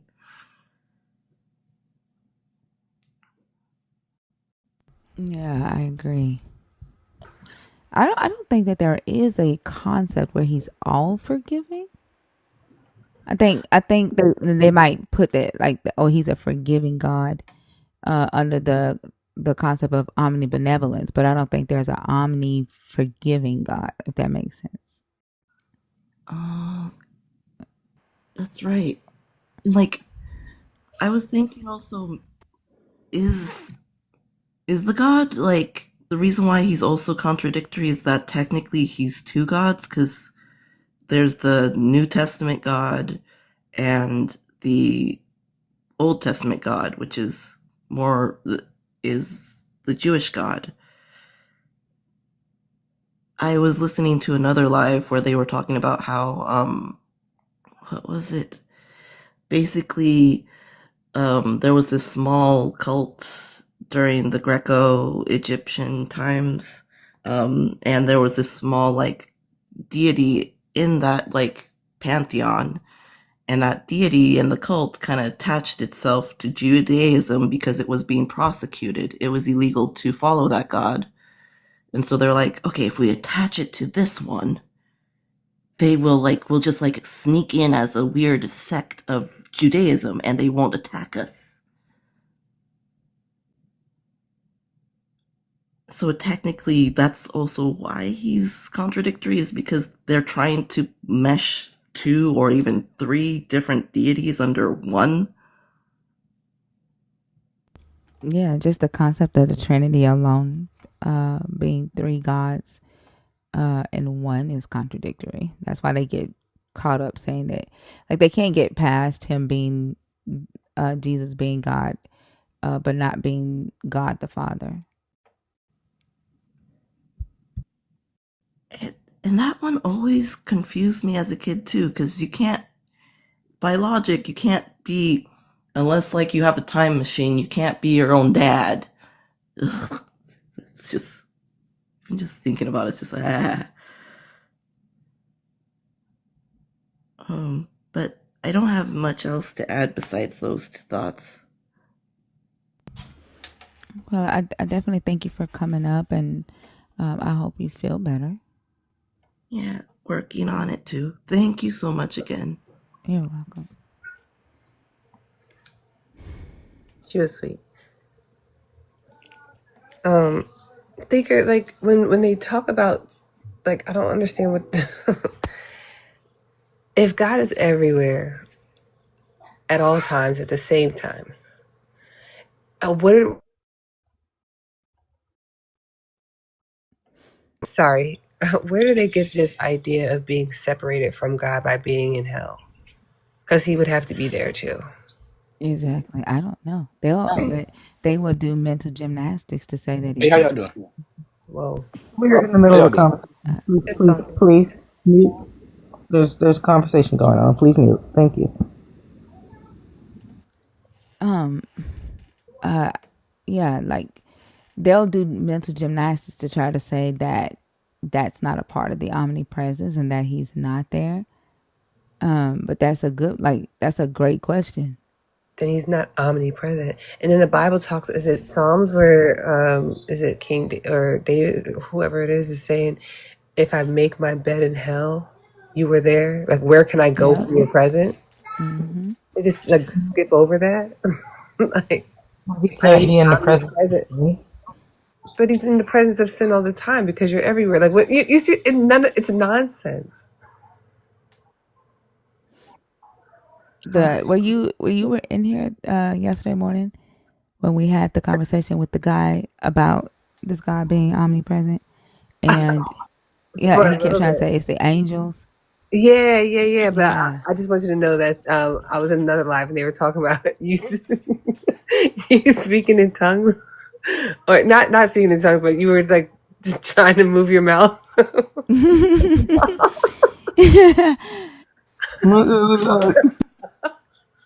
Because that's what he said. He was like, he didn't have to move his mouth to talk. Like, what? Like, what does that even sound like? Oh my goodness! It's just like if you just think a little bit about it, it doesn't make sense. Hey, is it okay if I chime in a little bit?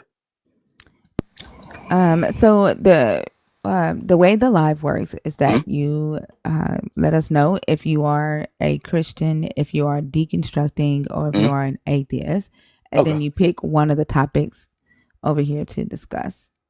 Okay. Well, I'm a Christian. How y'all doing? And I know you made mention of God's nature being contradictory. Is that okay if we talk about that?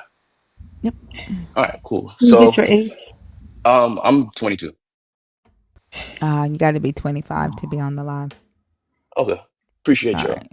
Mm-hmm. Thank you for being respectful. And I say no.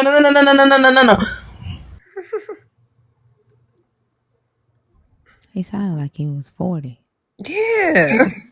Well, I looked at his thing and I was like, he looked kind of, yeah, not the profile picture, but on his page, he just looked a little young.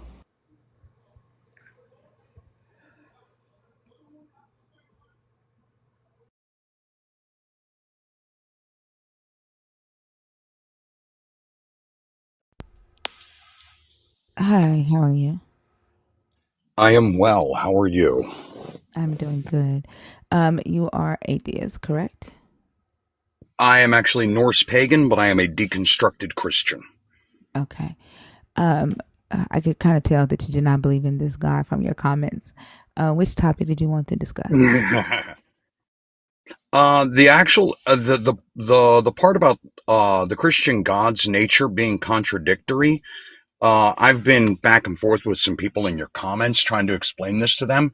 The biggest example I have to give of that, per the Bible states that God is a jealous God. But in 1 Corinthians 13, it states that love is not jealous. Therefore, the Christian God cannot be loving if the Christian God is jealous because he defies his own definition of what love is. Yeah, we've brought that up several times. I think Christina had a whole ass live about that, and they said that Mm-hmm. it's like righteous jealousy. They redefine the type of jealousy it is. And in fact, the Strong's I've Concordance. I'm sorry, one second. In fact, the I've Strong's Concordance gives a different definition of the type of jealousy it is as well. So they kind of justify it that way. I've encountered that also. You brought up about the Trinity. I just recently learned this. The Trinity was first discussed at one of the councils on Nicaea, and it was actually used as a means to consolidate the original multi-theistic Hebrew. The Hebrew religion originally had multiple gods. They Yeah, we decided know. they wanted to do away with that and convert it all to Yahweh. So they came up with the Trinity to condense all of the Hebrew gods into one and create a monotheistic religion. Yeah, so it wasn't just the Hebrew gods, right? Like they had Greek gods, Roman gods that the Roman pantheon adopted. So it was multiple um, cultures that they were uh, basically putting into one religion. Um, but what they were doing was trying to figure out, like Arianism, right? Whether Jesus was in fact a God, and was he the Son of God? And so, because of the different perspectives or different beliefs, they kind of just like put them all together and decided that Jesus was the Son of God. Jesus and God were created from the same substance, eternally existent, and existed in three people, right? In order to kind of like solve the rebellion, the different arguments that was happening at the time. But there is influence of different pagan worship in within the text, and it just made it easier for Rome to manage all of the lands that they were um, occupying at the time too. Like, made it easier for people to convert over to this new religion because they saw bits and pieces of their current belief systems embedded into it. But it was really to solve the argument about Arianism. Interesting. That's additional new information to me. Thank you very much for that. The one thing that I also learned, and you brought up the Roman gods and everything, is I don't know how many Christians have actually looked into the story of Mithras, the Roman god Mithras, who was sent from the gods to live amongst men as a mortal, and he had to Yeah, earn we his we way. talked about that earlier tonight. Oh, okay. Mm-hmm. Yeah, I recently discovered that story, and I'm like, wait, this sounds a lot like, oh, Christmas is the day that Jesus was born. No, Christmas is not the day Jesus was born. He was born in the summer. I don't think they have like a definite because they don't have like a birth certificate, right? Like, I don't think they have a definite when he would have been They born.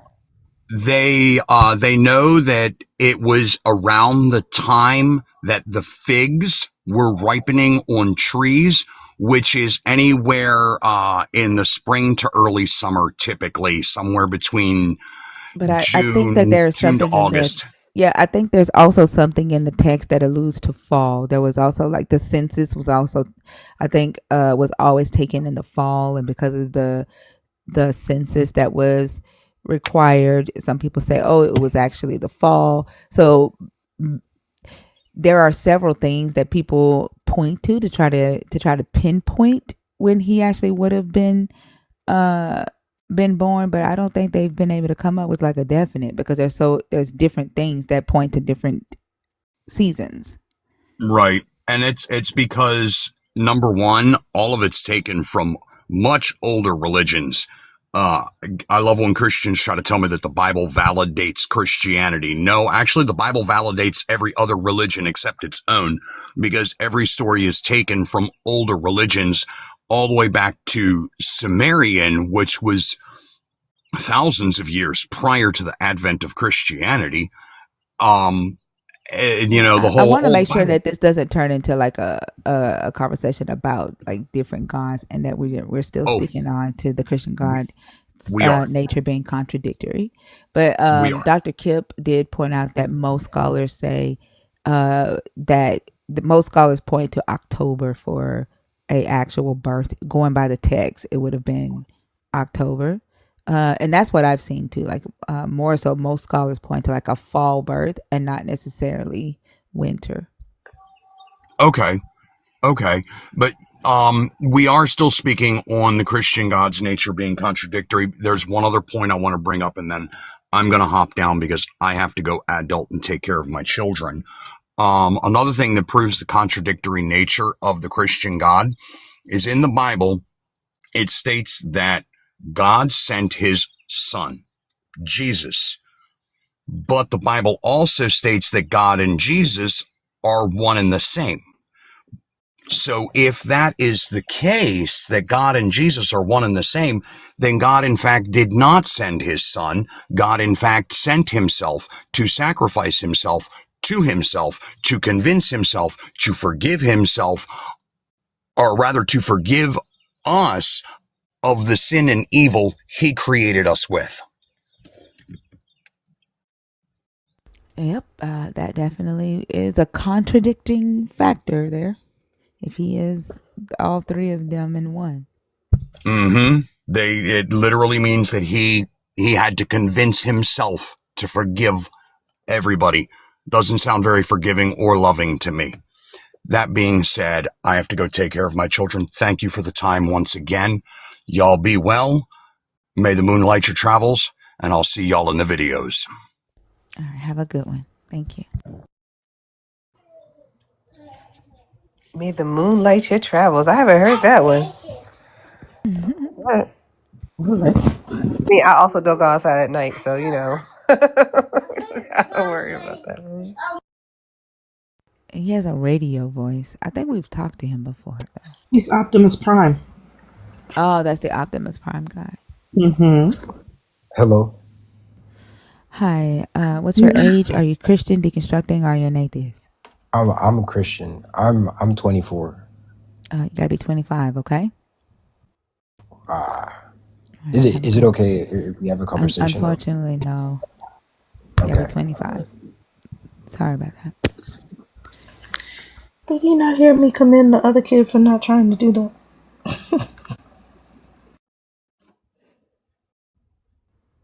But it's a boundary thing that I don't like when you say no and then they proceed to, but can we still? What? Yeah, they don't. Society hasn't been trained on the word no yet. Hasn't been trained to accept it, and it just be that. Chip Adkins.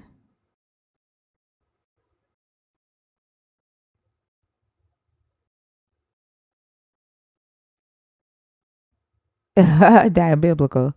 That biblical said 25 plus is written right there in Jesus' blood. We took his phone earlier. I don't know how he got it back. No, like how they keep giving that phone back. I swear his name is perfect. His name is It perfect for is. him. Let's see. Honeypot, are you in the guest box on purpose?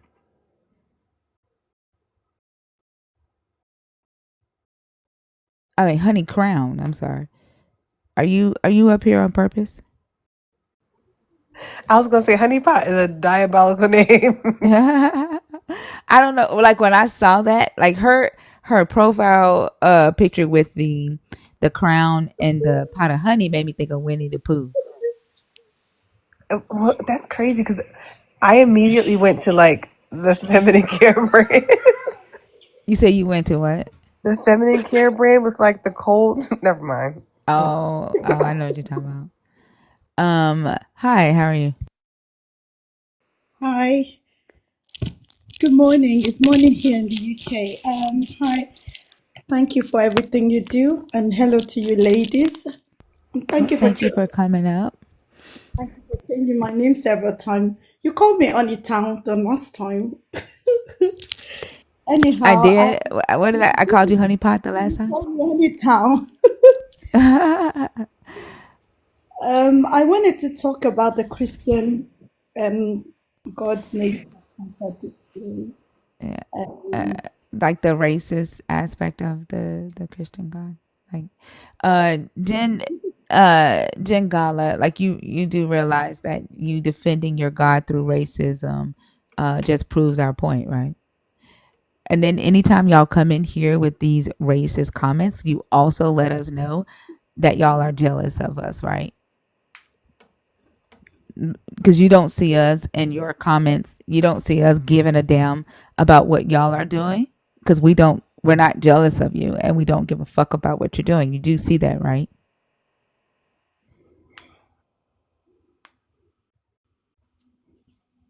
Mhm. And they don't realize we could collectively buy and sell him 3 times, not in the slavery sense, but just in the sense of buying things just to ruin his life. Like I'm saying, like I don't know if they realize, like when they come in here and they do that they're screaming real loud Y'all's Hi. presence bothers me because it makes me feel small. It makes me feel bad about myself. So I gotta fuck with y'all because I don't like who I am. And y'all are Yes. loud. Your presence is loud. Your intelligence is loud and it's bothering me and I'm uncomfortable. Like when y'all come in here doing that, like that's what y'all are literally saying. I hope you know that. Go ahead, honey crown. Right. I wanted to talk to you about the scripture that I read, about the old prophet and the young prophet, and also reading what Paul said about God not showing favoritism and judging according to how you've behaved. I don't know if you know the story in the Bible in First Kings when a man of God actually was called, not a prophet, was sent to an old prophet in Bethel um, to give a message. And the instruction, according to the Bible, is to tell the old prophet whatever, and whenever he's given the message, he should leave, he shouldn't go home with him, he shouldn't eat a meal at his house, or all of the instructions. So when he got there, he delivered the message to the old prophet. And as he was going, the old prophet lied and said, "Oh, I am also a prophet, and the angel of the Lord told me to tell you that you can now, oh, God is changed his mind, you can now come in and eat." Whilst they were eating, according to the Bible, the Spirit of God came upon the old prophet who just lied. So I'm a little bit confused about the morals of this God in that Bible, in that story. This God spirit came upon the prophet who just told a lie and said, "Oh, by the way, because you violated what God said to you, God, you're going to be dealt with accordingly." And so, whilst on his way, the old prophet, the man of God, was attacked by a lion. So I'm thinking, the spirit of this same God used a liar to attack someone who was deceived. I don't quite get how his nature is good in that story, how his nature is just in that story. I'm a little bit confused. So I tried to speak to a few Christians about it, and they said, "Oh, God will show mercy." I don't know if you know that scripture, that he said he would have mercy on whosoever he would have mercy. And then it also violates and contradicts what Paul said about God rewarding people according to their behavior. So, in every way that I try to look at it from a human point of view, I don't think there is any morals to that story. I don't think he's shown his nature as good. I don't think he's shown his nature as a just judge. And then to say this is the same God that we would be standing before and we have to give account, but he himself is not accountable to actions and the things that he does, is baffling to me. So yeah, that's what I just wanted to share. I don't know. Yeah. I'll I think I agree with you. This is just another story where the God basically sides with deception. All right. But I think the whole purpose of the story being written was to demonize the North because it's Jeroboam. Um, I think it's to show that that they were not actually they wouldn't listen to God, right? That they would listen to humans over a God or trust any source, because they also I think in the Bible it also like talks about how the North was worship multiple deities and that their prophets were false prophets, right? I think it's to like demonize the North, but it is definitely a story where this God sides with deception because Jeroboam, if I'm saying his name right, um, says that God told him not to eat or drink until he gets back home. And then this prophet comes and says, "Hey, I'm a prophet just like you." And then he deceives him. And then Jeroboam eats and drinks. And then God delivers the word to the prophet that lied, right? And sends him to go and tell.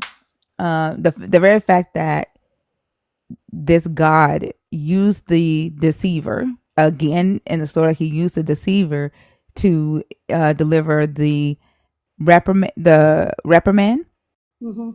right, to the one that was acting in full integrity, and then he kills the one that's acting in full integrity. To me, it just reminds me of the Abimelech story where Abraham lied. Abimelech acted in full integrity, and the God sides with Abraham. These stories to me just seem to be trying to make Judah look like trying to prove that Judah was the chosen of God, and here's why. Here's why they were chosen of God, because the north was they were these type of people, right? They didn't actually have a connection with God. They worshipped false idols, and yeah. But I agree. It definitely goes against his nature. I And just think it I shows think, that he loves deception. yeah, and I think this is the reason why um, Christianity as an organization thrives on deception. The so-called men of God pastor, they use the same business model that this God in the Bible set up for them, and they've been able to thus far deceive people, prey on the innocent, the vulnerable, and the ignorant. They use the same is the same modus operandi, the same way, the same nature, the same character. I don't know any other words to, any other adjective to qualify it, but it's the same way. And this is why they've been thriving. This is why they've been getting away with a lot of things, no accountability. And they would come and try to prove that right is wrong and wrong is right. Yeah. And it's high time that people woke up and start to just walk in freedom for themselves and just and yeah, I just wanted to come up and just hear your voice again and chat to you a bit. So thank No, you. yeah. Thank you. I appreciate you for bringing that story up. It's one that I hadn't thought about. I'm sorry, I got food in my mouth. Mm. If y'all know, I love to eat. But yeah, it's one that I haven't thought about. So I appreciate you for bringing that story up. And I Pop Tarts. I have no honey buns, so I have to eat Pop Tarts. But I agree 100% with everything you said, and I thank you so much for coming up. Thank you for having me. Goodbye. Bye. Have a good day. Okay. How do you come down? I'm so ancient. I don't It's know. okay. I'll take you down.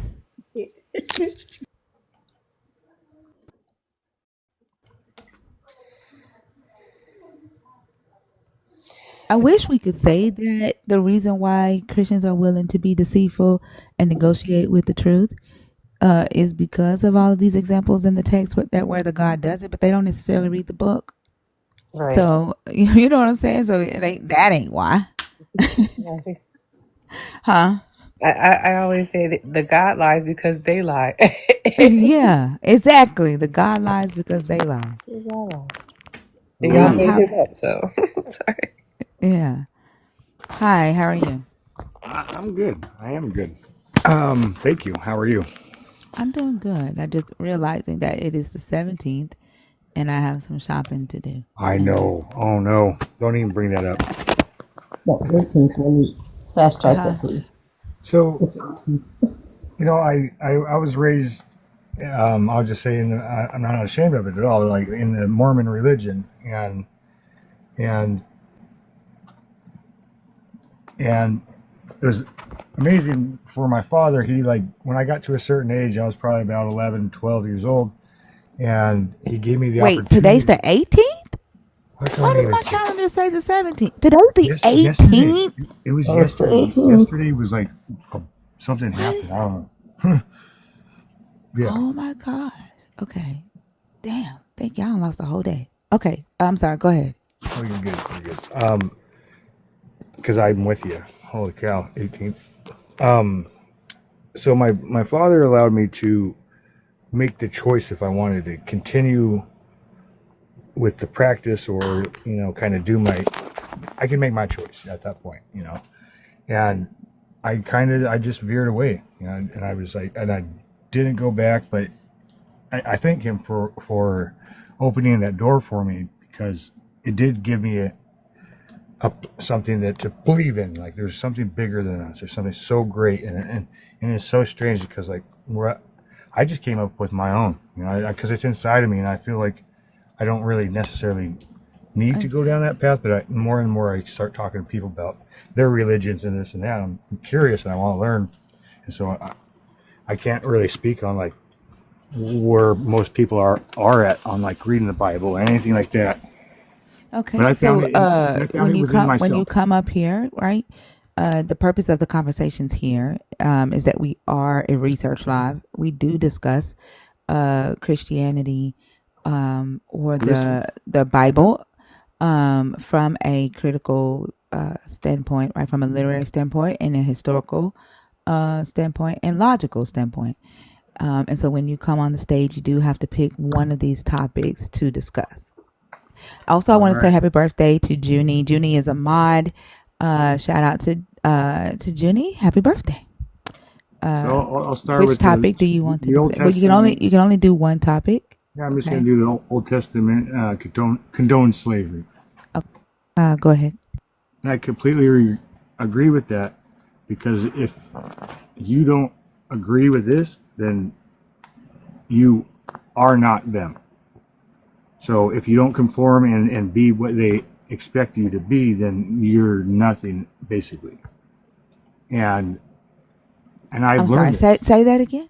So if you don't agree with what they want you to do or be on belief, then you're not part of them. Who are you talking about? Who is they? Any religion. Yeah. What does that have to do with the Old Testament condoning slavery? It's because all of the religion is based off of, or they based everything off of that. Off of slavery? Not slavery. It's creating a place to control people to get them to believe and do what they would like them to do. Mm-hmm. And what does that have to do with the topic that you chose, though? Can you tie it to the topic?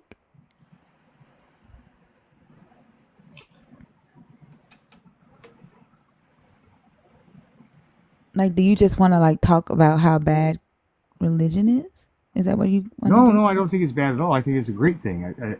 I'm just trying to say that, like, I've learned from. I'm not saying it's bad at all. I think it's a great thing.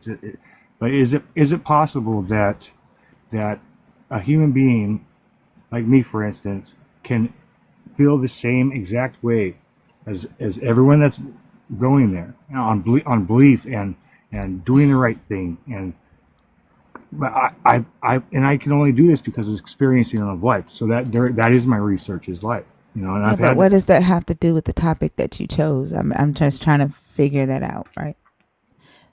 I don't know. I'm just trying to just like break it up a little bit. And why does it got to be such like you what? stuff? Why does it?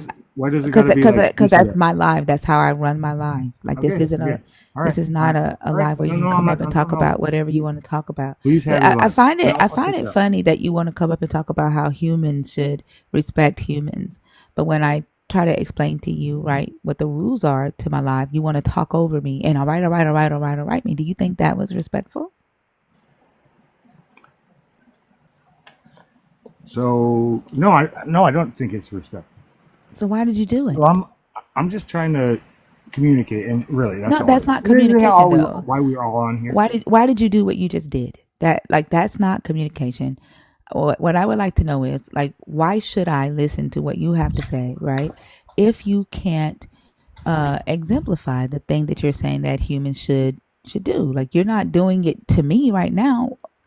Why should I believe that that's actually what you want people to, or what you believe, how you believe people should live in society, if you can't show it for like 5 seconds on a TikTok live? Okay, can I get on that? It's that I'm not saying to all humans, I'm not telling anyone how to be. It's just opening up other doors to maybe some people that are struggling and fighting with certain issues with belief or anything like that, there you don't have to be this or that. You could. It's inside of you. It's like it's inside of yourself. You know when you're doing right, and you know when you're doing wrong. And I'm sorry. This is one thing that I'm learning is like trying to not talk like that, right? Like to understand, and this is all a learning process. All of this, and TikTok, Yeah, but why like if you're learning how to respect other humans, right? Then you shouldn't be teaching it. Because what you're doing is discrediting that anybody should listen to anything that you have to say, because you're not able, right? You're not able to do the thing that you're saying humans should do. what do you mean? Just now, when I was explaining to you what the rules are of my life, right? You wouldn't even allow me to get the words out.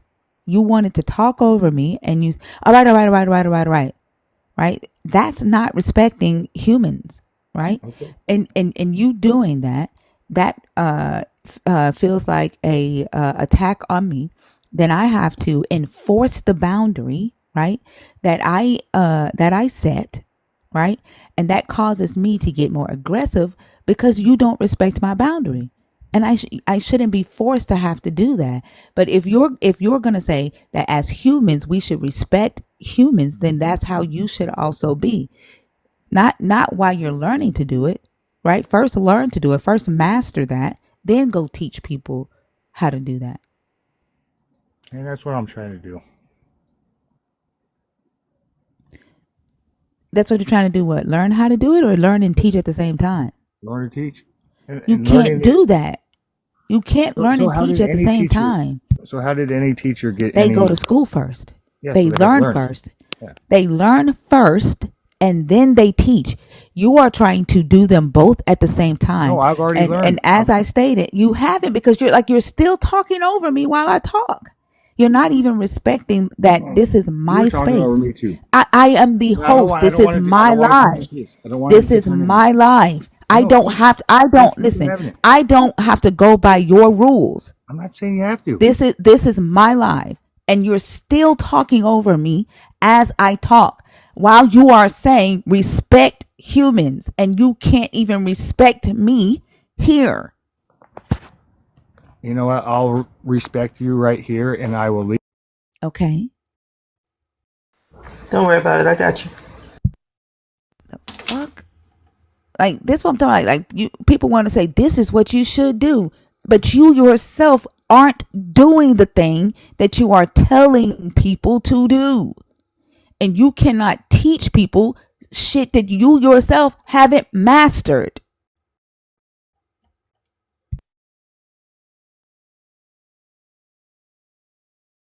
That's why I say I don't like advice. I don't give advice.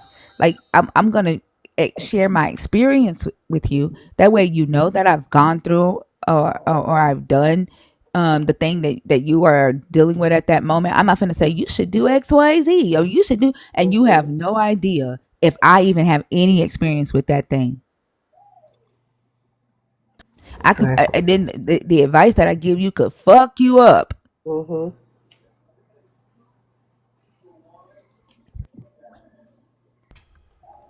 It's wild. And then people in the comments talking about he already apologized. Why are you still going? Shut the fuck up. Like, girl, shut up.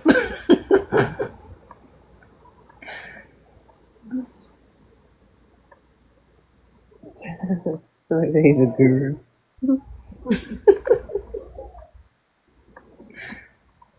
But isn't that what the Christian God does too? Like tells you a whole bunch of things that you're supposed to be and how to be, and then does the exact opposite of those things. Yep. He learns and he teaches at the same damn time. Your friend is back, Selena. Oh, dear God. You know, we brought you up here after all of the whining that you did in the comments. We brought you up here and you were gone. If I'm learning something, I don't teach it. I don't teach what I don't know. That's why I surround myself with people who are smarter than me.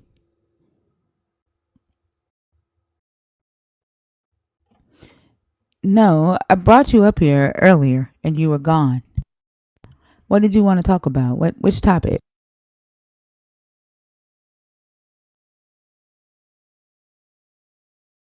You have to unmute. Hi, hello, yeah, y'all speaking to me? Is your username no? And are you the guest on the stage? Yeah, sorry, I just downloaded TikTok, so this is just a little new to me. I'm just getting familiarized. Um, Okay. Sure. yeah. What topic did you want to talk about? I just wanted to. It's 5 topics on the board. One Oh, of so these of topics. these five, okay. Yeah. I apologize. Uh, the original sin and fall of man concept is false. Yeah, I would like to maybe if I had to pick a topic, I'd probably choose that one. I think you brought a sister up. Maybe 30 minutes of. Damn, I forgot I removed one. It is 4 topics now. Oh yeah. Um, you Sorry, I you. was talking to somebody in the comments. Oh, I Go apologize. ahead. We were speaking with a sister, I want to say an hour ago about a bunch of different topics that I think really resonated. Being that like it doesn't make sense that Are we talking about the topic that you chose? uh, I don't discuss other people's conversations with other people, right? Unless you are a host and you are a part of that conversation, right? That's my rule for my space. okay. That's why I'm asking you to pick a topic from the board. Sure, we can talk about the Old Testament condoning slavery. All right, go ahead. I shared a I happened to send a picture with you on Discord that that I don't I'm not on Discord with you. okay, well, I apologize if that's not the case. I just downloaded Discord. Yeah, I As don't know well. you, so you wouldn't be able to send me a picture. Oh, okay. Well, it's just an image of I know from I know that how do you say in my like schooling and education we were always taught that about the transatlantic slave trade and black people being indigenous to Why are we Africa. talking about the transatlantic slave trade when we're It's talking about the Bible? it's connected at I some mean, point. the what how is where does it say the transatlantic slave trade is in the Bible or the transatlantic slave trade condones slavery? Where does it say that? Don't tell me to be fucking nice. I don't owe you that shit. I don't owe you niceness. I don't know you. You aren't entitled to that from me. I'm I I'm not apologize. talking to you. I'm not talking to you. Oh. But where does it mention the transatlantic slave trade on this board? I was trying to introduce the idea. It doesn't. But I was trying Right. Can you to. address the topic first and then build on that? Like the topic is about the Bible, about the Old Testament condoning slavery. Do you agree or disagree with that? I think it condones slavery. I think that the Bible is a tool that's used to subjugate like black people or people that are indigenous to North America specifically. What black people that are indigenous to North America? So like the one of the big two of the biggest secrets right now in the public domain that no one knows is that the black woman is considered the master mason in all of these like secret occult Oh societies and goodness. kingdoms. Hold on a second. What No, Thinker, we didn't get an age check, and In 28. 28 or 8. I'm sorry, 28. that was rude. That was No, it's rude. okay. I just am like very shy, so I just I come across as nervous. But I apologize if Yeah, that's. just take a deep breath. Yeah. Take a deep breath. Slow down, and then you don't talk tell me to. to let him speak, Michi. Like you tell me what to do, I'm blocking you. Don't fuck like you don't run me, right? I'm not on your fucking payroll, right? So don't tell me what to do.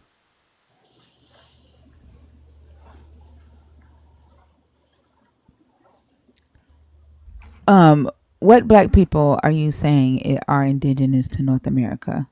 So if people there, so I'm a 28-year-old black man that has lived in like who's from New York, right? And my whole life I had the idea that like that we were from somewhere else, but like we were presented the idea of slavery and racism Are you to. saying that slavery never happened?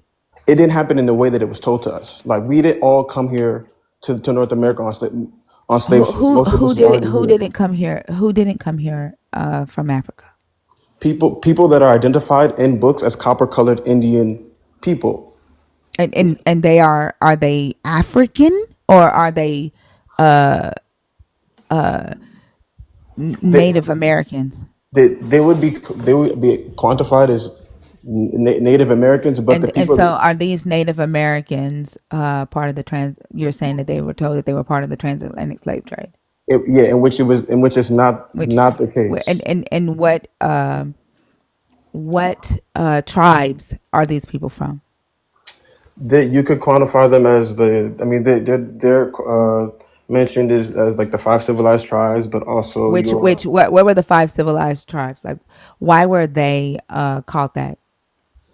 Because they are the five treaty tribes that went into basically business with the corporation that ends up being you know the 13 colonies when they first came here and And colonized and the freedmen's, right, that were enslaved to these five tribes, right?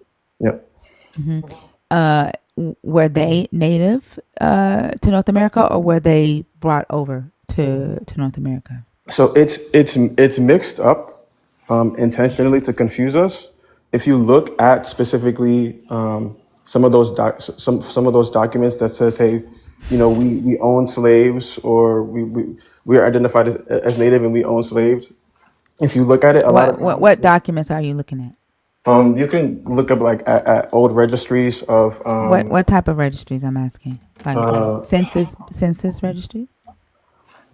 you could say the census, but the term It's is failing me. I apologize, but it's whatever the like paper. the thing that I don't like. I don't do the pretendian stuff, and I don't do Black Hebrew Israelites because y'all are filled with misinformation. Were there natives that were melanated? Yes. Are they African? No. Are all African Americans here that are in North America now a part of that group? No.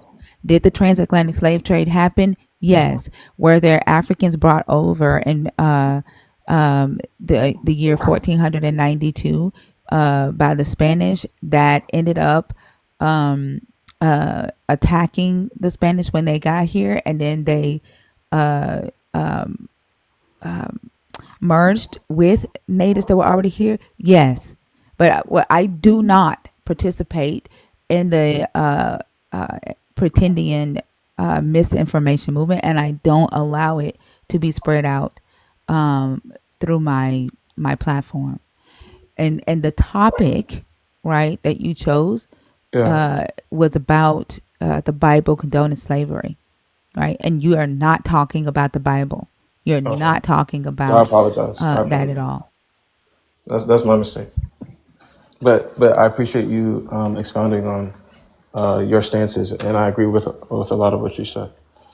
But yeah, about the topic, I do think that there are parts of the Old Testament that condone slavery, a lot of it is, if you follow it blindly, it just ends up being like false dogmatic religion that you don't really end up following.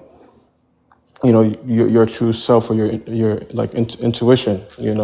These things and these texts tell you like to follow these things blindly, and that's not the case. And then yeah, it's very interesting to see how it plays out. Do you when you are doing your research, right? Yes. What how do you decide whether a source is credible or not? I do cross referencing. So what I'll do is I'll if it's a book that I'm picking up, I'll look at the source, and then I'll actually try and find out any how do you say conflicting information. But then also in my head, what I'm doing is trying to see if there's also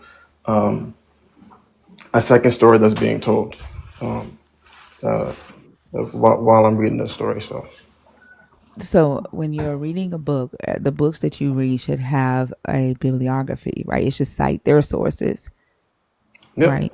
And you should be able to follow those sources, right? To see what those sources say about the information that's in the book. Mhm. Also, when you are doing historical research, um, you should be able to check to see what other scholars have said about if there are any other scholars that have written about a specific a piece of information that a scholar or a person who's writing, who's claiming to be a scholar, have written about, if they agree or disagree, like if it's been peer reviewed, right?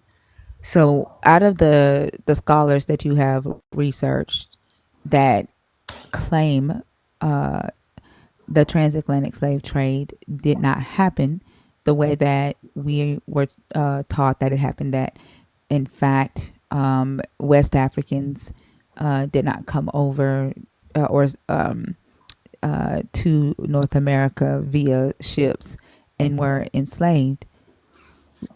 What scholars agree with that stance? I can give you I can if you want me to take a second and give you like sites and sources, I can Yes. absolutely pull up some books, but like just to level set, I know that we had to specifically talk up until the point where we're not trying to say that, like I agree with you. I'm not trying to say that it didn't exist. I'm ultimately saying that it was presented to us in a way that would lead us to believe that we were from somewhere else. I know where I'm from. I know where my ancestors come from because I did the genealogical Genealogical research for research. that, Yeah. right? So I'm not indigenous to North America, right? What I'm asking you is, right, for the claim that you are making right now, right, that they it did not happen the way that it happened because they wanted us to believe that we were from somewhere else. What scholars, right, agree with that stance? What historical scholar? Because it would have to be a historical scholar. Okay. All right. I'm going to try my best to answer your question right now. I'm pulling up a book for you. Um,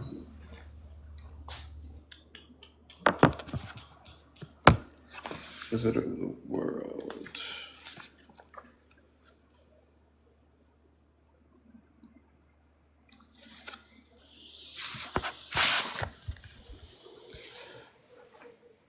Uh, so one would be Meredith Fletcher. I'm The sorry. five. What's the? I'm gonna look this up. What's the name? Meredith Fletcher. Meredith Fletcher. Yeah. The Okay, five give me civilized. Sorry. just a second. I'm gonna check. Um, Fletcher.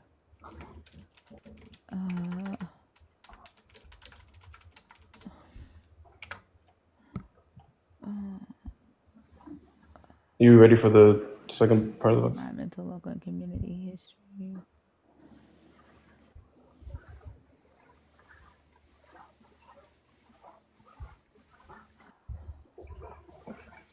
One moment. Meredith Fletcher that died in 1914. This person looks modern. It's like a. Uh, she doesn't look like she lived in 1914.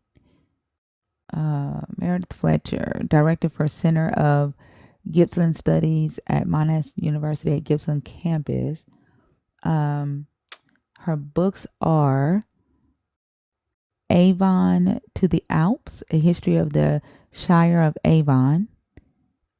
Strath Fields Say, A History and Guide, and Digging People Up for Coal. And that's it. Like, she's written 3 books. What book are you referring to?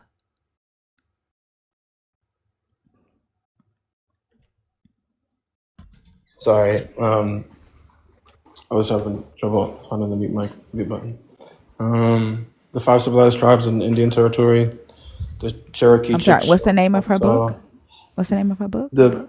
the five civilized tribes in Indian Territory, the Yeah, Cherokee, This ain't her. Chickasaw, Choctaw, Creek and I'm Seminole sorry. Nation. One second. One second. Yeah, I Uh, think this is the scholar that died in 1918. 1918. It, I'm seeing a site. This was for 1894. And if I think my phone is gonna die. If anything, I'll be done.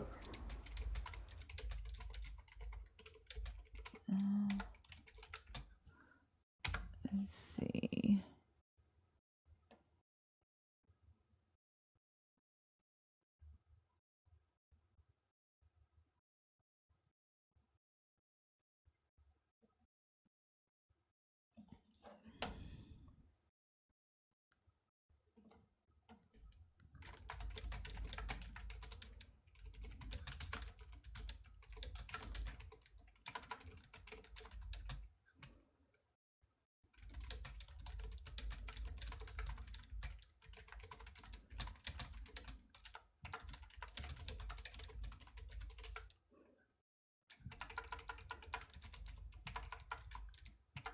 Give me just a second. See if I can find a summary right quick. And I want to see what her credentials are. See if I can find a summary of her book.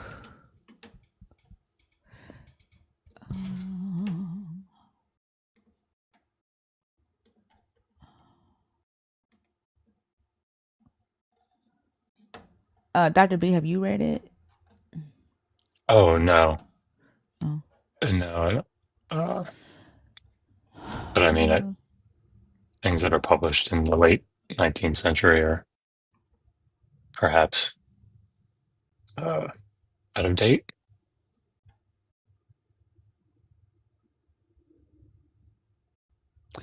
She talks about them owning African Americans. She talks about them owning enslaved people. Um, uh, that the tribes established systems of chattel slavery,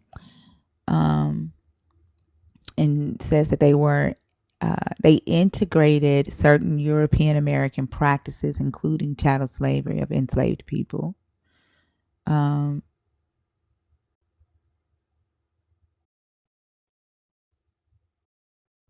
She gives a report of the population of these people.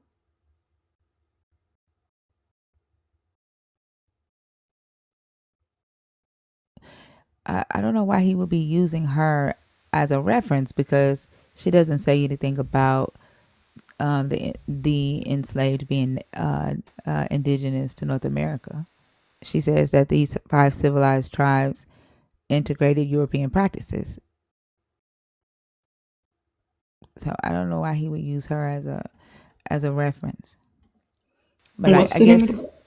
huh? What was The the name? five civilized tribes in Indian Territory, and then it says the Cherokee, uh, Chickasaw, Choctaw, Creek, and Seminole nations.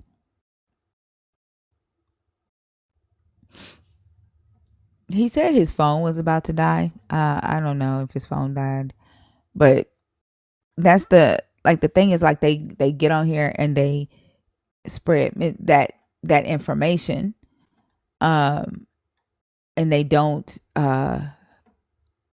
don't necessarily check to see if the information is credible or not. But I don't see what she would have said that would make him think or repeat what he's saying and use her as a reference, because she doesn't allude to anything that he was saying. Ken, how are you?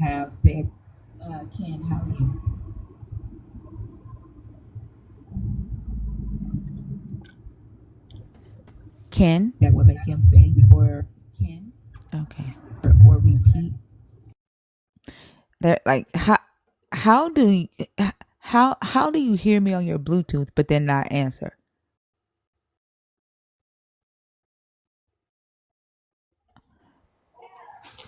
Thinker, I have to jump down and go do the auntie thing, but thank you for letting me hang out with you guys. You're welcome. Have a good day. Are you going live today at all? Uh, yeah, I am. Okay. I'll be live at 11:30. All right. Have a good one. Y'all too. Get some shopping done, thinker. I'm gonna try. All right. Why is Blessed back in the guest box? Seriously? Come on now. Pretendian is somebody that is practicing the erasure of indigenous people by saying the transatlantic slave trade never happened and that all black people in North America are the Native Americans.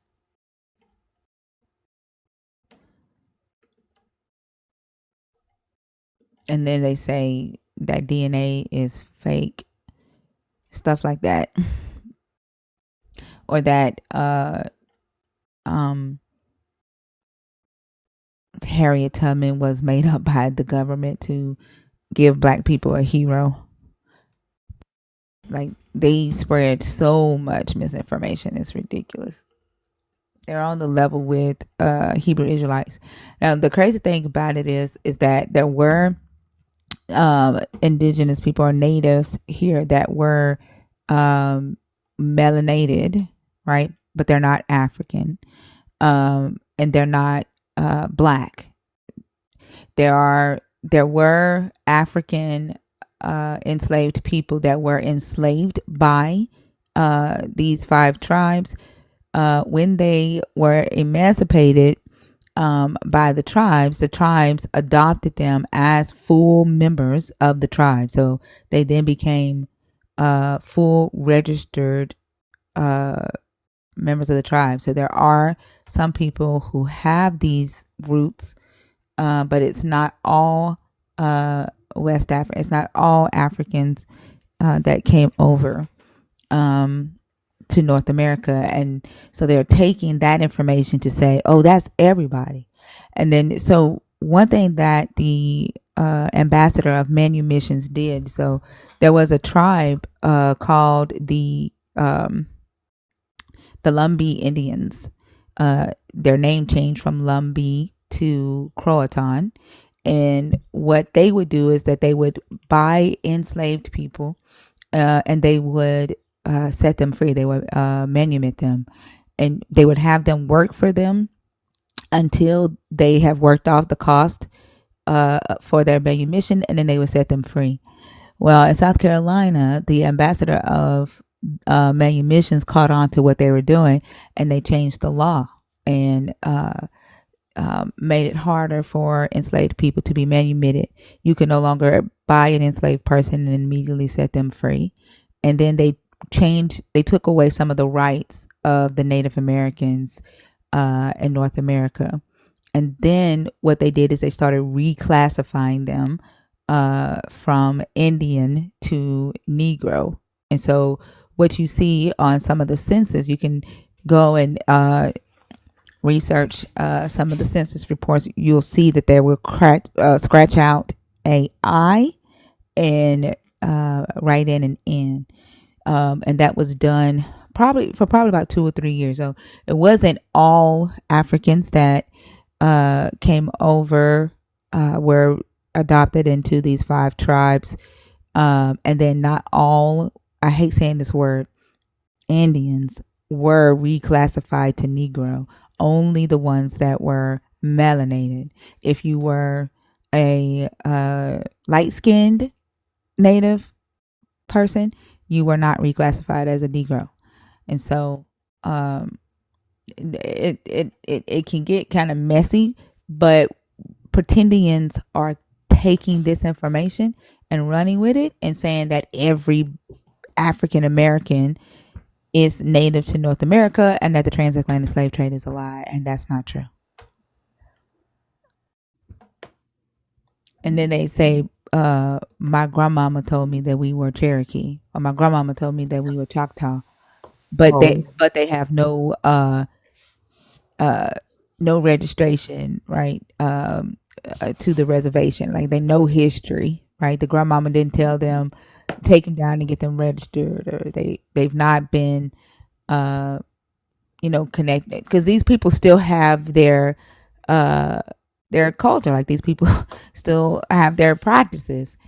And if in fact your grandmother was a part of one of these 5 tribes, she would know. I've met several black people who are in fact registered, who grew up on the reservation, who like there are people like that, but no, every African American in North America are not native to North America.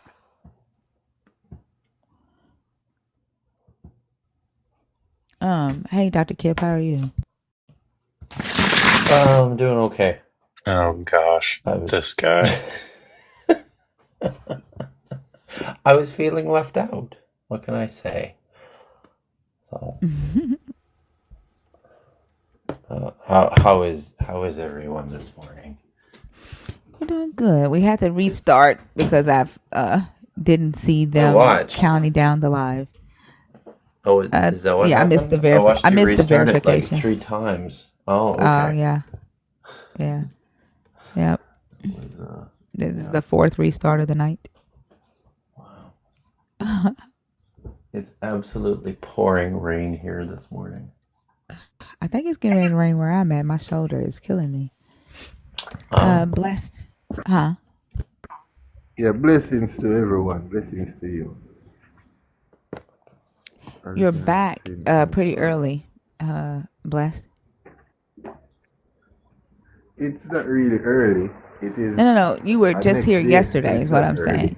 No, what I'm saying is you were just on the live Okay. yesterday and you're already back. Yeah, because to tell you the truth, I enjoy being here, you know, I learn a lot of things. So, yeah. I We like enjoy to being get here. at least a week's worth of rest before you come back, but it's cool.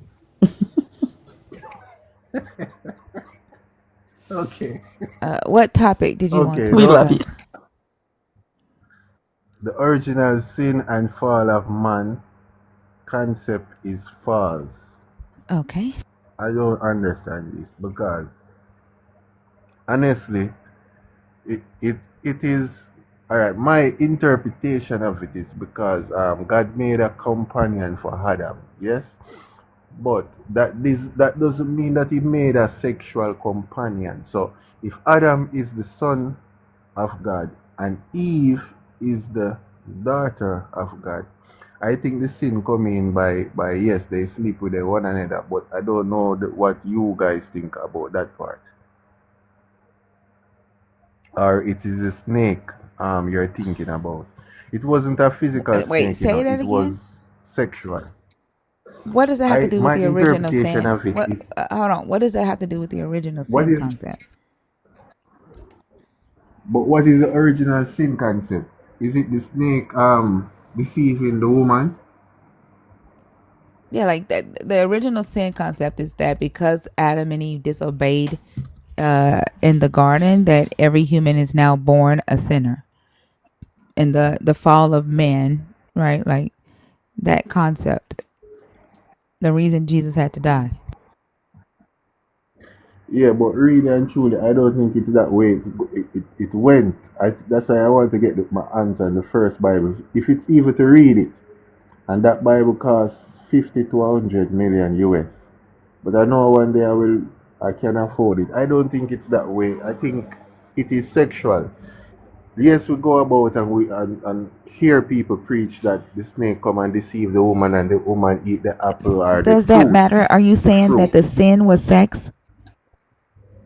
Yeah, that is Okay. what I think. Does that negate the fact that you believe you are born a sinner, whether the sin was fruit or whether the sin was sex? Do you still believe you were born a sinner? Yes. Okay, so that's what the topic is about. Like it doesn't matter if you think that the sin was them eating a piece of fruit or if you think they had sex. The topic is saying that the original sin concept, that because of what these two characters did in this story, every human is now born a sinner. I'm saying that's false. I'm saying that No, but I'm saying, that story does not represent a original sin. That's what I'm saying. listen. No, it's right. It's true because we all come from Adam and Eve. You have a part in the Bible where Cain, when him kill Abel, him say when the people them find him, they will kill him. Which people him is talking is the same people them who are come about. So everybody come from Cain, from sorry, Adam and Eve. So if they are sinners, we or their entire lineage is sinners. You don't believe in this, but you know that a Where person where entire where is that lineage. represented in this story? Where does your God tell them that they have sinned in the story of Adam and Eve? I think it's chapter 3. Chapter 3, Genesis what 3. verse? Genesis 3 chapter. I'm getting there right now. Genesis 3 chapter. Um, and he said, I heard a voice in the garden. I was afraid. I think it's from, and he said, who told thee that thou wasn't naked? From 11, from chapter 11, go down. From Chapter from verse verse 11. 11? Yeah, Yeah, where does go he down. say now you have sinned? Where does he say that? And the man said, the woman did that, gave it me, and he said, the Lord said, unto the serpent, and Adam and said, and I will put enmity between thee, and the Lord said unto the serpent, and Adam and said, because thou hast heard the voice of thy wife, and that cursed is the ground that thou thorns in the ground, in the sweet of thy face shall they eat thereof. And Adam called his wife and Eve, and unto Adam Dr. the Lord B God and provided Dr. the Kip, nose what are your thoughts about what of the Finkeldorf man which just he formed. commented? Wow, Bless reads. We're gonna let Bless read on mute. He's reading aloud to himself. What are your thoughts about what Finkeldorf just commented? He said something about the story in Genesis 1 being about sex, right? I'm talking about Finkeldorf in the comments said that Genesis 1 through Oh, 11 is about I didn't see that. formation of Israel written during exile. I mean, the dating is going to be problematic, I Mm-hmm. think, to nail down. Um, yeah, I mean, I think there are two questions. One is the individual pericopes that are utilized in the primeval history, but then, you know, when those are brought together into perhaps the longer strand that is the primeval history, and then in addition to that, you know, when that text was then combined with P, those are all very difficult, I think, to nail down, even for the people that specialize in the formation of the Pentateuch. And I am obviously not one that does. I am also one that does not. And I don't even think Joel Baden would venture into sort of that specific kind of dating. And I don't know about formation of Israel. Like, because that's what he said. It's about the formation of Israel written during the exile. Mm-hmm. Yeah. I think it's. I mean, I have my own ideas about what Genesis chapter 1 to 11, or more appropriately, chapter 2 to 11 are doing. And Josh has written a little bit about this as well. But yeah, I think I think there's I tend to read that entire section through a lens whereby there seems to be this, to me at least, there seems to be this this pronounced anti-urban polemic at work there, about getting out of the cities and getting into the highlands, getting back to your roots, kind of thing, right? So, but I and I think don't it. know how For me, I much. think it's trying to show that that's what the God favored. Like, I think Hmm. It's kind of leaning up to like David being the favorite of like Judah. You know what I'm saying? Um, I think it's trying to like show why they were the favorite, and that the God favors that over city life or, uh, you know, urbanization. That's what I kind I of mean, see. the complexities of this, I think, deal with how one views the text coming together. So, if you hold to a documentary hypothesis, um, you know, concept of how the text came together, then you have an individual J strand, a J story, and then a P story. And so when you look at Genesis 1 through 11, you have this consistent narrative that runs through it, right? So then when you ask questions like, when was that written? Uh, you know, that's going to differ greatly, I think, because those documents, those sources are thought to have come about in the 8th, 7th centuries, right? Hmm. But in what form is a question. What are the editorial layers? But I mean, to answer the question, now that I'm sitting here saying all this, I suspect his comment is not trying to be that precise or that pedantic. Um, so Well, Well, his next question was like, why are there Babylonian words in the text? And I think, yeah. like, yeah. So mm, I think he is noticing the exile influence, right? Uh, So so in part of the the text. reason that that's not necessarily um, diagnostic of an exilic uh, period writing is that so the story that the flood tradition, for example, is based on um, is a story that's a Babylonian or an Akkadian text that's been very important since the second millennium, and so the utilization of that flood tradition or that narrative, which I agree, it utilizes Akkadian terms, right? Um, during the Neo-Assyrian period, this was also an incredibly important text.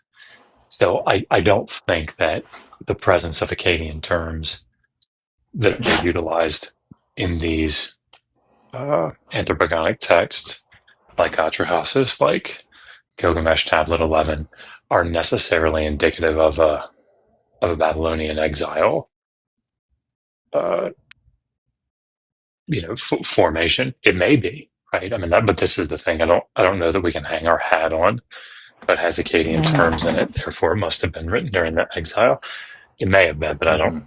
I don't know that those things follow. That makes sense. Finkeldorf, I hope that answered your question. All right. He said he wouldn't hang his hat on that either. I hope that that answered your question. If you have more, let us know. Bless, did you find where your God told them that they sinned in Genesis 3?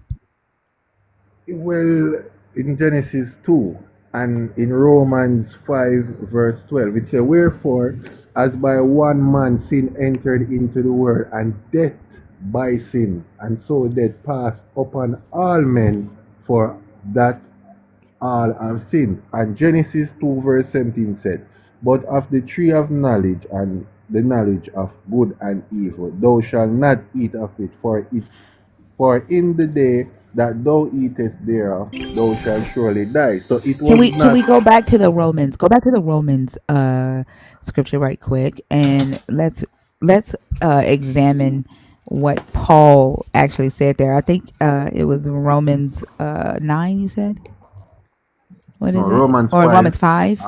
verse, yeah, verse 12. Uh, and let's examine that right quick from Yeah. a original sin and fall of man state. He says, therefore, just as sin came into the world through one man, and death came through sin. So death came through sin, right? And then he says, Yeah. and so death spreads to all, and there's a because there, right? So he's like, death came through sin. And then he says, and so death spread to all because all have sinned, right?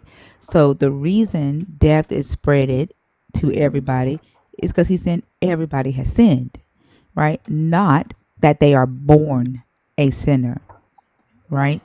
So he's saying that this is how death spreads. But again, this is someone 4,000, 5,000 years later. Damn, like here they are verifying the live again, y'all. Like, we ain't even been live. We've been live an hour and they're making me verify it again. Like, it's crazy. But this is somebody 4,000 years later in Rome, right? Saying, oh, this is what happened in the garden. What I asked you was, where in the garden does the God say to Adam and Eve, because you have sinned, now, right, every human after you is going to be born a sinner? Well, he didn't necessarily say that. He didn't say that. I don't know. I don't remember because I read this Genesis already, but I don't remember. I recall him saying that. He doesn't, But right? Like, what he appears to be concerned with after they've eaten is making sure that they do not live forever, and that with this knowledge, right? His concern is protecting the tree of life so that they don't eat and live forever, right? He didn't say anything to them about how this would affect humanity going forward. And then I would say that when he is talking to each individual person who's involved in this whole thing, he's talking to them individually. I think that it's a later concept to say that he's saying that everybody is gonna suffer this because of what they did. Because if that's the case, right, then when Adam and Eve have children, I think it's Genesis 5. It says that they are also made in the image of God, right? So how could they be made in the image of God if their nature has changed to a sinful state, a sinful nature, right? because we This favor is when God he then. has Seth. This is after Cain and Abel, and now they're this is the birth of Seth, but they're still made in the likeness of God, right? Is God sinful? Is God's nature sinful? No, not his nature, but we were made in his image. The image will look like him then. So God looks human. Him have face. I would say I think so. Yeah, him kind of look like human being,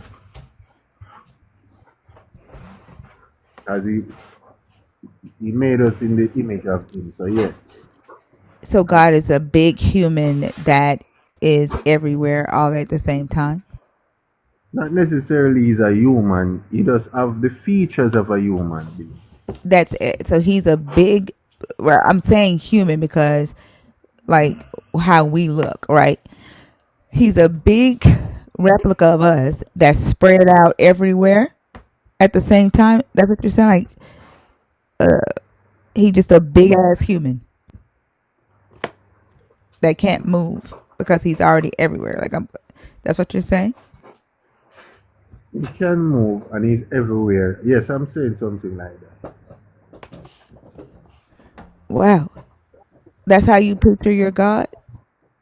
Because he's a spirit. The spirit can be more than one place at a time. And the Right, but spirit does you're that saying move. you're saying, right, the fact that he's everywhere at the same time, you're saying that he's like this big ass head, right? These big ass shoulders, big arms, big butt, big feet, big legs, big belly, big eyes, big nose, big lips, big ears, right? Big fingers and fingernails and toenails, right? Does he have private parts? Like, is that big? Like, he's everywhere? I don't I'm know, trying to but figure out. PT said no Gentiles, and I read that no genitals. I'm trying to figure out.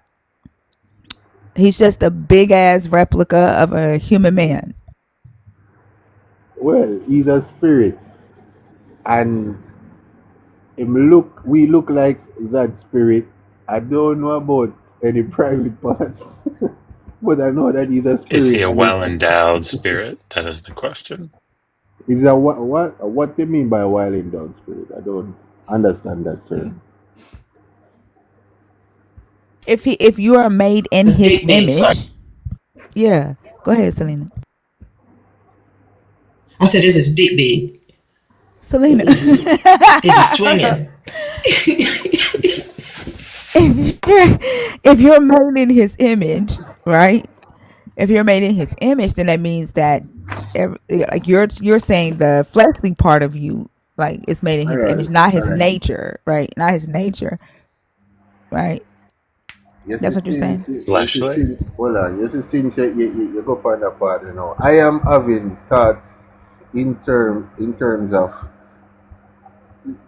we were taught that God is a He, but the natural nature, God can do anything. First and foremost, that's what I believe about my God. But the nature of something that birth other things is like a woman. Wisdom is a woman in the Bible, and from wisdom you get knowledge and understanding. And the Bible call wisdom a her. What The does this first have to do with your God? Are you saying your God is a woman? no, you're saying now that if you have big genital parts are wait one year.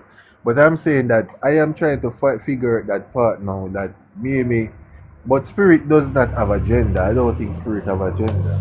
And if spirit should have a gender then it would be a woman. I think God would have been could be a woman. But that is for our next discussion. So are you Alright. made in his likeness, right? Yes, Like his same same nature, like or do you look like him? I look like him, that alone, because I have adopted sinful nature because of Adam and Eve. Okay. And so if you look like the God, then Yes. why do people look different? And then how are women not made in his likeness? Yeah. So we couldn't just look like everybody look the same. Everyone has to have a different type of features. But we all have ears, we all have nose, we all have mouth, we all have eyes. We may have different complexion, Right, but but we're all you human beings. also have genitals, right? So like you can't say that you're made in his likeness and then say he don't have genitals. Women have breasts. Do your God have breasts? I don't know about that part there, but So that like logically it makes no sense, right, to say that when he says made in his likeness that means that you look like him, right? It's that this like you is the have thing. the dominion, right, to be able uh to create, right, to think, right? Right? Like you're able uh to speak, right? You have Well, God, consciousness, right? yes, I have. Yeah, but um, God knows what a man wants, and God knows what a woman wants. So God made man and woman for each other. So yes, He made us in His image. So maybe God can be both man and woman, and maybe God is man and woman. I don't know. And we cannot use logic to understand the mysteries of God. Because God, the Bible that I read and the God that I believe in said that He does not think like us and we don't think like Him. So I don't think we can use logic to understand a lot of issues. Why is it that everything about your God is illogical, blessed? Because he does not want us to know everything. We kind of, sometimes some people get some information and they can't handle it. I don't think we can handle everything, or at least quarter of the things that So then, my if that's the God, case, why would he give this information to a human?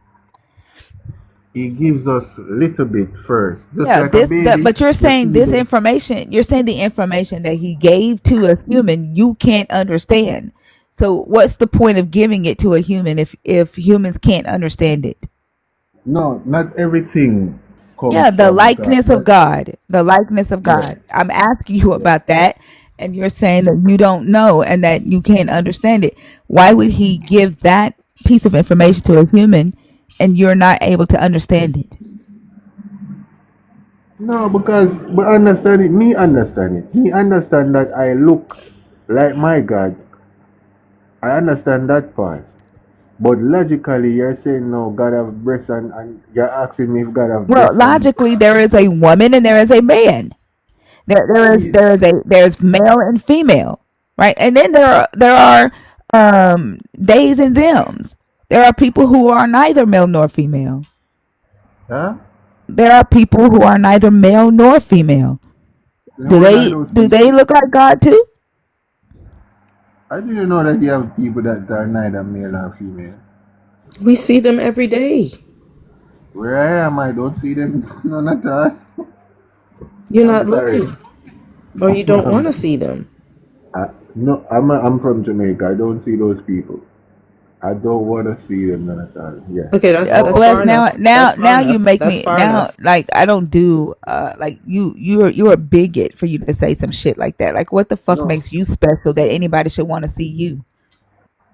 no, I'm saying no offense to anybody that want to live their Fuck life how saying they no want to live offense their because life. what you said was very offensive. How are What you did going I to say say that no is offense? offensive? How are you going to say no offense? And what you said was offensive. Like, what makes you think that anybody wants to see you? Because them have two eyes in them head. Because what? Because they have two eyes in their head. They can naturally see me. I And don't so know can what you're you. You talking. have to, mother. I'm sorry. So can you. So can you see. So can you naturally see them?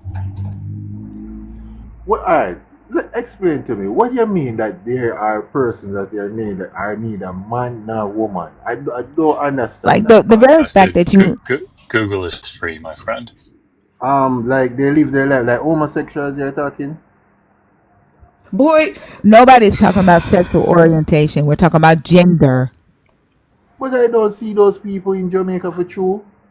So You I don't can tell know you if that. you're seeing them. You don't know if you're seeing them. You have no Well, idea. But well, what if you you say said that was, part, then what you said was, I don't want to see them. yeah, me never want to see them because I don't know I've seen them people, then I never see them and I do. Listen, whether I see them yes or I see them no, I have never. I don't know if I see them. Then. Let me state it that way. There, I That's don't know. not what you said, though.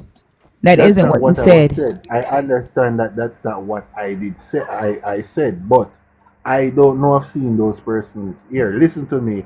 Here we are like some persons say we are in like a box. We need to come out of the box with our thinking and like go in the world and see other stuff and so forth.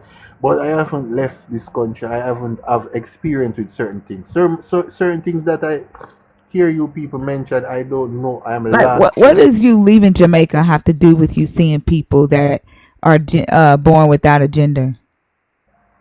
I all right then. You see, I have never heard about people that born without a gender. This is the first time I'm hearing those stuff. No, it's I've not. never That's why you put them with homosexuals. You're lying because you no, me think literally that say, "Are then you you're talking about talking. homosexual?" No, Like, no, listen, it's I not. thought it was those persons you're talking, but no, you're showing me that you literally have persons that born without gender. I haven't. This is the first in my 30 odd years on the earth. I am learning about these things or hearing about these persons. And in my 30 odd years being on this earth, I have never heard about this anywhere else. That's why I'm say sometimes I like So to come then, here because I get why was your next statement was, "I don't want to see them"? You said, because "I I was don't see them," and because "I don't because want to see them." For what? because I was because I thought you were talking about the homosexual persons. And you think that that's okay for you to say? Whether it's okay, yes or not, this is the culture that we live in Jamaica. We don't. And Yes, F your culture. F your they are. culture. F the culture that you live in that decides you don't want to see people who are just living Listen, their lives and loving who they want to. Don't tell me to listen. No, you're gonna listen. no, Because you're but I'm sitting up gonna here being explain. very ignorant. I'm You're explaining to sitting up you. Can here I explain to being you? very ignorant, very intolerant, very bigoted about people who just want to live their lives just like you want to live your life. These people get hurt. They get hurt for being who they are based off of the religion that you so heavily cling on to in your dead cold hands with your dead cold heart. And this religion doesn't hurt people? And I apologize to people who are in this live, who are a part of that community, who are a part of the LGBTQ community. Because it's ignorant a-holes like this that cause y'all the pain that y'all have to go through just for being who you are. And I pray to whatever deity there is out there that they never encounter you or the likes of you. I don't hate And the I pray person. your teeth fall out of your head as soon as you go to say anything bad about them. Listen, I don't hate the Not person, you his know. I teeth don't. falling out, I don't care. Sarita. I don't care. Listen, I don't care what you mean. Well, Impact I is Blessed, you care. greater gotta than go. intent. Blessed, I you gotta care. go. And unfortunately, the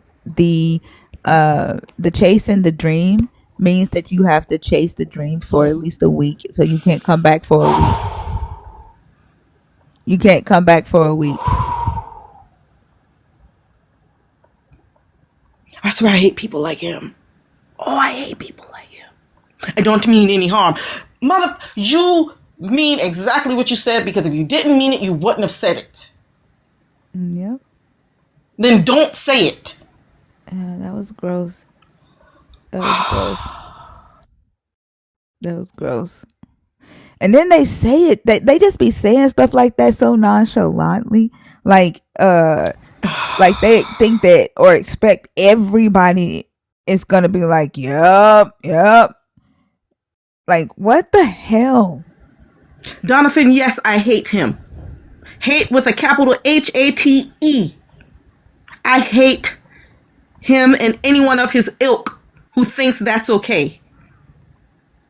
Don't you know, Donovan, that ideology is what perpetuates harm against people of the LGBTQIA. All right. People are getting hurt when they're just out and about, right? There are laws being made about them, right? Saying that they can't live life the way that someone who is a straight person. Like there aren't any laws in society that says straight people can't kiss in public.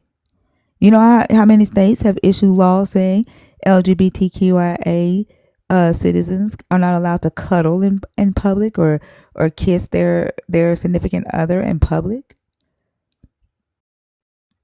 It does not work both ways. There is no law that says straight people are not allowed to hold hands or kiss in public. And if I become what I hate, I'll never become that. I'm going to put that out there right now. I will never become that. And if hating someone who hates people just for being is an issue, then you can kiss both sides of my cheeks. And not the ones on my face, so you won't get it mixed up. I think the Christians get scared when they see Dr. Kip and Dr. B both on live, because they all. You know what? I think they get scared. I don't know what's happening.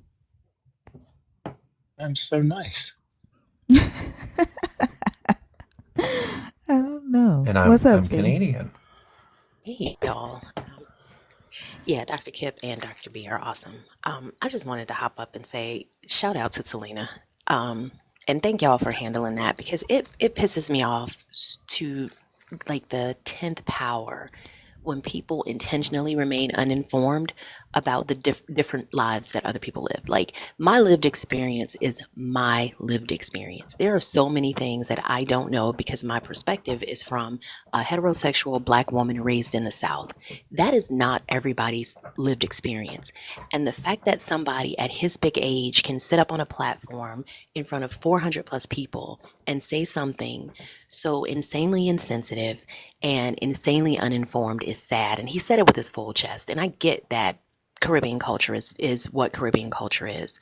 But all cultures have discriminatory practices. All cultures have parts of the culture that exclude other people. And it's unfortunate that members of the LGBTQIA community are often the target of these discriminatory practices. It doesn't cost anything to be empathetic.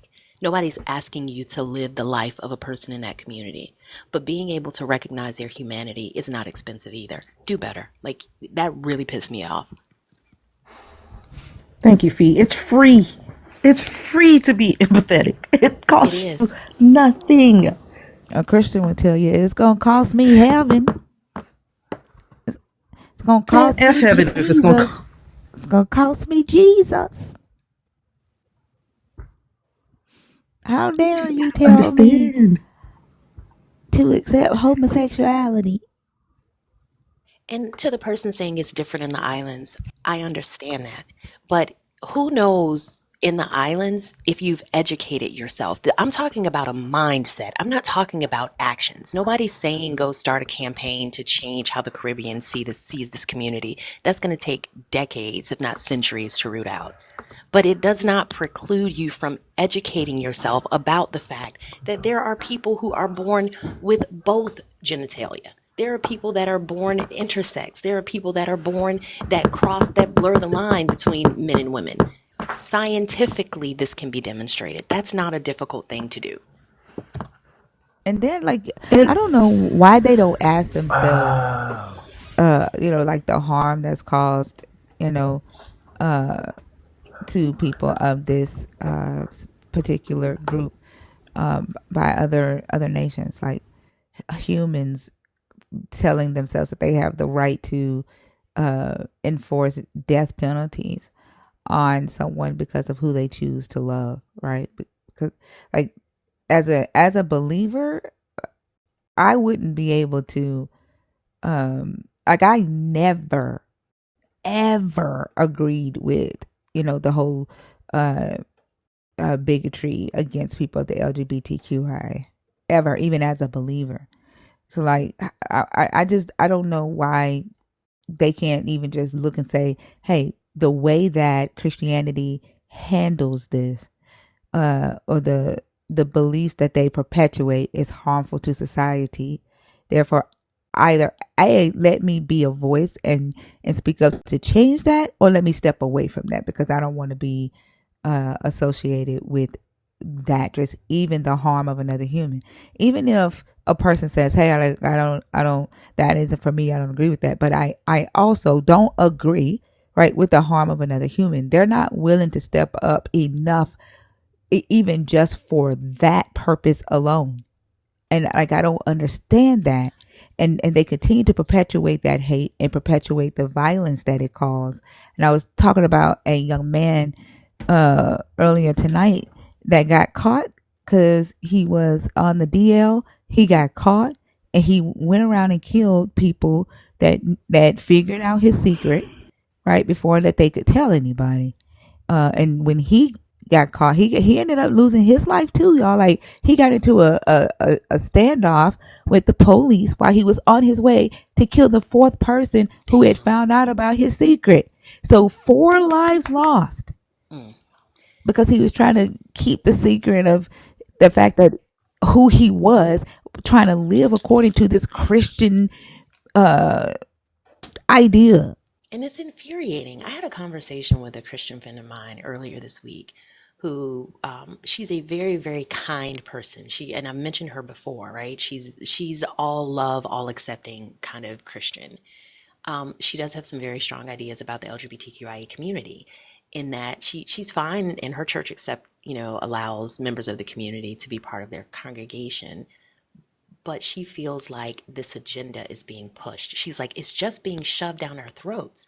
And when I asked for specific examples of how it's being shoved down their throats, she wasn't able to provide them. She has young children, and she was like, well, in the school systems, they're trying to teach sex education. I'm like, but you can opt in and out of that, right? And she said, yes, they could. And so I'm like, so how is it being pushed down your throat? And she mentioned in the media. And so my question was, so would that then logically follow that heterosexuality is being pushed down the throats of non-heterosexual people? So are all the commercials only supposed to include heterosexual couples? Like, how is that pushing down your throat just because it's represented in media? It's not encouraging you to become that any more than seeing a man kiss a woman is encouraging gay people to become heterosexual. It doesn't make sense. But I think they have this, it is almost like this sense of entitlement that nothing that flies in the face of their worldview they should ever have to see. And that is selfish and beyond myopic, in my opinion. You know what? I was telling my daughter the other day, like, watching these shows on TV, it'll be like Dawson's Creek, like stuff like that. Those shows where the main characters are high schoolers, right? Even American Dream is what it's called. This is called American something. I can't think of the where they started off in high school, then they went to college, right? But in these shows, right, the actors are playing high schoolers fucking. And Euphoria is worse. Man, crazy. Wow. And I told my daughter, I said, the very fact that people will all American people will sit around and watch these shows of these adults playing these teenagers, and these teenagers are losing their virginity, having these sex scenes and stuff. Like, they might as well be watching fucking teen porn, right? But they won't say shit about that. But they'll be like, oh, LGBTQIA pushed down our throat. They trying to essay my kid. But you will sit here and watch grown adults cosplay kids on TV in sex scenes. Exactly. They never, and again, I was talking to my sister last night. I'm like, I am the type of person that I want to always know where my blind spots are, right? So I don't walk through the world as a Christian now. I did for the first 30 years of my life, but I don't do that now. So my radar is not tuned to the same frequency as theirs. So I don't necessarily notice what would be considered anti-Christian or that pushes against their ideology, and I can admit that. So I don't see the world through that lens, because my lenses have been adjusted, since deconstructing. So I don't want to invalidate what she perceives as something being pushed down her throat, but I do think it's worth having a conversation, because it helps me to understand what I'm not seeing, and hopefully it helps her to understand the lens through which she's seeing it. She's interpreting it as it being pushed down her throat because she's sensitive and against the lifestyle, quote unquote. And I think that being able to have honest conversations with each other about the way we see things and why we see them that way, that's the only way we're going to make any positive change. And the goal is to protect everybody, allow people to live. Like, again, what I drink will never make you pee. I'm not asking you to have sex using my vagina. So why am I concerned with what you're doing with yours? I just don't understand that. That part right there. I'm not asking you to have sex with with my vagina. Why are you worried about it? That doesn't make any sense whatsoever. And to the point to where you are willing to put somebody's life in danger over it. It was willing. Oh, I'm sorry. My internet went out just now. My bad. Thinker, go ahead. Oh, go ahead. I didn't even know you were talking. Go ahead. Now, I said I had a coworker who couldn't have his husband's picture on the desk because of how the office treated LGBTQ. Like he had to hide his relationship Wow. basically. Everybody else's husband and wives are plastered all over the place, families plastered all over the place. But the minute he put his husband up, that was an issue. And that pisses me off. Like, y'all, I'm probably the most non confrontational person you'll ever meet, but I wear rainbow shit all the time because I just wish a motherfucker would come up to me and say something about that community. I'm not even part of it, but I feel like get out of other people's business. Why are you so concerned about it? And if you don't want to see it, look in the other direction. I may not want to see you and your raggedy mouth white kissing, so I don't want to see that. I look away. I don't understand why they can't do Exactly. the same thing. Exactly. But and then some of them are more acceptable of women. Like they're more acceptable of two women than they are men. And so I think men or males who are a part of the LGBTQIA kind of get it a lot worse than the females do. And it's such a double standard because of the you have to be masculine, right? And so I do think that they have a lot a although all of them go through this bigotry, but I think the males get it like 10 times worse because some people are more acceptable of women, being a part of the LGBTQIA than they are men. Have you seen this TikTok? This I don't know, I don't know who this lady is, but I think it was Thanksgiving. She was sitting there in a chair holding a baby. You didn't see the people she was talking to, but the she says to her aunt, she's like, Jesus didn't say love people unless they're gay. Jesus said love everybody.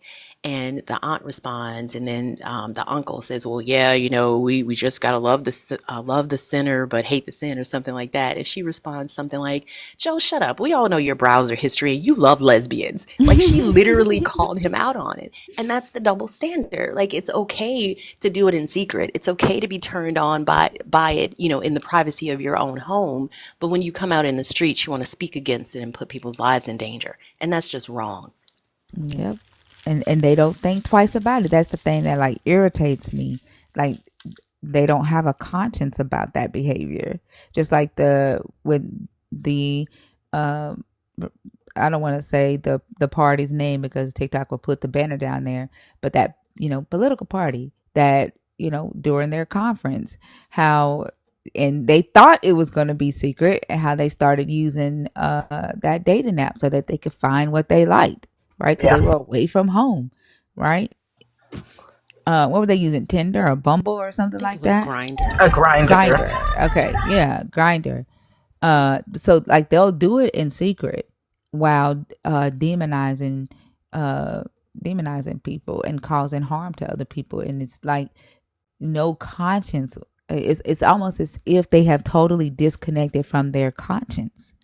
You know what I'm saying? Like to me, it feels like when believers come in here and they're willing to lie to themselves in order to defend the God when the text doesn't line up to what they've been told about the God. To me, it's that same type of negotiation, and it just like totally negates their conscience. I mean, I I don't think know. they learn how to do it, from the God. Like there's literally no reason given unless you guys are probably best positioned to tell me if I'm wrong. But what is the reason that the Israelite people were the chosen people? So if there's no justification, not that there could be one to begin with, but there's no justification to set aside a certain group of people when supposedly according to this book you've created them all. Then you can just randomly decide, oh yeah, these are the good ones, everybody else is bad. So why wouldn't his followers do the same exact thing? He taught they're learning from the best. I don't think there was a reason other than the fact that Well, what was the at reason? one point in the text, it says it's because you were the weakest and the smallest of the Oh, people and that's the right. most Yeah, pathetic. Mm. yeah. It was about emphasizing the greatness of Yahweh in turning this utterly pathetic people from the tail to the head. I think that's Deuteronomy. That's why it says that the head shall be the tail or something like that. I do remember reading that scripture. And the first shall be last and the last shall be first. That's what that's Mm-hmm. about. Okay.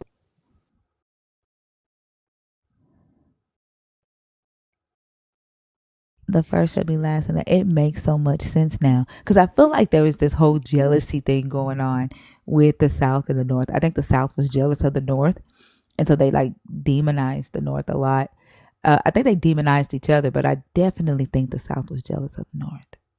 But that's just my perspective, and so I can see how they try to like make it seem like this God chose the South over the North, like the way they demonized Saul, right? Dr. Kip, like, so in my studying this weekend, I told Dr. Bowen I was such a nerd, but in my studying this weekend, I was studying about Saul, right?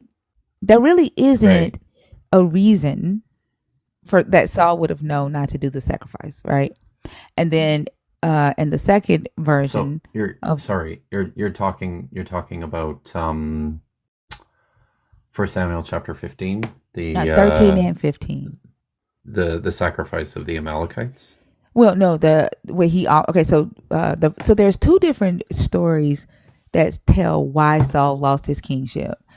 One says that he offered up the animal sacrifice before Samuel got there. He waited 7 days. Yes. Samuel was late. Yep. Right. And so in my studies, I learned that the Israelite kings were under the authority of the priests and the prophets, right? They had to have the priests and the prophets to back them in order to be chosen king. Like if you had the priests and the prophets on your side, it was easier to get anointed king, right? Kind of like a political campaign or something. Right. And so when Samuel offered up the sacrifice, when Saul offered up the sacrifice when Samuel was late, that Samuel got mad, right? And he's like, oh, God is choosing somebody else, right? But there's nowhere where it's listed that says a king can't offer up the sacrifice, right? Like I know the law says that the priests do it, but there's nothing like when they first install their first king, there's no new laws that says a king is not allowed to offer up a sacrifice. So there's one could argue that Samuel might have known because of the law, right, not to do it, but he's also a new king under pressure, right? The people were like deserting him, right? The Philistines, the army was large and the army was coming up against him, and he's trying to like offer the sacrifice up to his God. As a king in authority, you would think that offering up the sacrifice wouldn't be that huge of a deal, because other kings throughout the ancient Near East did their sacrifices, right? And so he loses his kingship there. And then there's the story in Samuel 15. It tells a different reason why he lost his kingship was because he kept Agag and the best of the cattle, and he tells Samuel that he did it because he wants to offer up the best of the best, to the God. Samuel gets mad, but and Saul he apologizes immediately, right? Yeah. He asks for forgiveness immediately, and he's like, nope, right? Like, since when does this God deny forgiveness? Right? To me, that seems like this whole human ego thing. Yeah, in that second story too, something that I've noticed.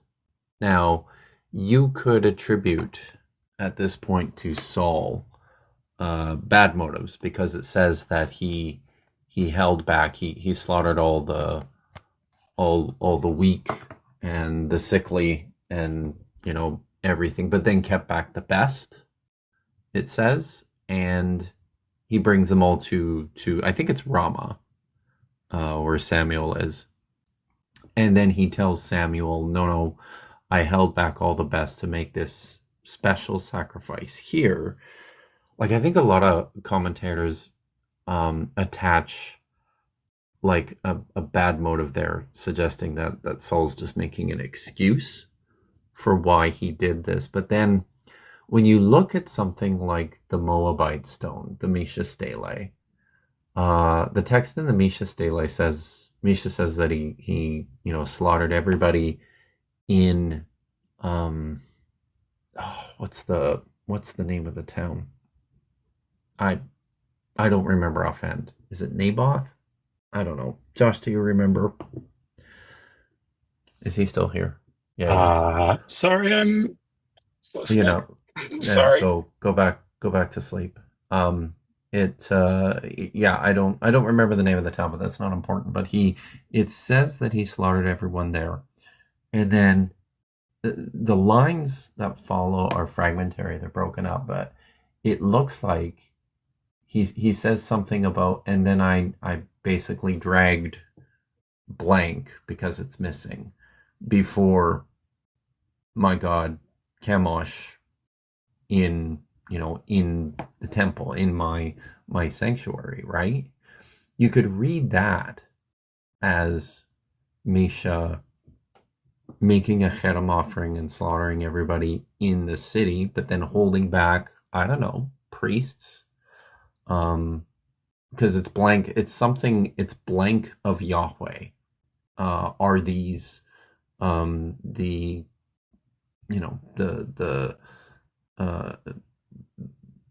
the riches of whatever sanctuary is there in the town that he just destroyed. But I think the point is that he brings this stuff back as a special offering. So is this maybe what Saul is actually doing? The exact same thing, where he's just bringing like a special offering from the Hanem. We should take him at his word, maybe, that this is, I held this stuff back to make a pronouncement about my devotion or my dedication to Yahweh. But I don't see anything in the text, right, that indicates that we should not take Saul at his word. Unless you read the text from a place of Judah is the most important. Like, Saul needs to be demonized in order to favor David, right? To favor the decision that Samuel made or that God made to replace Saul with David. Like, Saul needs to be demonized. But I don't see anything in the text specifically, right? Other than he disobeyed, right? He disobeyed Samuel. When he comes, he's like, I did follow the command, right? That typically doesn't sound like a response from somebody that was trying to be shady or shisty. Right? He's like, hey, how are you? Right? He's chipper. May you be blessed. Right? His response isn't one of a deceitful person to me, but he immediately apologizes, asks for forgiveness, and Samuel refuses, or God refuses through Samuel, and then Saul drops to his knees and he grabs Samuel's robe, right, to the point where he rips it, and he's begging, right, and then he gets forgiven, but he still loses his kingship. I feel like this is what I mean. I feel like Saul had to be demonized in order to get this narrative that this is why, right, God favored Judah. This is why God favored David, because Saul was unworthy, unfit. And then I think Samuel even says to him, he chose somebody else who is better than you. Saying that, I'm sorry. It just, I cannot in good conscience read neither of those stories and be like, man, Saul was a fucked up dude for that. I can't. Now, were there other things that Saul did? Didn't he annihilate or slaughter the priest? Yeah. He was horrible for that. But in these two situations, he had already lost his kingship. He had already gone crazy, and that's because the God did it. The God sent the evil spirit to him and drove him mad. So what I see in the text a lot of times is this God siding with deception, right? Somebody brought up tonight, Honey Crown brought up the story tonight of Jeroboam and the older prophet tricking him into eating after he had been given the command, right? Right. And then the God sided with the prophet that lied to Jeroboam, and it's like, oh, tell him that he should have listened to what I said. And then Jeroboam gets killed by lions. Like, why did the God side with this prophet that lied? Like it just I don't know, it just doesn't fit right. And I feel like that is what I see when Christians side with illogical stuff or immoral stuff. They're doing exactly what the God did in this text for the purposes where the narrative is like, oh, Judah, Judah, Judah, Judah, right? And I feel like that's Right. what Christians do also. No, I think you're right. If that makes sense. Yeah. That was real passionate because No. I don't know.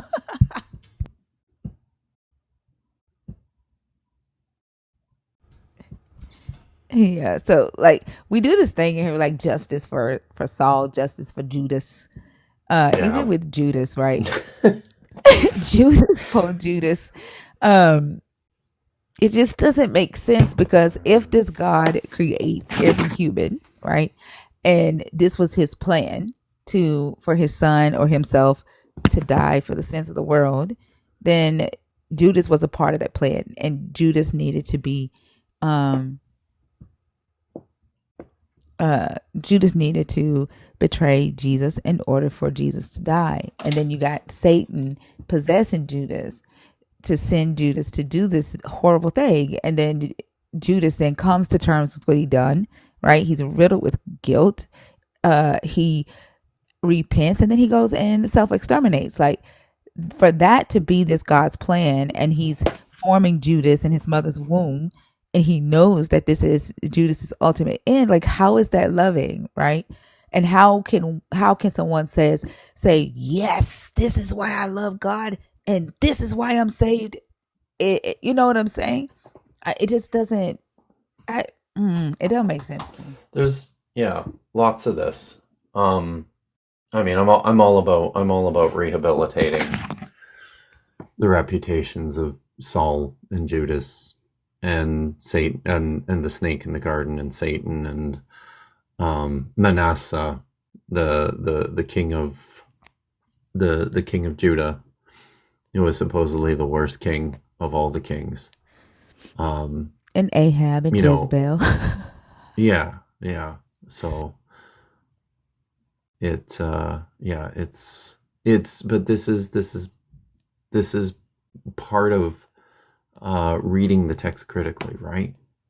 Like coming to grips with and recognizing the polemics at work within the text and the politics and the agenda that's at play, and then adjusting your understanding of what's actually going on accordingly.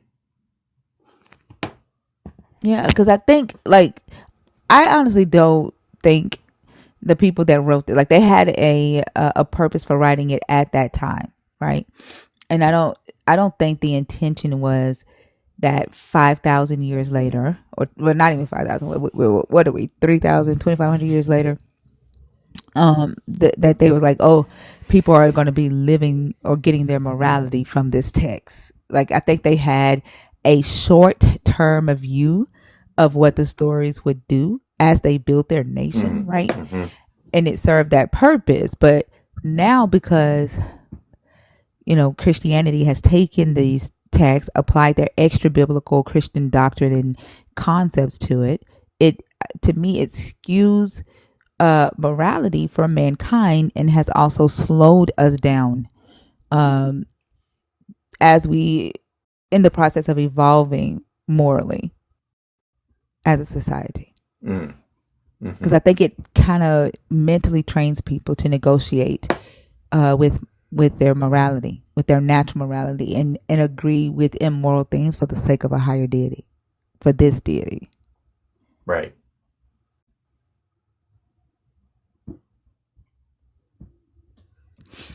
Yeah. And we see it too often.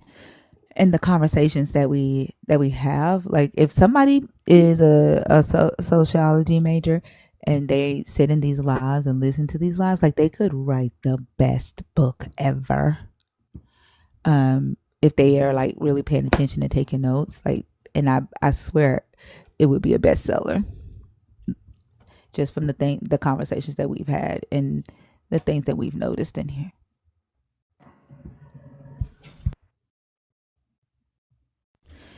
Brittany, how are you? Hey, how you doing? I'm doing good. Are you a Christian? Are you deconstructing? Or are you an atheist? I am a Christian. Okay. And did you come up because of the conversation that we were currently having, or because of one of the topics on the screen? From because of the conversation you guys were just having. All right. And what input did you want to share? So I want to do something because I like to approach everything very as non-biased as possible.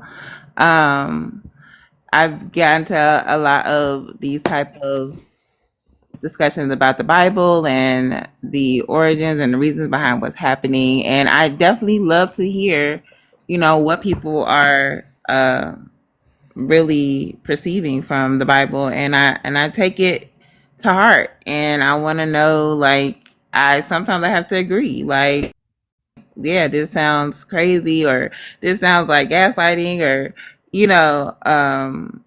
because I get it that a lot of these stories from the Bible translate and they don't they didn't age well, to put it lightly. Exactly. So I want to know, Dr. Kip, are you a Christian, or are you kind of like deconstructing yourself, or what No, is your stance?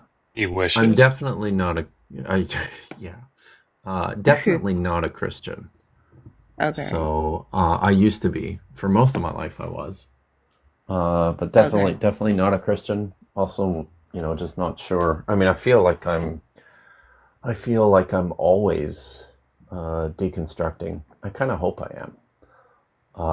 Because I think it's just generally healthy to be in this process of self-examination about your worldview, Right, and I your would beliefs and agree things, with right? you on some levels. Like, I'm always going to look at Brittany, myself. I'm Brittany, do always me a going to. favor and allow him to finish before you interject. That's fine. It's okay, Thinker. I was done. Okay. I just want to make sure, like, going forward, that way we can hear everybody. Okay. Yes, ma'am. Sorry. But I was just saying, like, it is good to have that stance of always questioning your origins, your motives, the roots of what you believe, and exploring it. And I think that's very healthy, actually. And some Christians who really just don't have the answers discourage that, and I think that's the absolutely wrong thing to do, because even the Bible says, seek and you will find. So you should always be in that place to question the validity of what you believe and even where the origins came from. But I've done that work so much that I'm very, very convinced that Christianity is true. I just think most Christians suck, which sucks. But so I just want to know the passage you guys are talking about with Saul, and that whole story. I really want to actually read it on my own before I comment on that part. But I am familiar with the story about the lion prophet who got the guy killed, basically. So I would comment on that, and then want the scriptures for the Saul story exactly that we're speaking about, so I can kind of read it and get my own context before I kind of comment on that, maybe on another day or something. But because I'll be honest, like, I definitely know very well the entire, like, just of both the Old Testament and New Testament, but there are many stories that I have not just delved into specifically recently that I would like to, like, re-familiarize myself with. But yeah. So I was So gonna that comment on the lion prophet one, but am I talking too much? Did you want to say something? I want to make sure you I guys think are cool. the stories themselves. I think it's well, there's one in First Samuel 15, and then the second one is that First Samuel 12.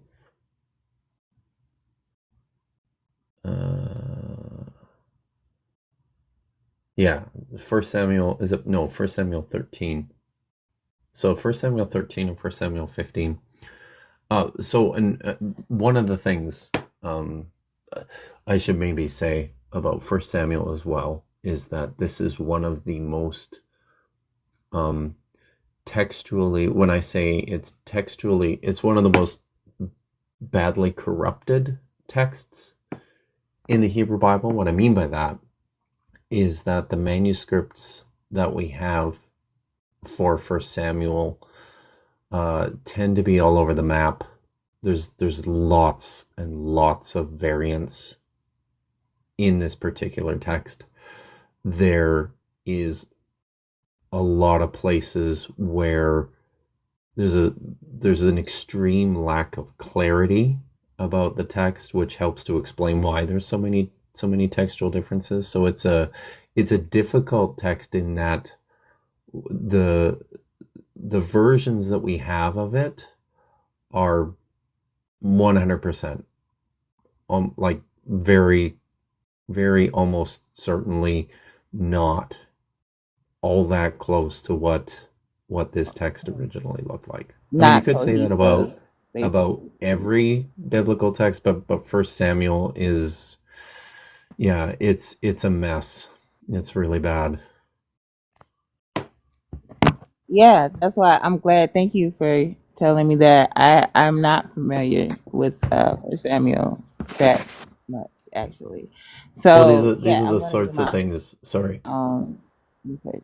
Oh, go ahead. Sorry, I'm No, so sorry. I was going to say, like, these are the sorts of things that you don't notice in the English translations, right? Because they don't, the English Bibles don't sit down and run through all the manuscript problems for everything. But yeah, it's something that you definitely see when you do some text critical work on it. Cool. Aren't there two different like stories about how Saul died in First Samuel too? Like, there's a lot of yeah, this is part of it, right? Like, there's multiple stories, as pointed out here. These are probably competing stories about why Saul lost his kingdom. There's tension and competition in there's versions of his acquisition of the kingdom, becoming king. There's differences in how he died and why he died. So there's lots of issues. In particular, it's better, well, yeah, the First Samuel is mostly Saul's stuff. So yeah, it's we don't know, like, for example, we don't know if Jonathan was in the original version of this text. We don't know if Jonathan was actually Saul's son. Wow. Or if he was another rival. What? Presented in the text to the kingship. Yeah, this is true. It just makes stuff up. Like, he just on the fly, Are you talking about this me, guy. asshole? Are you? Really? Jeez. No, it's like I said, it's a mess. It's a some say, well, one of my favorite Egyptologists likes to say it's a dog's breakfast. Next thing he's going to tell you is about the Amalekites or the Amaluki. You know what I mean? The Amaluki guys. The Amaluki. Well, I mean, Sorry.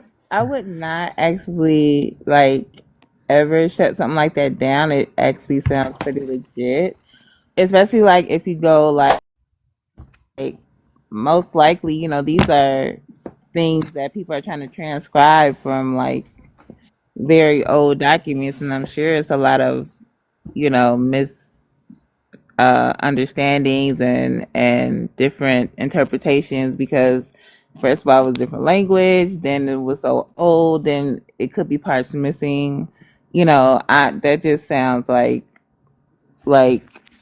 it tracks that would be an issue. But like I said, I'm not familiar with the origins of Samuel. But what I do like to do, and what has helped to convince me that Christianity is pretty much the true religion, and the God of that Bible is the one who created everything,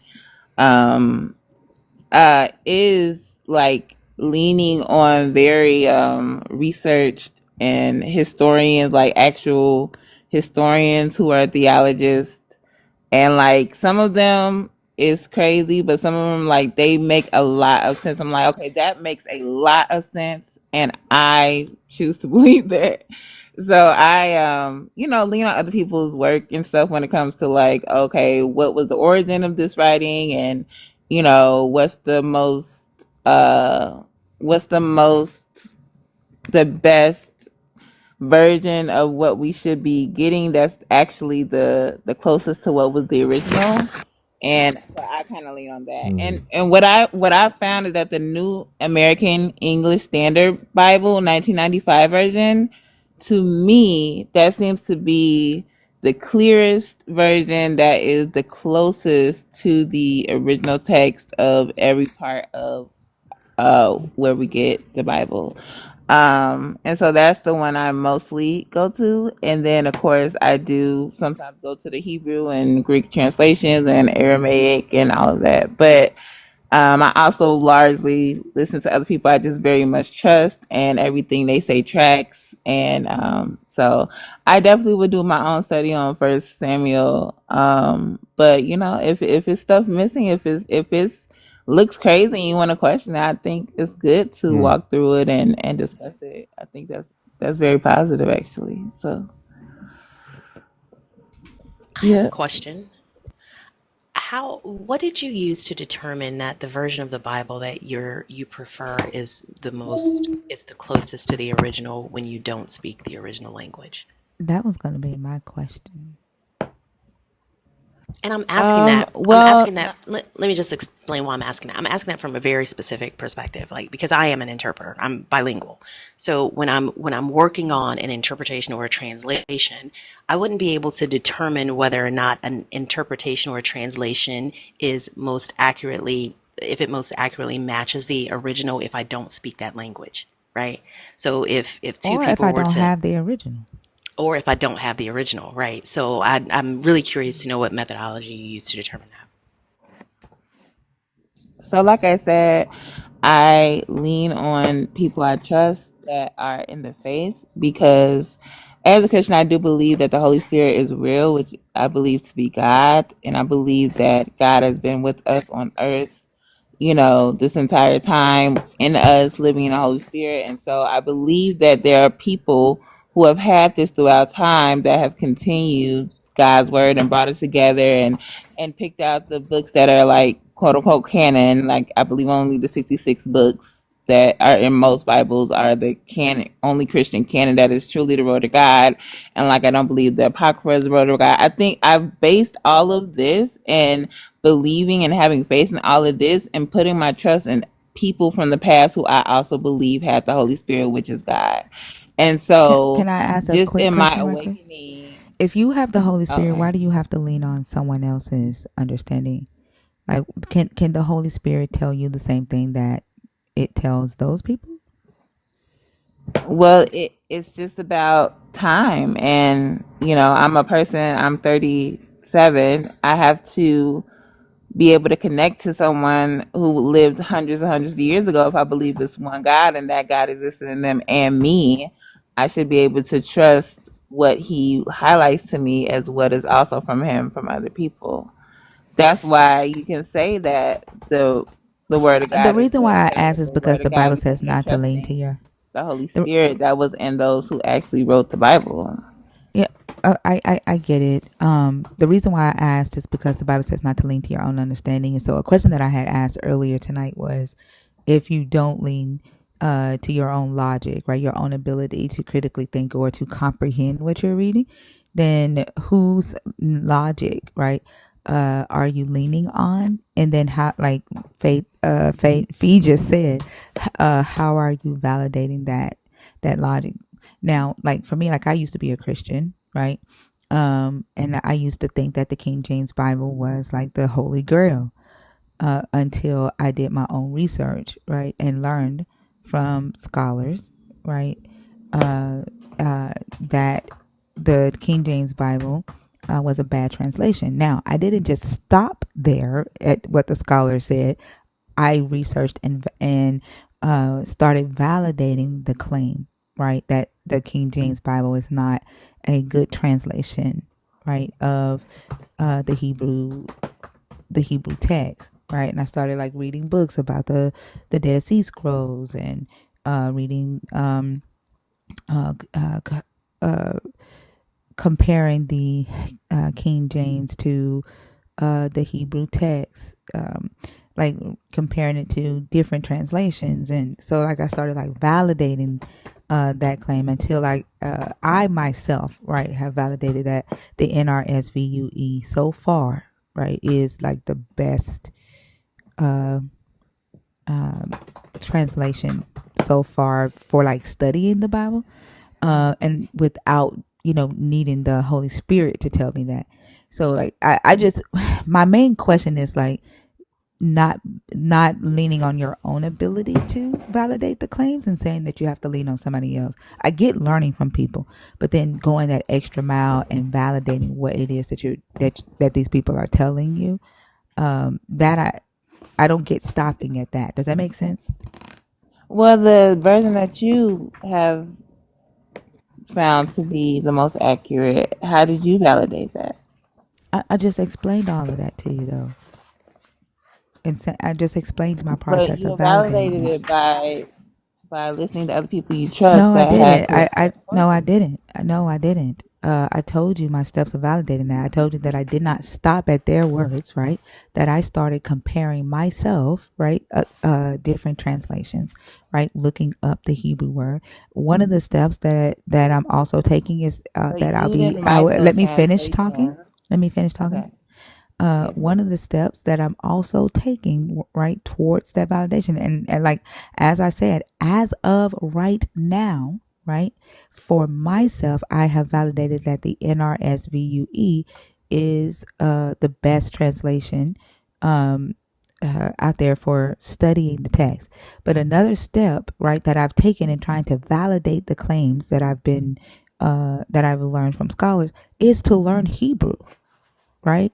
And so I'm taking a class in January to learn Hebrew so that I can do my own studying, my own validation. I get learning from people, right? I get trusting scholarly sources and people, trusting words of people that you, uh, trusting ideas or information from people that you trust, right? Like I trust Dr. Bowen, right? I trust Dr. Kip, but I still validate the stuff that they teach me, right? I still go and I research it myself, right? I don't just take their word for it. I'm not saying that that's a wrong thing to do. I'm saying why stop there is my question, right? What's so wrong about leaning to your cognitive abilities? Like the Bible says, like don't lean to your own understanding. What's wrong, right, with also trusting your own cognitive abilities? That's what I'm asking. Well, I want to say that that is beautiful that you're learning Hebrew in January. And I wish you well on your continued search.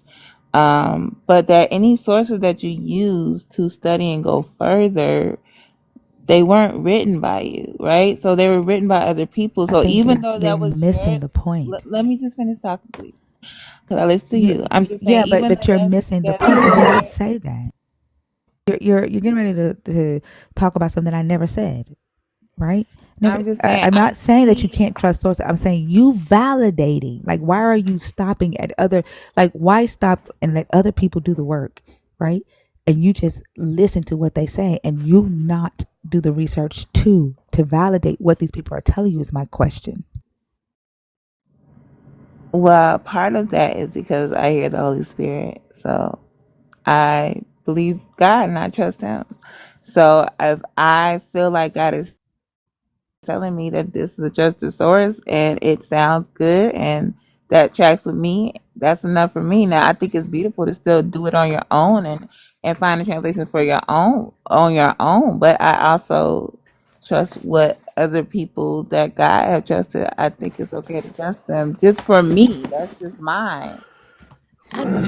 And I also like to point out that I agree with you that, whenever any of us are conducting research, we inevitably have to rely on the knowledge of others. That's just a hundred That's percent all I was fact. saying. Yeah, and I agree with you. However, you said something earlier where you mentioned that you rely on the information of people of faith. And I think by adding that qualifier, you're guaranteed to land at a position that you already prefer because you're relying on the knowledge of people that already align with your current belief system.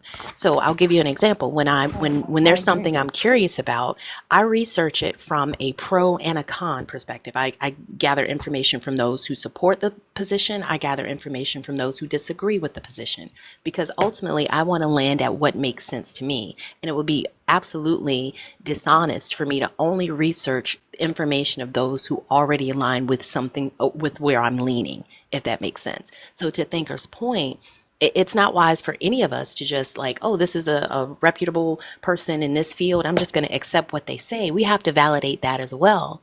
And it does take a lot of work and it does take a lot of effort, but that's required if you want to land at truth.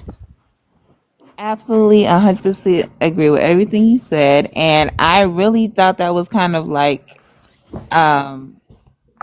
I shouldn't assume anything, but I that's what I've done. I go into a lot of different sources. I hear from a lot of different things, and so I have that's what has continued to validate it for me is me going into other sources and other explanations and opposing explanations, and every time But that's not what you just everything said to failed me, in though. comparison to what I found in Christianity. Everything fell short and had holes that were absolutely unfillable, where Christianity was able, my worldview of what Christianity is and what God is, was able to satisfy everything that everything else could not.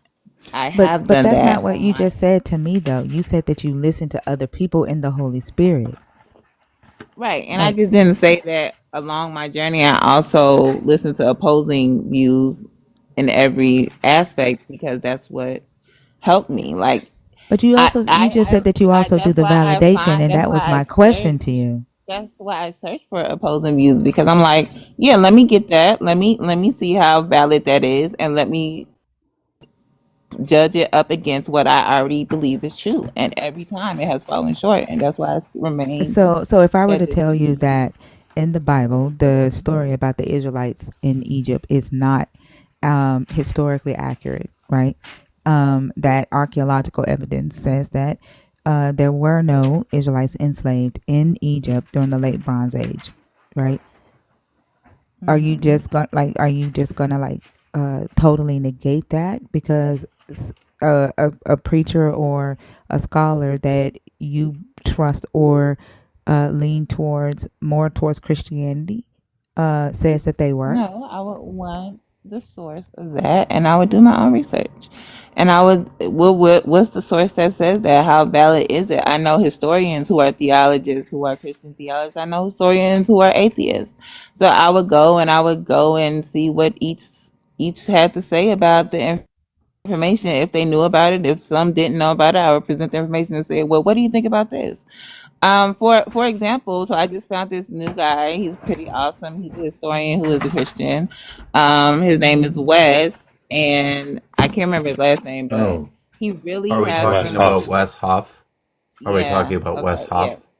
Yes. Can I just share something with you? I mean, Wes is a friend. We talk on Messenger a fair bit.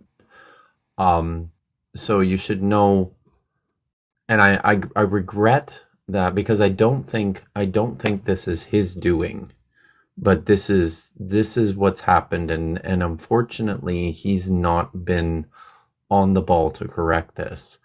But Wes is being presented all over the place right now as a result of his exchange with Billy Carson as an expert in the text of the New Testament, in the Bible, in New Testament studies, all in history.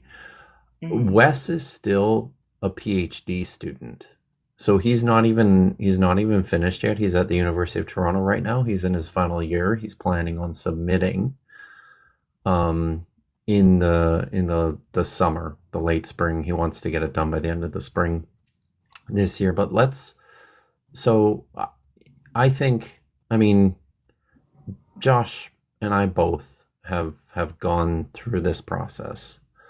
Both of us are PhDs. Both of us have earned terminal degrees from high-ranking, highly reputable universities. I would blanch at the suggestion that I'm an expert in something like, say, blanching even at someone suggesting that I'm an expert in Hebrew or an expert in Greek, even though these are languages that I know and that I read and that I use in my work. I mean, I know actual experts in these languages, and, that's another level. The same thing goes for, if you've been listening for a little bit, Josh talked a little bit earlier about experts or specialists in, like, the formation of the Pentateuch. Again, it's a narrower field, it's a narrower specialization, and I would just caution you to know that, yes, Wes is a bright guy, but he's a baby in this field. He hasn't done anything yet to get the attention of actual scholars. I mean, he's out there in the public eye a lot, but and I think if he was here, he would be agreeing with me that he is. Oh yeah, I agree with He's you not. too. He's I just not. mentioned him because he's the most recent thing I've seen. Like I have listened and honed into other PhDs in history and way before Wes. I just saw this guy, a few weeks ago for the Billy Carson thing. So I'm just saying he's one source that, from that, I think some of his information is very valid, right? But it's just not Right, just but then him.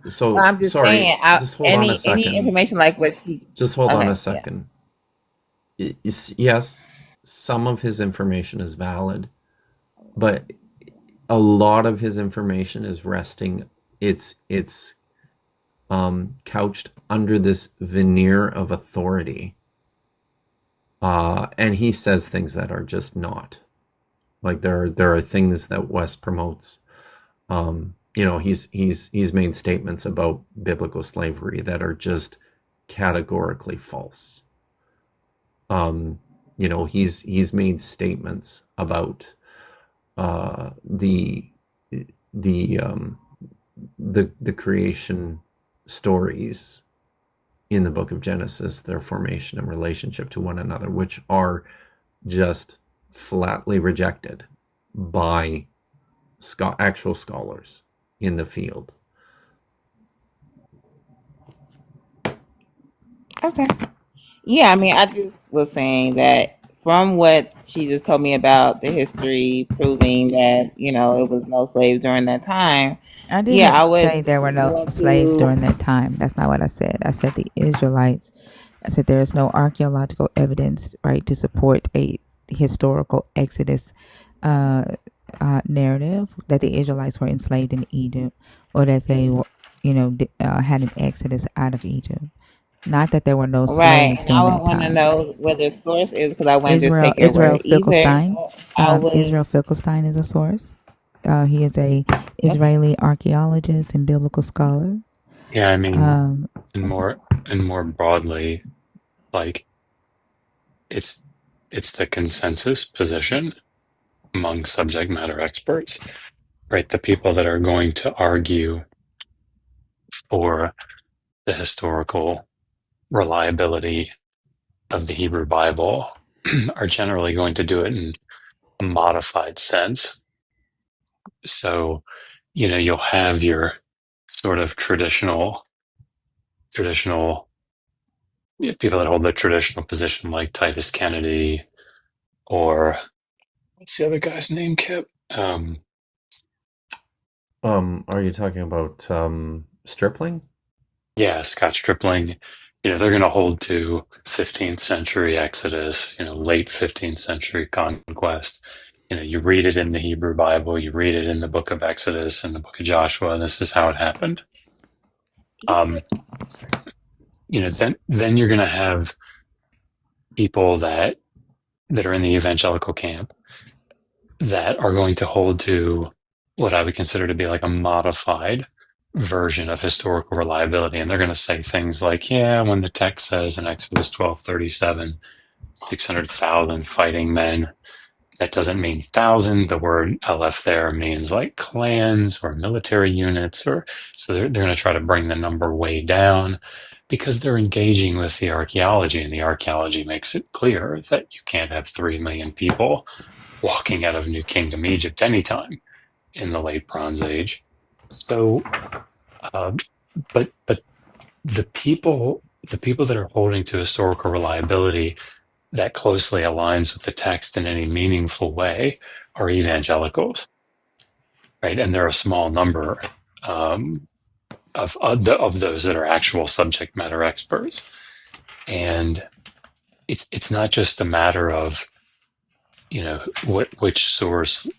I mean, Thinker is absolutely right. Finkelstein's a great person. Bill Deaver, great person. Amihai Mazar, great person. Like these are all Nadav Naaman, like Ron Hendel. These are all great people to read on the topic. But the reality here is that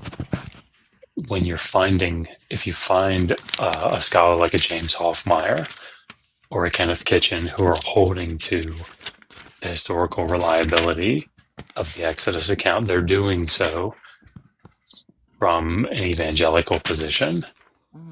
So anyway, I don't know if that Yeah, helps. confirmation bias is crazy, and yes, I do believe it could get a little muddy. But at the very end of the day, even with archaeological sources, right, nothing is perfect, and nothing can really just tell you 100% of what was going on hundreds and hundreds of years before we were here. I mean, historians do their best, and we definitely have some that have done the work to prove certain things, but that still doesn't give you an albeit 100% true vision of anything that happened hundreds and Well, maybe aren't even but thousands of years you're before we the were one who here. said that every time that you've done your research, right, to validate that the claim has always come up short, right? And so, Hmm. like you do approach, right, when you're validating and trying to prove your belief, there is a end all be all type of information for you when you say things like it always comes up short, right? Like no one is saying that could they find evidence 2 years from now? Yeah, but as of right now, with over 200 excavations, there is no evidence. That's what I'm Yes, saying. but that's what I'm saying is like outside of historical evidence, which is not perfect at all, which was my point. I do take into account all the, or if I was going to go to this point and search this history and all of that, like there's limitations to all of that. No matter how validated it is, how trusted it is, it's still limitations because no one can know for sure what was back there, but who? But God, But and I I believe know, God but is what I'm real. saying is I So find that's why it. I What I'm trust saying is I my find source it more interesting. than even Yeah, even right, and that's historical confirmation sources bias, right? because this is Right. God. And I can't deny that it is. Yeah, like you're literally saying the opposite of what you said before because it's it's in the opposite direction of your belief system because before you said that the information came up short. And so you're already approaching it, right? From a biased place is what I'm saying. Like to say that oh nothing's perfect because the information doesn't lean your way, right? It's biased. Like I don't think that you are going to approach researching the claim to try to validate it from an unbiased place. That's a In fair any information, argument. well, because you said it, the reason why I'm saying that, right, is because you said maybe 10, 20 minutes ago that you did validate, and every claim that you researched came up short, which means that you didn't leave room for this limited uh uh view of information when you were validating your belief. But now that there's a claim that goes against your belief, you're saying that, oh, information isn't perfect, and that eh, you know nobody can know for sure what actually happened. You That see what I'm is saying? true. But that's not what you said 10 minutes ago But when you were a lot of validating things your can be true belief. at the same time. No, There could be no, great either. evidence for something. There can be evidence that disproves something, and the evidence can largely be not verifiable because no one can really know for sure based off some fossils that people found.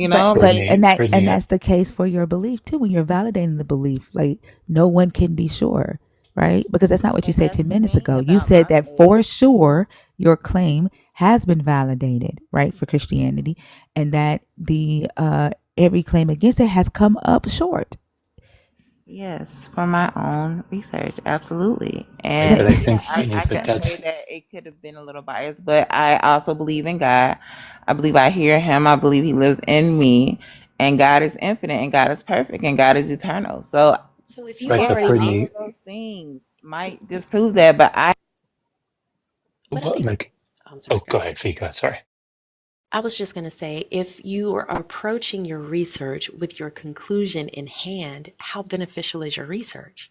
And I think that's the piece that you're missing. If you're stepping into it already knowing, I know God is real, even on a subconscious level, you're going to filter out any information that refutes the conclusion you already have. And I think that's the point that Thinker is trying to make. There's none of us have 100% accuracy on anything. We can't be 100% sure of anything. And I don't know why believers always do that.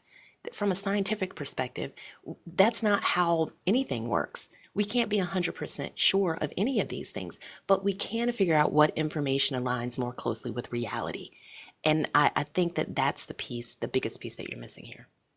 And I think a way to test this is to ask yourself if you would ever say the following. You find out, you hear a lecture, you read a book, and it says new archaeological discovery found, in Jerusalem, suggests strongly that the biblical account of the Exodus is true. Do you think that you would ever find yourself saying, well, I mean, the thing is, we can't, archaeology is not 100%. Like, we can't, I mean, can't really know if that's true or not. no, but I would say that. See, I'll be honest. I don't You buy don't it. believe me? No. That's Um, cool. I get it. yeah. But no, I'm like, because I don't care what you find today. There's no way to 100% link it to anything that was going on hundreds of thousands of years ago. I'm sorry. We It's agree with, clues. It's a minuscule picture. But whether it confirms or negates what we believe God says happened in history, it's not 100%. And I would say that about something that confirms what I believe or negates that because it's true. It's just the right. truth. I think maybe, and I'll shut up. Sorry.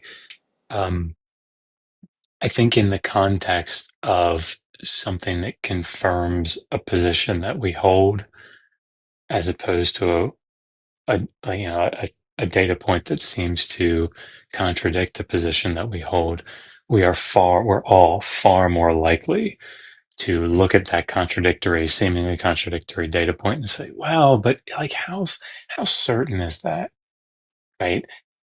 Those data points that seem to agree or confirm our positions, we're not terribly skeptical of them, right? Say, oh, see, it's another piece of the puzzle. Stands with my position, and that's the thing. I think that I mean, you said it, right? I don't think I'm telling you anything you don't think, right? You said it before, like confirmation bias is a very real thing. So yeah, sorry. I probably just saying redundant things. I'll mute up. And I think, like, for me, like, my whole question stemmed from the whole lean not into your own understanding thing. And like, people say to me all the time as I'm studying this text, right? Validating the claims, uh, or attempting to validate the claims in the text, you think too much, right? Or you think too deep, right? Because their claim is that, the God in this book said not to do that, right? Not to lean on your cognitive abilities. Like, when you're reading it, you don't interpret it. Like, you don't, not even interpret it, like, you don't um lean on your ability to comprehend the words that you're reading, or the stories that you're reading. And I know that in the early Catholic Church, the belief was that the priest, right, and the popes and the bishops were the only ones allowed to understand the text, allowed to interpret the text. It didn't matter if you could read. If you were not in that position, you were not allowed, right, to understand the text, or even admit that you could understand the text. Like, you just weren't allowed to do it. And so, like, for me, did all that like I'm sorry, like, damn, is it like, it's like, I'm talking right now, and I promise you that there's a period coming, right? For me, knowing that history, right, with the early Catholic Church, the lean not into your own understanding, because I did research how these 66 books were selected, right? I do know that it took hundreds of years before the early church fathers decided which 66 books would be canon.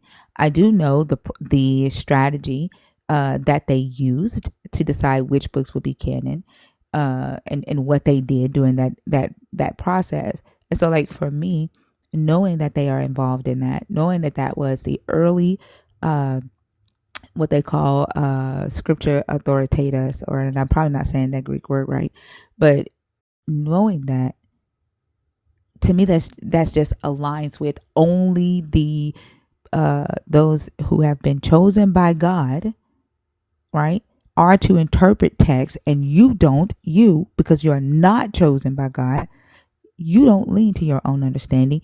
You believe what we say it is, right? We don't live in that time anymore. I just want to say that, I feel like you just put a whole narrative on something that's not even true.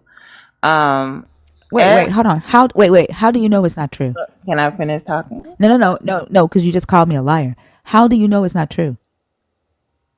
Because the Bible says seeking you will find. It's not telling you But not to does the do Bible not say research. lean not? Does the Bible not say Yeah, lean and I was not about unto to your? So explain then that don't point. fucking call me a So liar. that's I don't take fine. kindly. Hold on. Don't call me a liar. I don't take kindly to that shit. Like, your book I says, didn't call you a you said that liar. I put a narrative on something that's not true. If you're saying that I said something that's not true, you said Well, that I if that's from lied. your perspective, though, it's not Then a lie. that I you didn't call said, you a you Said liar. Brittany, literally I was said, just Brittany, you offering Brittany. a perspective. literally said that I put a narrative on something that's not Brittany, true. stop talking with her. God. Your book says, lean not unto your own understanding. Your book says that. And I'm going to explain that if you allow I know me. what the hell it means. I know what it means. It means that if we have access to a God who knows everything and he wants to give you his wisdom Girl, and he please, you wants to don't give have you access to a himself, God. The God that you then talk you to is should in your not head. then you The God should that you talk not be to, trying to the gain God that you understanding talk to, without girl, him. please, the It's God not that you talking talk to is in your fucking head. And the God that has spoken to you during this life has told you a bunch of about misinformation that I can disprove right now if I wanted to. But I haven't done any of that, trying to respect you. Again, don't call me a liar. Okay, because I do not take kindly to that bullshit.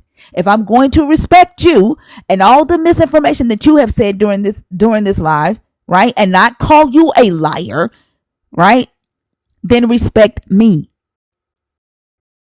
You literally just said what your perspective was, and I'm telling you I disagree with it. That's not No, that's not what you said. You did not say you disagree with it. You said you put a narrative on something that's not true. You did not say you disagree with it. That's not what you said. You're saying I did That's I heard what you said, right?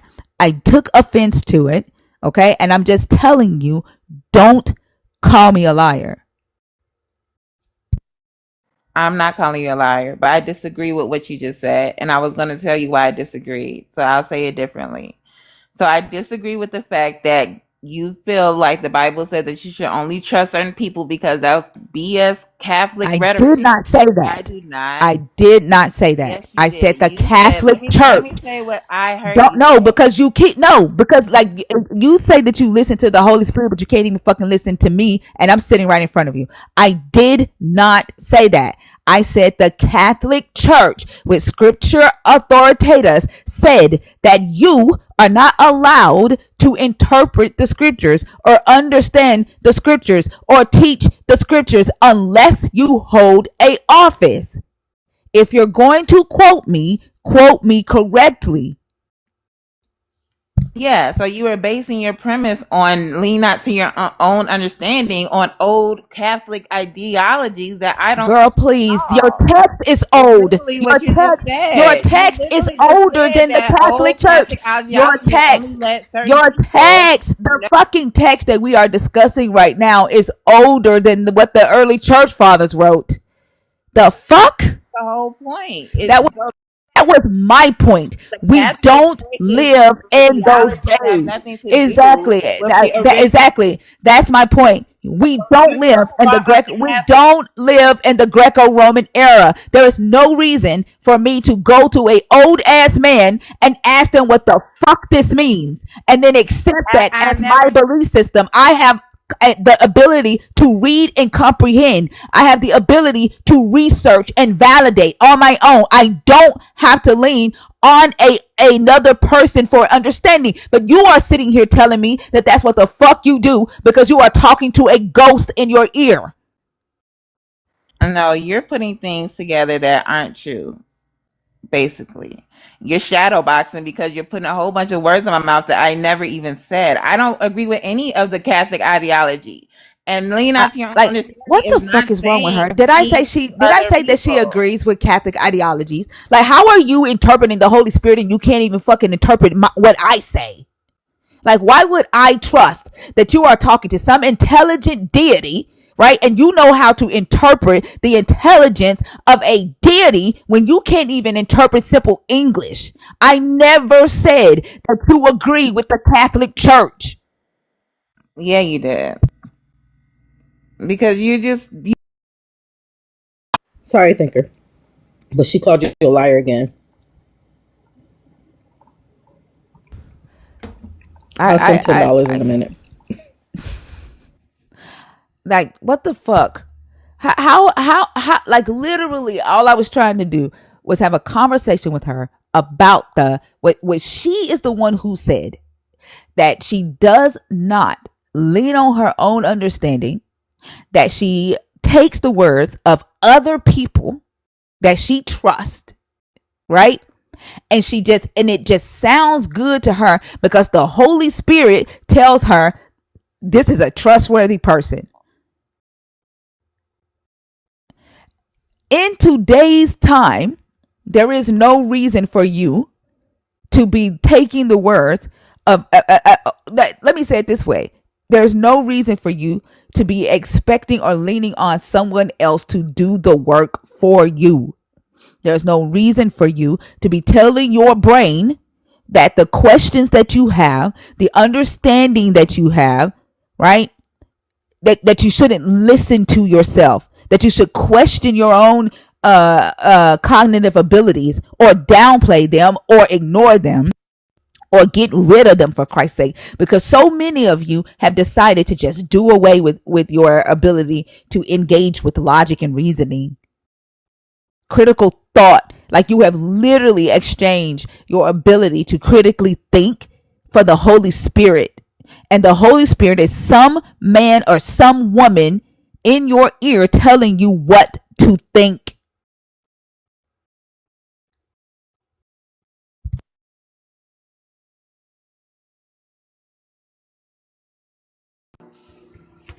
I was Sorry, this already just annoyed with reminds her me of doing the talking.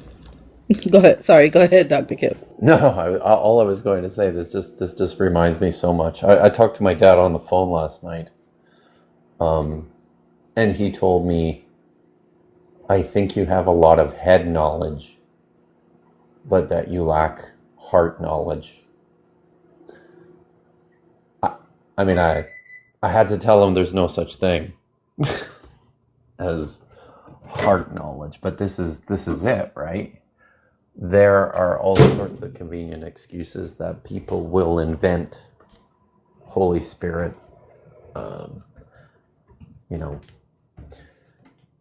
to compensate for things that I think on an instinctive level they realize and they're afraid are, actually true and devastating to their worldview or their ideas. I actually think a person can have what they call like heart knowledge, being empathetic, right? I think True. a person Yes, can, yeah. yeah, and I think that that's what we as a society we lack. Sometimes we can be very knowledgeable about a God, about a specific educational topic, to where we disconnect, from humanity, and that's something that we all, right? Emotional intelligence. Thank you, Kubenbach.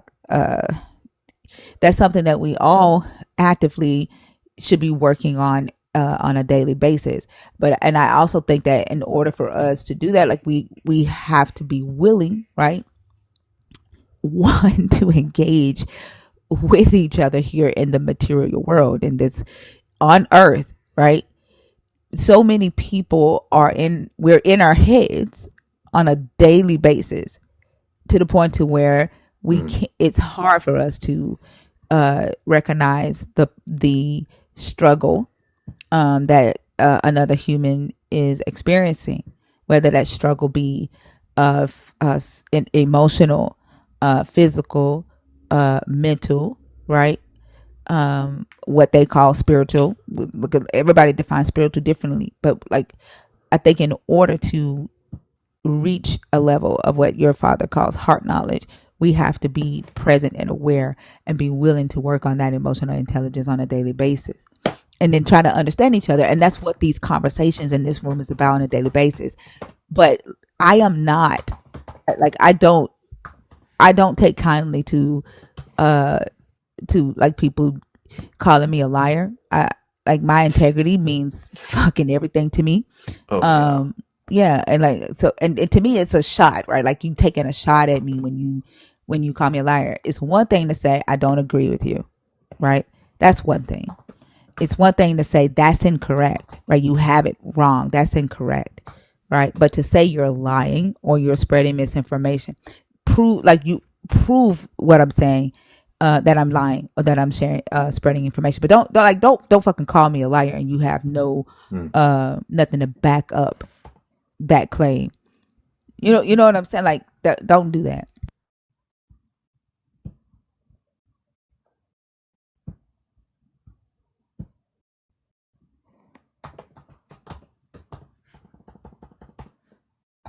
I'm not practicing I can't even say the word I can't even say the fucking word. I did read the book about it, but I'm not practicing that. How do you say the fucking word? Stoicism? Stoicism? It's stoicism? I can't say the word. Like, I feel like that That's C shouldn't stoicism. even be there. I don't think it's is it stoicism? I don't think the C at stoic. Yeah, because it's okay. it's the Stoicism. It's the Stoicism. yeah. That's how you say it. Stoicism, not stoicism. There you go. Yeah, Stoicism. I feel like the C shouldn't be there. Like when I see But I think words it that, is. Yeah, you huh? pronounce the C. You You pronounce the pronounce the C. C? I thought it was Stoicism. Hmm. It's not? Yeah. No, Stoicism. No. Oh, so it is Stoicism. It's not Stoicism? No. Oh. I always pronounce the C, though. I've always heard people pronounce it without the C. I've never heard anybody pronounce it with the C. That's crazy. I've been pronouncing it wrong this whole time. But like when I see stuff like that, like the words the letters don't look right to me, so it'll fuck me up.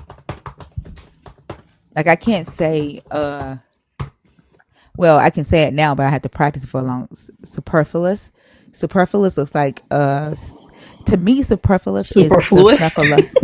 Yeah, it's the snuffleupagus of the vocabulary words to me. Yes. Like it just Yes. I always doesn't. It say doesn't look right. superfluous. I don't. Yeah, English and it language took a is minute. stupid. It took a minute for my brain to remember how to say that word. Steven, how are you? Doing all right. How are you doing? I'm doing good. What did you come up to talk about? Yeah, I just had a quick question. I enjoy listening to your live. I'd probably be considered an ex-evangelical Christian. But one thing I notice is that you guys use a lot of Western philosophy and kind of putting the text on trial. So, and I was just wondering if that's Can you fair to the explain text what you in mean by particular. Western philosophy? What do you mean? Western philosophy. So, Like, better yet, give a me an lot of example the of the Western philosophy we use. But that what so what's an example? when you talk about your logical fallacies, so the Like what? logical fallacy of contradiction, Like things of that what? nature. Like what? Tell me an example of what I've So done in here. what I'm saying is suggesting something is a logical fallacy of contradiction is part of What Western. I'm saying, give me an example of what we've done in here. When you say you guys, are you talking about us or just Westerners? Period.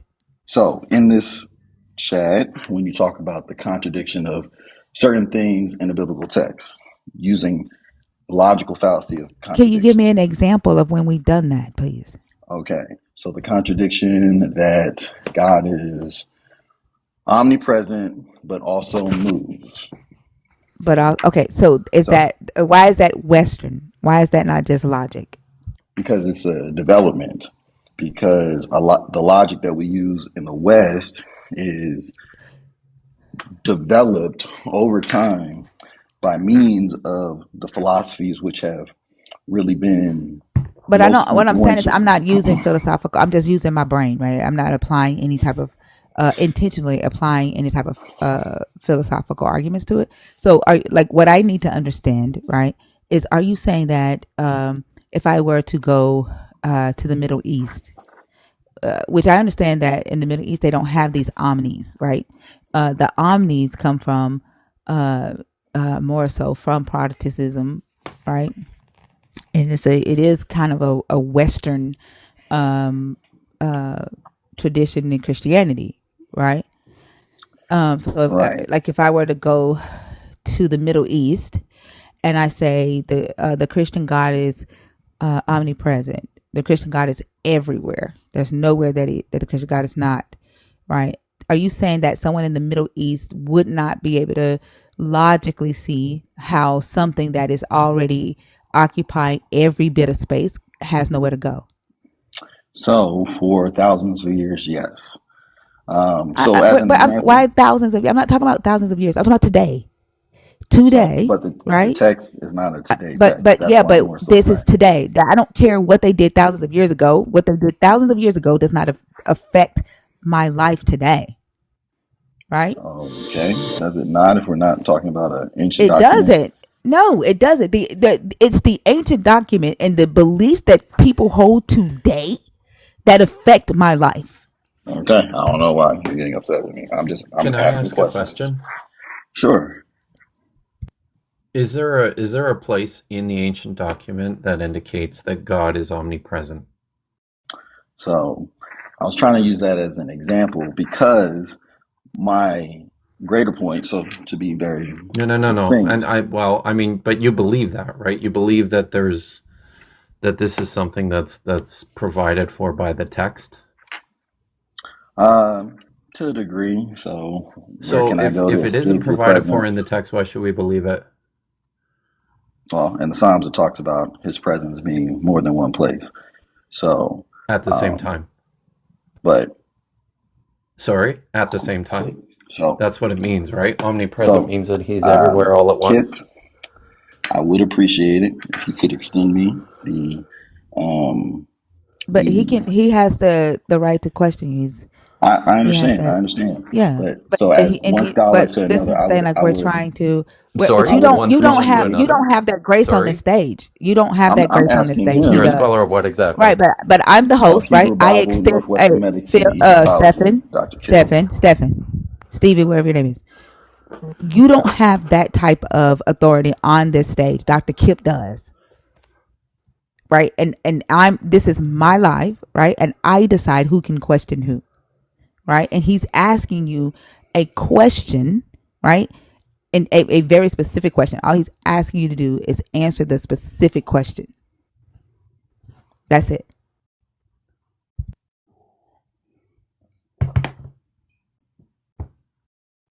So just to give you an idea of where I'm coming from, because I'm very concerned about what the text says and how people are reading it.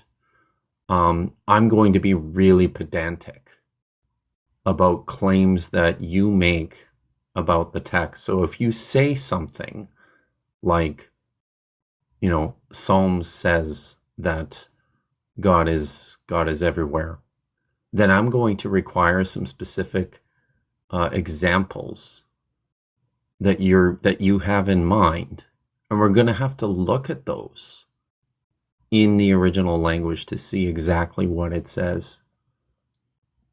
You understand that?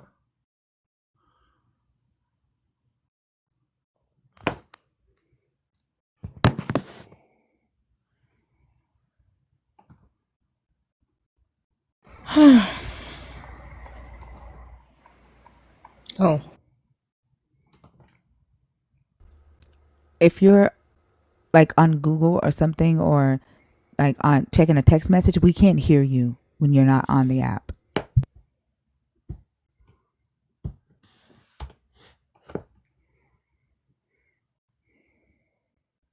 And you're on mute.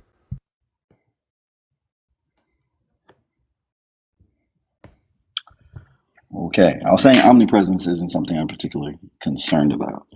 So I was just asking a question about the interpretation and the utilization of logic, in particular with regards to the way that the text was originally written and how maybe the ancients would have viewed the claims that they even Yeah, make but you about the do text. realize that Christianity, right, and a extra biblical method created omni properties for this God that are not represented in the text, right? Correct. So I am very familiar with the extra biblical record. I am familiar with many forms of interpretation of the text through. I'm not talking about interpretations. You asked, why do we use Western philosophy or logic? I don't even know why you're calling logic Western logic. Like I don't know why you're saying that.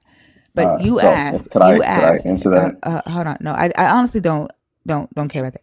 What I'm Okay, saying that's is, what's you up. asked, right, why do we question the idea, right, the extra biblical property of this God, that he is everywhere at the same time using logic? That's what you asked. That is not what I asked. I asked in particular about the forms of logic. You asked for a particular example of you talking about the logical fallacy of contradiction, and because maybe that's what you talked about, some yesterday or maybe earlier this morning, that was the first thing that came to my mind. I never mentioned those words because I don't even deal with philosophy. What other logic? Let me ask you a question. What other logic would we use? What's another form of logic that's not Western? Multivalent logic. Explain that to me. So multivalent logic is the way in which the Egyptians interpret text, because when you look at ancient Egypt, you have a bunch of things which, in the way that we look them at Westerners, like this contradiction. So we often, and for a long time, Egyptologists have assumed that there were like certain schools of thought within Egypt, which were pretty much taking aim and seeking to usurp other theological um, uh, theological positions during the time. But it's become nearly consensus that that's not actually what was happening in the context of ancient Egypt, but there was a multivalent logic which allowed for multiple truths to be present at the same time. And therefore, what is written, it seems as though it's contradictory, but the way that they read it, there were no contradictions. So that's a particular type of logic that I think is um, that is helpful when kind of like looking at a text like this. So I But okay, so you're personally, saying like when interpreting the text, how does that fit with the Christian's extra biblical nature of the Christian God and the omni properties? so I think in particular, and maybe I should have used a better example. Sorry, that was the first thing that came to my mind. So okay, maybe God being spirit, but also God having a body, right? There being various texts talking about his body. So comes off as a contradiction, right? I think we Do can agree you? there. So can I just ask? Do you consider? I mean, do you consider the text to be univocal?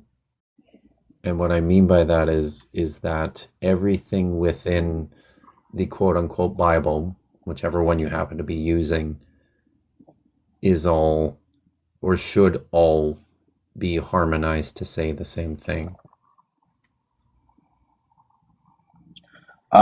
No, I'm not into harmonization. So Okay, I'm good. I'm I'm Now, fine. I'm fine with.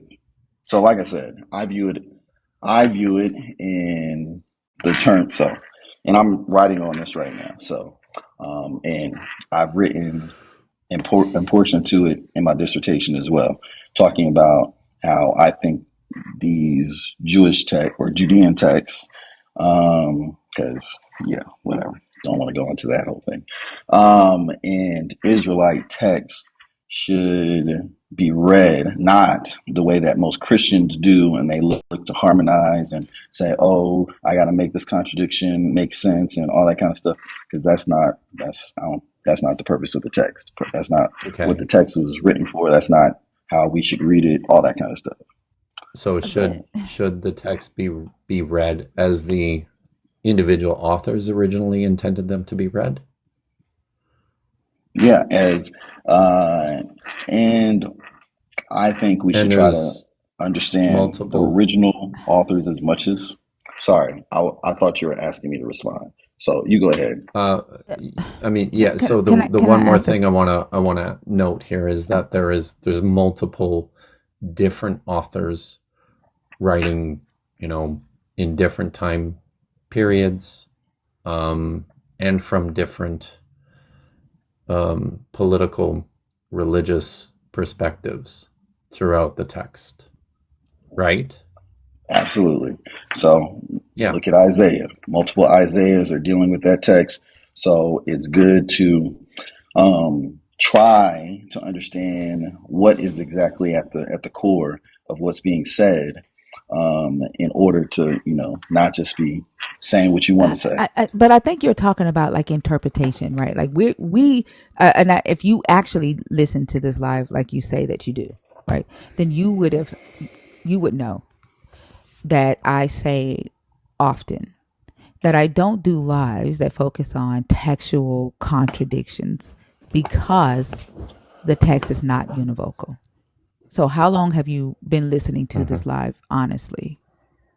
So about 3 or 4 days, pretty So, consistent. and you've not heard me say, because I think 2 days I have ago, not. I literally went off on someone who wanted to talk about textual contradictions. And I very explicitly said, I don't do that shit because the text is not univocal.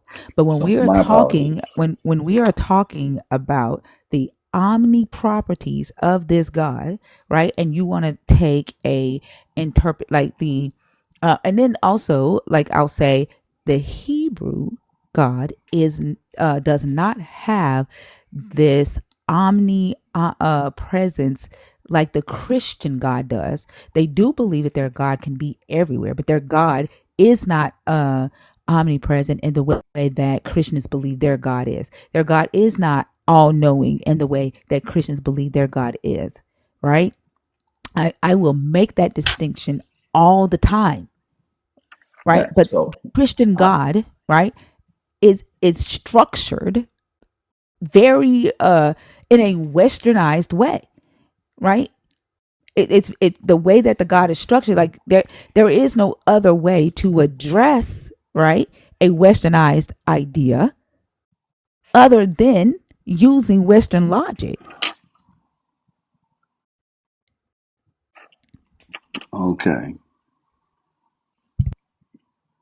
So there's no other way to address a Western idea except through Western If logic. Christians believe Correct. that their God is all knowing, right? They say their God knows everything.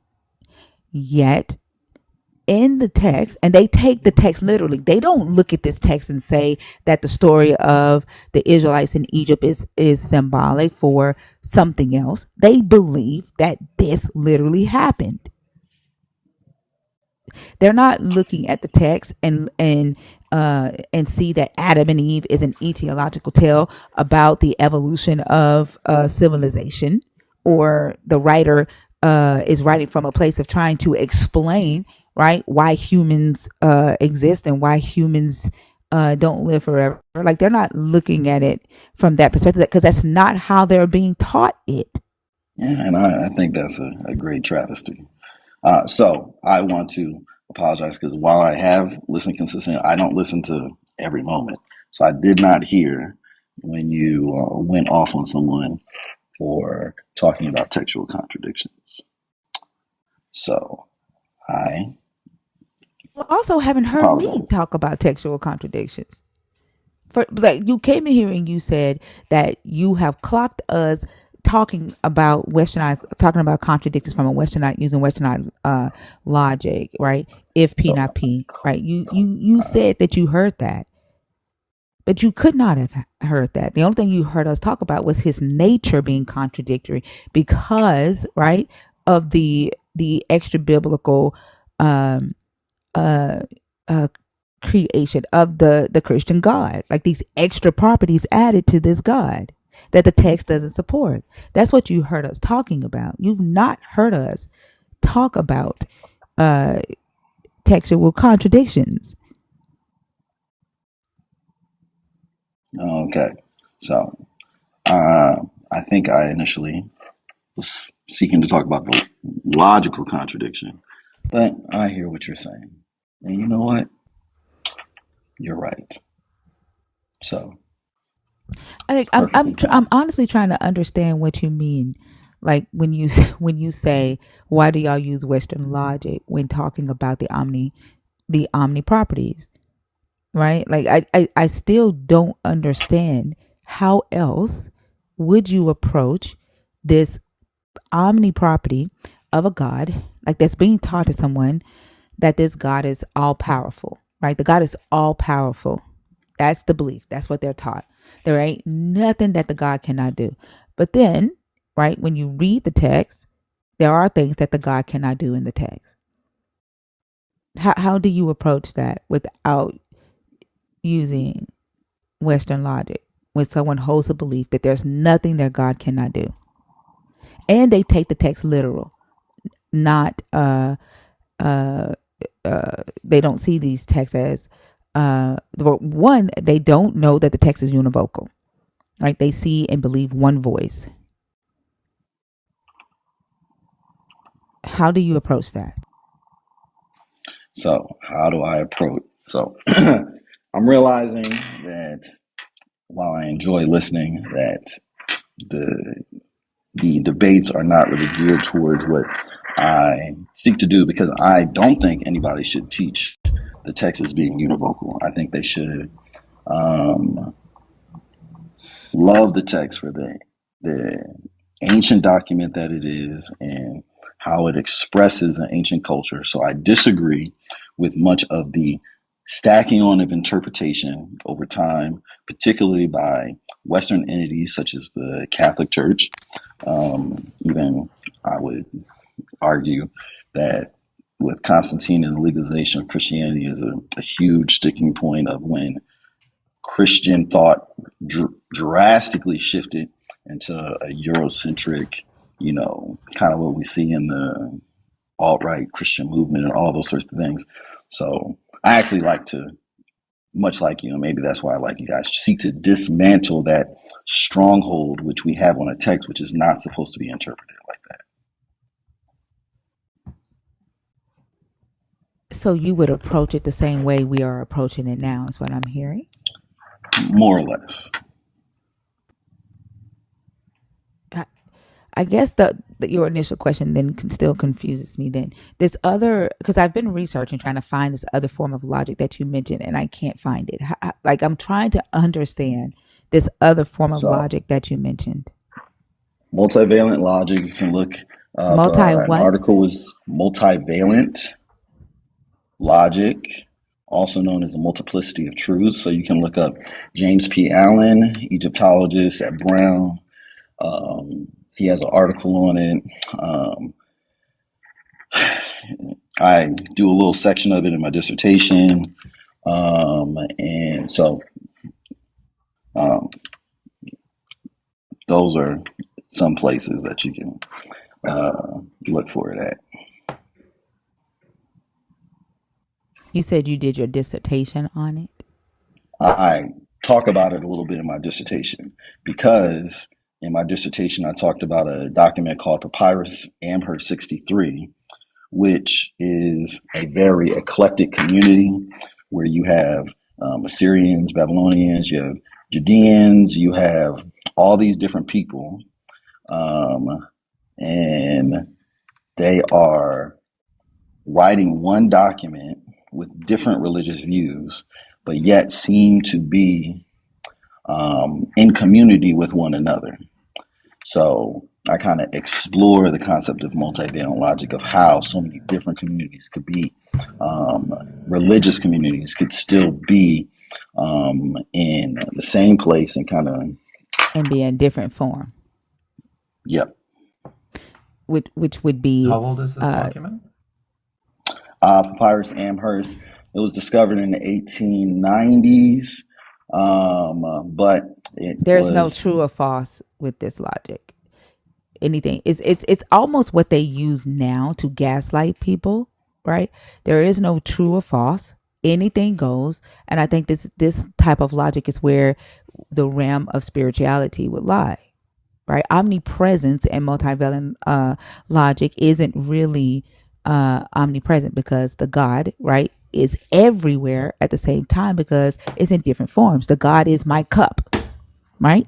The God is you. The God is my keyboard. In order for it to be omnipresent, right, it can be everywhere. It can be multiple places at the same time, but in different forms. So in order for the God to be omnipresent, right, that God would have to be every single thing. It would have to be everything, right? There is no, like you're saying, there is no true or false, right? If P, then P is what you're saying. You're saying, look at it from a place of dualistic perspectives, right? Multi truth, multiple truths at the same time, right? So there is a way for this God to be omnipresent if he takes on different forms, right? Not exactly, but So then I explain the omnipresence from the multivalent logic. and I know multiple people kind of asked me questions because I think Kit asked a little bit about the document, and I didn't get to answer him. You can Um, answer Kip and then answer, and then I want you to explain the omnipresence of the Christian God, right? Using the multivalent logic. okay, so with the document of Papyrus Amherst 63, um, there's not complete consensus on exactly when it was written, but it was probably written during the late period before the Greco-Roman time of in Egypt. So we're looking probably like somewhere between 399 to I would say 250. So I would go on the earlier date. Some have dated it as late as 150 before the Common Era. So if I could just, before you continue, thinker. I mean, I certainly would agree with you that we have a long history of communities attempting to work together and to consolidate their traditions and ideas and to conflate them. And I think the biblical text provides some record of that. I mean, one of the things I'm keenly interested in is the reception of these texts and the ways in which they have been understood by their readers. And in there, you certainly see strong attempts to align things that are clearly contradictory on the face of them. But part of this investigation is always going to be citing the differences and explaining them. Yeah. Okay. I hear you. And like I was kind of saying before, I think while I enjoy listening, it's not necessarily geared towards me, but I did enjoy. And I was happy to actually meet you, Kip. I actually, for you and Dr. Baum, heard him on another podcast. And so that's what kind of got me started listening, seeing you guys on.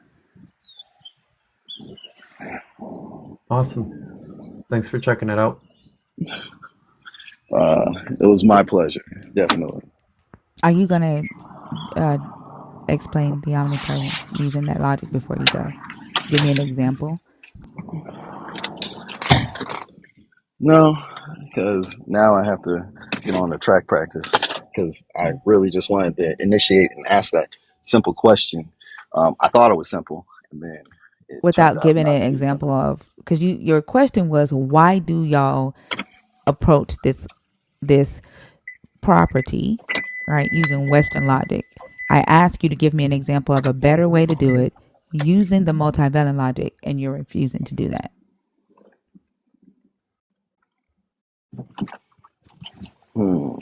So I think, and I'll try to be quick about this, using multivalent logic,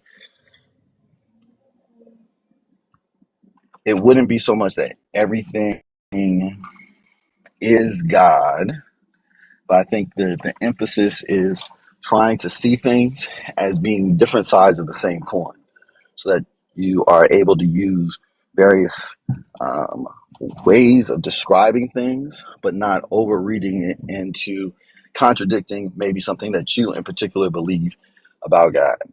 So it would be Was very that difficult in a Western. what's the example, right, of an omnipresent God using multivalent logic? No, yeah, really didn't want to get caught on omnipresence. Um, and I'm not sure that. So you're saying what is an example of trying to conceptualize a omnipresent God using multivalent logic? Because Well, that's a the reason why I'm asking you to do this, right? Because you came up and you said, "Why do y'all do this thing?" which means that you obviously have a better way. It was more of a curiosity. Right. You're curious of why we use Western logic when discussing the omni properties, because obviously there's a better way.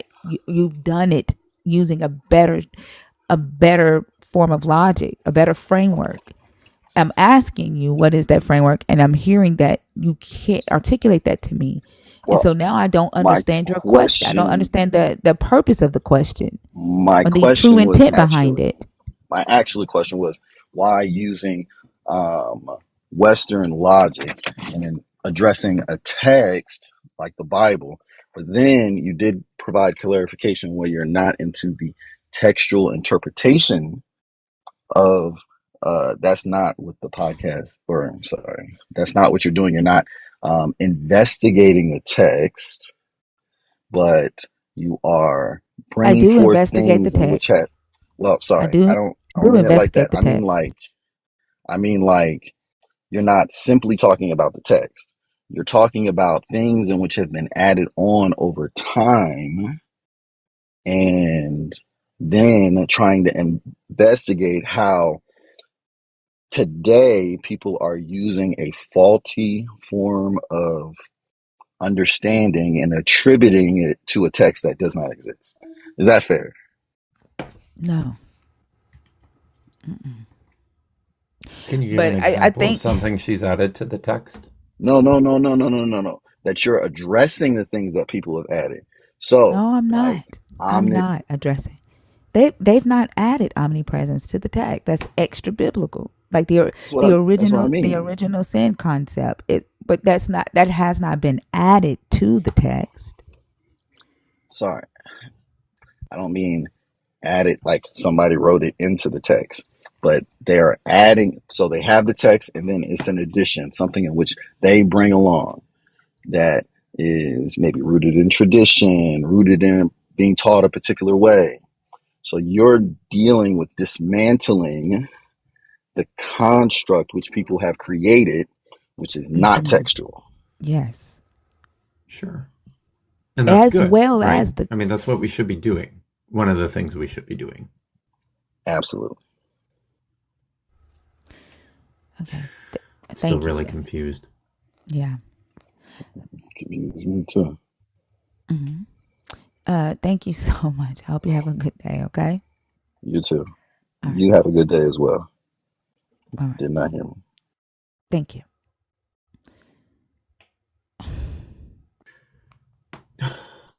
What? I don't understand.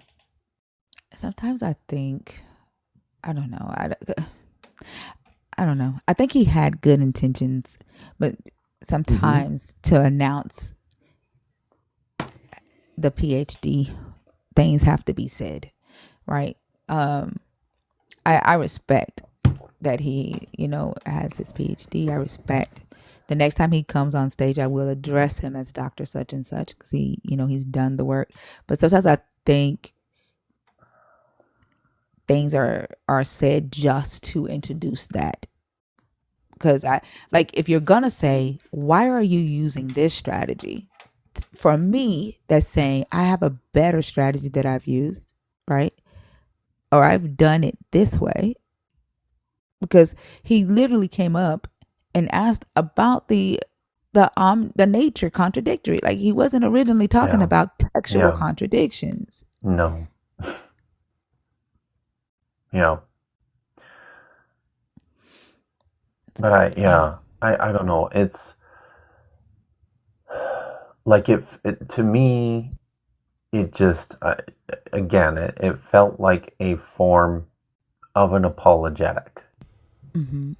that, if we take this quote unquote ancient view of the literature and, take this perspective whereby people were able or just didn't think through or process what we see as contradictory ideas in the same way.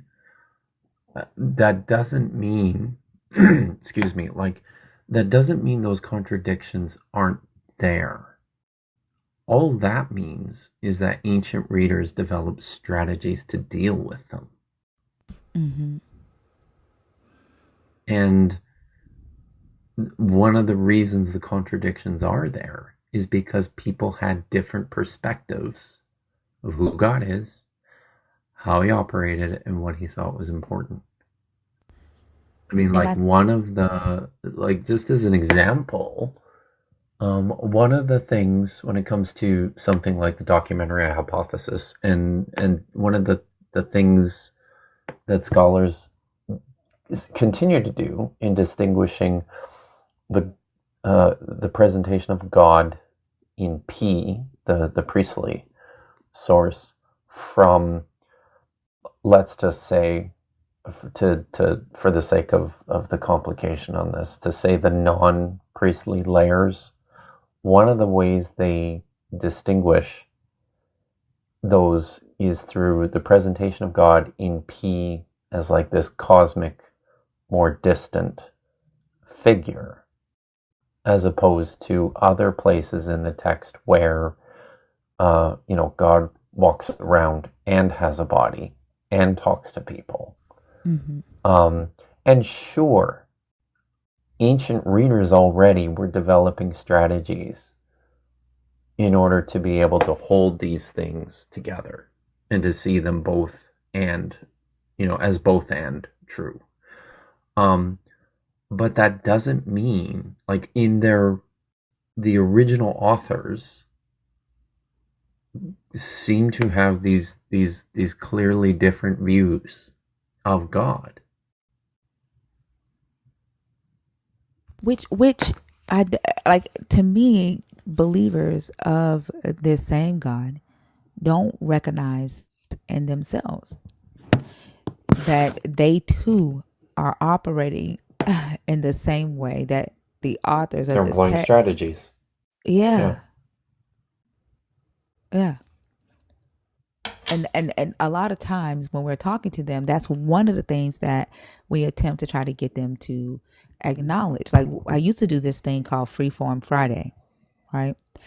Where we would do 3-on-3. It would be 3 non-believers, whether that non-believer was agnostic, deconstructing, or an atheist, or maybe they were a believer of Islam but not a believer of the Christian God, right? Like, so there's building teams of 3 non-believers of the Christian God, and then 3 believers of the Christian God, right?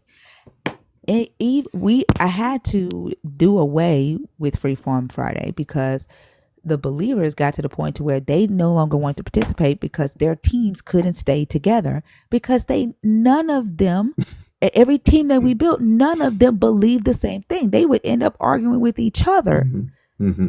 And the team of the non-believers, the non-believers would stay on stage all night and they could form a argument together, right?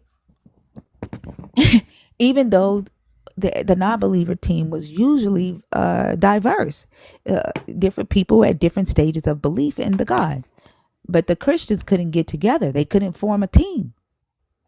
So I had to do it. They stopped participating. So I had to do away with Freeform Friday because I ain't begging Christians to be a team. Like, that ain't my job. That's Jesus' job. But in that, one thing that we tried to get them to see, right, is that no 2 Christians have the exact same idea or understanding about the God that they serve.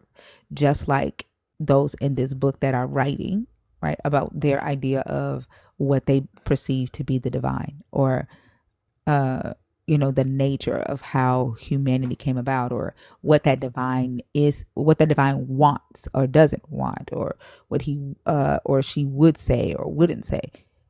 I think that's an important perspective to have when you are reading this text, right? Especially if you're looking at it from an interpretive lens.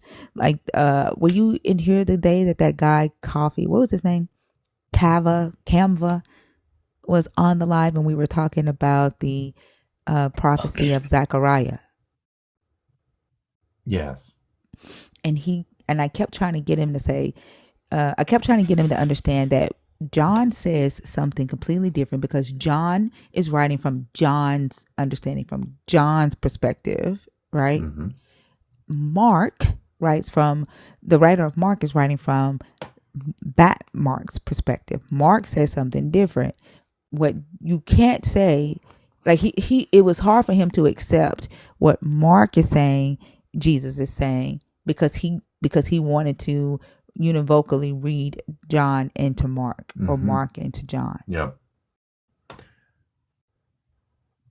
No, exactly. And that's the frustrating thing, because they refuse to accept that. Like they refuse to accept that.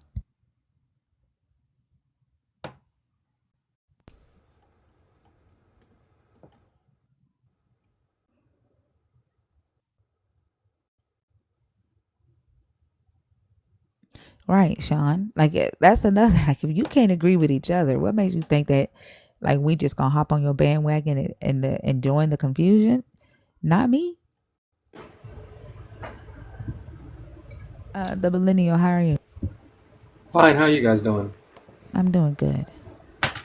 I've been patient. I don't disagree with y'all on anything I've heard you guys say so far, but I want to address the last guy's Western versus Egyptian logic point, which was just so confused. What he was meaning to say, but was confused about his own stuff, was the difference between Western versus Eastern philosophy. Western thinkers tend to approach religion from a very, yes, this is possible, therefore it's true standpoint, where Eastern tends to be more based on your personal experience. And see, Christians will say that it is based on their personal experience, while at the same time holding true to like Western. Well, no. I think. Go ahead. Sorry. I was gonna say I think Western religion kind of tries to pull from Eastern religion as well, because they do try to say that it's individual and it's a personal experience when it gets to today's Christianity. Not so much in the Greco-Roman era, but in today's Christianity, I think they are trying to like pull from that, while at the same time holding on to the Western philosophy as well, which creates like a big shithole of confusion too. Like, it does, but that's also because Judaism and Christianity are ultimately Middle Eastern religions that should be focused on personal experience. But the way Western apologists approach it, it's all about proving it true, and they completely lose out on the personal relationship part of it. So when you guys are arguing against the logic of it, I think you're doing the right thing, because ultimately what gets used in society at this point is quote unquote Western philosophy to try to prove their religion true. Yeah, and that's the part that creates like the harmful beliefs that then turn into harmful actions in society. Yeah, so no, if you're gonna fight the poor logic that apologists tend to put forward, you can only do that by pointing out the poor logic that they're putting forward. I agree. And that's what I was trying. I thought he was getting ready to give me like, a better way of approaching it. I figured that's why he came up and asked that question. But yeah, I agree. I don't know any other way to approach it.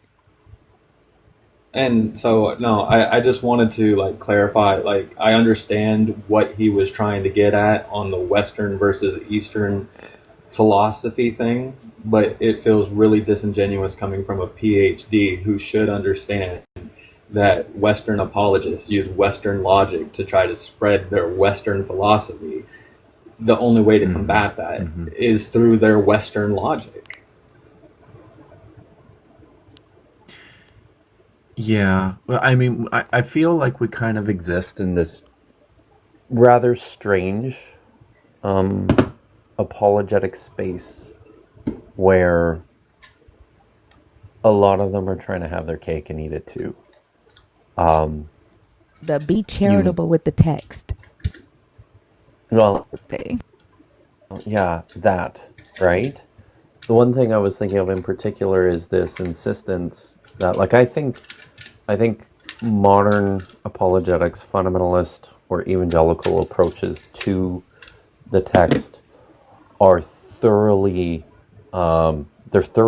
modern, Mm-hmm. right? They are reactionary, in my opinion, to a lot of the Enlightenment thinking that developed in the 17th to 18th centuries. And so that's sort of their starting point. And that's where, that's where some of the 19th, early 20th century attempts at providing what I would consider rationalizations to the text occurred.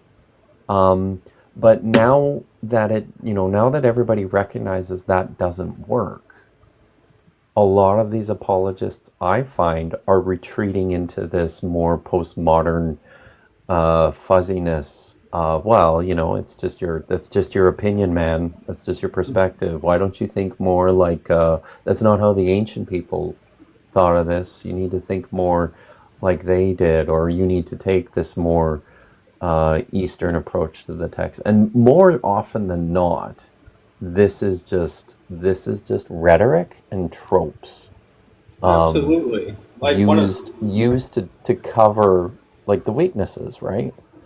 Yeah, and one of the best examples I can think of what you're talking about is when they'll insist that there are no contradictions anywhere to be found in the Bible, and then in the next breath tell you that the Gospels contain contradictions, but that's just what you would expect from eyewitness testimony. And Right. it's like you can't have your cake and eat it too. Like there's either no contradictions or the contradictions are just what you would expect. Yep, that's right. So, and it's incredibly disingenuous to try to sell us on your version of religion using logic, and then when we question your logic, be like, "Oh, using logic's not fair. You just have to have faith." Yeah, It's so exactly. They're constantly forcing us to play tennis on two different courts, and it's insane. Yeah, and I think that's why I got so frustrated because I'm like, what do you mean don't use logic? Like that's what's so frustrating. It's like you're telling me not to use common sense, not to refute logic with logic. Like I don't know, but yeah. So no, I won't keep your guys' time too much. I know primarily what you're probably looking for is people who disagree with you.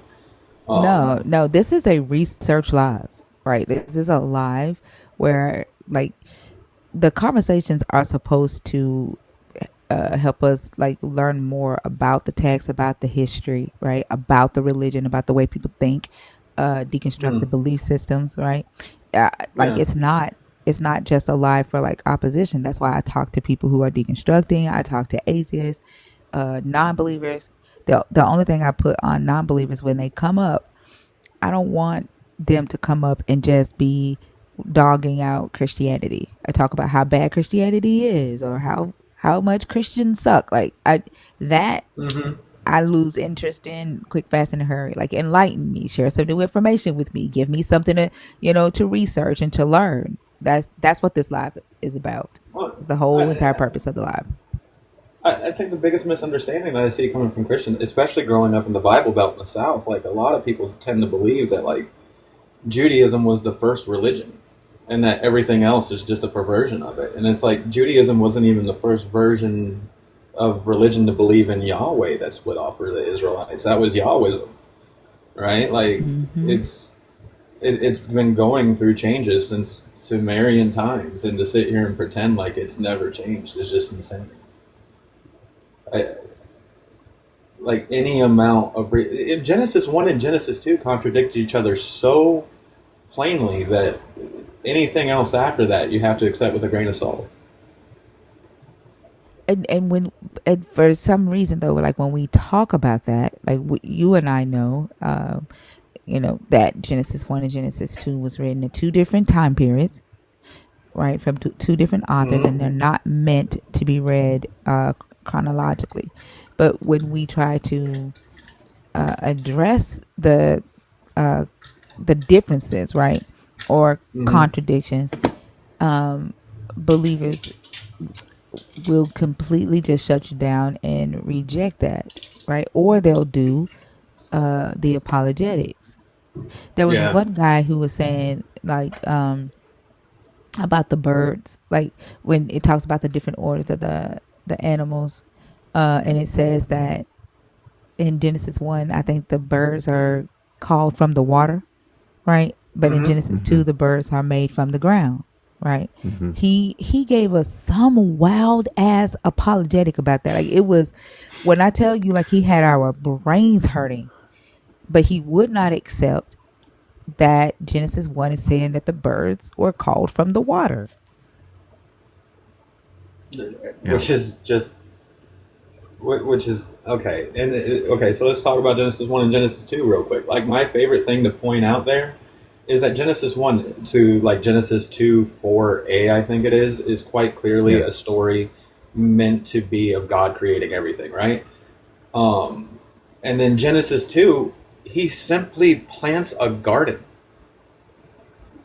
Yeah. He doesn't create anything in Genesis 2. He plants a garden, he creates man outside of the garden, and then places him in it, and then creates all the animals out of the dust of the earth, instead of speaking them into existence the way he did in Genesis 1. Mm-hmm. So I think one of the things, things to point out. Or Selena, can y'all pick up for me? I gotta go to the bathroom. I'll be right back. One of the things to point out as well is that I think